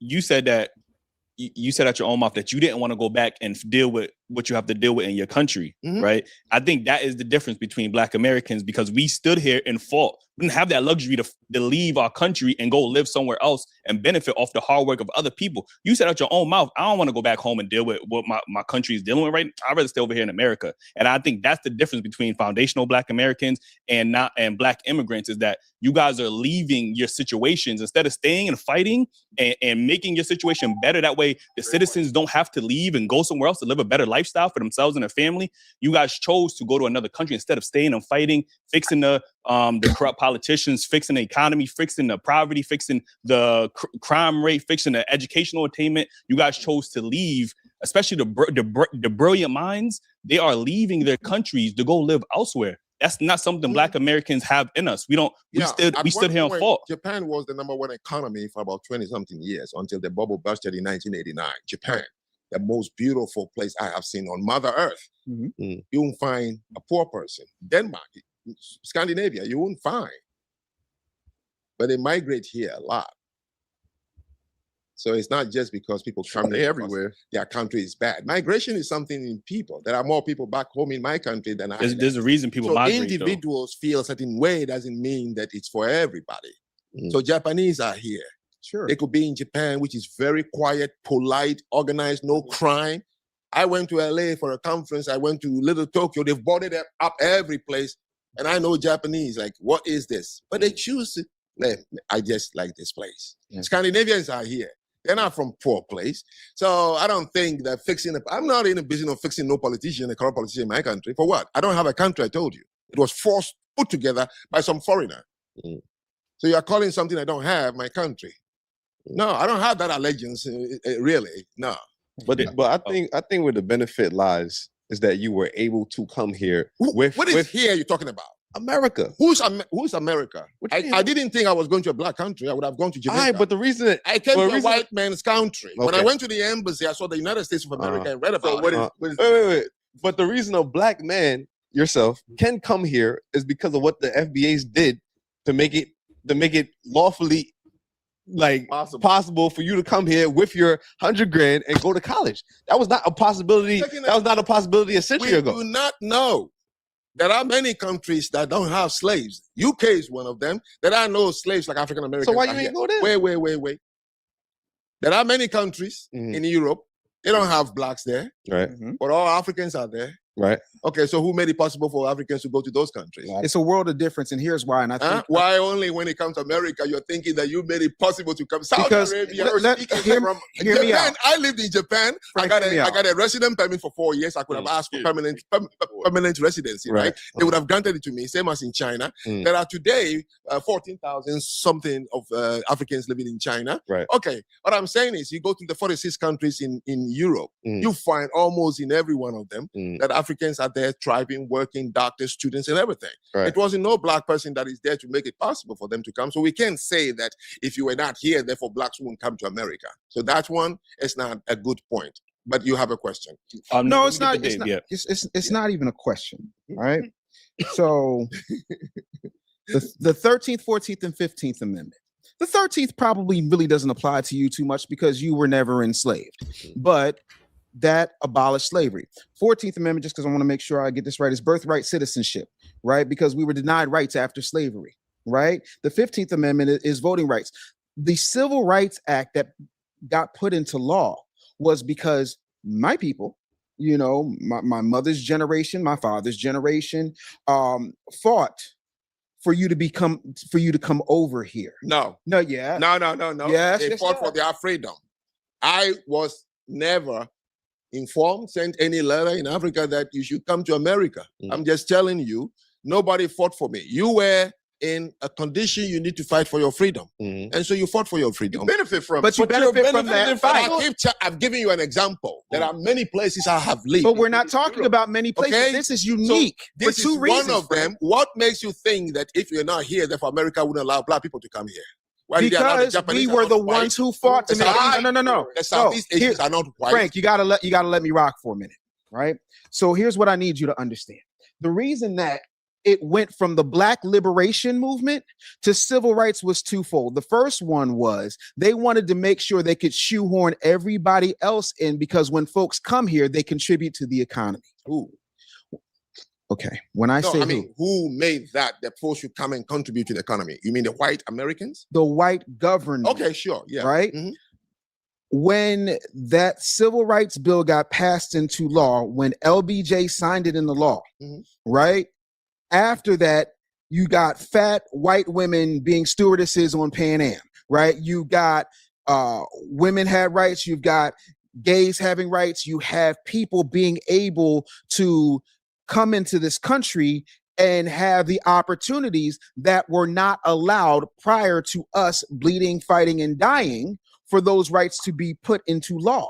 That is uniquely on us that we, whether you realize you benefited from it or not. What right is that? The right to come into this country, to come to school in this country, to become a citizen of this country. I'm just asking for black. I think that's kind of pushing it, bro. I don't know. Like, bro, you're saying that everything within this country, that people coming in, that we're the ones, this is kind of narcissistic in a way. I'm not gonna lie.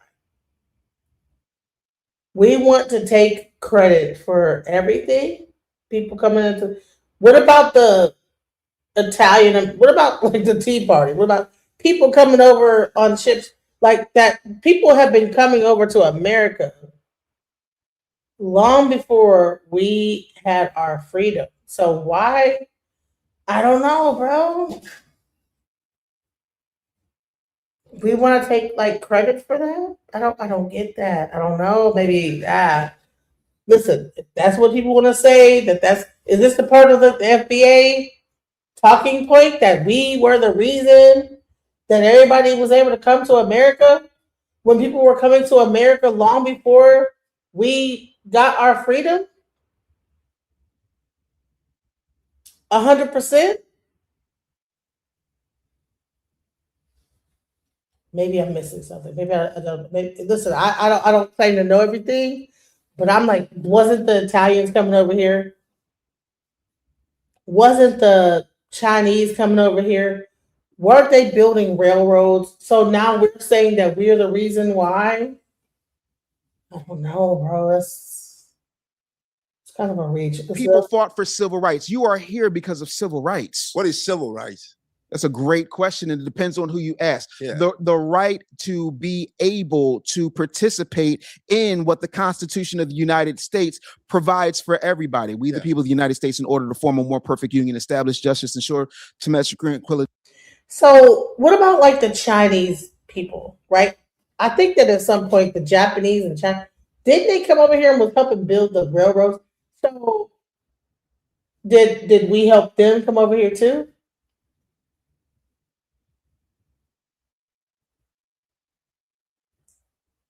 Oh, we can't call them tethers because they came over before. Okay, I think I get what's going on because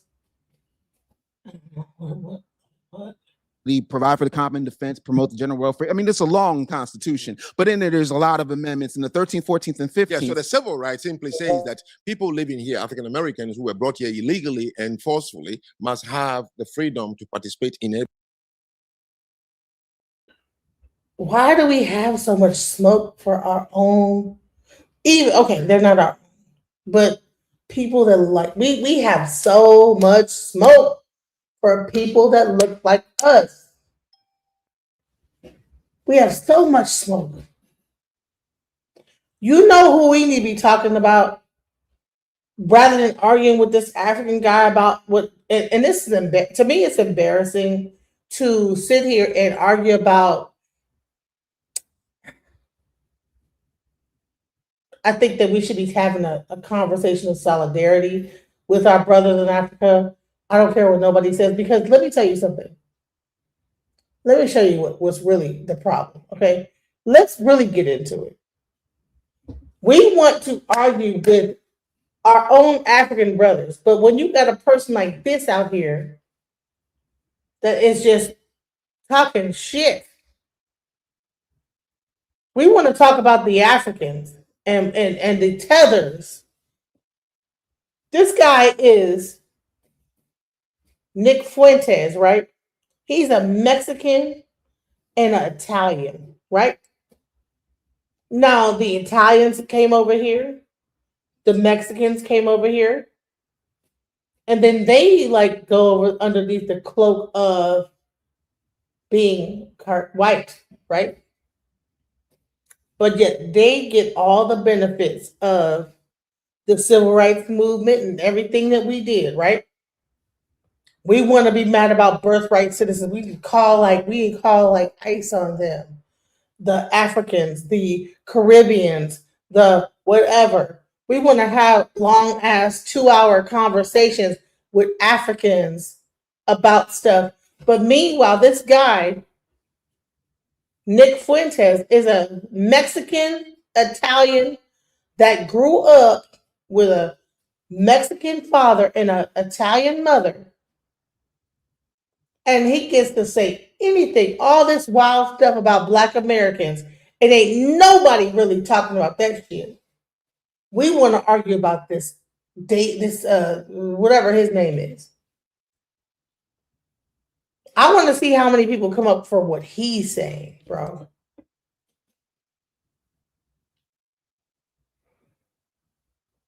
How many people, I had about 3-4 people came up about the Africans saying things about Black Americans. What about what this motherfucker's saying, bro? This guy have the most to say about Black people. Way more. Now, at least the other guy is saying, look, I just don't believe that we should like blah, blah. He's not trying to put us down. This guy is saying that we need to be afraid. The white people need to. This is the rhetoric right here. Y'all talk about this guy from Africa. You have a whole hour-long conversation with this African dude and have this intellectual masturbation session. Meanwhile, this guy's over here saying shit like this. They're coming from a different place with a different culture, a different religion. It's not the same as it was. So first, you have a qualitative difference. My ancestors, for the most part, I have 3 European grandparents from Ireland and Italy, 1 from Mexico. They came from Europe. They came from a society where there's a common ancestry, there's a common religion, common civilization. The people that have come in since 65, since Hart-Celler, they're coming from China, India, the Northern Triangle, Mexico, Venezuela. And so first, listen, Frank, if you don't like the content, why are you in here talking shit? I'm doing my content. If you don't like it, go over to Chaotic Truth or somewhere else. I'm doing what I think is important. You don't have to watch this. I'm talking about what I think. Y'all rather argue with Africans about America, but meanwhile, this cracker's over here talking shit. This half Hispanic, half Italian, Span-Italian nigga is over here with his hair teased up in the front, looking like a young Donald Trump, but with the tease in the front. The tease, probably losing his hair, but he had to tease it to the forward and scoop it up. He talking all the stuff. But I don't see no niggas talking about that stuff, like what he's saying. Y'all got all the smoke for the African person, all the smoke for, because they wrong too. I ain't gonna like, they on some disrespectful shit too. our own people, right? That's that tribalism bullshit. But we can't listen. Dr. Claude Anderson said that it was going to become a time where everyone is going to try to be against us, and we can't fight all these people. That is what he said in Powernomics, bro. It's the Mexican come against the African, the fucking Caribbean, the everything. We can't fight all these people, bro. We can't fight everybody, bro. And this is what's happening right now as we speak. You got Nick Fuentes talking shit. You got like the Africans talking shit. And then we're creating a situation where we're like, okay, we need to delineate. But right at the time we're delineating, you got the most people. Oh, hey, we want to like get everybody to come against us. And we fixing to fight everybody. We want to fight the Chinese, the Japanese, see this, see these. We're gonna fight everybody. We fixing to fight everybody, bro. We want everybody to hate us, and then what we gonna do then? Honey, trust me. Like, you think that we can like withstand everybody hating us? Chinese, Asian, white, crack, all these people, and now we want to go against even our own, like whatever was. Well, they're tethers now. Now the only one that probably would have took up for us, we want to go against them. Now they don't like us either. And now we're just on an island. I don't know about that. I don't know if that's the best option just to get some reparations. So let me tell you something. Watch this. Watch this. Just different people. Secondly, it's a quantitative difference. There's way more, and it's an unceasing, always increasing wave. For the first 3 or 4 waves of immigration, you would have a major influx of immigrants and then it would stop. And then you'd have another wave and then it would stop. This one, it just keeps going up for 35 years and it's too many. So that's really where I would draw the distinction between maybe where I originate from. I would even just simply call that immigration. What this is an invasion. It's a completely different policy. But you mentioned, can't even call it the same thing. You mentioned Mexico in that list, and your father is half Mexican. So, yeah, I mean, by your criteria, part of the invasion would include your father, presumably, and his immediate descendants who came from Mexico. Not really true, because when my father's ancestors came here, it was a small fraction of the total immigrants that came from Mexico. I don't believe that we should have zero immigrants forever, or even zero immigrants from non-white countries. But you have to draw the distinction. My father's father, he was here in the 40s and 50s. It was his parents, or I believe either his parents or grandparents, that came here even earlier. Up until 1965, 90% of the immigrants were coming from Europe. I have no problem with that. If we have 10% of them coming from Mexico or Latin America, maybe that's reasonable, but that's not what it is now. Now you've got 10 million illegals in 4 years under Joe Biden, and you got millions more legal immigrants from China, India, Venezuela, El Salvador. And it's so many with no break for assimilation. And they're all from non-white countries. It's transforming what America is. And again, that's the distinction. That's what makes it unacceptable. I always believe everybody is a product of their environment. Right? I've interviewed thousands of people. Maybe 3, 4, 5,000 people from all different walks of life. But the one common theme I would say is everyone's a product of their environment. And I was reading some stuff about you in the last few days. There was an episode of your podcast where you talked about your father, Bill Fuentes, and how he wouldn't take the family, including you, to certain restaurants because he believed they were associated with African Americans. We would be deciding where to go to eat, you said. What are we going to do for dinner tonight? It was a running joke. Me and my sister would say Applebee's, and my dad would say we would never eat at Applebee's. Not in a million years should you be caught dead, Fuentes said about Applebee's. Go to a different restaurant, a local restaurant. No Applebee's, no Red Lobster. That is commonly known as black fare. And you also shared another story about your family and restaurants. It said, before me and my sister were born, my family had a saying about Olive Garden that contains the N-word that we're not allowed to say. So my question, based on that anecdote that you say on your own podcast, is do you think you grew up in a racist environment, that your father was inherently racist, and that that thought process move to you? By the end of this thing, like Nick Fuentes sound like a KKK member. All he needed was a damn scarf on his head. But I'm gonna just show you this real quick. I need to like show y'all this because I think that we are missing we're missing where this is going to go and end up and lead, right? So let me just put this out here real quick. All right. Because I think that we are missing people who haven't seen this, right? If you haven't seen it, I'm going to play it real quick for you. And I want you to be clear about how this whole thing is going. And he predicted this. Like, see, he said that it was going to happen in 2012. But you know what? 12 times 12 is 24, but I'm like, okay, we're in 25. It started in 2024. Now we're into a year later. So let's go into what he predicted. And you roll the dice and your number comes up on the wrong piece of property. What happens to you? You must either go bankrupt or go to jail.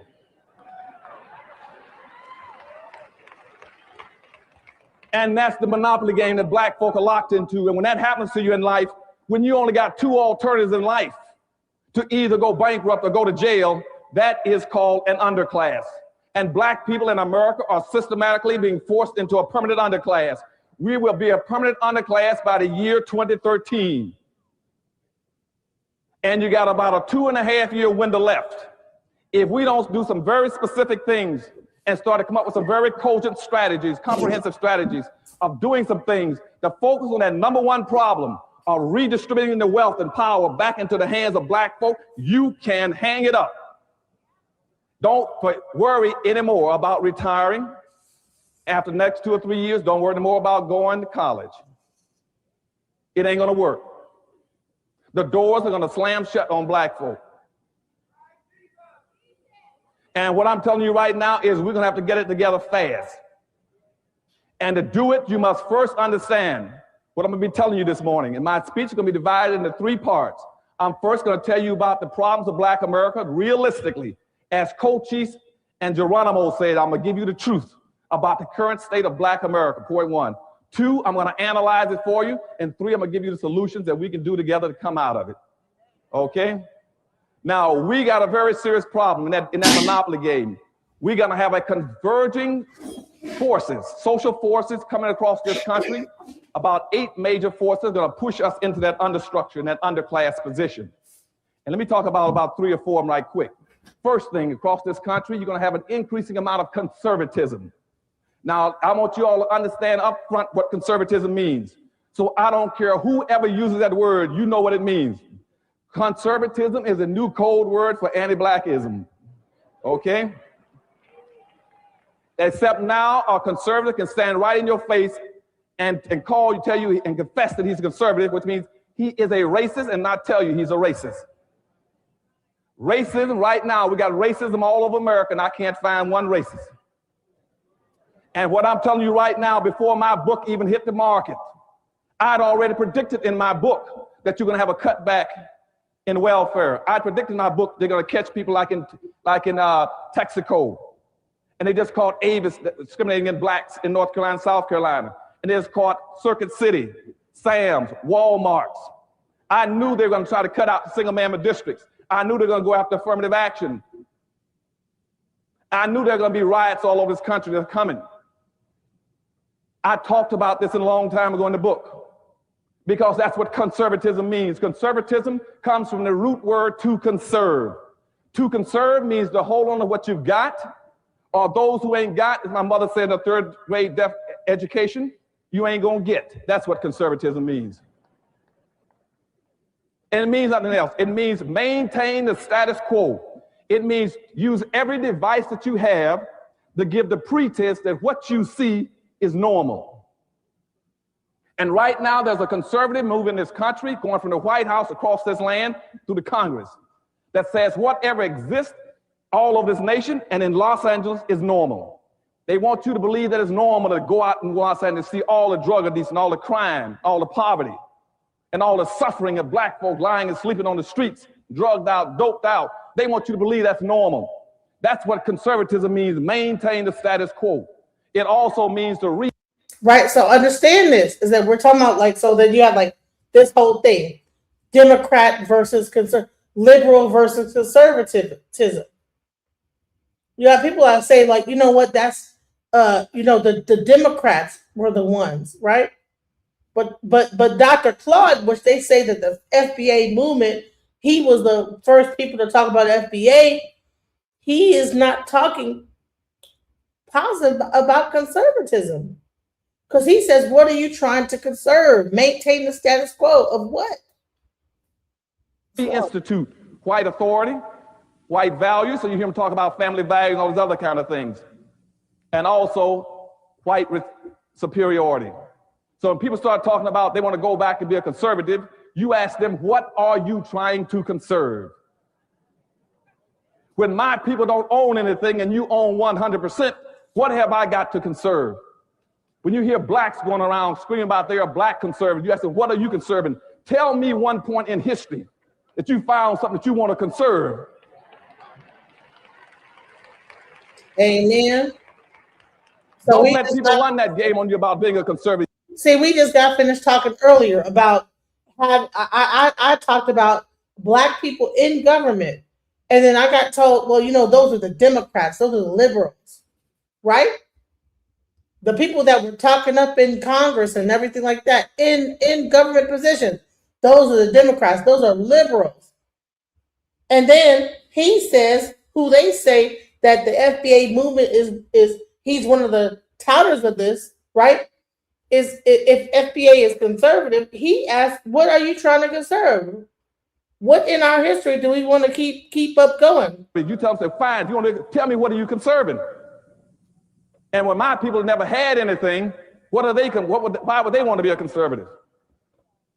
So the biggest problem we're going to have is conservatism when it goes across this nation. And we as black folk got to understand, now it's not all whites that are conservatives. There is an element that's got everything that want to make that it's the greed over need. They want to hold on to everything. And so, we're going to have a massive flow. Everybody's going to be talking about conservatism. You're going to see people politically switching, talking about they're moving to the far right. And what we have to do is understand that, and that's going to create major problems in this country. One, So Dr. Claude Anderson was talking about this whole movement about to happen. This was in, I think, 2006 or 7. And he thought it was going to happen in 2012. No, they were slowly doing it in 2012. It hit the fan 2024. And now we're seeing it in real time where you could see it with your own eyes. Because I know when I was watching this, I was like, well, he said 2012. I don't really see it going on. But then 10 years, now, I'm like, oh, damn, look what he said. It's exactly what he said.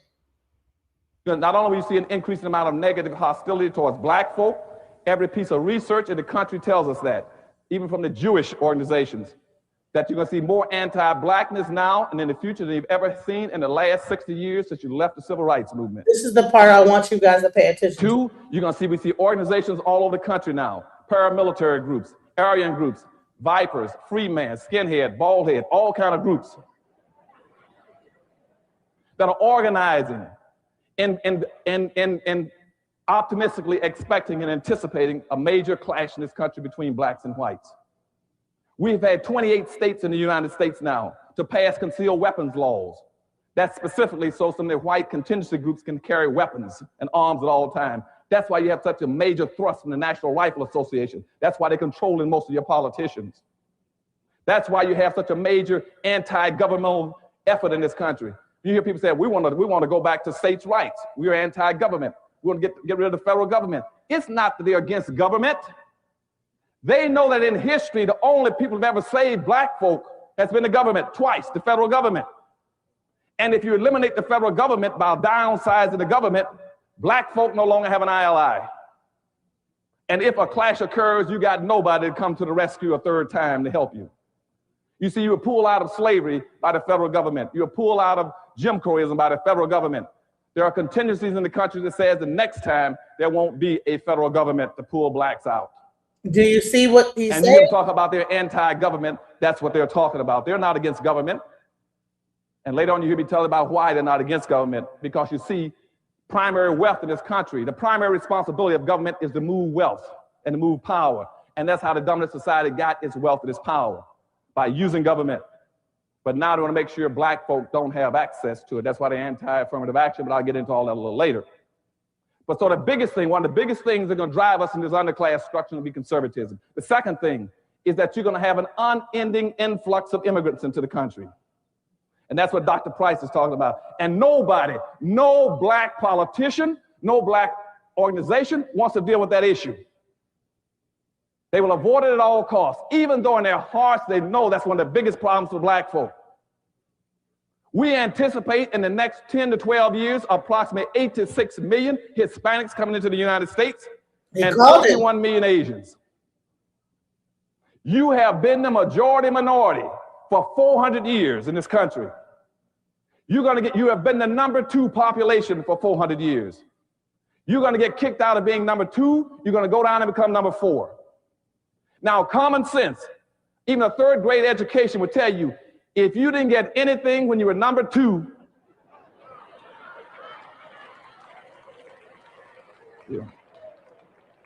you all jumped ahead of me, but anyway, you can guess what you're going to get when you become number 4. And the worst part about it is as you descend and go down to number 4, those other groups are going to go up.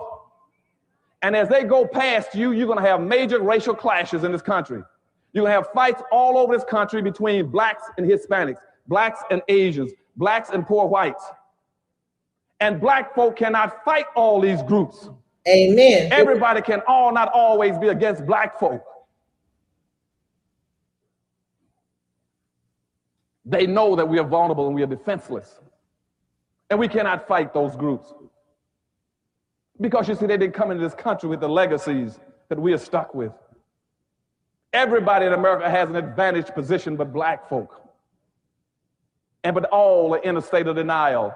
The white power structure in a state of denial. They are pretending that everything that they got, that 100% control and ownership of everything, they got it because they worked hard through a Protestant ethic.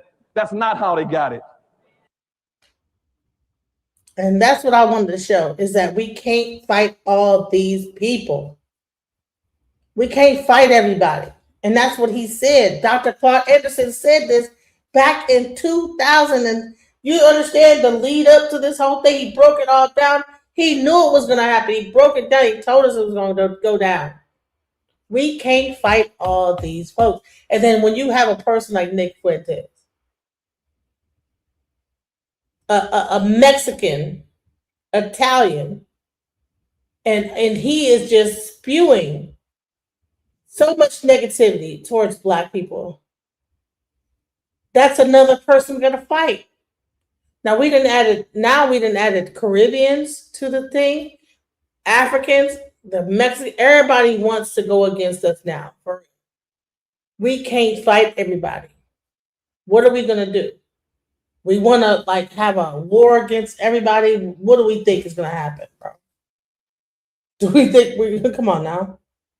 So let's go. And look, my views about black people and their views about black people are shaped with experiences with black people. And what they will tell you, what my parents would say if they were here, is that for many, many years, the older generations of black people were very respectful, very humble, very decent. In fact, my grandma used to have an anecdote.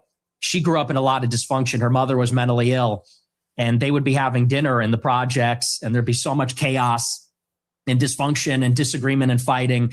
And she would look across the way out the window at a black family in the other apartment, and they'd be holding hands around the table saying grace. And this is sort of the culture that used to prevail. But now what you have in the city is that there's no accountability for the black people. And now Chicago has become a complete dump because these teenagers go out and they take over the city. They call them teen takeovers. That's the euphemism for it. They're teenagers. but they all come from the same neighborhood. They drive up there and they mug people and attack people and they destroy cars and destroy shops.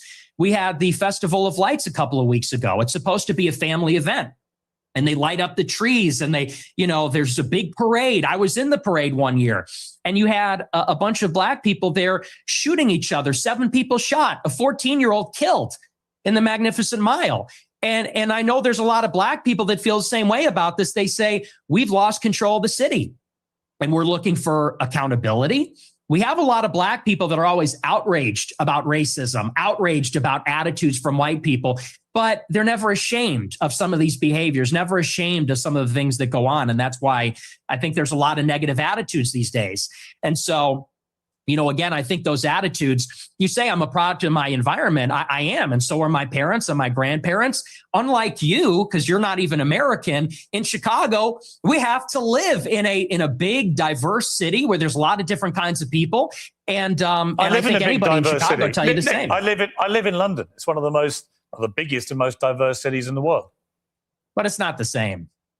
Well, actually, it's a big, diverse city. The only difference is we don't have the gun violence because we don't have guns. That's a whole different story. I don't want to get into that with you. I have got into that before in America. You got a knife problem. You got sword problems. We have problems with Aladdin. We have problems with violent crime. I make no pretense of it. So the idea that somehow I'm cosseted in London because I'm not in Chicago. I didn't say that. Well, you kind of implied it. But I guess my point about the environment, I'm not saying you are a product of your environment. I'm saying most people are in some capacity. Mm-hmm.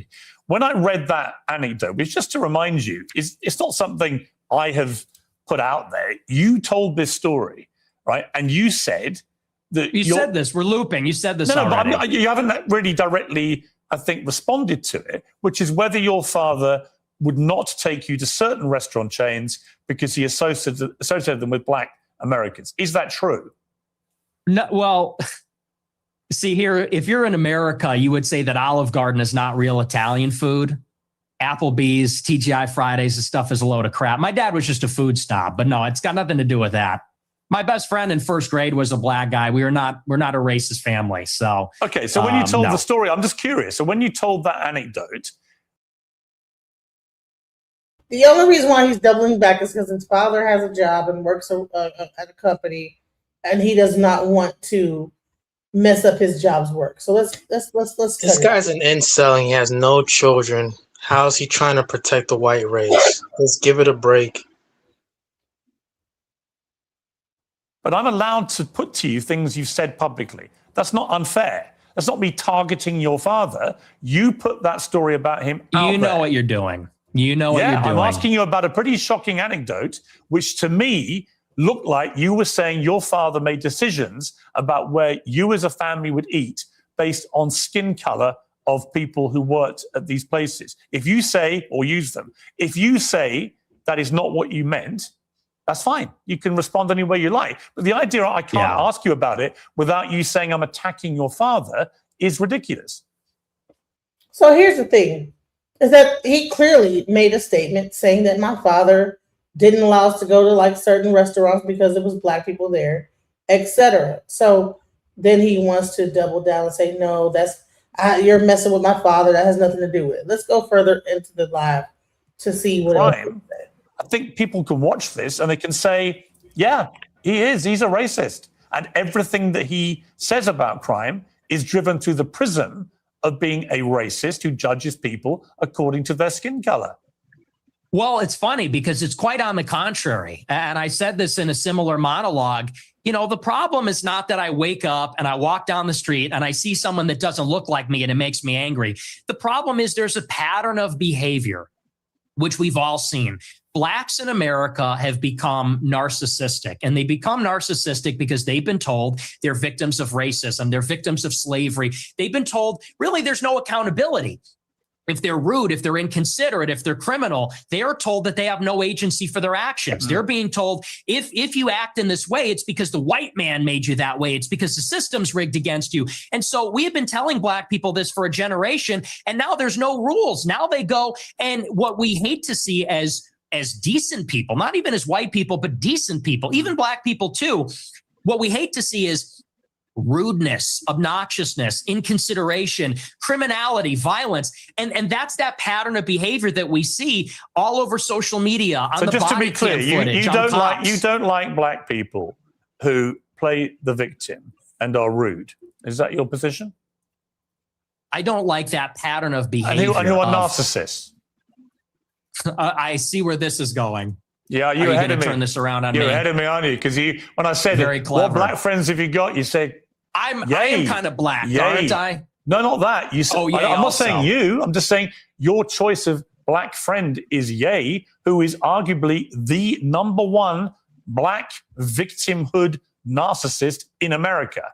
Do you understand the problem?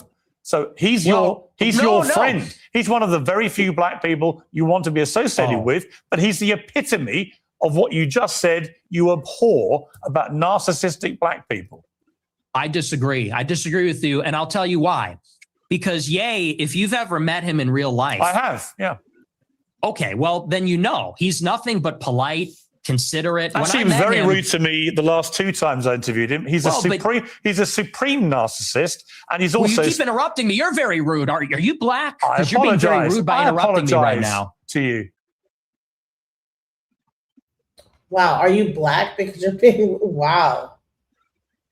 This is the type of stuff that people are doing right now. Film or a left-wing film? It's a film about transparency. Crazy. Like what in the Political antagonisms between organized Jewry and the Christians, organized Jewry and Europeans. And the reason that we are winning that argument is because it's real, it's true. I can prove it. Wow, like this guy. Okay. Wow. I mean, I don't even know. So are we holding comments or reactions? I mean, I want to get to the part where he really. I don't even know. Let's go a little further. So I think comments. You've been attacking her quite virulently recently. What's going on there? Well, you know, it's me and her. We're so complicated. We're on and off. It's very passionate on both sides.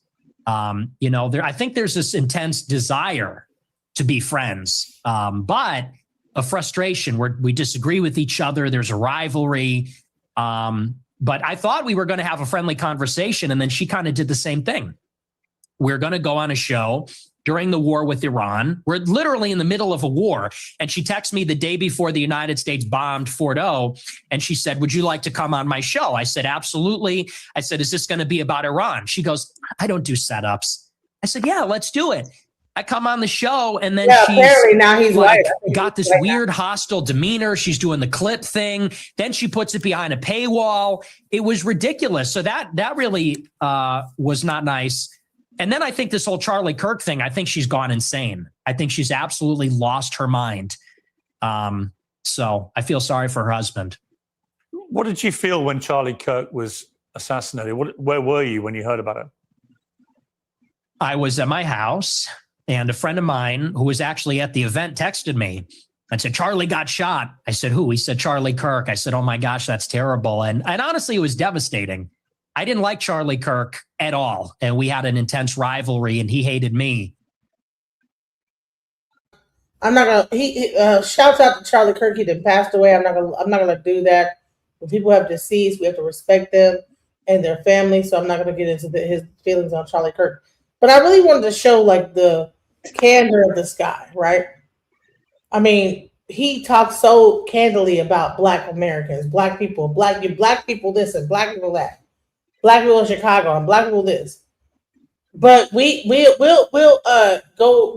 fight so hard against the so-called Caribbeans and this, that, the other. But this guy can just Black people himself to death, and you don't hear nobody coming against him, except for maybe a Candace Owens. Why is it that we will fight against our own people, but then this guy can talk so much about SHIT about Black people? So is that a question that people can answer? Is it okay that this guy can do that? Why is it that we turn a blind eye to that? Is this a question that people can answer now? Yeah, go ahead, answer the question. First and foremost, Nick Fuentes, just like Mexicans, they classify themselves as white. No big deal. If you look at the yellow mango that comes from Mexico, it's called Adolfo. All right? Adolfo. It's a Spanish word and it's rooted in Old Germanic language. Adolfo, like Adolfo. Google everything that I'm saying. The Nazis have always been in Mexico, even before they went to Germany. Even before they went to Argentina, I mean.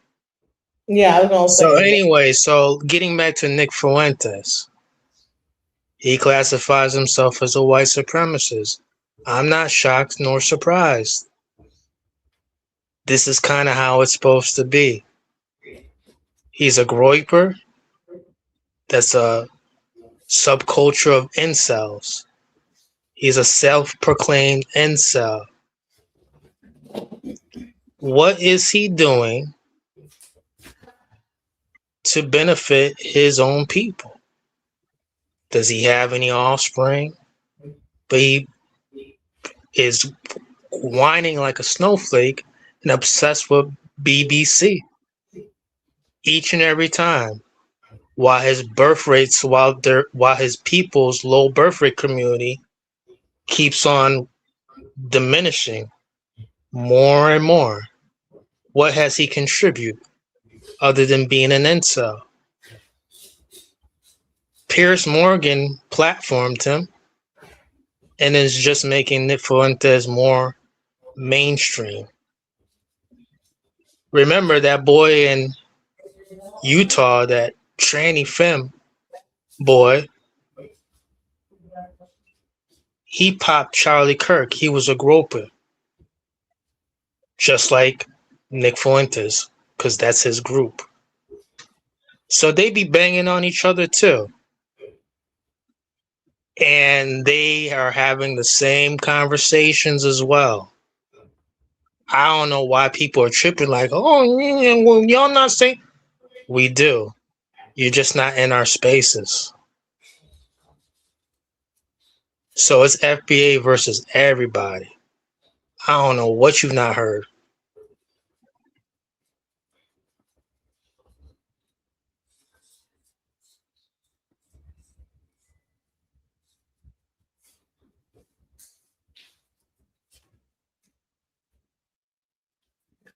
The Spanish yellow, the yellow mango in Mexico is called atolfo, as in Adolfo. The old Germanic word will, if you do the etymology, it goes as deep as explaining what that really all together means, and it means lone wolf or the wolf. And this was a code name of 88 HH Adolfo. When you start decoding and know behavior and you do this for a while, sometimes you come across real people on here who are just not playing around.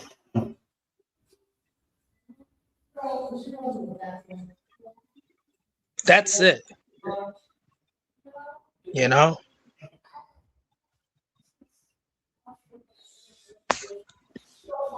It's just what it is. So, hey, they have low birth rates. And when I keep on hearing people on other podcasts, babe, everybody has low birth rates. No.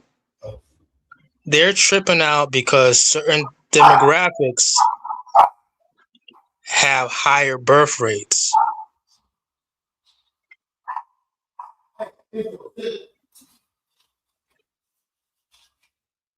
And what's moving on to 2026, what it's going to look like. It's only a matter of time before one of Nick Fuentes' people or a different sect start taking up the lingo and start saying tether.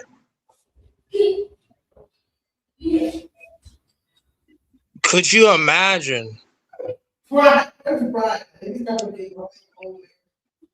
a world in the very near future where you have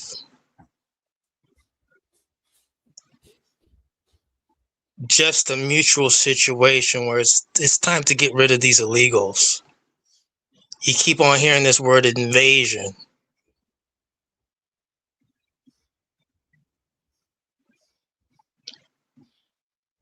Invasion. It's only a matter of time where all Americans will understand, maybe for a brief moment, just to clean it up. Hey, we just gotta throw these fellas out. All of them. We're not friends or nothing like that, but we gotta make this happen. And then it's back to business.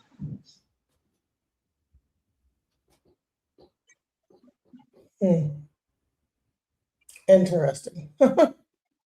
It's like, oh, okay, and this is not like a far-fetched movie, but angry white guy meets angry black guy. Angry white woman meets angry black woman. They team up, and guess what? They get rid of all the invaders just for this moment, and it's just we're not gonna be kissing and hugging each other. It's just this. Yeah, I don't really see why where we are just taking on this role like we are the It sounds like it more and more because people keep on playing around like we're not all seeing the same thing. These illegals are over here trying to rape our offspring. Bro, what y'all talking about? I don't know, bro. Like, listen. And you always hear them say, well, what you got to do, you got to work hard. Nobody can work any harder than a slave. Okay.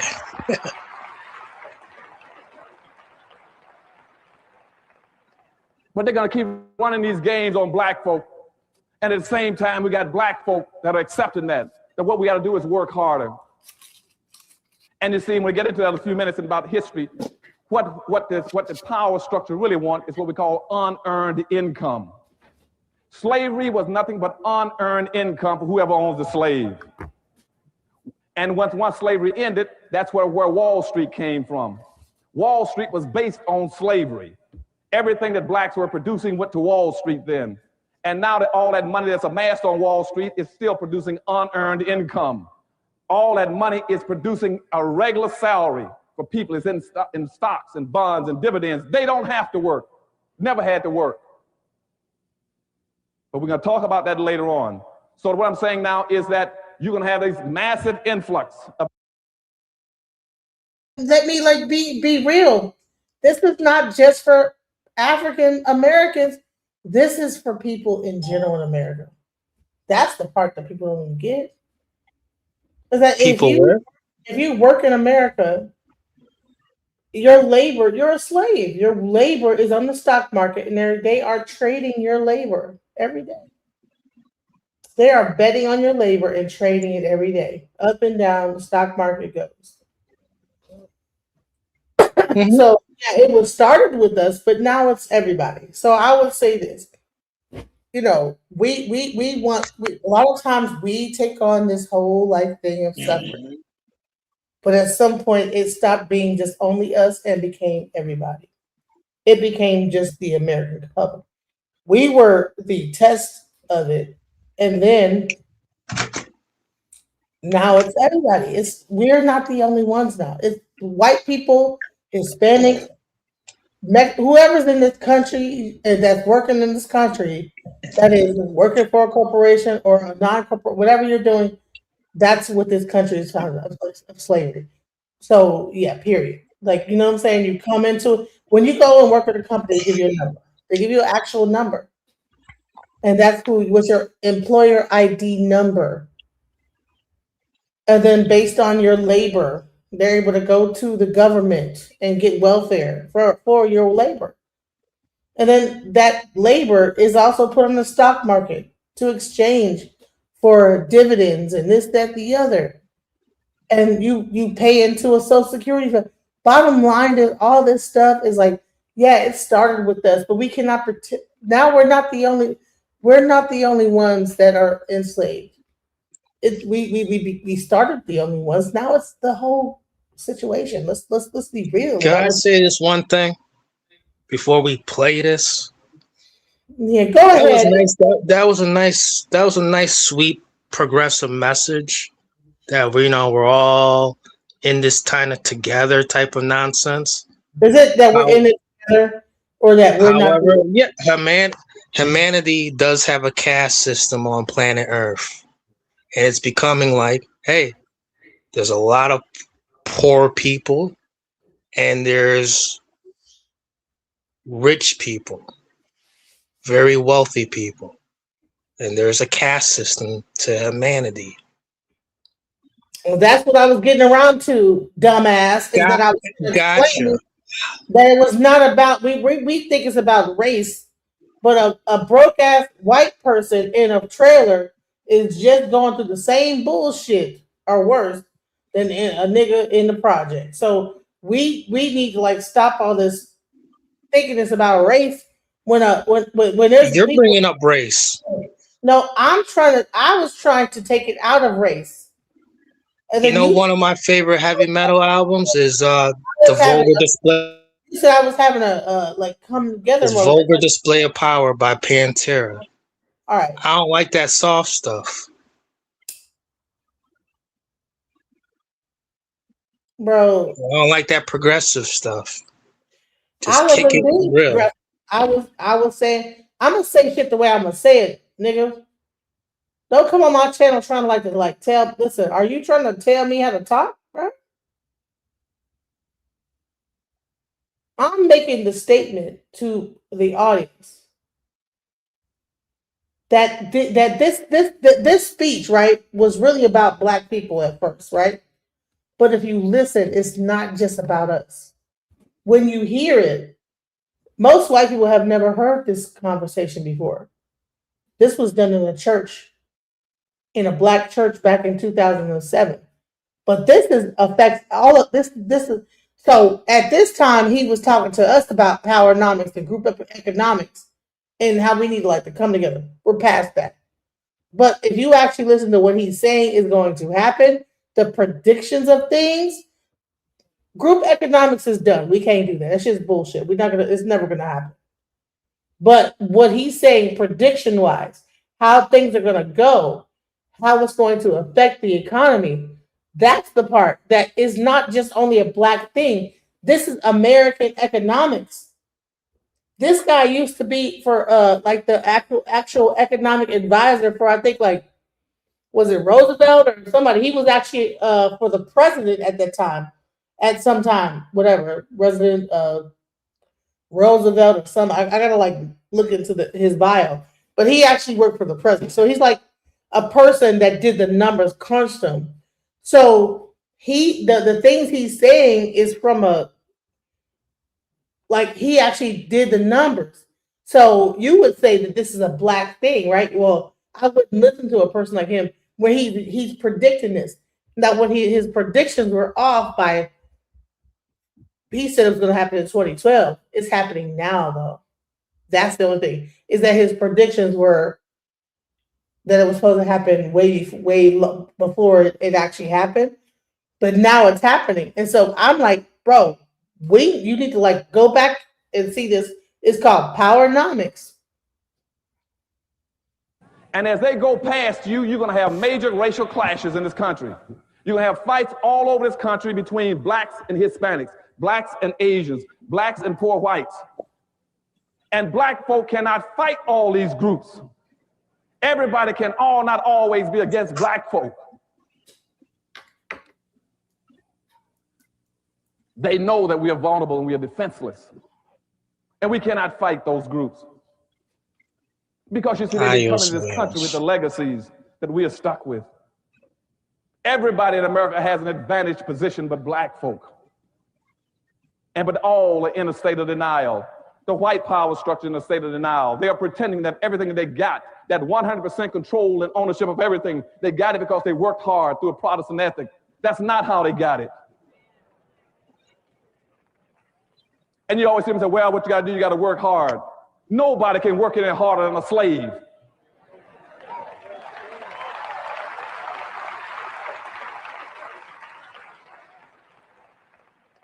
But they're going to keep running these games on black folk. And at the same time, we got black folk that are accepting that what we got to do is work harder. And you see, when we get into that in a few minutes about history, what the power structure really want is what we call unearned income. Slavery was nothing but unearned income for whoever owns the slave. And once slavery ended, that's where Wall Street came from. Wall Street was based on slavery. Everything that blacks were producing went to Wall Street then. And now that all that money that's amassed on Wall Street is still producing unearned income. All that money is producing a regular salary for people. It's in stocks and bonds and dividends. They don't have to work. Do you understand what he's saying? He's saying that, okay, so slavery happened, it produced unearned income, and it's still producing unearned income. That means it's not no longer about us being slaves as black people, but everybody being a slave. We still coming for our check. I'm not hearing what all that. I know what he's speaking on. This is not about what you know. I'm talking to the audience, bro. Shut up. Okay. God damn. I'm never shutting up. Okay, well, get off the channel then. If you can't like let me say what I'm saying to interrupt me when I'm trying to teach the people that are in the audience about what he's saying. They know what he's saying. You don't know what the age group of people that are watching this are. There might be younger people in here. Stop it, bro. You're about to get Press a 1 in the chat room if you're over 18. Bro, no one's listening to you. This is not your chat. Okay? If I say that, okay, but I'm not. Listen, bottom line is that he's talking about the fact that people, at first it was us that were the slaves that were traded on the stock market. Now you are, okay? Bottom line. Never had to work. But we're going to talk about that later on. So what I'm saying now is that you're going to have this massive influx of immigrants into the country that are better equipped. They don't have your legacies. They don't have your disadvantages. They're walking across the border. They're going to get a free Press a lunch. 2 in the chat if you love this country, USA, like I do. All right. So guess what? You have been asked to be removed. So you're removed. All right. Thank you. You can love the country, but that's not, listen, if you can't let the thing play and let me do what I'm here to do, and you want to interrupt it to control it, no, we're not doing that, bro. I'm trying to explain something. This Powernomics conversation started off back when he did it as a conversation of black people to practice group economics. But when you listen to it today, it now takes on another meaning. Now it's about like understanding even how, as regular Americans, that how even this whole immigration system has affected our community. That the people that coming in, whatever, how you know what I'm saying? And then on top of that, like how everything has gone. So this country with the legacies that we are stuck with. Everybody in America has an advantaged position but black folk. But all are in a state of denial.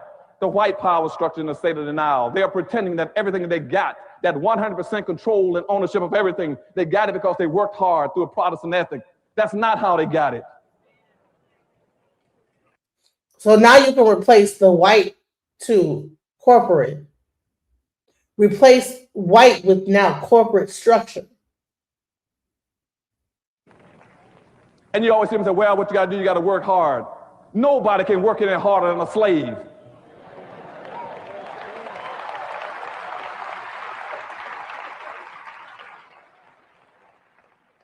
But they're going to keep running these games on black folk. And at the same time, we got black folk that are accepting that what we got to do is work harder. And you see, when we get into... See, here's the thing. It's no longer just black folk. It's you. it's white folk, it's black folk, it's anybody, American citizens. And here's the thing, you have a corporate structure that are now in control, and the people of America are working as slaves. And unless you invest or do something to earn have investments, then now you're like kind of stuck in this whole thing of working to get nowhere. A few minutes about history. What the power structure really want is what we call unearned income. The power structure. Slavery No was nothing longer but about the white unearned income for whoever owns the slave. And once slavery ended, that's where Wall Street came from. Wall Street was based on slavery. Everything that blacks were producing went to Wall Street then. And now that all that money that's amassed on Wall Street is still producing unearned income. All that money is producing a regular salary for people. It's in stocks and bonds and dividends. They don't have to work. Never had to work. But we're going to talk about that later on. So what I'm saying now is that you're going to have this massive influx of immigrants into the country that are better equipped. They don't have your legacies. They don't have your disadvantages. They're walking across the border. They're going to get a free lunch. They don't have to pay dues. But you got public policies in this country that are equating them to black folk. They're equating them to black, and what we've allowed them to do starting in 1970 is to wrap themselves in black folks' suffering and pretend somehow they suffered along with black folk. What it really boils down to is that you need to invest. Take your money. I wouldn't say invest in Bitcoin and whatever, crypto. I'm just saying invest in something other than just spending your money, saving it in the bank. This right here. This conversation is not. When you hear it, he's saying black folk, but this is just folk. Period in America. It left the black community a long time ago. This is no longer just black folk. It's folk. Period. And therefore, whatever program is created under this misguided label called minority, that they are equal to you and over you. And we're going to deal with that whole concept of minority in a few minutes too. So that's the problem with the influx of immigrants. And what they are doing is coming into the country and doing what we've never been allowed to do and we've never been bright enough to do in some senses, is to build your own communities. You got to build your communities. You see, every group that when they leave their homeland, the last thing they do is look in the mirror. They look in the mirror and says, I'm going to America. And I'm going to go to America. I'm going to find me a community or neighborhood. Or I'm going to build one with people who look like me. And so that's why you go all over this nation, where they're coming out of Asia. You will find Vietnamese towns all over California, little Cambodias. You'll find a Chinatown in every major city. You'll see the Hispanics come in. They'll build a little Mexico, a little Havana, a little Hialeah. You find little Italys, French towns, German town, Greek town, Polish town, but you cannot find one black town.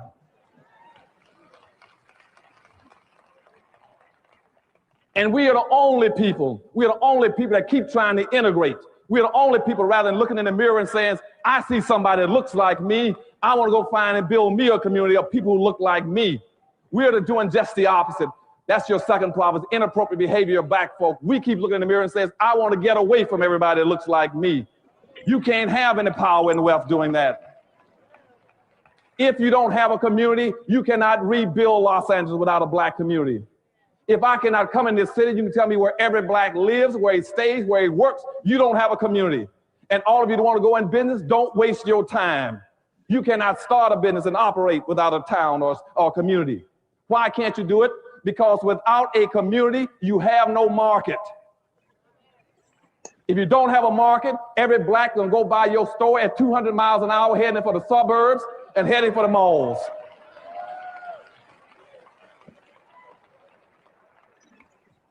And that's why you got this major displacement of capital out of the black neighborhood. And I tell black folk, if you want to go in business today, don't do it. Give me the money. I need it. Because you're going to go bankrupt. 80% of all black folk that go into business under the present system, you will go bankrupt within 2 years. You will lose your money within 2 years because you don't have a market. And see, that's how the other groups function. They have their own markets, their own communities. And we're going to talk about that a little later on too. See, the good Yeah, Reverend he's Dr. not Price, for he gave me 2 immigration. hours to talk to y'all, so I'm going to get to all those points. okay? Clearly. Clearly. So we got major problems. That's the second thing, is dealing with this influx of immigrants.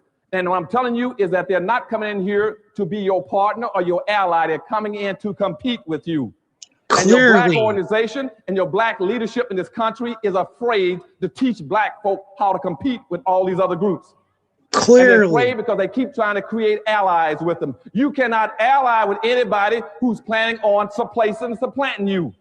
You see, if you go check the Council of La Raza, you check the Council of Salala, if you check the National Hispanic Defense League, if you check the National Hispanic Party, the first thing that all of them have is to change the issues in this country from white and black to white and Hispanic.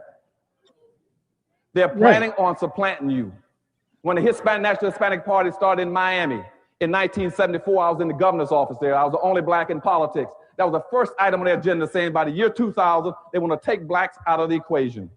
Now imagine if I voted for Kamala. And that's why, as Dr. Price just said, that's why they control South Florida. They play to win. We play to play. Okay? Not no more. And when I leave here today, I want you all forevermore in helping Dr. Price to play to win. Okay? People were going to the movie theaters back when this thing was videotaped. The third thing that's going to hurt us and push us into this underclass structure is technology. You got blacks running all over the country telling black folks, some people, well, what we're going to do, we can overcome racism. We get involved in technology. Won't happen. Technology has never been a friend and ally of black folk. It has always been our worst enemy. Why has it been? Because you see, racism has always kept us in our place. And technology has always come along and run over that place. That's why technology has always been our enemy. See, when you keep a black man as the porter, then all of a sudden you come along with a floor sander, he's gone. You keep him as the elevator operator and you put a computer in the elevator. You keep him as a dishwasher and you get an automatic dishwasher. You all understand what I'm telling you? So when black people come to you telling you, well, you get technology, no. You said, no. What we have to do is to get behind technology so to stop running over us. And I got friends in Washington, D.C. going all over this country telling black folk, you got to get into the information highway. And you can overcome racism. Whites were not that dumb. You cannot get on the information highway and overcome racism.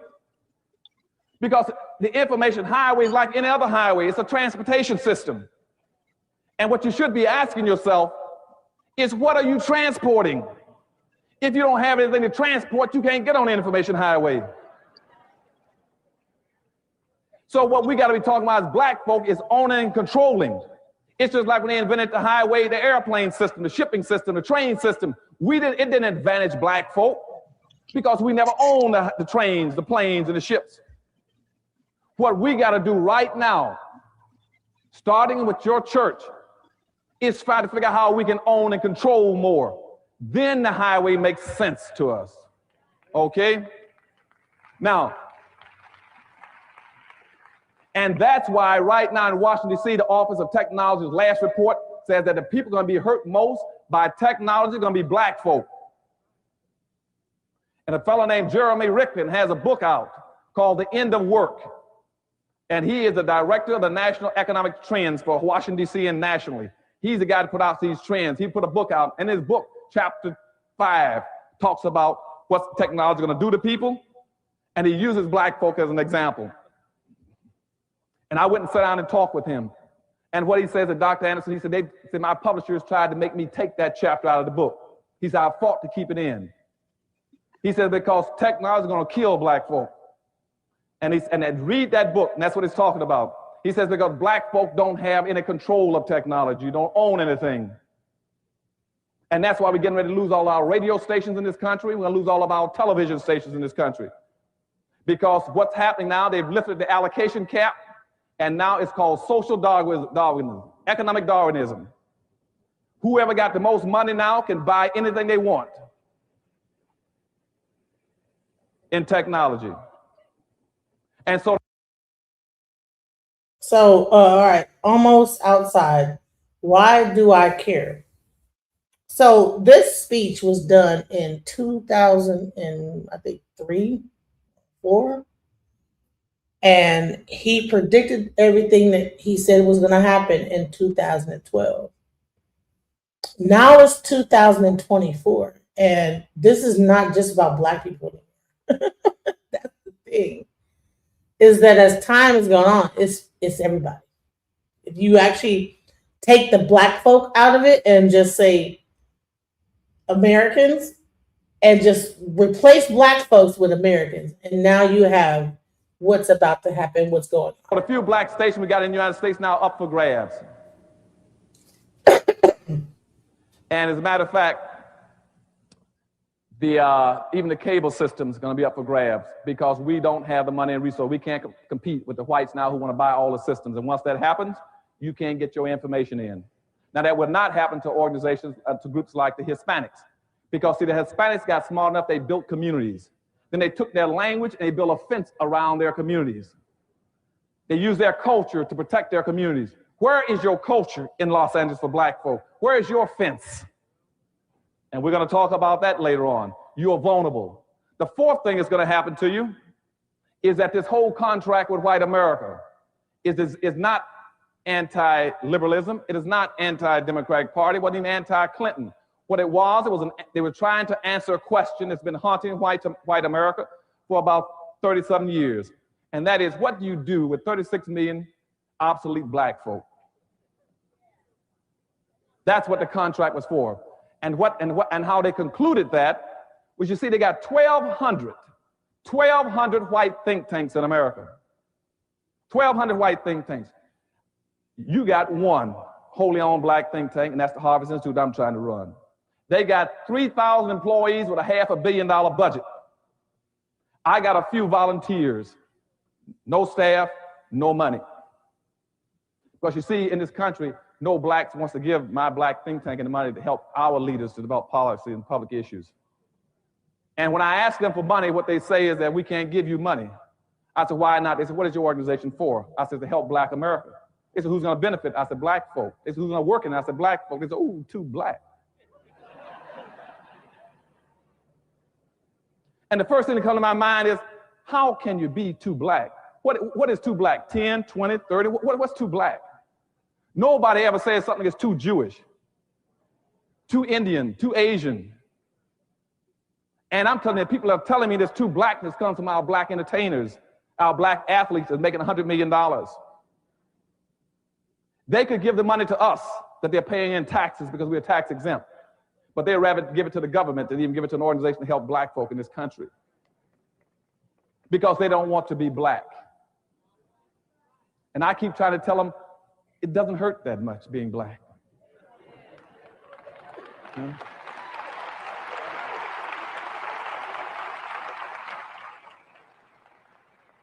Now, let me move a little fast. I'm talking too slow. I'm going to speed up now, go real fast. You all keep up with me.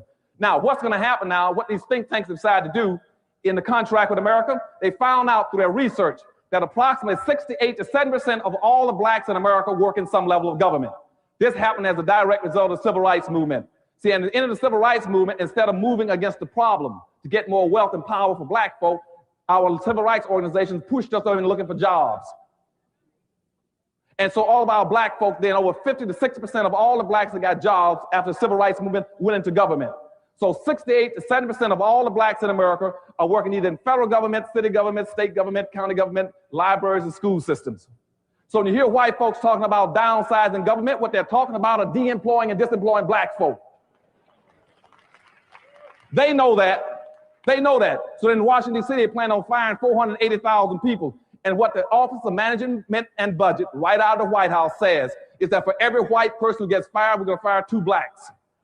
Now, if you own a 12.3% of the population and you're going to fire 2 Blacks for every white, you're going to be devastated. Now, let me give you the real picture, even before they started firing Black folk. Let me give you the real true options for Black folk. Do you hear this? This happened, and he made this thing way before it happened. He actually predicted this would happen, bro. 300,000 black women lost jobs. Like what, 2 months ago?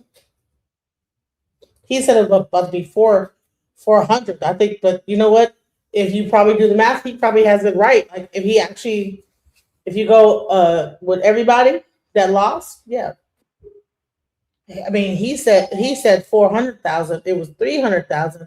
He hit the numbers, bro.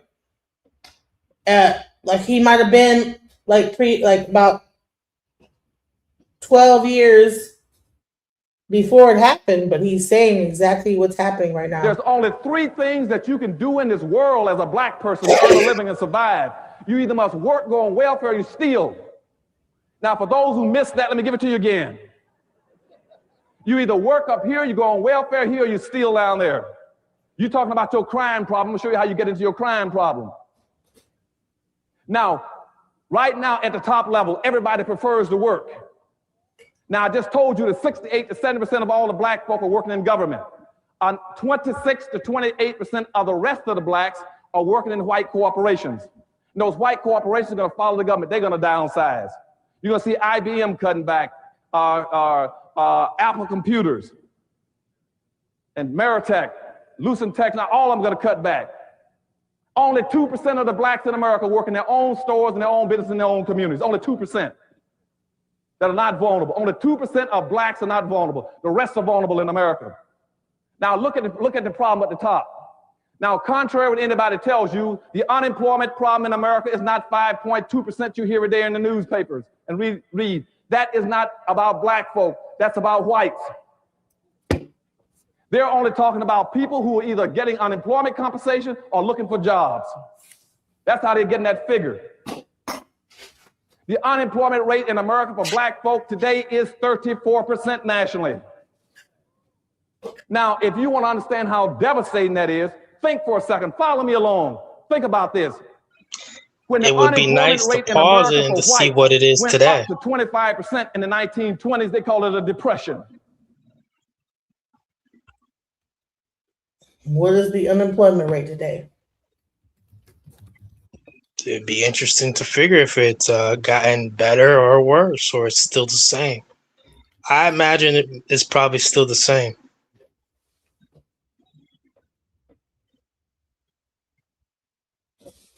Hold on, I got Chat GPT have taken over my search. And if it's still the same, that's still probably not good. You know, Let's see. What did he say it was? I think he said it was 34%. Let's see today.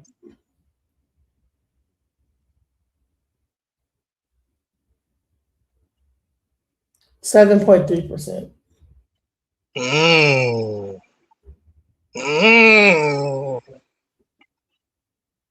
Update.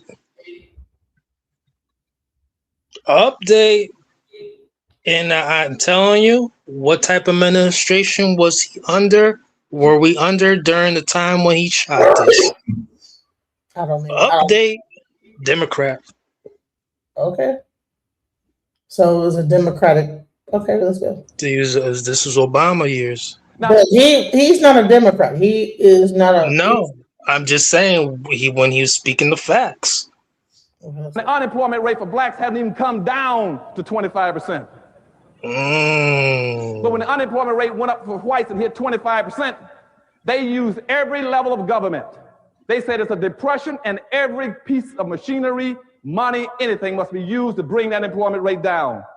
And now with black unemployment rate, not at 25%, at 34%, nobody cares. They say we can't, that's not the role of government to help with the employment problem. 34% for blacks nationally. Now in Detroit, Michigan, Baltimore, and New York, the unemployment rate is 45%. Don't think that's bad yet. I'm giving you the worst stuff yet. In Pittsburgh, it is 49%. And for black youth in this country, it is 57%. That's why you got your problem out here on the streets. Because nobody wants to give you the truth. Minimum wage back then was probably $5. Now that's Still. at the top level. Now, when you kick those people out of those jobs in the government and out of those corporations, they must go down to the second level. I'm gonna show you how you get into your underclass. You kick them down to the second level. But the conservatives in this country have already made preparation for you when you come down to the second level. That's called welfare. They got prepared. They said, when you come down here, don't plan on staying here. We just had welfare reform, which means you can't stay here on the second floor either. And now to do welfare act, so you can only be on welfare for 2 years, we're gonna kick you off of that, which means you must go down to the next level. But before they kick you off the second level, look at the second level already. The poverty level in America for black folk is 35%. That means 35% of all the black people in this country got a zero, negative, nil, none net worth. That means they own nothing. 35%. Yeah, that's not true today. 47% of all the black children in America are beneath the poverty level. That's 10, I just left 6%. New Orleans. New Orleans. 5.9. That's why I had tears in my voice and my eyes up here when I talked about leaving New Orleans and Tuskegee University. In New Orleans, the poverty rate there. So it's 35.9 million people at 11%. So imagine how bad it was back in that point. That was around the time where, like, I mean, Coming out the war, right? The housing market crashed. yeah. So it was pretty tough. But right now, in 2024, the official poverty rate in America, 10.6%, affecting 35.9 million people, with the official poverty rate for 2023 having been 11.1%. So, you know, so it did get better from that. When he did that, it was better from that point. So It's only gonna get better. We just gotta fight. We all gotta start fighting. for African Americans, it's 18.4%. So, you know, yeah. Immigration is the issue. For black folk, it's 80%. And somebody got to wake up. You can't stand that kind of poverty.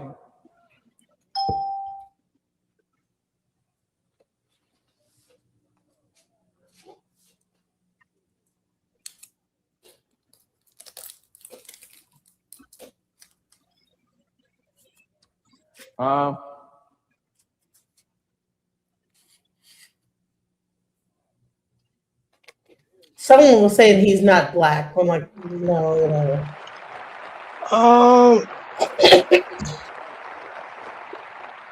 That's neither here nor there. That's what someone said. It's just like I'm saying. Dave Anderson is just like Amanda Seals. He's a grifter. Well, he's not. I don't think he's a grifter. I don't think he's that. I trust in Dr. Claude Anderson. Not some grifters trying to make some name just by calling out saying they're this and that. 52% with 2 children in the family. And nobody cares. Nobody cares. And so they're going to now have welfare reform to kick them off the second level. So now they must go down to the next level. Next level is crime. Your crime rate in America is going to go straight up within the next 2.5 years. You know who's causing the crime rate in America for the longest? Because see, black folk are not simply going to disappear, they evaporate. Even if These you don't immigrants. care about them, they're not going to evaporate. They've been getting away with it. Look at the crime rate already. Go ahead, just talk. Because goddamn, I'm trying to hear what he got to say. You just talking over. Go ahead. It's the truth. The immigrants have been getting away with murder. Just classifying themselves as black and whatnot. They've been getting away with everything. Time is up. I can't wait for 2026. It's a relief. It's a relief that people want them gone. They've been usurping our economy for so long. Our Social Security is supposed to go insolvent by 2033. We still may have some time. We just got to get rid of these people. Send them up, packing, back to their homeland. That's it. I don't know why people are still belly aching. We're all saying the same thing. Claude Anderson is saying anti-immigrant. Nick Fuentes in a whole different way. He's saying the same thing, anti-immigrant. I don't know what people are not getting. Understanding, and you can look at that's. I hear they ripped off Somalians, ripped off that state for billions of dollars, billions every year, billions of dollars. Thank you. And they contribute nothing. Music to my ears. The welfare is like 88%. They contribute nothing. I don't want them in our country. I'll be honest with you. Okay? Somebody said, "Oh, that's not politically correct." I don't care. I keep screaming this from every mountaintop I can. That's Hassan Ali, and this is Ilhan Omar. We know who Ilhan Omar. Hassan is the president or prime minister of Somalia. They had a roundtable meeting with nothing but Africans talking about getting in to American politics, but understanding that they are 100% Somalian and they will never change. Now, in this clip that I'm about to show, Mr. Ali, Hassan Ali, is talking, and he's letting it be known that Ilhan Omar is there to take a Black American seat in Congress. It is very important in anti-Somali measures. Somalia are exceeding of model.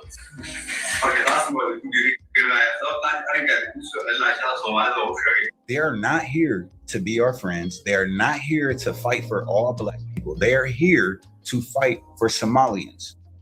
He said it's important to know she's Somalian and she's in the government working for us. He's referring to the U.S. government, and she's in our government working for them in Somalia. He said she'll take that chair from a Black person. That's what that Somalian official said to his people, speaking on Ilhan Omar, and she's sitting right there. They made it very clear what her purpose was in the U.S. government. Her job is to replace a Black person for a position of power in America and then use that power to work for Somalia. Forget she was elected and placed in the Do-Nothing Black Caucus. Look at her. Yeah. Her and all the other useless traitors of Black America sitting up there in the Black Caucus. Just look at them. She's a Black Caucus member, but they just told you her job was to replace Black people. That's what they're doing here. Replace Black people in the Black Caucus and work for Somalia. And we keep wondering why Black Americans can't get any points on the board. We're constantly supporting a group of people that's supposed to be representing us. But when you dig into the Black Caucus, they're doing for everybody except for the people they're supposed to be representing in Congress. Wake up. These people are not our representatives. They're outright enemies, and they're hostile. That's it. Those are not my words. It's their words. It's their actions, right? So before y'all jump on here, look, just another jealous Black American. I'm not jealous of anything. We can't be beat. We're undefeated here. That's something y'all forgot. Mind you, this was on camera. So I want to know what y'all got to say about that. I already know that Black Americans have no allies at all. We don't have friends here. We don't have allies here, especially Africans. It's sad, but it's true. And it's not coming from us. It's coming from you guys, because you guys come over here to this country, automatically look at us as enemy number one. Then you get caught on camera doing this kind of. It's absolutely crazy, but I love when people show their true colors. Please tell me who you are so I can believe you the first time. Why did I see a tweet today talking about the fact that Trump is targeting Somali people in Minnesota is going to put Black Americans at risk? I don't think so. I think that that's scary Black Americans and Somali people don't look anything alike, first of all. Second of all, they don't even consider themselves Black. We are Somalis. They're Kushites. Those are the Kushite Arab ones. Somalis are not black. Let me explain why. Looking at me right now, chat, am I black? I'm literally brown.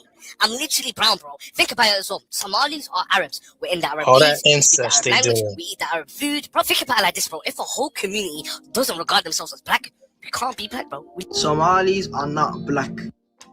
These Somalians made it very clear. Somalians are not black. Well, can anybody tell me why they openly say this? And y'all have this lady here in Congress representing us in the Black Caucus? Why is she even here? Do you see the game they're playing? She's not black, but she's going to cosplay when it's convenient to get in position to do what? Work for Somalia, just like that Somalia official said in that meeting. Talk about scamming and fraud. This right here is another major scam they're running. Because you better believe it's a lot of money moving around. And on paper, what do you think they're checking off? Let me give you a hint. Not white. Now, before you disagree with me, I just want to say, listen, right? There's no such thing as the term black. The term black only came about in colonization. I don't have to accept that side. That's why the other day when I was in a place, someone said to me, "Are you black?" I said, "I'm not black side. I don't accept that term." Somalis are not black. There's a difference between African and black. Look at their You think cranium. that A person, any person, The can't cranium's tell the looking difference between a crazy, black kid. American and a Somali person? I don't think so. I think that you can tell the difference between a Somali person and a black American person. Like, Well, when a cop pulls I us over, really do. what they gonna say? And I'm just All saying. that scary To our stuff. American people, do you find it bizarre that Ilhan Omar made the statement that we know that Trump don't like black Americans? Notice how they always try to clump us all together.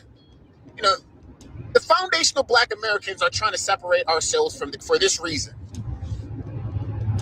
Y'all came into our country, use all our benefits, clown all the black Americans. Oh, look at them. What we've been told is all we got to do is trash them over there. Just trash them, and we can join forces and have a good life. So you did that. Now, Trump is talking about deportation. The foundational black Americans are sitting here like, well, deport them all. We don't care. Why? Because there's no deportation for us. We can sit back, eat our popcorn, and laugh at you. So Trump, please, keep going. Do more. Get rid of them all.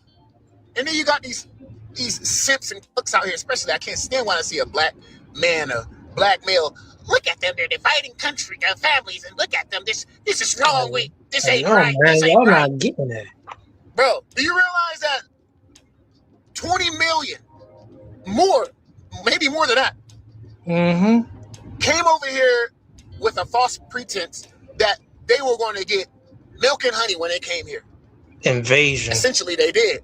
Freeloading off of our tax dollars. So while this simp, this out here, oh yeah, we can't do this, this is wrong. Vote for Kamala. Don't realize that they're actually using your tax dollars to freeload and get this milk and honey. So my question to these people that keep saying this stuff is, how come we can't have the milk and honey? How come we can't chill? How come we can't have a good life? How come we keep giving everybody else a good life, but every day we gotta wake up and go to work, especially these blue collar jobs, and our bones gotta hurt every day? Come on, man. Y'all gotta wake up, Mike. And then they come over here disrespecting black people while using us at the same time, cosplaying to get goodies and benefits for themselves, checking off black on these forms. And when they scam $1 billion in Minnesota with all that welfare fraud, they get locked up and go to jail. They check black again. So they're counted as us, contributing to these crime stats that people just place on black America. When these people have openly admitted for years, they're not even black. They just come in black American areas and soak up all the resources meant for us. Exactly. What people don't realize is I am speaking from a place of experience. I live in Columbus, Ohio. You can check the numbers, honey, but I believe we have the second largest Somali community in the country. Okay? What happened was they got dropped into Urban Crest, Ohio, which is on the outskirts of Columbus, Ohio. Urban Crest was one of the last remaining Black American municipalities in the country. It was founded by Black Americans, sort of like Black Wall Street. It was founded by Black Americans, and we were a thriving community. And then one day, I'm outside playing and look up, and there's this guy walking around with all these sheets on him. And we're like, where did this dude come from? We knew he wasn't one of us. Couple days later, there's 1,000 of them dropped into Urban Crest, Ohio, which if you look at it today, it is no longer the thriving Black American community that it started off as before they got here.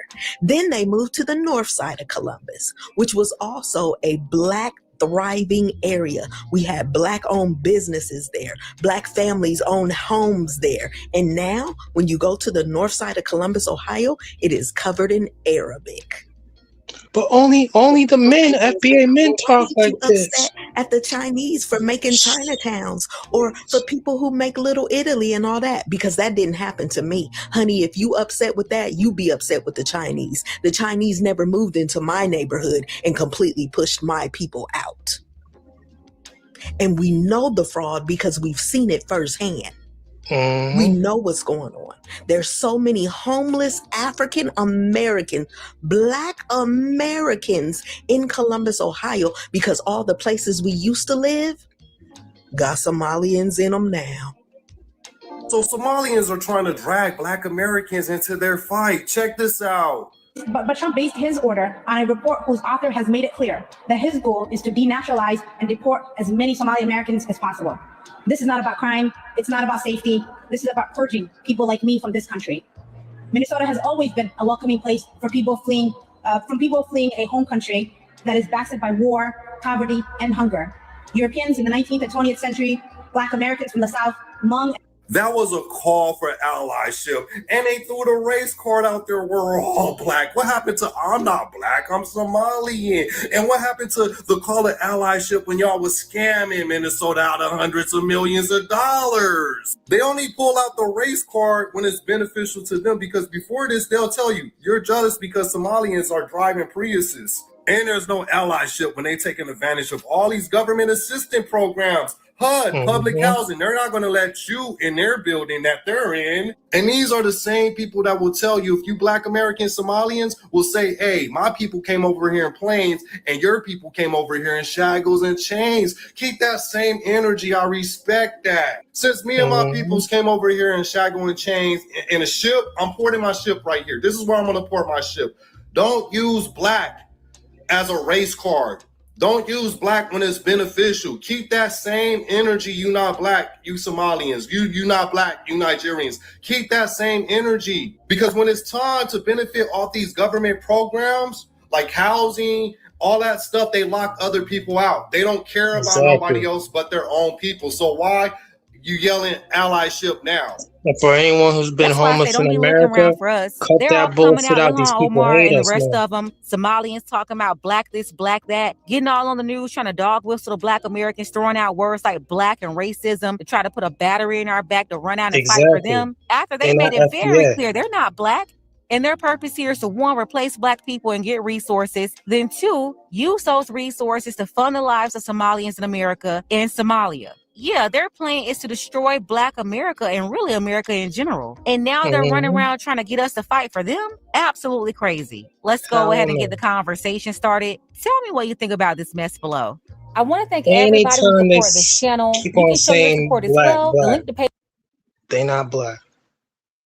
Anytime they keep on saying they FBA, they're not FBA. It's a game.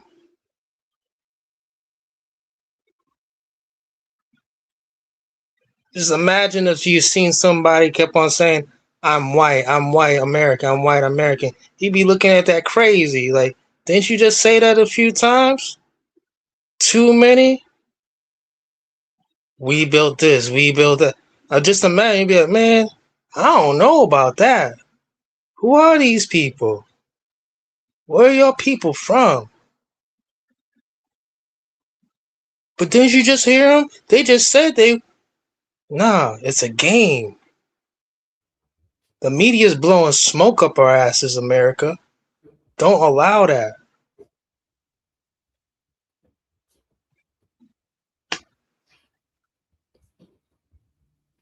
Well, you know what? I've done 8 hours and 31 minutes. And I'm tired.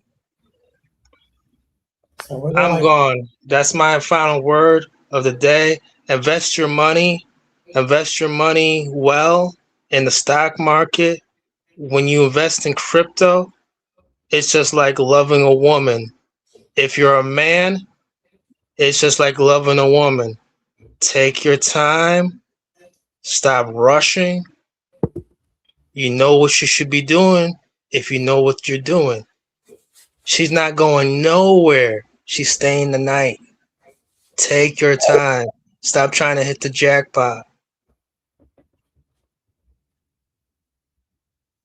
All right, guys. That's it. Some more? That's it. Peace, guys.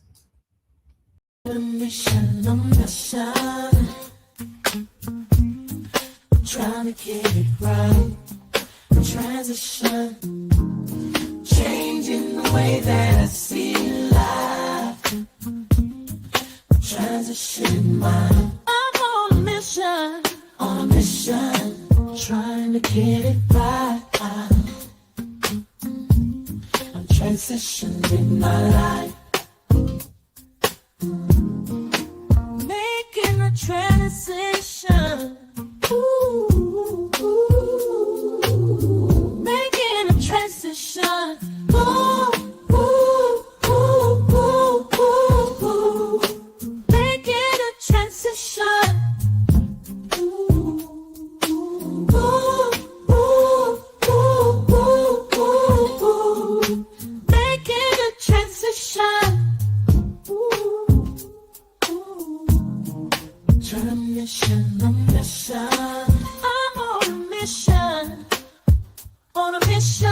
I'm trying to get it right. Changing the way that I see life. Transition in my life. On a mission.